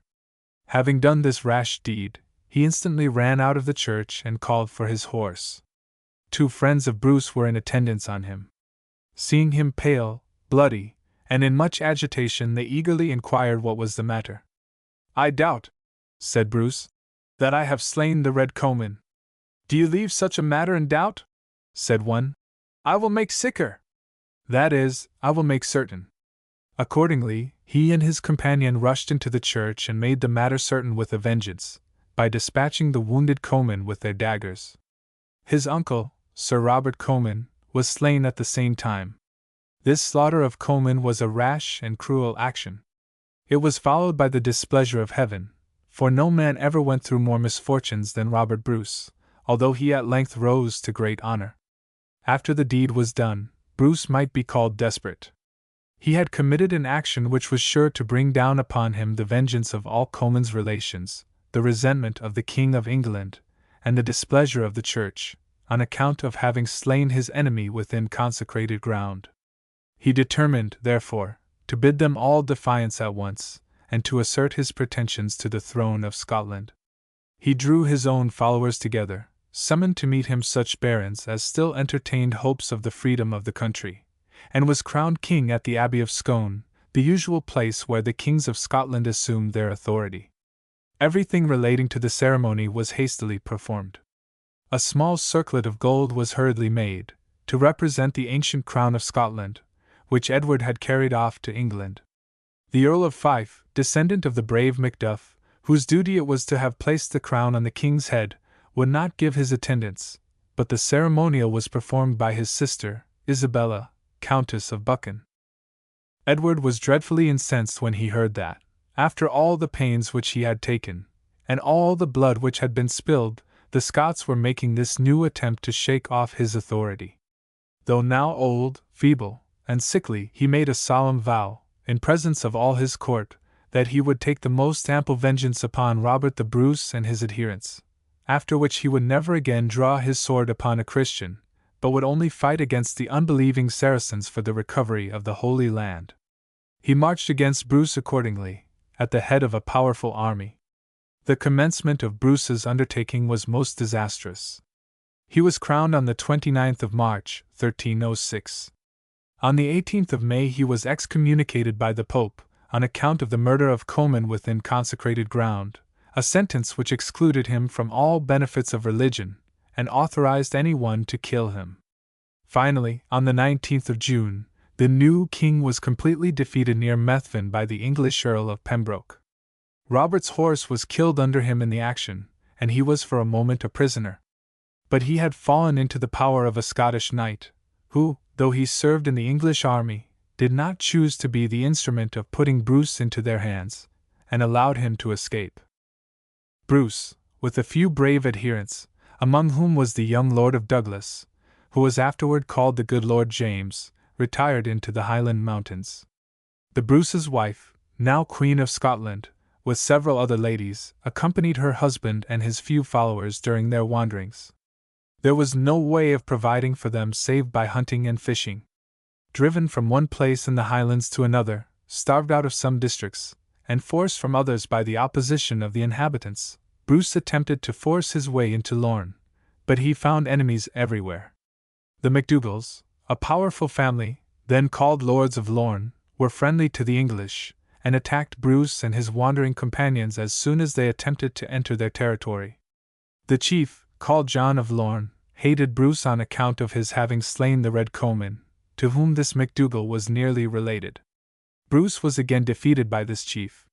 He directed his men to retreat through a narrow pass, and placing himself last of the party, he fought with and slew such of the enemy as attempted to press hard on them. 3 followers of MacDougall, a father and 2 sons, called Macandrosser, all very strong men, when they saw Bruce thus protecting the retreat of his followers, rushed on the king at once. Bruce was on horseback, in the straight pass betwixt a precipitous rock and a deep lake. He struck the first man a blow with his sword, as cut off his hand and freed the bridle. The man bled to death. The other brother had meantime grasped Bruce by the leg, and was attempting to throw him from horseback. The king, setting spurs to his horse, made the animal suddenly spring forward, so that the Highlander fell under the horse's feet, and, as he was endeavoring to rise again, Bruce cleft his head in 2 with his sword.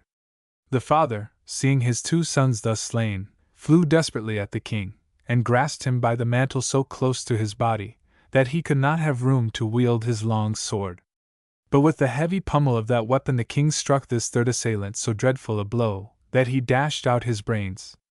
Still, however, the Highlander kept his dying grasp on the king's mantle, so that, to be free of the dead body, Bruce was obliged to undo the brooch, or clasp, by which it was fastened, and leave that, and the mantle itself, behind him. The brooch, which fell thus into the possession of MacDougall of Lorne, is still preserved in that ancient family as a memorial. The king met with many such encounters amidst his dangerous and dismal wanderings, yet, though almost always defeated by the superior numbers of the English, and of such Scots as sided with them, he still kept up his own spirits, and those of his followers.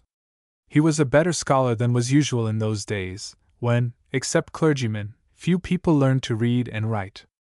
But King Robert could do both very well, and we are told that he sometimes read aloud to his companions, to amuse them, when they were crossing the great Highland lakes, in such wretched leaky boats as they could find for that purpose. Loch Lomond, in particular, is said to have been the scene of such a lecture. You may see by this how useful it is to possess knowledge. At last dangers increased so much around the brave King Robert, that he was obliged to separate himself from his queen and her ladies.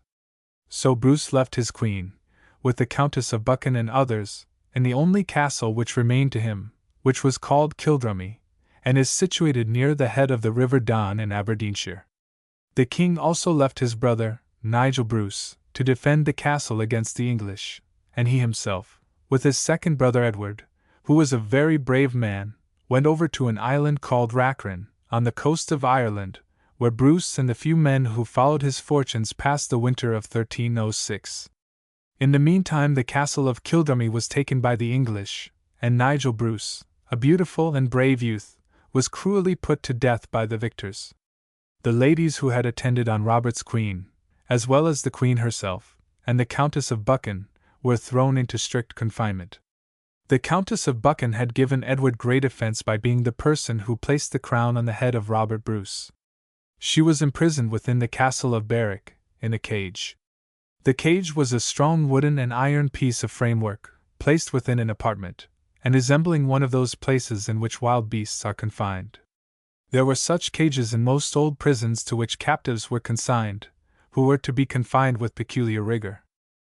The news of the taking of Kildrummy, the captivity of his wife, and the execution of his brother, reached Bruce while he was residing in a miserable dwelling at Rachrin, and reduced him to the point of despair.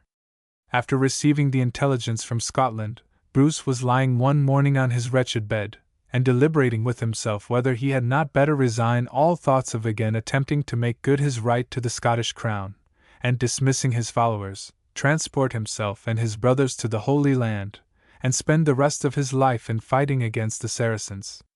But then, on the other hand, he thought it would be both criminal and cowardly to give up his attempts to restore freedom to Scotland while there yet remained the least chance of his being successful in an undertaking, which, rightly considered, was much more his duty than to drive the infidels out of Palestine. While he was divided betwixt these reflections, and doubtful of what he should do, Bruce was looking upward to the roof of the cabin in which he lay, and his eye was attracted by a spider, which, hanging at the end of a long thread of its own spinning, was endeavoring to swing itself from one beam in the roof to another, for the purpose of fixing the line on which it meant to stretch its web. The insect made the attempt again and again without success. At length Bruce counted that it had tried to carry its point 6 times, and been as often unable to do so. It came into his head that he had himself fought just 6 battles against the English and their allies, and that the poor persevering spider was exactly in the same situation with himself, having made as many trials and been as often disappointed in what it aimed at. Now, thought Bruce, as I have no means of knowing what is best to be done, I will be guided by the luck which shall attend this spider. If the insect shall make another effort to fix its thread, and shall be successful, I will venture a 7th time to try my fortune in Scotland. But if the spider shall fail, I will go to the wars in Palestine, and never return to my native country more. While Bruce was forming this resolution, the spider made another exertion with all the force it could muster, and fairly succeeded in fastening its thread to the beam which it had so often in vain attempted to reach. Bruce, seeing the success of the spider, resolved to try his own fortune, and as he had never before gained a victory, so he never afterwards sustained any considerable or decisive check or defeat. I have often met with people of the name of Bruce, so completely persuaded of the truth of this story, that they would not on any account kill a spider, because it was that insect which had shown the example of perseverance, and given a signal of good luck to their great namesake. Having determined to renew his efforts to obtain possession of Scotland, the Bruce removed himself and his followers from Rachrin to the island of Arran, which lies in the mouth of the Clyde. The king landed, and inquired of the first woman he met what armed men were in the island. She returned for answer that there had arrived there very lately a body of armed strangers, who had defeated an English governor of the castle, and were now amusing themselves with hunting about the island. The king, having caused himself to be guided to the woods which these strangers most frequented, there blew his horn repeatedly. Now, the chief of the strangers who had taken the castle was James Douglas, one of the best of Bruce's friends, and he was accompanied by some of the bravest of that patriotic band. When he heard Robert Bruce's horn, he knew the sound well, and cried out that yonder was the king, he knew by his manner of blowing. So he and his companions hastened to meet King Robert. They could not help weeping when they considered their own forlorn condition, but they were stout-hearted men, and yet looked forward to freeing their country. The Bruce was now where the people were most likely to be attached to him. He continued to keep himself concealed in his own earldom of Carrick, and in the neighbouring country of Galloway, until he should have matters ready for a general attack upon the English.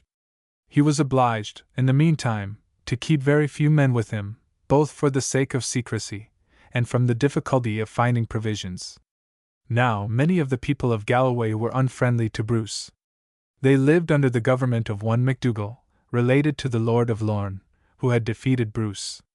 These Galloway men had heard that Bruce was in their country, having no more than 60 men with him, so they resolved to attack him by surprise, and for this purpose they got together and brought with them 2 or 3 bloodhounds.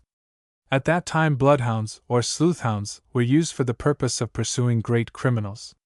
The men of Galloway thought that if they missed taking Bruce, or killing him at the first onset, and if he should escape into the woods, they would find him out by means of these bloodhounds. The good King Robert Bruce, who was always watchful and vigilant, received some information of the intention of the party to come upon him suddenly and by night.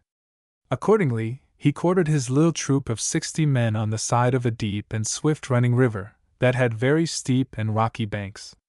There was but one ford by which this river could be crossed in that neighborhood, and that ford was deep and narrow, so that 2 men could scarcely get through abreast.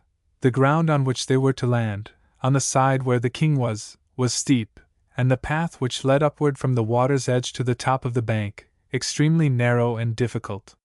Bruce caused his men to lie down to take some sleep, at a place about half a mile distant from the river, while he himself, with 2 attendants, went down to watch the ford.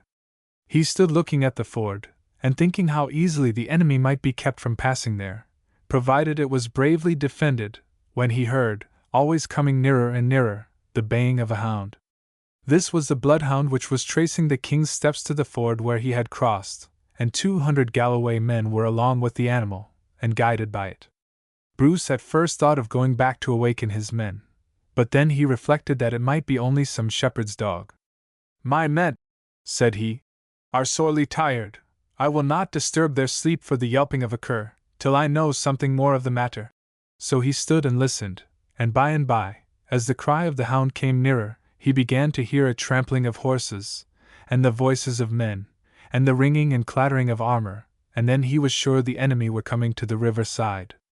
Then the king thought, "If I go back to give my men the alarm, these Galloway men will get through the ford without opposition, and that would be a pity, since it is a place so advantageous to make defense against them."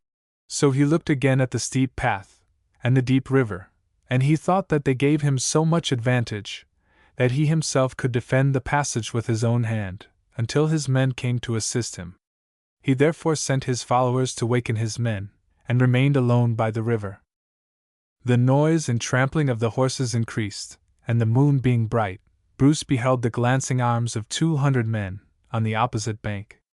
The men of Galloway, on their part, saw but one solitary figure guarding the ford, and the foremost of them plunged into the river without minding him.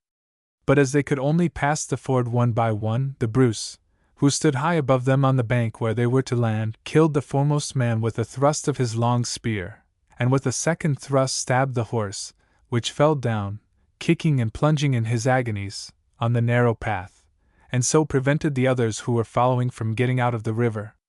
Bruce had thus an opportunity of dealing his blows among them, while they could not strike at him.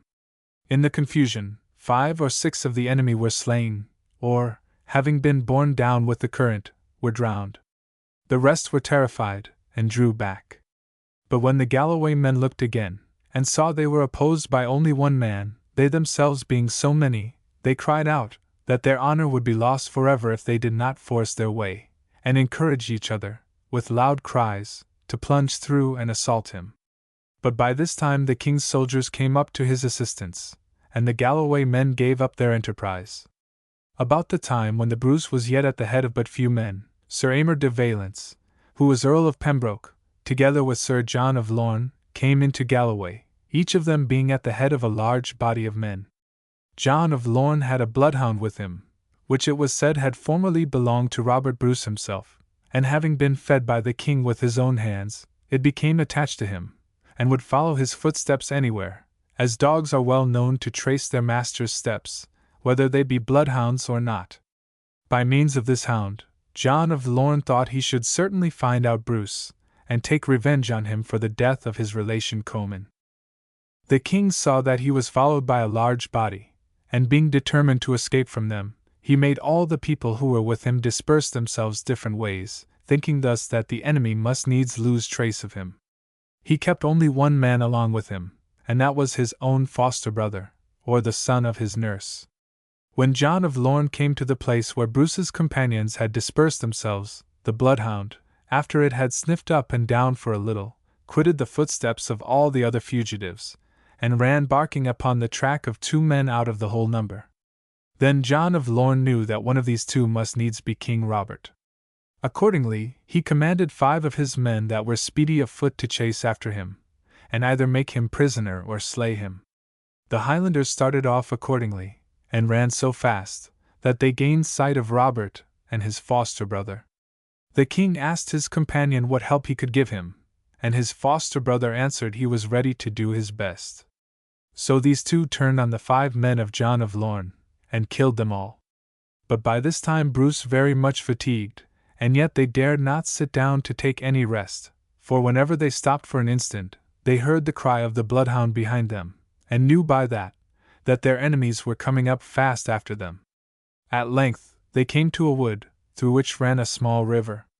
Then Bruce said to his foster brother, "Let us wade down this stream for a great way, instead of going straight across, and so this unhappy hound will lose the scent, for if we were once clear of him, I should not be afraid of getting away from the pursuers."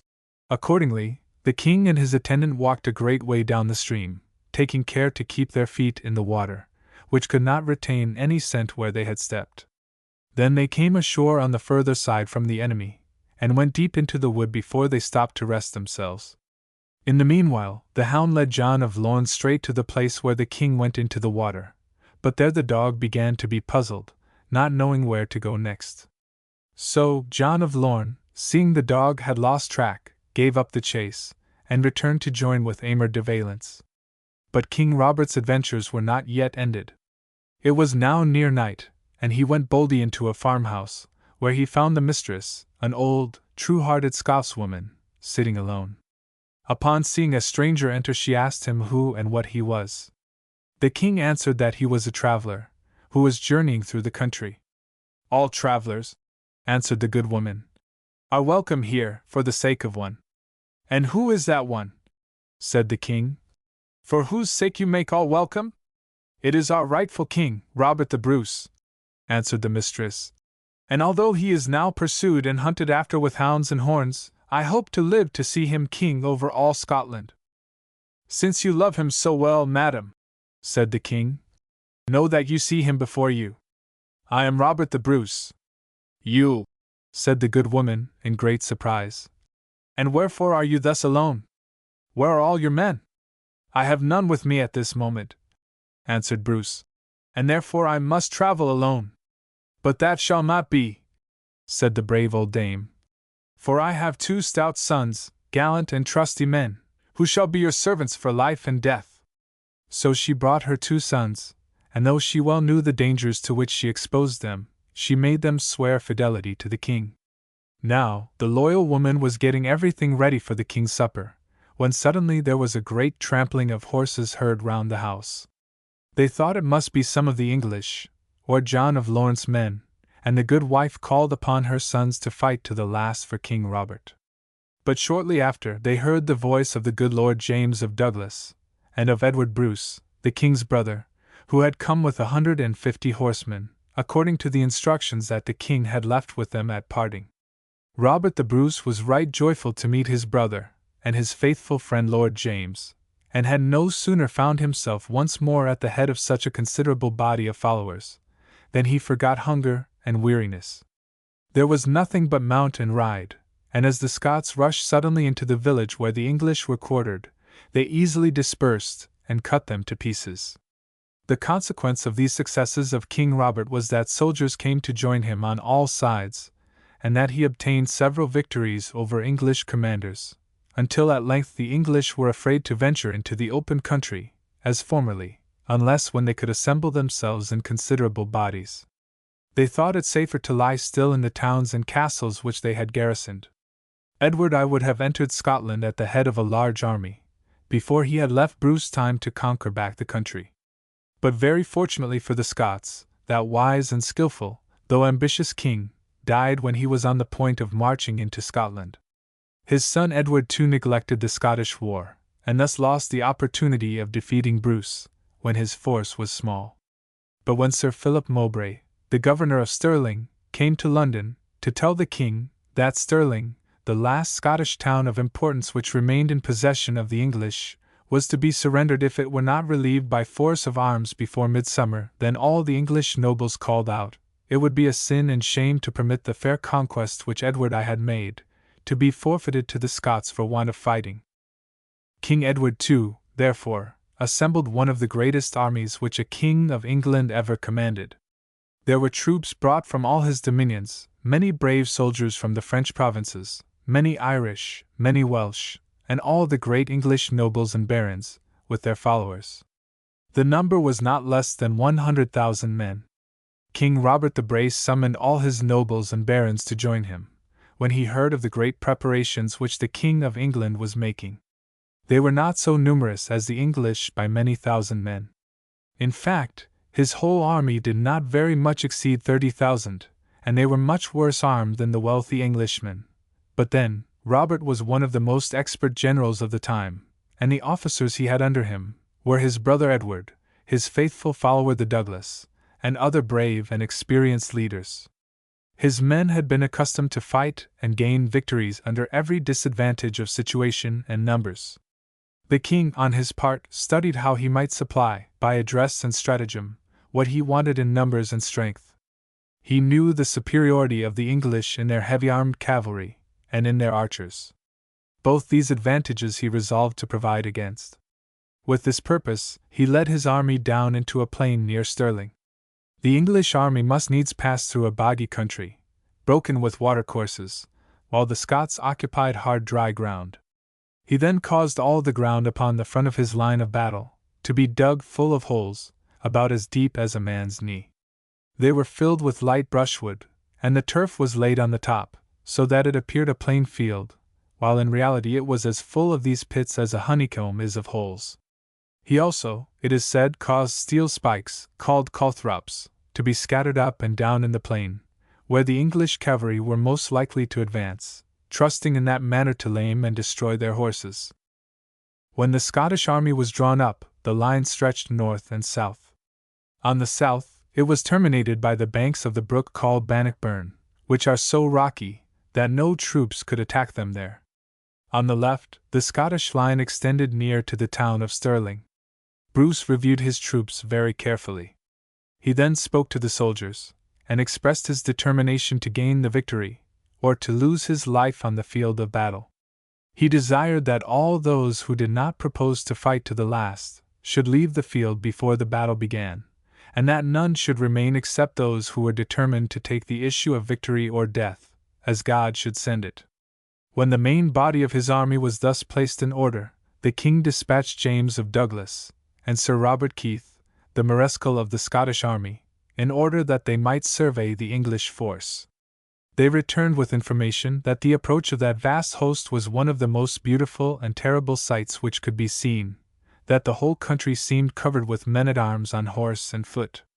It was upon the 23rd of June, 1314, the King of Scotland heard the news that the English army was approaching Stirling.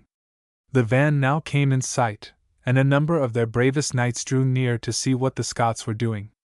They saw King Robert dressed in his armor, and distinguished by a gold crown, which he wore over his helmet. He was not mounted on his great war-horse, because he did not expect to fight that evening. But he rode on a little pony up and down the ranks of his army, putting his men in order, and carried in his hand a sort of battle-axe made of steel. When the king saw the English horsemen drawn near, he advanced a little before his own men, that he might look at them more nearly. There was a knight among the English, called Sir Henry de Bohun, who thought this would be a good opportunity to gain great fame to himself, and put an end to the war, by killing King Robert. The king being poorly mounted, and having no lance, Bohun galloped on him suddenly and furiously, thinking, with his long spear, and his tall, powerful horse, easily to bear him down to the ground. King Robert saw him, and permitted him to come very near, then suddenly turned his pony a little to one side, so that Sir Henry missed him with the lance point, and was in the act of being carried past him by the career of his horse. But as he passed, King Robert rose up in his stirrups, and struck Sir Henry on the head with his battle-axe so terrible a blow that it broke to pieces his iron helmet as if it had been a nutshell, and hurled him from his saddle. He was dead before he reached the ground. This gallant action was blamed by the Scottish leaders, who thought Bruce ought not to have exposed himself to so much danger, when the safety of the whole army depended on him. The king only kept looking at his weapon, which was injured by the force of the blow, and said, "I have broken my good battle-axe." The next morning the English king ordered his men to begin the battle. The archers then bent their bows, and began to shoot so closely together, that the arrows fell like flakes of snow on a Christmas day. They killed many of the Scots, and might have decided the victory, but Bruce was prepared for them. A body of men-at-arms, well mounted, rode at full gallop among them, and as the archers had no weapons save their bows and arrows, which they could not use when they were attacked hand to hand, they were cut down in great numbers by the Scottish horsemen, and thrown into total confusion. The fine English cavalry then advanced to support their archers. But coming over the ground which was dug full of pits, the horses fell into these holes and the riders lay tumbling about, without any means of defense, and unable to rise from the weight of their armor. While the battle was obstinately maintained on both sides, an event happened which decided the victory. The servants and attendants on the Scottish camp had been sent behind the army to a place afterward called the Gillies Hill.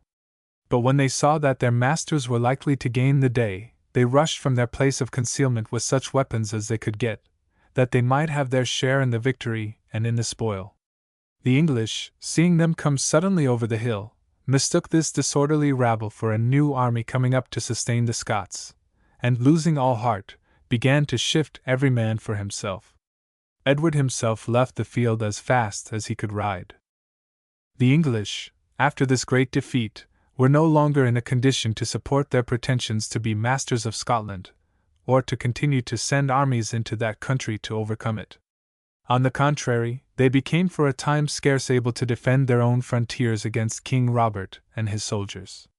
Thus did Robert Bruce arise from the condition of an exile, hunted with bloodhounds like a stag or beast of prey, to the rank of an independent sovereign, universally acknowledged to be one of the wisest and bravest kings who then lived.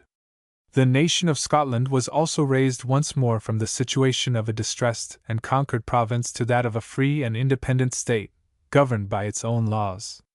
Robert Bruce continued to reign gloriously for several years, and the Scots seemed, during his government, to have acquired a complete superiority over their neighbors. But then we must remember that Edward II, who then reigned in England, was a foolish prince, and listened to bad counsels, so that it is no wonder that he was beaten by so wise and experienced a general as Robert Bruce, who had fought his way to the crown through so many disasters, and acquired in consequence so much renown. In the last year of Robert the Bruce's reign, he became extremely sickly and infirm, chiefly owing to a disorder called the leprosy, which he had caught during the hardships and misfortunes of his youth, when he was so frequently obliged to hide himself in woods and morasses, without a roof to shelter him. He lived at a castle called Cardross, on the beautiful banks of the river Clyde, near to where it joins the sea, and his chief amusement was to go upon the river, and down to the sea in a ship, which he kept for his pleasure. He was no longer able to sit upon his war-horse, or to lead his army to the field. While Bruce was in this feeble state, Edward II, King of England, died, and was succeeded by his son Edward III. He turned out afterward to be one of the wisest and bravest kings whom England ever had, but when he first mounted the throne he was very young. The war between the English and the Scots still lasted at the time, but finally a peace was concluded with Robert Bruce, on terms highly honorable to Scotland, for the English king renounced all pretensions to the sovereignty of the country. Good King Robert did not long survive this joyful event. He was not aged more than 54 years, but his bad health was caused by the hardships which he sustained during his youth, and at length he became very ill. Finding that he could not recover, he assembled around his bedside the nobles and councillors in whom he most trusted. He told them that now, being on his deathbed, he sorely repented all his misdeeds, and particularly that he had, in his passion, killed Comyn with his own hand, in the church and before the altar. He said that if he had lived, he had intended to go to Jerusalem to make war upon the Saracens who held the Holy Land, as some expiation for the evil deeds he had done. But since he was about to die, he requested of his dearest friend and bravest warrior, and that was the good Lord James Douglas, that he should carry his heart to the Holy Land. Douglas wept bitterly as he accepted this office, the last mark of the Braces' confidence and friendship. The king soon afterward expired, and his heart was taken out from his body and embalmed, that is, prepared with spices and perfumes, that it might remain a long time fresh and uncorrupted. Then the Douglas caused a case of silver to be made, into which he put the Bruce's heart, and wore it around his neck, by a string of silk and gold. And he set forward for the Holy Land, with a gallant train of the bravest men in Scotland, who, to show their value of and sorrow for their brave King Robert Bruce, resolved to attend his heart to the city of Jerusalem. In going to Palestine, Douglas landed in Spain, where the Saracen king, or Sultan of Granada, called Osman, was invading the realms of Alfonso, the Spanish king of Castile. King Alfonso received Douglas with great honor and distinction, and easily persuaded the Scottish earl that he would do good service to the Christian cause, by assisting him to drive back the Saracens of Granada before proceeding on his voyage to Jerusalem. Lord Douglas and his followers went accordingly to a great battle against Osman, and had little difficulty in defeating the Saracens. But being ignorant of the mode of fighting among the cavalry of the East, the Scots pursued the chase too far, and the Moors, when they saw them scattered and separated from each other, turned suddenly back, with a loud cry of Allah illah Allah, which is their shout of battle, and surrounded such of the Scottish knights and squires as were dispersed from each other.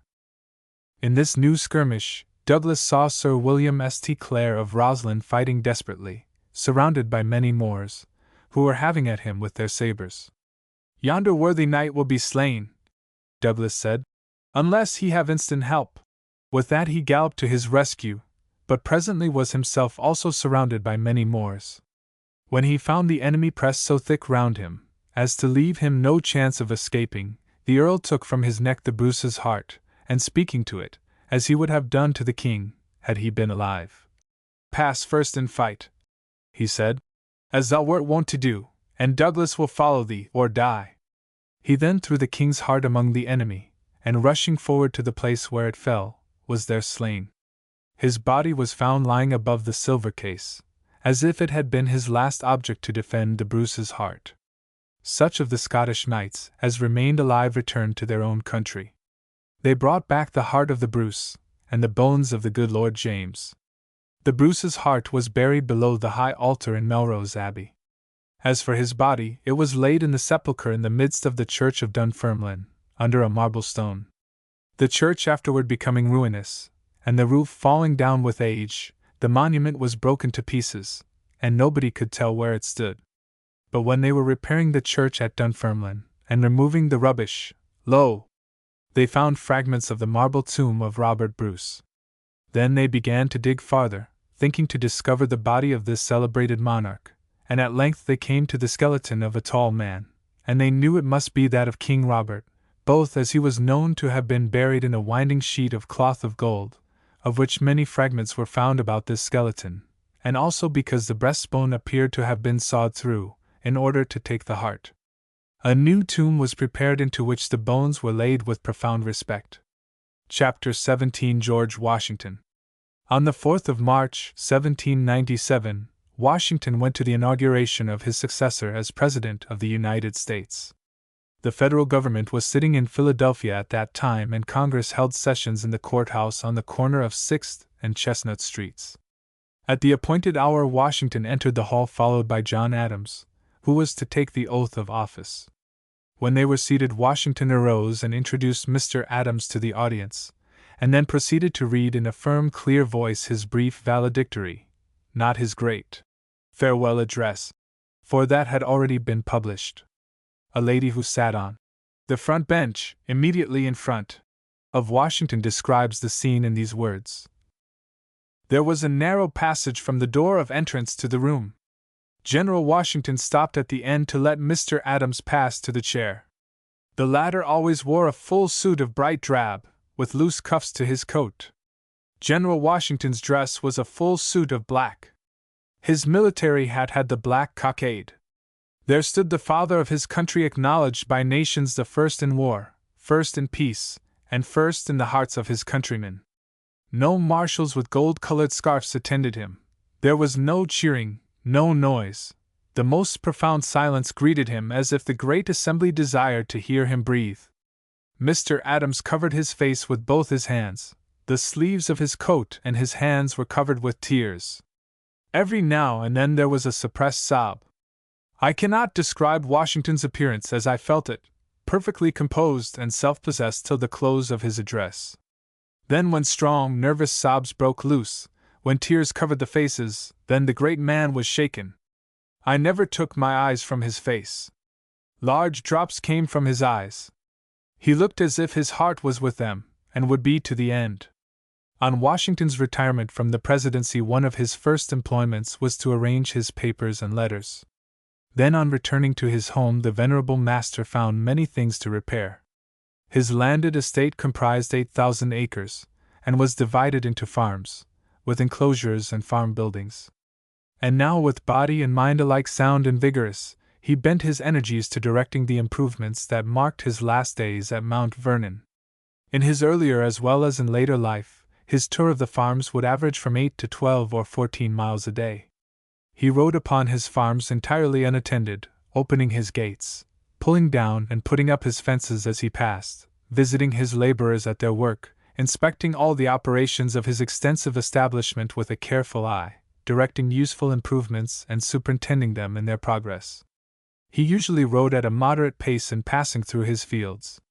But when behind time, this most punctual of men would display the horsemanship of his earlier days, and a hard gallop would bring him up to time, so that the sound of his horse's hoofs and the first dinner bell would be heard together at 3:15. A story is told that one day an elderly stranger, meeting a revolutionary worthy out hunting, a long-tried and valued friend of the chief, accosted him, and asked whether Washington was to be found at the mansion house, or whether he was off riding over his estate. The friend answered that he was visiting his farms, and directed the stranger the road to take, adding, "You will meet, sir, with an old gentleman riding alone in plain drab clothes, a broad-brimmed white hat, a hickory switch in his hand, and carrying an umbrella with a long staff, which is attached to his saddle-bow. That person, sir, is General Washington." Precisely at 3:15 the industrious farmer returned, dressed, and dined at 3 o'clock. At this meal he ate heartily, but was not particular in his diet, with the exception of fish, of which he was excessively fond. Touching his liking for fish, and illustrative of his practical economy and abhorrence of waste and extravagance, an anecdote is told of the time he was president and living in Philadelphia. It happened that a single shad had been caught in the Delaware, and brought to the city market. His steward, Sam Frances, pounced upon the fish with the speed of an osprey, delighted that he had secured a delicacy agreeable to the palate of his chief, and careless of the expense, for which the president had often rebuked him. When the fish was served, Washington suspected the steward had forgotten his order about expenditure for the table, and said to Frances, who stood at his post at the sideboard, "What fish is this?" "A shad, sir, a very fine shad," the steward answered. "I know your excellency is particularly fond of this kind of fish, and was so fortunate as to procure this one, the only one in market, sir, the first of the season." "The price, sir, the price?" asked Washington sternly. $3, stammered the conscience-stricken steward. "Take it away," thundered the chief. "Take it away, sir! It shall never be said that my table sets such an example of luxury and extravagance." Poor Frances tremblingly did as he was told, and the first shad of the season was carried away untouched to be speedily discussed in the servants' dining-room. Although the farmer of Mount Vernon was much retired from the business world, he was by no means inattentive to the progress of public affairs. When the post-bag arrived, he would select his letters and lay them aside for reading in the seclusion of his library. The newspapers he would peruse while taking his single cup of tea, his only supper, and read aloud passages of peculiar interest, remarking the matter as he went along. He read with distinctness and precision. These evenings with his family always ended at precisely 9 o'clock, when he bade everyone good night and retired to rest, to rise again at 4 and renew the same routine of labor and enjoyment. Washington's last days, like those that preceded them in the course of a long and well-spent life, were devoted to constant and careful employment. His correspondence both at home and abroad was immense. Yet no letter was unanswered. One of the best-bred men of his time, Washington deemed it a grave offense against the rules of good manners and propriety to leave letters unanswered. He wrote with great facility, and it would be a difficult matter to find another who had written so much, who had written so well. General Harry Lee once observed to him, "We are amazed, sir, at the vast amount of work you get through." Washington answered, "Sir, I rise at 4 o'clock, and a great deal of my work is done while others sleep." He was the most punctual of men, as we said. To this admirable quality of rising at 4 and retiring to rest at 9 at all seasons, this great man owed his ability to accomplish mighty labors during his long and illustrious life. He was punctual in everything and made everyone about him punctual. So careful a man delighted in always having about him a good timekeeper. In Philadelphia, the first president regularly walked up to his watchmakers to compare his watch with the regulator. At Mount Vernon, the active yet punctual farmer invariably consulted the dial when returning from his morning ride, and before entering his house. The affairs of the household took order from the master's accurate and methodical arrangement of time. Even the fisherman on the river watched for the cook's signal when to pull in shore and deliver his catch in time for dinner. Among the picturesque objects on the Potomac, to be seen from the eastern portion of the mansion house, was the light canoe of the house's fisher. Father Jack was an African, 100 years of age, and although enfeebled in body by weight of years, his mind possessed uncommon vigor.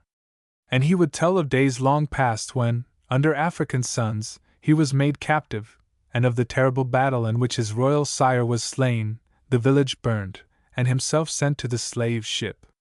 Father Jack had in a considerable degree a leading quality of his race, somnolency. Many an hour could the family of Washington see the canoe fastened to a stake, with the old fisherman bent nearly double enjoying a nap, which was only disturbed by the jerking of the white perch caught on his hook. But, as we just said, the domestic duties of Mount Vernon were governed by clock time, and the slumbers of Fisher Jack might occasion inconvenience, for the cook required the fish at a certain hour, so that they might be served smoking hot precisely at 3. At times he would go to the river bank and make the accustomed signals, and meet with no response. The old fisherman would be quietly reposing in his canoe, rocked by the gentle undulations of the stream, and dreaming, no doubt, of events long time ago. The importunate master of the kitchen, grown ferocious by delay, would now rush up and down the water's edge, and, by dint of loud shouting, cause the canoe to turn its prow to the shore. Father Jack, indignant at its being supposed he was asleep at his post, would rate those present on his landing. "What you all make such a debil of a noise for, hey? I want ye sleep, only not and dot." The establishment of Mount Vernon employed a perfect army of domestics, yet to each one was assigned special duties, and from each one strict performance was required.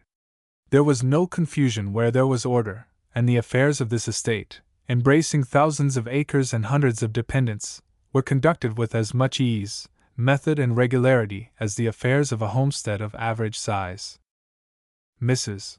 Washington was an accomplished housewife of the olden time, and she gave constant attention to all matters of her household, and by her skill and management greatly contributed to the comfort and entertainment of the guests who enjoyed the hospitality of her home. The best charities of life were gathered round Washington in the last days at Mount Vernon. The love and veneration of a whole people for his illustrious services, his generous and untiring labors in the cause of public utility, his kindly demeanor to his family circle, his friends, and numerous dependents, his courteous and cordial hospitality to his guests, many of them strangers from far distant lands, these charities, all of which sprang from the heart, were the ornament of his declining years and granted the most sublime scene in nature, when human greatness reposes upon human happiness.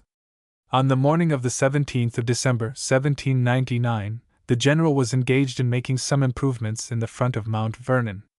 As was usual with him, he carried his own compass, noted his observations, and marked out the ground. The day became rainy, with sleet, and the improver remained so long exposed to the inclemency of the weather as to be considerably wetted before his return to the house. About 1 o'clock he was seized with chilliness and nausea, but having changed his clothes he sat down to his indoor work.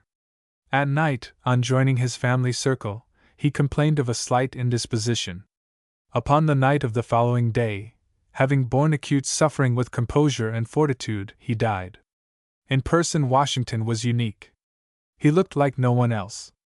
To a stature lofty and commanding he united a form of the manliest proportions, and a dignified, graceful, and imposing carriage.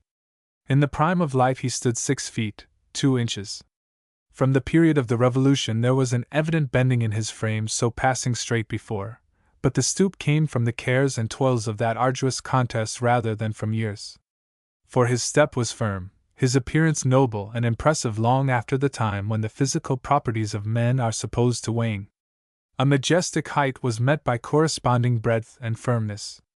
His whole person was so cast in nature's finest mold as to resemble an ancient statue, all of whose parts unite to the perfection of the whole.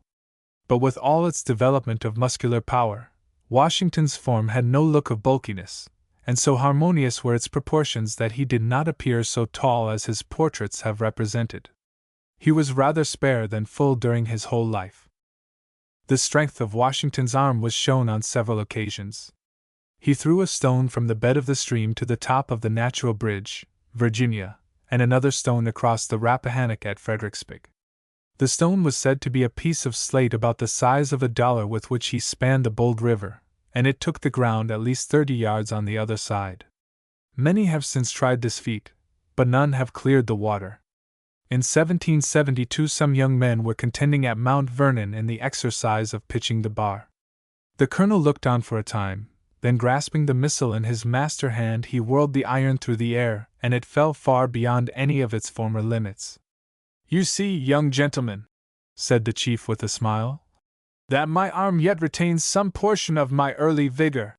He was then in his 40th year and probably in the fullness of his physical powers. Those powers became rather mellowed than decayed by time, for his age was like lusty winter, frosty yet kindly, and up to his 68th year he mounted a horse with surprising agility, and rode with ease and grace. Ricketts, the celebrated equestrian, used to say, "I delight to see the general ride and make it a point to fall in with him when I hear he is out on horseback. His seat is so firm, his management so easy and graceful that I who am an instructor in horsemanship would go to him and learn to ride." In his later days the general, desirous of riding pleasantly, procured from the north 2 horses of a breed for bearing the saddle. They were well to look at, and pleasantly gaited under the saddle, but also scary and therefore unfitted for the service of one who liked to ride quietly on his farm, occasionally dismounting and walking in his fields to inspect improvements. From one of these horses the general sustained a fall, probably the only fall he ever had from a horse in his life. It was upon a November evening, and he was returning from Alexandria to Mount Vernon with 3 friends and a groom. Having halted a few moments he dismounted, and upon rising in his stirrup again, the horse, alarmed at the glare from a fire near the roadside, sprang from under his rider who came heavily to the ground. His friends rushed to give him assistance, thinking him hurt. But the vigorous old man was upon his feet again, brushing the dust from his clothes, and after thanking those who came to his aid said that he had had a very complete tumble, and that it was owing to a cause no horseman could well avoid or control, that he was only poised in his stirrup, and had not yet gained his saddle when the scary animal sprang from under him. Bred in the vigorous school of frontier warfare, the earth for his bed, his canopy the heavens, Washington excelled the hunter and woodsman in their athletic habits, and in those trials of manhood which filled the hardy days of his early life. He was amazingly swift of foot, and could climb steep mountains seemingly without effort. Indeed, in all the tests of his great physical powers he appeared to make little effort. When he overthrew the strong man of Virginia in wrestling, upon a day when many of the finest athletes were engaged in the contest, he had retired to the shade of a tree intent upon the reading of a book. It was only after the champion of the game strode through the ring calling for nobler antagonists, and taunting the reader with the fear that he would be thrown, that Washington closed his book. Without taking off his coat, he calmly observed that fear did not enter his makeup. Then, grappling with the champion, he hurled him to the ground. In Washington's lion-like grasp, said the vanquished wrestler, I became powerless, and went down with a force that seemed to jar the very marrow in my bones. The victor, regardless of shouts at his success, leisurely retired to his shade, and again took up his book. Washington's powers were chiefly in his limbs. His frame was of equal breadth from the shoulders to the hips. His chest was not prominent but rather hollowed in the center. He never entirely recovered from a pulmonary affection from which he suffered in early life. His frame showed an extraordinary development of bone and muscle. His joints were large, as were his feet, and could a cast of his hand have been preserved, it would be ascribed to a being of a fabulous age. Lafayette said, I never saw any human being with so large a hand as the general's. Of the awe and reverence which the presence of Washington inspired we have many records. I stood, says one writer, before the door of the Hall of Congress in Philadelphia when the carriage of the President drew up. It was a white coach, or rather of a light cream color, painted on the panels with beautiful groups representing the 4 seasons. As Washington alighted and, ascending the steps, paused on the platform, he was preceded by 2 gentlemen bearing large white wands, who kept back the eager crowd that pressed on every side. At that moment I stood so near I might have touched his clothes, but I should as soon have thought of touching an electric battery. I was penetrated with deepest awe. Nor was this the feeling of the schoolboy I then was. It pervaded, I believe, every human being that approached Washington, and I have been told that even in his social hours, this feeling in those who shared them never suffered intermission. I saw him 100 times afterward, but never with any other than the same feeling. The Almighty, who raised up for our hour of need a man so peculiarly prepared for its whole dread responsibility, seems to have put a stamp of sacredness upon his instrument. The first sight of the man struck the eye with involuntary homage and prepared everything around him to obey. At the time I speak of he stood in profound silence, and had the statue-like air which mental greatness alone can bestow. As he turned to enter the building, and was ascending the staircase to the Congressional Hall, I glided along unseen, almost under the cover of the skirts of his dress, and entered into the lobby of the House which was in session to receive him. At Washington's entrance there was a most profound silence. House, lobbies, gallery, all were wrapped in deepest attention, and the souls of the entire assemblage seemed peering from their eyes as the noble figure deliberately and unaffectedly advanced up the broad aisle of the hall between ranks of standing senators and members, and slowly ascended the steps leading to the Speaker's chair. The President, having seated himself, remained in silence, and the members took their seats, waiting for the speech. No house of worship was ever more profoundly still than that large and crowded chamber. Washington was dressed precisely as Stuart has painted him in full-length portrait, in a full suit of the richest black velvet, with diamond knee buckles and square silver buckles set upon shoes japanned with most scrupulous neatness, black silk stockings, his shirt ruffled at the breast and waist, a light dress sword, his hair profusely powdered, fully dressed, so as to project at the sides, and gathered behind in a silk bag ornamented with a large rose of black ribbon. He held his cocked hat, which had a large black cockade on one side of it, in his hand, as he advanced toward the chair, and when seated, laid it on the table. At length, thrusting his hand within the side of his coat, he drew forth a roll of manuscript which he opened, and rising read in a rich, deep, full, sonorous voice his opening address to Congress. His enunciation was deliberate, justly emphasized, very distinct, and accompanied with an air of deep solemnity as being the utterance of a mind conscious of the whole responsibility of its position, but not oppressed by it.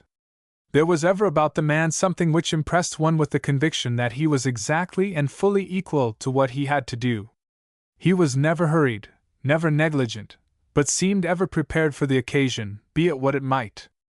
In his study, in his parlor, at a levee, before Congress, at the head of the army, he seemed ever to be just what the situation required.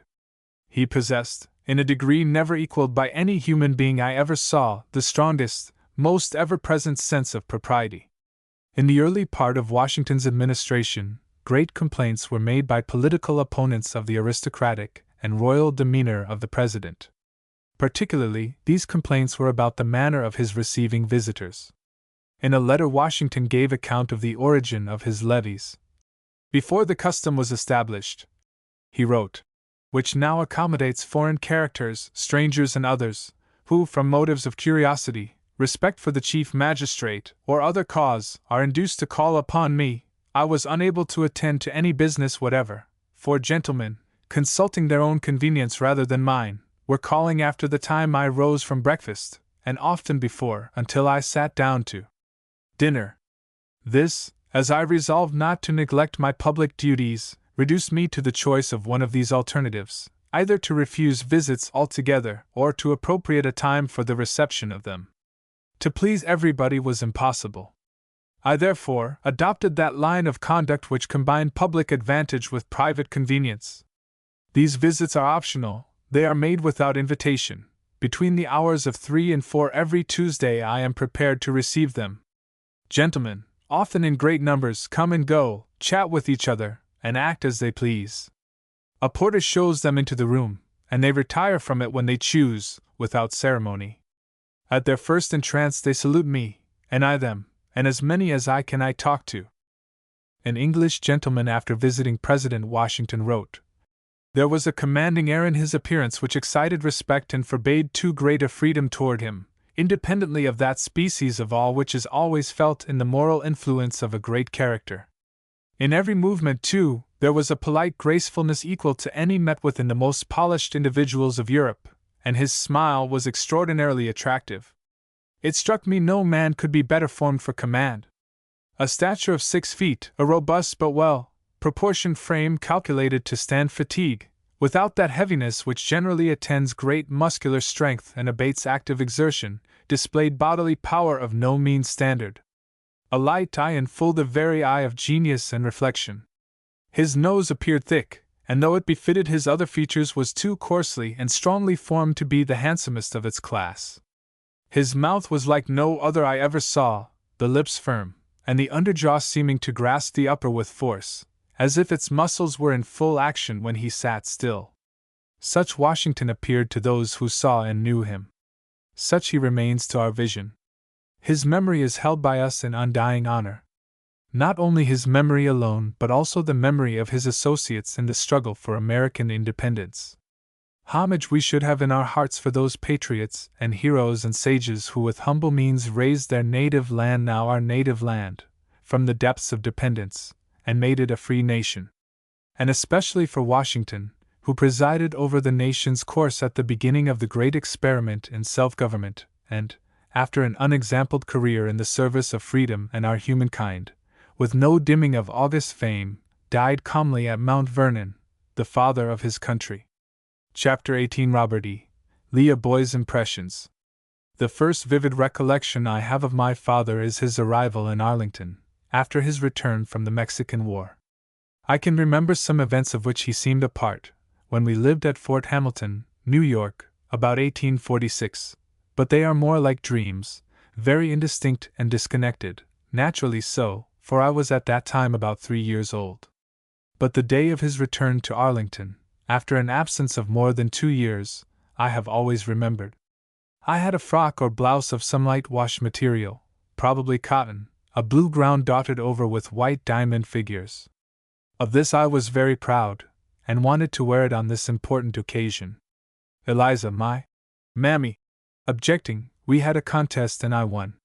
Clothed in this, my very best, and with my hair freshly curled in long golden ringlets, I went down into the large hall where the whole household was assembled, eagerly greeting my father, who had just arrived on horseback from Washington, having missed in some way the carriage which had been sent for him. There was visiting us at this time Mrs. Lippett, a friend of my mother's, with her little boy, Armistead, about my age and size, also with long curls.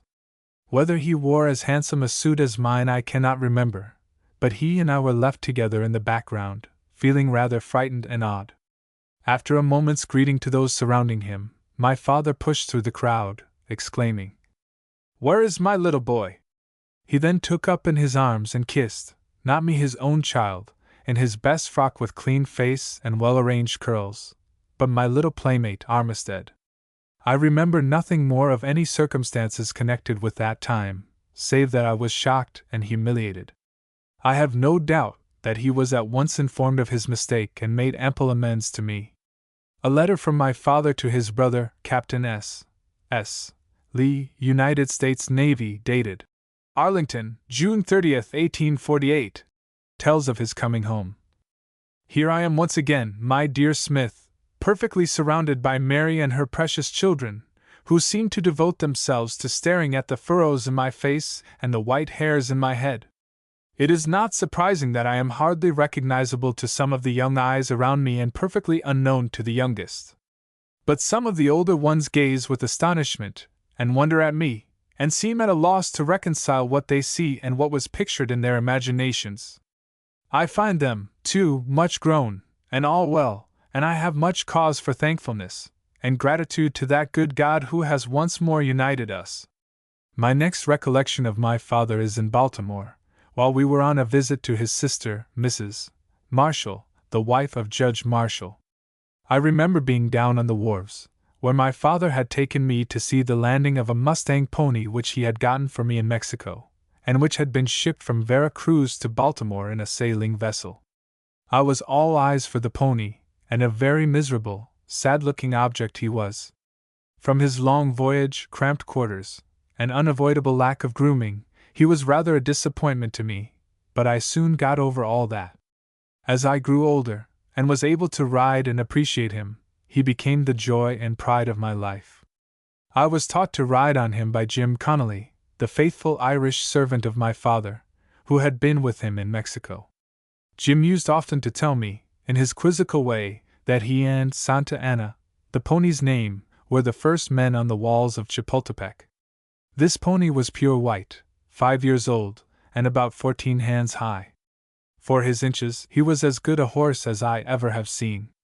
While we lived in Baltimore, he and Grace Darling, my father's favorite mare, were members of our family.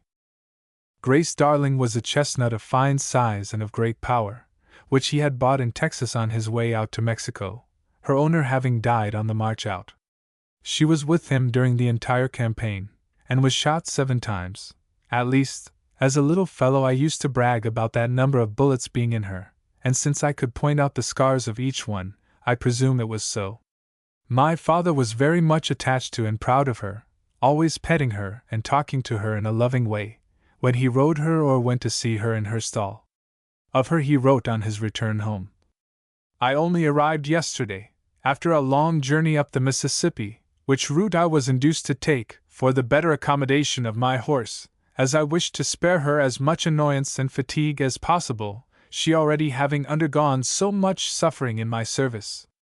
I landed her at Wheeling and left her to come over with Jim. Santa Anna was found lying cold and dead in the park of Arlington one morning in the winter of '60 to '61.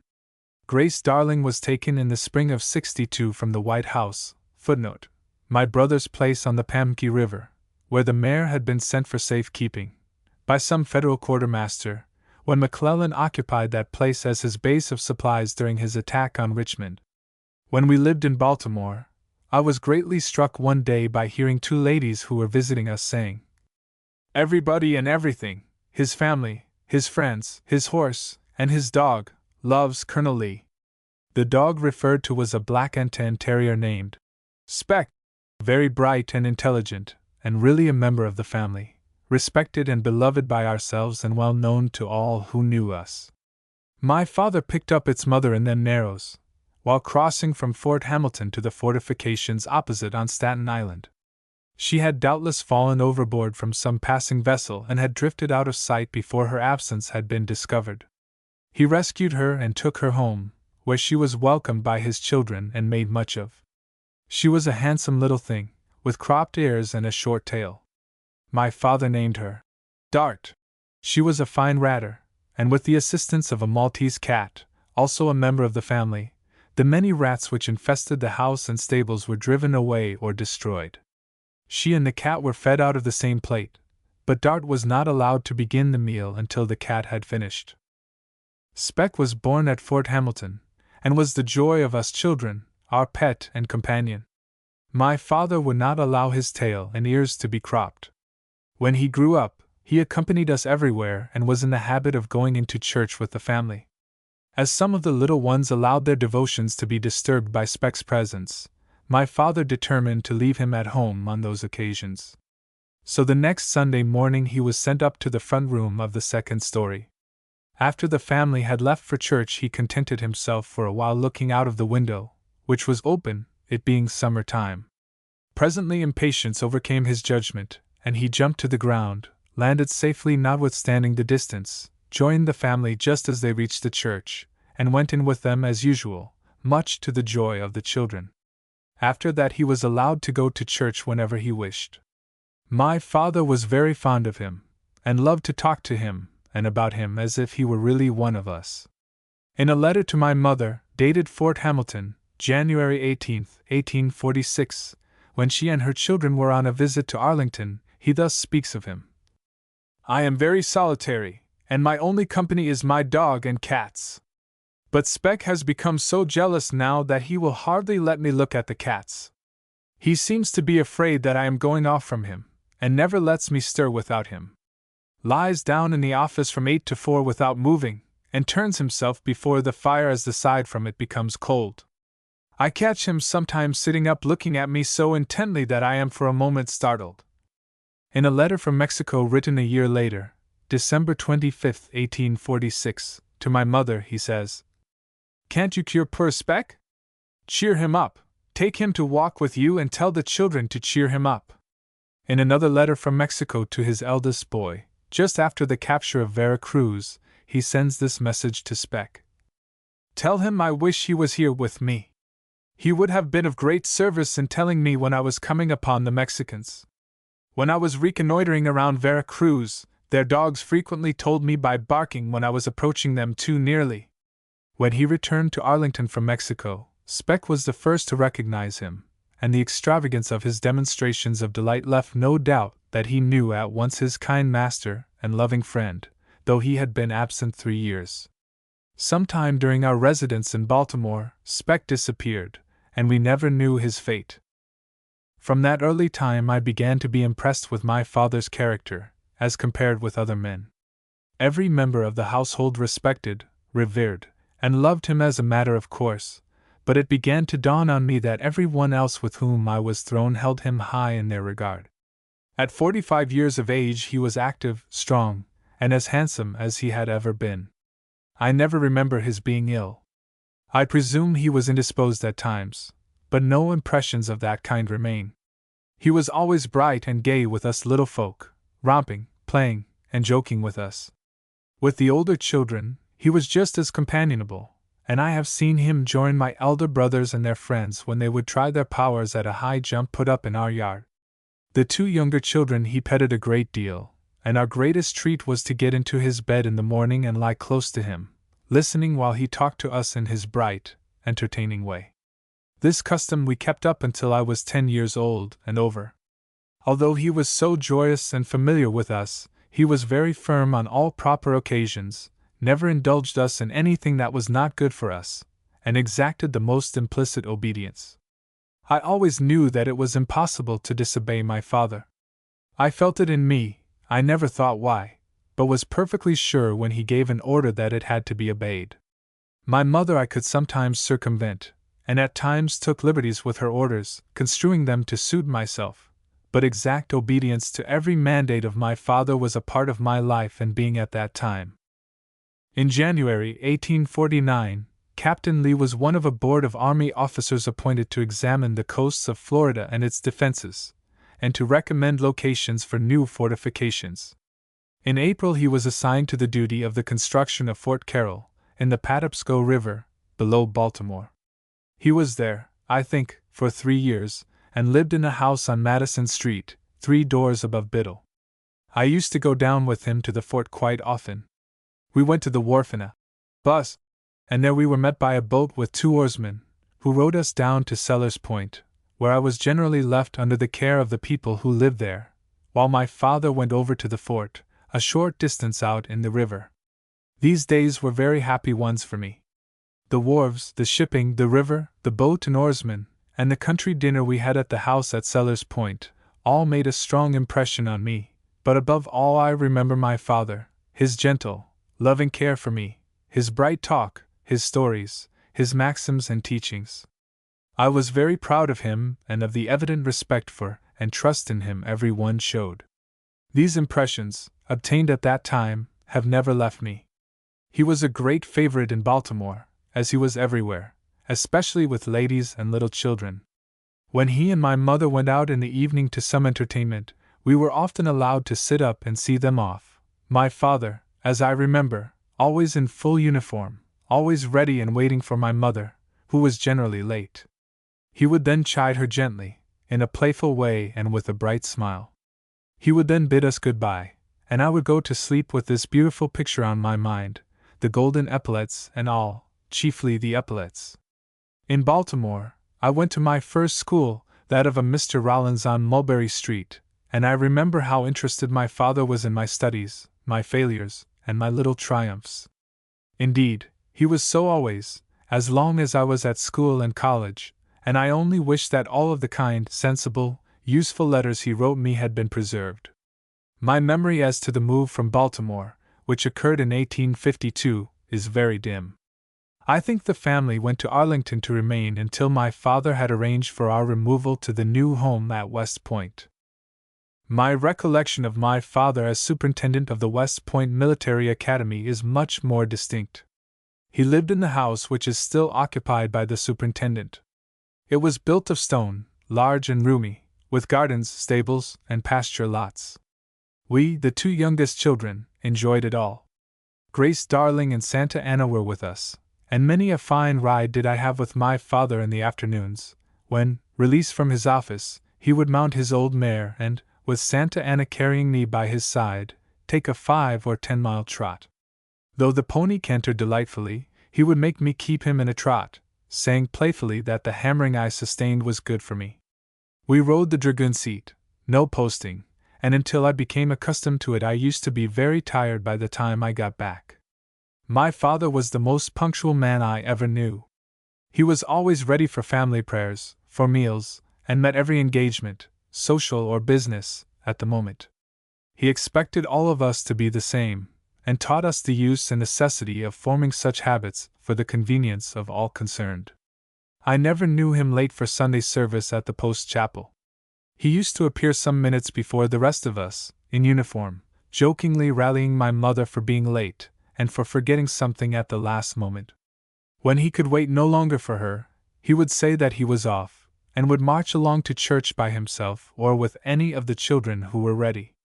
There he sat very straight, well up the middle aisle, and, as I remember, always became very sleepy, and sometimes even took a little nap during the sermon. At that time, this drowsiness of my father's was something awful to me, inexplicable.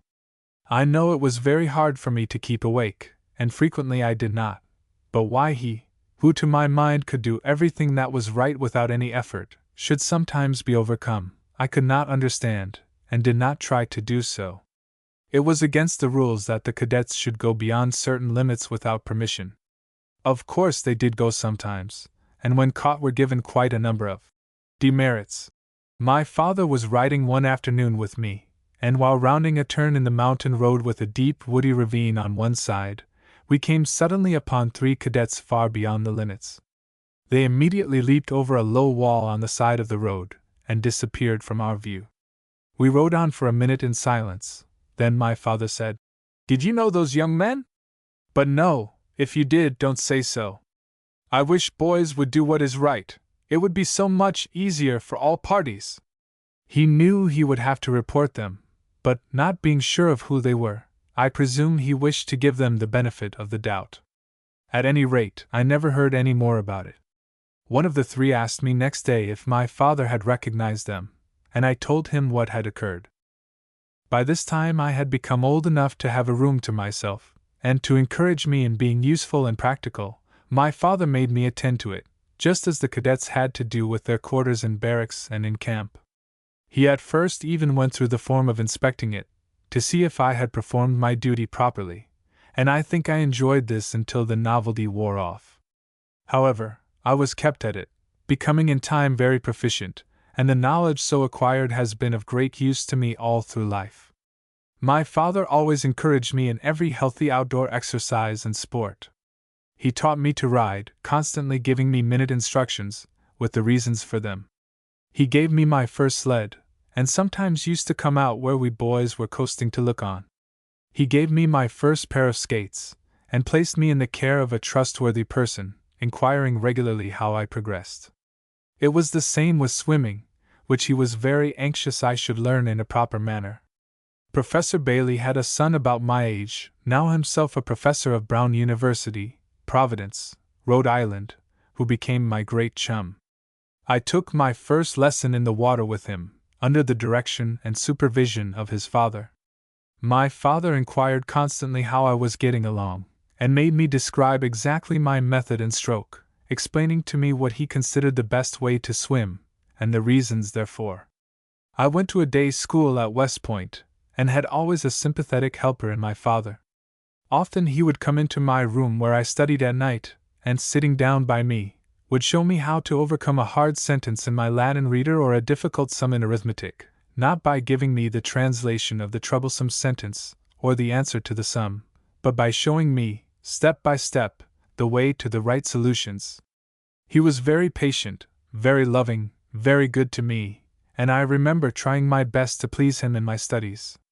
When I was able to bring home a good report from my teacher, he was greatly pleased, and showed it in his eye and voice, but he always insisted that I should get the maximum, that he would never be perfectly satisfied with less. That I did sometimes win it, deservedly, I know was due to his judicious and wise method of exciting my ambition and perseverance. I have endeavored to show how fond my father was of his children, and as the best picture I can offer of his loving, tender devotion to us all, I give here a letter from him written about this time to one of his daughters who was staying with our grandmother, Mrs. Custis, at Arlington. West Point, February 25, 1853. My precious Annie, I take advantage of your gracious permission to write to you, and there is no telling how far my feelings might carry me were I not limited by the conveyance furnished by the Mims, footnote, his pet name for my mother. Letter, which lies before me, and which must, the Mim says so, go in this morning's mail. But my limited time does not diminish my affection for you, Annie, nor prevent my thinking of you and wishing for you. I long to see you through the dilatory nights. At dawn when I rise, and all day, my thoughts revert to you in expressions that you cannot hear or I repeat. I hope you will always appear to me as you are now painted on my heart, and that you will endeavor to improve and so conduct yourself as to make you happy and me joyful all our lives. Diligent and earnest attention to all your duties can only accomplish this. I am told you are growing very tall, and I hope very straight. I do not know what the cadets will say if the superintendent's children do not practice what he demands of them. They will naturally say he had better attend to his own before he corrects other people's children, and as he permits his to stoop it is hard he will not allow them. You and Agnes, footnote, his third daughter, must not, therefore, bring me into discredit with my young friends, or give them reason to think that I require more of them than of my own. I presume your mother has told all about us, our neighbors and our affairs. And indeed she may have done that and not said much either, so far as I know. But we are all well and have much to be grateful for. Tomorrow we anticipate the pleasure of your brother's, footnote, his son Curtis, company, which is always a source of pleasure to us. It is the only time we see him, except when the corps come under my view at some of their exercises, when my eye is sure to distinguish him among his comrades and follow him over the plain. Give much love to your dear grandmother, grandfather, Agnes, Miss Sue, Lucretia, and all friends, including the servants. Write sometimes, and think always of your affectionate father, R.E. Lee. In a letter to my mother, written many years previous to this, he says, I pray God to watch over and direct our efforts in guarding our dear little son. Oh, what pleasure I lose in being separated from my children! Nothing can compensate me for that. In another letter of about the same time, you do not know how much I have missed you and the children, my dear Mary. To be alone in a crowd is very solitary. In the woods, I feel sympathy with the trees and birds, in whose company I take delight, but experience no pleasure in a strange crowd. I hope you are all well and will continue so, and therefore, must again urge you to be very prudent and careful of those dear children. If I could only get a squeeze at that little fellow, turning up his sweet mouth to Keys Baba, you must not let him run wild in my absence, and will have to exercise firm authority over all of them. This will not require severity or even strictness, but constant attention and an unwavering course. Mildness and forbearance will strengthen their affection for you, while it will maintain your control over them. In a letter to one of his sons he writes as follows: I cannot go to bed, my dear son, without writing you a few lines to thank you for your letter, which gave me great pleasure. You and Custis must take great care of your kind mother and dear sisters when your father is dead. To do that you must learn to be good. Be true, kind and generous, and pray earnestly to God to enable you to keep His commandments and walk in the same all the days of your life. I hope to come on soon to see that little baby you have got to show me. You must give her a kiss for me, and one to all the children, to your mother and grandmother. The expression of such sentiments as these was common to my father all through his life, and to show that it was all children and not his own little folk alone that charmed and fascinated him, I quote from a letter to my mother. I saw a number of little girls all dressed up in their white frocks and pantalettes, their hair plaited and tied up with ribbons, running and chasing each other in all directions. I counted 23 nearly the same size. As I drew up my horse to admire the spectacle, a man appeared at the door with the 24th in his arms. My friend, said I, are all these your children? Yes, he said, and there are 9 more in the house, and this is the youngest. Upon further inquiry, however, I found that they were only temporarily his, and that they were invited to a party at his house. He said, however, he had been admiring them before I came up, and just wished that he had $1 million, and that they were all his in reality. I do not think the eldest exceeded 7 or 8 years old. It was the prettiest sight I have seen in the West, and perhaps in my life. As superintendent of the military academy at West Point, my father had to entertain a good deal, and I remember well how handsome and grand he looked in uniform, how genial and bright, how considerate of everybody's comfort of mind and body. He was always a great favorite with the ladies, especially the young ones. His fine presence, his gentle, courteous manners and kindly smile put them at once at ease with him. Among the cadets at this time were my eldest brother, Custis, who graduated first in his class in 1854, and my father's nephew, Fitz Lee, a third-classman, besides other relatives and friends. Saturday being a half-holiday for the cadets, it was the custom for all social events in which they were to take part to be placed on that afternoon or evening. Nearly every Saturday a number of these young men were invited to our house to tea, or supper, for it was a good, substantial meal. The misery of some of these lads, owing to embarrassment, possibly from awe of the superintendent, was pitiable and evident even to me, a boy of 10 or 12 years old. But as soon as my father got command, as it were, of the situation, one could see how quickly most of them were put at their ease. He would address himself to the task of making them feel comfortable and at home, and his genial manner and pleasant ways at once succeeded. In the spring of 1853 my grandmother, Mrs. Custis, died. This was the first death in our immediate family. She was very dear to us, and was admired, esteemed, and loved by all who had ever known her. Bishop Meade of Virginia writes of her. Mrs. Mary Custis, of Arlington, the wife of Mr. Washington Custis, grandson of Mrs. General Washington, was the daughter of Mr. William Fitzhugh, of Chatham. Scarcely is there a Christian lady in our land more honored than she was, and none more loved and esteemed. For good sense, prudence, sincerity, benevolence, unaffected piety, disinterested zeal in every good work, deep humanity and retiring modesty, for all the virtues which adorn the wife, the mother, and the friend, I never knew her superior. In a letter written to my mother soon after this sad event my father says, May God give you strength to enable you to bear and say, His will be done. She has gone from all trouble, care, and sorrow to a holy immortality. there to rejoice and praise forever the God and Savior she so long and truly served. Let that be our comfort and that our consolation. May our death be like hers, and may we meet in happiness in heaven. In another letter about the same time he writes, She was to me all that a mother could be, and I yield to none in admiration for her character, love for her virtues, and veneration for her memory. At this time, my father's family and friends persuaded him to allow R.S. Weir, professor of painting and drawing at the Academy, to paint his portrait. As far as I remember, there was only one sitting, and the artist had to finish it from memory or from the glimpses he obtained of his subject in the regular course of their daily lives at the Point. This picture shows my father in the undress uniform of a colonel of engineers. Footnote: his appointment of superintendent of the military academy earned with it the temporary rank of colonel of engineers, and many think it a very good likeness. To me, the expression of strength peculiar to his face is wanting, and the mouth fails to portray that sweetness of disposition so characteristic of his countenance. Still, it was like him at that time. My father never could bear to have his picture taken, and there are no likenesses of him that really give his sweet expression. Sitting for a picture was such a serious business with him that he never could look pleasant.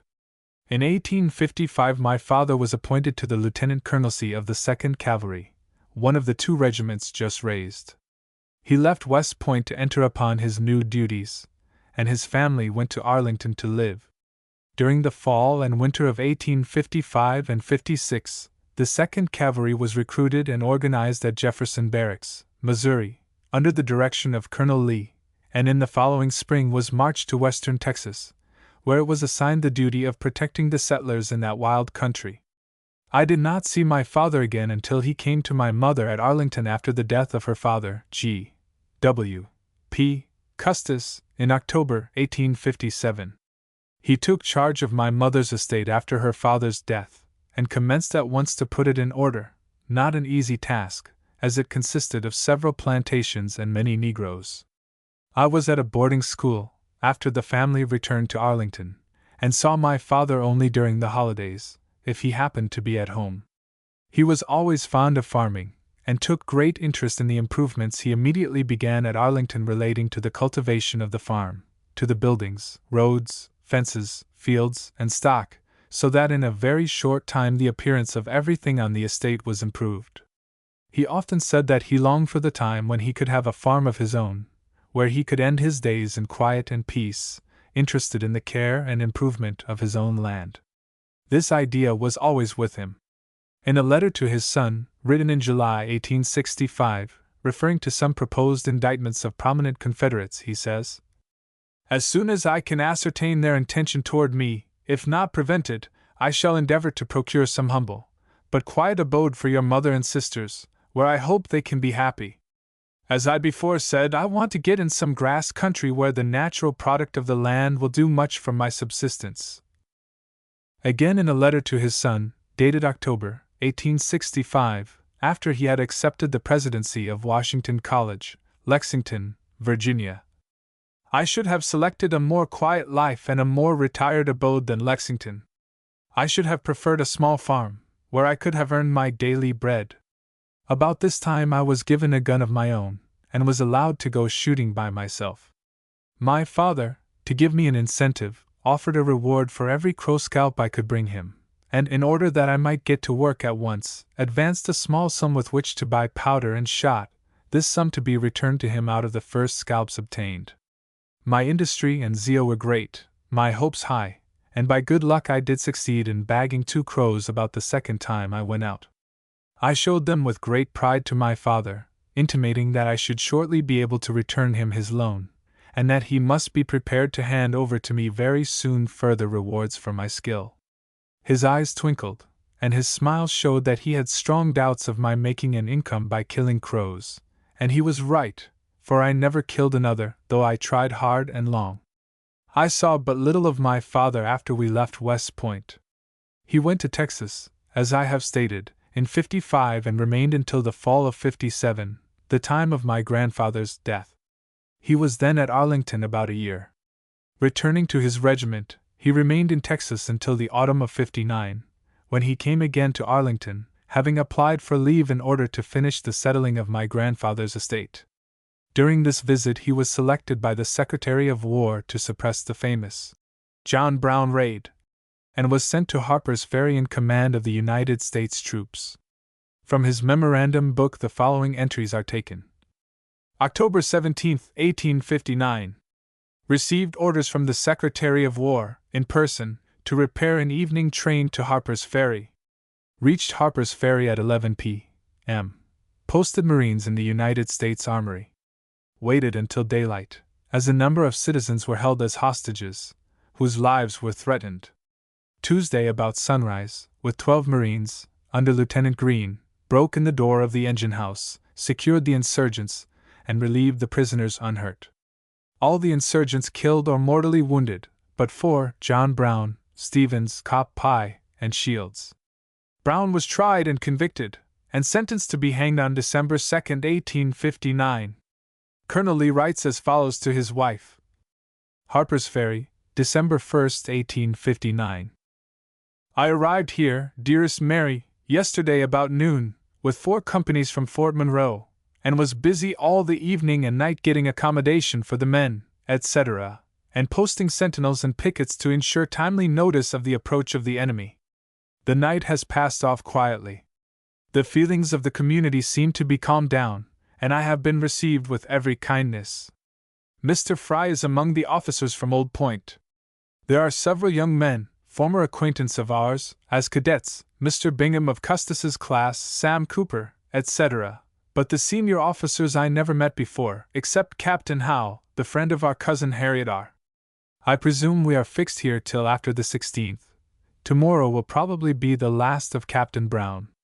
There will be less interest for the others, but still I think the troops will not be withdrawn till they are similarly disposed of. Custis will have informed you that I had to go to Baltimore the evening that I left you, to make arrangements for the transportation for the troops. This morning I was introduced to Mrs.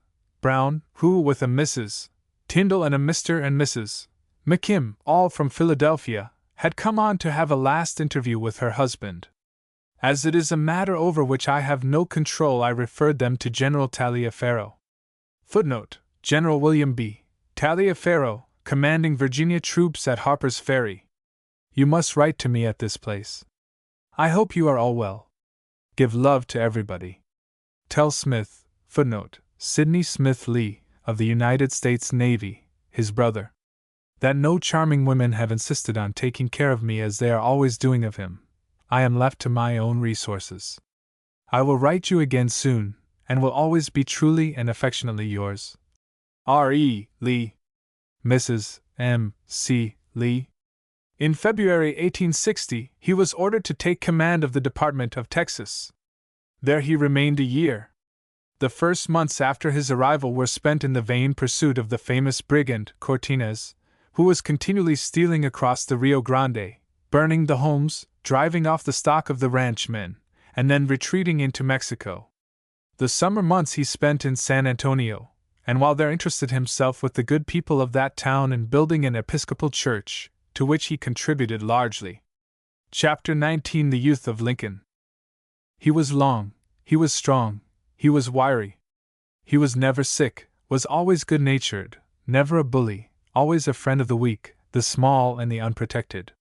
He must have been a funny-looking boy. His skin was sallow, and his hair was black. He wore a linsey-woolsey shirt, buckskin breeches, a coonskin cap, and heavy clumps of shoes. He grew so fast that his breeches never came down to the tops of his shoes, and instead of stockings, you could always see 12 inches of shin bones, sharp, blue, and narrow. He laughed much, was always ready to give and take jokes and hard knocks, had a squeaky, changing voice, a small head, big ears, and was always what Thackeray called a gentleman. Such was Abraham Lincoln at 15. He was never cruel, mean, or unkind. His first composition was on cruelty to animals, written because he had tried to make the other boys stop teasing terrapins, that is, catching turtles and putting hot coals on their backs just to make them move along lively. He had to work hard at home, for his father would not, and things needed to be attended to if the place was to be kept from dropping to pieces. He became a great reader. He read every book and newspaper he could get hold of, and if he came across anything in his reading that he wished to remember, he would copy it on a shingle, because writing paper was scarce, and either learn it by heart or hide the shingle away until he could get some paper to copy it on. His father thought he read too much. "It will spile him for work," he said. "He don't do half enough about the place, as it is, now, and books and papers ain't no good." But Abraham, with all his reading, did more work than his father any day. His stepmother, too, took his side and at last got her husband to let the boy read and study at home. "Abe was a good son to me," she said many years after, "and we took particular care when he was reading not to disturb him. We would just let him read on and on till he quit of his own accord." The boy kept a sort of shingle scrapbook. He kept a paper scrapbook, too. Into these he would put whatever he cared to keep: poetry, history, funny sayings, fine passages. He had a scrapbook for his arithmetic. Sums, too, and one of these is still in existence with this boyish rhyme in a boyish scrawl, underneath one of his tables of weights and measures: "Abraham Lincoln his hand and pen he will be good, but God knows when." God did know when, and that boy, all unconsciously, was working toward the day when his hand and pen were to do more for humanity than any other hand or pen of modern times. Lamps and candle were almost unknown in his home, and Abraham, flat on his stomach, would often do his reading, writing, and ciphering in the firelight, as it flashed and flickered on the big hearth of his log cabin home. An older cousin, John Hanks, who lived for a while with the Lincolns, says that when Abe, as he always called the great president, would come home, as a boy, from his work, he would go to the cupboard, take a piece of corn bread for his supper, sit down on a chair, stretch out his long legs until they were higher than his head, and read, and read, and read. "Abe and I," said John Hanks, "worked barefoot, grubbed it, plowed it, mowed and cradled it, plowed corn, gathered corn, and shucked corn, and Abe read constantly whenever he could get a chance." One day Abraham found that a man for whom he sometimes worked owned a copy of Weems's Life of Washington. This was a famous book in its day. Abraham borrowed it at once. When he was not reading it, he put it away on a shelf, a clapboard resting on wooden pins. There was a big crack between the logs, behind the shelf, and one rainy day the Life of Washington fell into the crack and was soaked almost into pulp.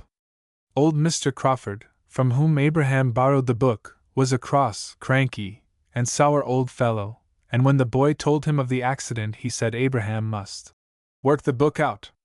The boy agreed, and the old farmer kept him so strictly to his promise that he made him pull fodder for the cattle 3 days, as payment for the book.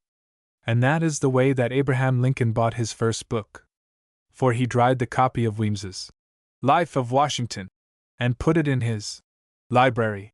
But what boy or girl of today would like to buy books at such a price? This was the boy life of Abraham Lincoln. It was a life of poverty, privation, hard work, little play, and less money. The boy did not love work. But he worked.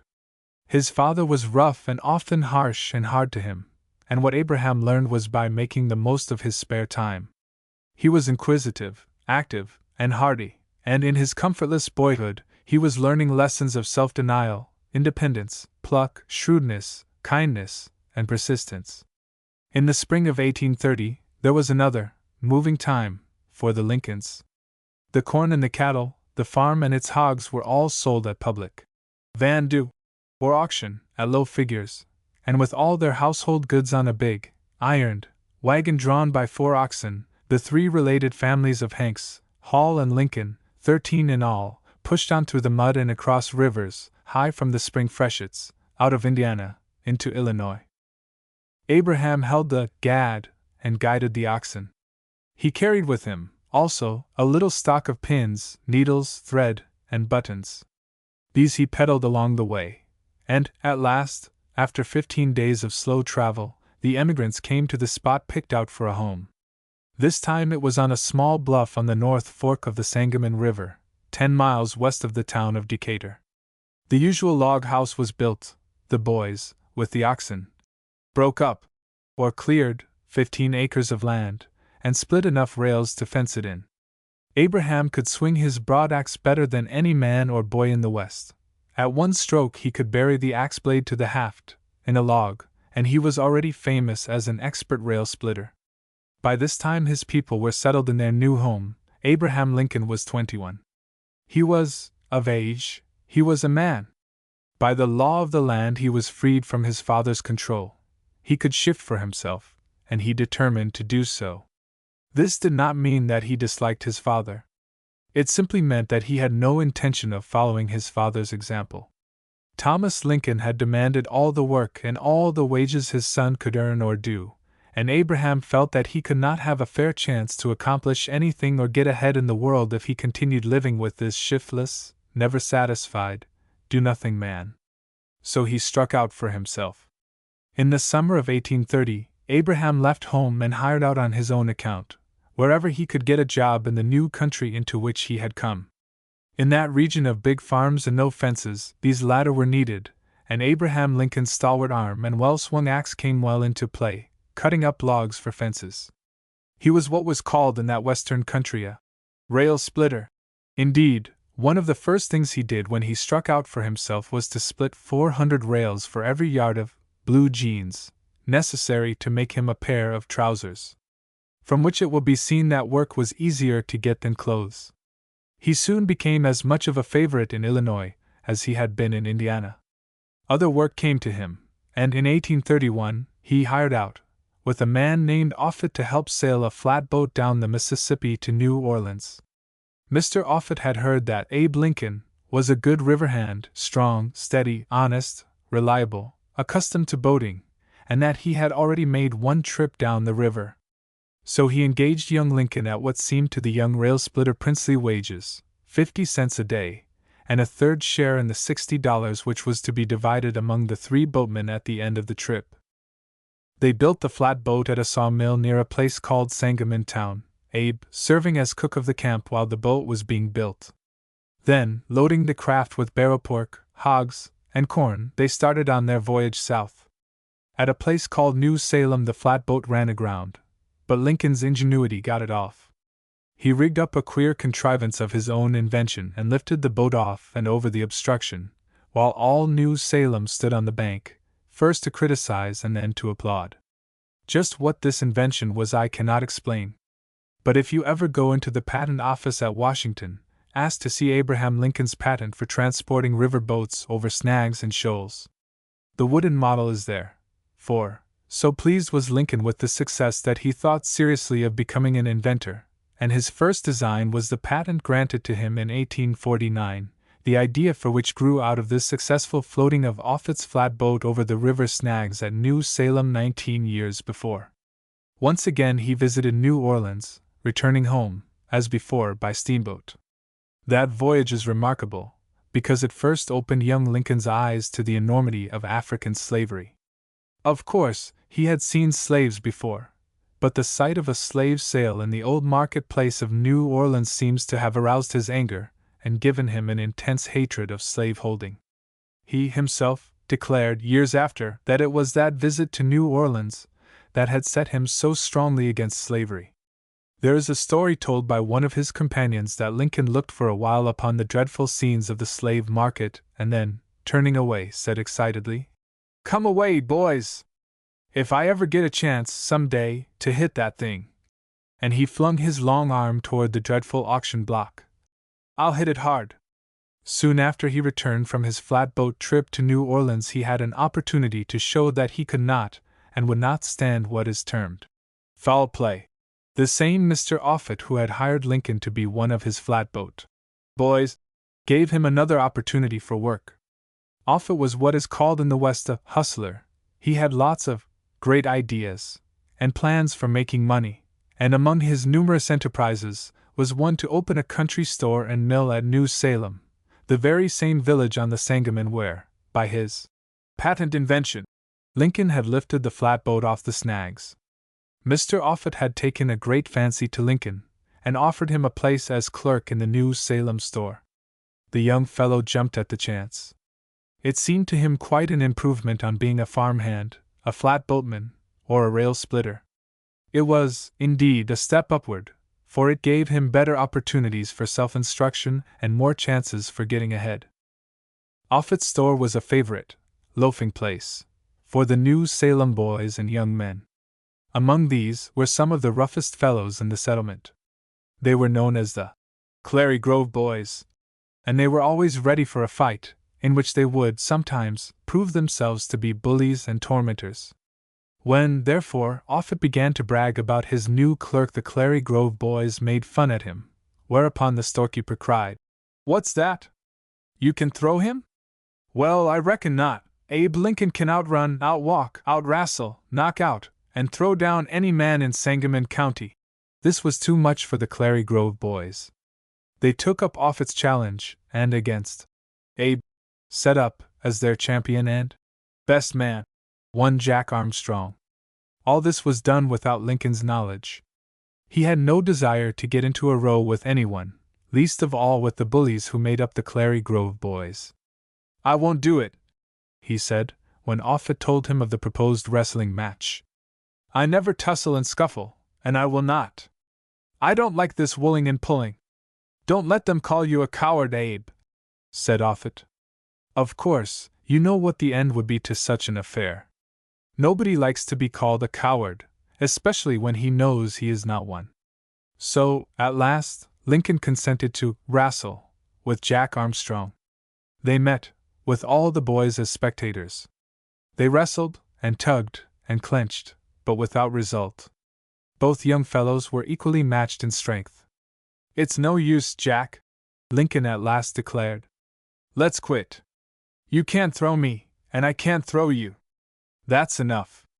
With that, all Jack's backers began to cry, "Coward!" and urged on the champion to another tussle. Jack Armstrong was now determined to win, by fair means or foul. He tried the latter, and contrary to all rules of wrestling began to kick and trip, while his supporters stood ready to help, if need be, by breaking in with a regular free fight. This foul play roused the lion in Lincoln. He hated unfairness, and at once resented it. He suddenly put forth his Samson-like strength, grabbed the champion of the Clary Grove Boys by the throat, and lifting him from the ground, held him at arm's length and shook him as a dog shakes a rat. Then he flung him to the ground, and facing the amazed and yelling crowd, he cried, "You cowards! You know I don't want to fight, but if you try any such games, I'll tackle the whole lot of you. I've won the fight." He had. From that day, no man in all that region dared to tackle young Lincoln or to taunt him with cowardice. And Jack Armstrong was his devoted friend and admirer. I have told you more, perhaps, of the famous fight than I ought, not because it was a fight, but because it gives you a glimpse of Abraham Lincoln's character. He disliked rows. He was too kind-hearted and good-natured to wish to quarrel with anyone, but he hated unfairness, and was enraged at anything like persecution or bullying. If you will look up Shakespeare's play of Hamlet, you will see that Lincoln was ready to act upon the advice that old Polonius gave to his son Laertes. Beware of entrance to a quarrel, but being in, bear it that the opposer may beware of thee. He became quite a man in that little community. As a clerk he was obliging and strictly honest. He was the judge and the settler of all disputes, and none thought of combating his decisions. He was the village peacemaker. He hated profanity, drunkenness, and unkindness to women. He was feared and respected by all, and even the Clary Grove Boys declared, at last, that he was the cleverest feller that ever broke into the settlement. All the time, too, he was trying to improve himself. He liked to sit around and talk and tell stories, just the same as ever, but he saw this was not the way to get on in the world. He worked, whenever he had the chance, outside of his store duties, and once, when trade was dull and hands were short in the clearing, he turned to and split enough logs into rails to make a pen for 1,000 hogs. When he was not at work he devoted himself to his books. He could read, write, and cipher. This was more education than most men about him possessed, but he hoped, some day, to go before the public. To do this, he knew he must speak and write correctly. He talked to the village schoolmaster, who advised him to study English grammar. Well, if I had a grammar, said Lincoln, I'd begin now. Have you got one? The schoolmaster had no grammar, but he told Abe of a man, 6 miles off, who owned one. Thereupon, Lincoln started upon the run to borrow that grammar. He brought it back so quickly that the schoolmaster was astonished. Then he set to work to learn the rules and exceptions. He studied that grammar, stretched full length on the store counter, or under a tree outside the store, or at night before a blazing fire of shavings in the cooper's shop. And soon, he had mastered it. He borrowed every book in New Salem. He made the schoolmaster give him lessons in the store. He buttonholed every stranger that came into the place, who looked as though he knew anything, until, at last, everyone in New Salem was ready to echo Offutt's boast that Abe Lincoln knew more than any man in these United States. One day, in the bottom of an old barrel of trash, he made a splendid find. It was 2 old law books. He read and reread them, got all the sense and argument out of their dry pages, blossomed into a debater, began to dream of being a lawyer, and became so skilled in seeing through and settling knotty questions that, once again, New Salem wondered at this clerk of Offutt's, who was as long of head as of arms and legs, and declared that Abe Lincoln could out-argue any 10 men in the settlement. In all the history of America there has been no man who started lower and climbed higher than Abraham Lincoln, the backwoods boy. He never slipped back. He always kept going ahead. He broadened his mind, enlarged his outlook, and led his companions rather than let them lead him. He was jolly company, good-natured, kind-hearted, fond of jokes and stories and a good time generally, but he was the champion of the weak, the friend of the friendless, as true a knight and as full of chivalry as any one of the heroes in armor of whom you read in Ivanhoe, or The Talisman.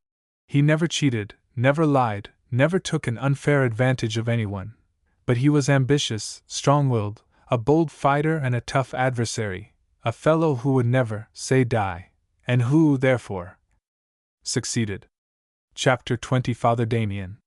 As we approached Molokai, I found that the slow work of centuries had nearly covered its lava with verdure. At dawn we were opposite Kalaupapa. 2 little spired churches, looking precisely alike, caught my eye first, and around them were dotted the white cottages of the lepers. But the sea was too rough for us to land.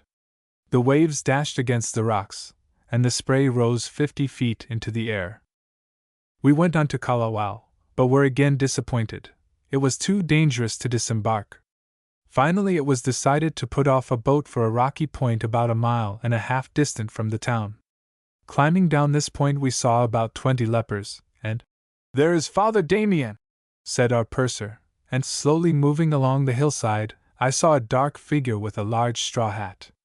He came rather painfully down, and sat near the waterside, and we exchanged friendly signals across the waves while my baggage was being got out of the hold, a long business, owing to the violence of the sea. At last all was ready, and we went swinging across the waves, and finally chose a fit moment for leaping on shore. Father Damien caught me by the hand, and a hearty welcome shone from his kindly face as he helped me up the rock. He immediately called me by my name, Edward, and said it was, like everything else, a providence that he had met me at that irregular landing place, for he had expected the ship to stop at Kalaupapa. He was now 49 years old, a thick-set, strongly built man, with black curly hair and short beard turning gray.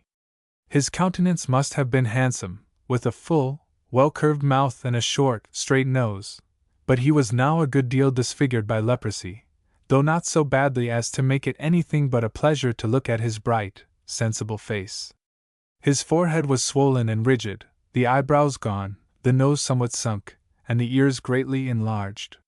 His hands and face looked uneven with a sort of incipient boils, and his body also showed many signs of the disease, but he assured me that he had felt little or no pain since he had tried Dr. Goto's system of hot baths and Japanese medicine. The bathrooms that have been provided by the government are very nice. A large wooden box of presents from English friends had been unshipped with the gurgin oil. It was, however, so large that Father Damien said it would be impossible for his lepers either to land it from the boat or to carry it to Kalawao, and that it must be returned to the steamer and landed on some voyage when the sea was quieter. But I could not give up the pleasure of his enjoyment in its contents, so after some delay it was forced open in the boat, and the things were handed out one by one across the waves. The lepers all came round with their poor marred faces, and the presents were carried home by them and our two selves. As we ascended the hill on which the village is built, Father Damien showed me on our left the chicken farm. The lepers are justly proud of it, and before many days I had a fine fowl sent me for dinner, which, after a little natural timidity, I ate with thankfulness. On arriving at Kalawa we speedily found ourselves inside the half-finished church which was the darling of his heart. How he enjoyed planning the places where the pictures which I had just brought him should be placed. By the side of this church he showed me the palm tree under which he lived for some weeks when he first arrived at the settlement, in 1873. His own little four-roomed house almost joins the church. After dinner we went up the little flight of steps which led to Father Damien's balcony. This was shaded by a honeysuckle in blossom.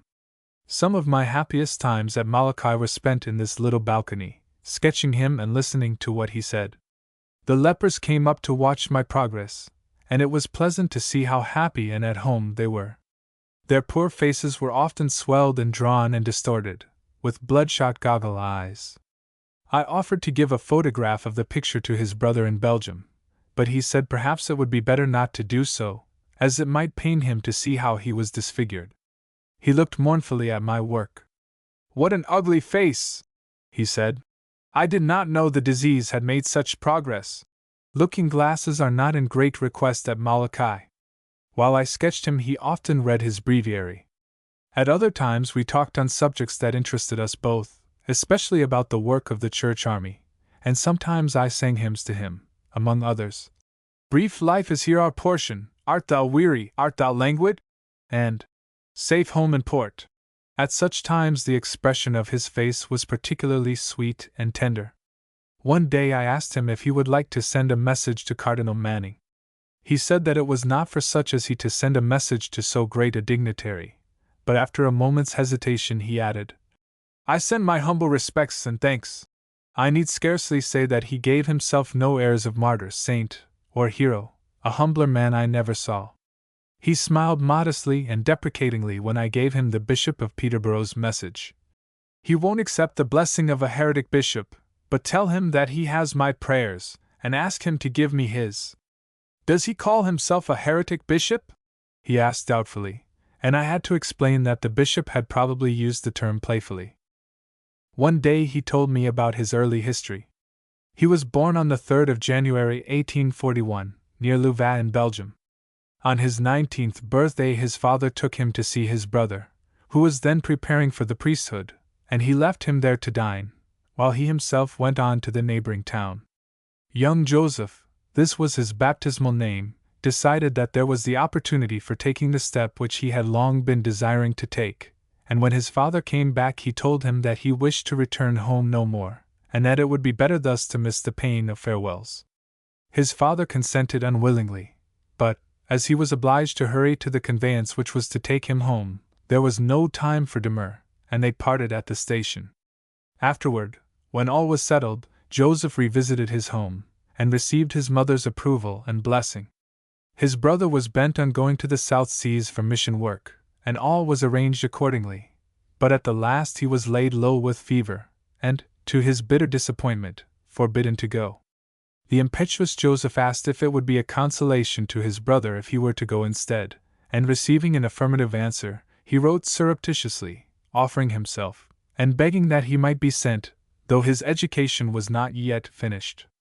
The students were not allowed to send out letters till they had been submitted to the superior, but Joseph ventured to disobey. One day, as he sat at his studies, the superior came in, and said, with a tender reproach, "Oh, you impatient boy! You have written this letter, and you are to go." Joseph jumped up, and ran out, and leaped about like a young colt. "Is he crazy?" said the other students. He worked for some years on other islands in the Pacific, but it happened that he was one day in 1873 present at the dedication of a chapel in the island of Maui, when the bishop was lamenting that it was impossible for him to send a missioner to the lepers at Molokai, and still less to provide them with a pastor. He had only been able to send them occasional and temporary help. Some young priests had just arrived in Hawaii for mission work, and Father Damien instantly spoke. "Monsignor," said he, "here are your new missioners. One of them could take my district, and if you will be kind enough to allow it, I will go to Molokai and labor for the poor lepers whose wretched state of bodily and spiritual misfortune has often made my heart bleed within me." His offer was accepted, and that very day, without any farewells, he embarked on a boat that was taking some cattle to the leper settlement. When he first put his foot on the island, he said to himself, "Now, Joseph, my boy, this is your life work." I did not find one person in the Sandwich Islands who had the least doubt as to leprosy being contagious, though it is possible to be exposed to the disease for years without contracting it. Father Damien told me that he had always expected that he should sooner or later become a leper, though exactly how he caught it he does not know. But it was not likely that he would escape, as he was constantly living in a polluted atmosphere, dressing the sufferers' sores, washing their bodies, visiting their deathbeds, and even digging their graves. In his own words is a report of the state of things at Molokai 16 years ago, and I think a portion will be interesting. "By special providence of our divine Lord, who during his public life showed a particular sympathy for the lepers, my way was traced toward Kalawao in May, 1873. I was then 33 years of age, enjoying a robust good health. About 80 of the lepers were in the hospital. The others, with a very few kokuas, helpers, had taken their abode farther up toward the valley.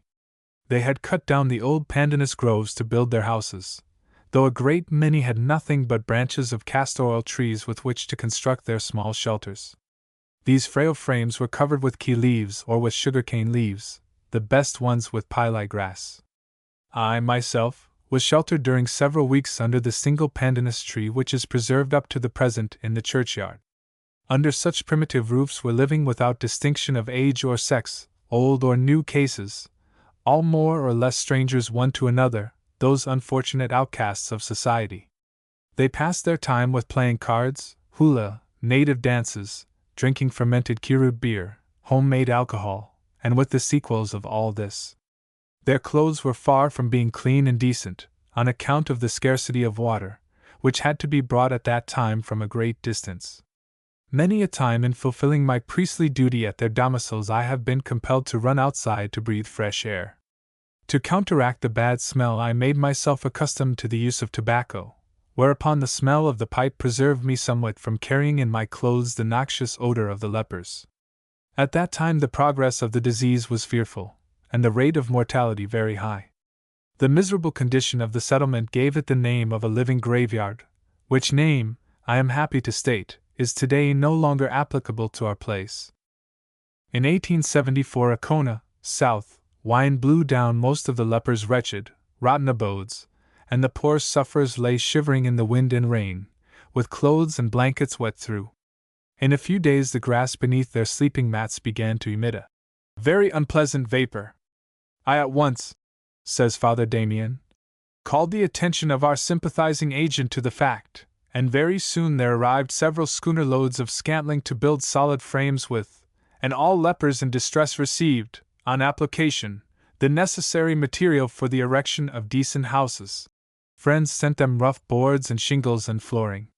Some of the lepers had a little money, and hired carpenters. For those without means the priest, with his leper boys, did the work of erecting a good many small houses. I remember well that when I arrived here, again says Father Damien, the poor people were without any medicines, with the exception of a few physics and their own native remedies. It was a common sight to see people going round with fearful ulcers, which, for the want of a few rags or a piece of lint and a little salve, were left exposed. Not only were their sores neglected, but any one getting a fever, or any of the numerous ailments that lepers are heir to, was carried off for want of some simple medicine. Previous to my arrival here it was acknowledged and spoken of in the public papers as well as in private letters that the greatest want at Kalawao was a spiritual leader.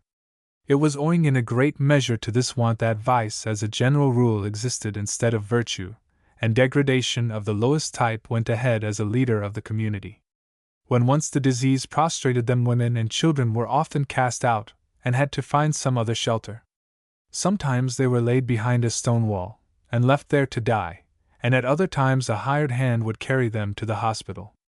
As there were so many dying people, my priestly duty toward them often gave me the opportunity to visit them at their domiciles, and although my exhortations were especially addressed to the prostrated, often they would fall upon the ears of public sinners, who little by little became conscious of the consequences of their wicked lives, and began to reform, and thus, with the hope in a merciful Savior, gave up their bad habits. Kindness to all, charity to the needy, a sympathizing hand to the sufferers and the dying, in conjunction with a solid religious instruction to my listeners, have been my constant means to introduce moral habits among the lepers. I am happy to say that, assisted by the local administration, my labors here, which seemed to be almost in vain at the beginning, have, thanks to a kind providence, been greatly crowned with success. The water supply of Molokai was a pleasant subject with Father Damien. When he first arrived, the lepers could only obtain water by carrying it from the gulch on their poor shoulders. They had also to take their clothes to some distance when they required washing, and it was no wonder that they lived in a very dirty state. He was much exercised about the matter, and one day, to his great joy, he was told that at the end of a valley called Waihano there was a natural reservoir. He set out with 2 white men and some of his boys, and traveled up the valley till he came with delight to a nearly circular basin of most delicious ice-cold water. Its diameter was 72 feet by 55, and not far from the bank they found, on sounding, that it was 18 feet deep. There it lay at the foot of a high cliff, and he was informed by the natives that there had never been a drought in which this basin had dried up. He did not rest till a supply of water pipes had been sent them, which he and all the able lepers went to work and laid. Henceforth clear sweet water has been available for all who desire to drink, to wash, or to bathe. It was after living at the leper settlement for about 10 years that Father Damien began to suspect that he was a leper. The doctors assured him that this was not the case. But he once scalded himself in his foot, and to his horror he felt no pain. Anesthesia had begun, and soon other fatal signs appeared. One day he asked Dr. Arning, the great German doctor who was then resident in Molokai, to examine him carefully. "I cannot bear to tell you," said Dr. Arning, "but what you say is true." "It is no shock to me," said Damien, "for I have felt sure of it. I may mention here that there are 3 kinds of leprosy." Father Damien suffered, as is often the case, both from the anesthetic and the tubercular forms of the disease. "Whenever I preach to my people," he said, "I do not say my brethren, as you do, but we lepers. People pity me and think me unfortunate, but I think myself the happiest of missionaries." Henceforth he came under the law of segregation, and journeys to the ether parts of the islands were forbidden.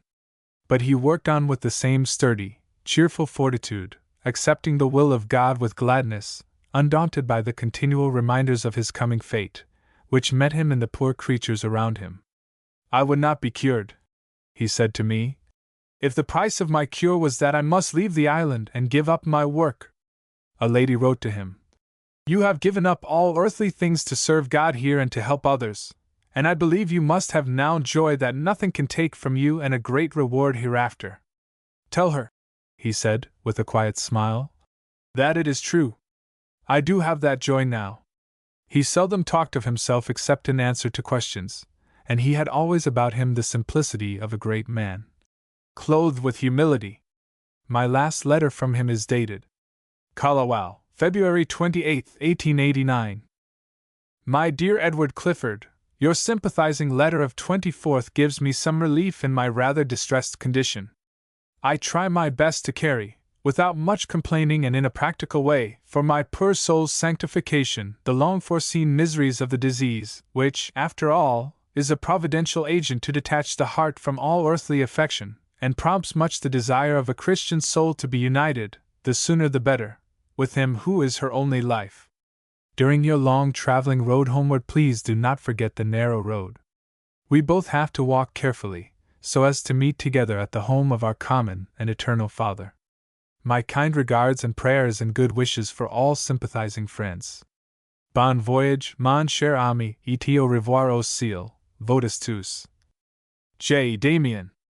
About 3 weeks after writing this letter, he felt sure that his end was near, and on the March 28th he took to his bed. You see my hands, he said.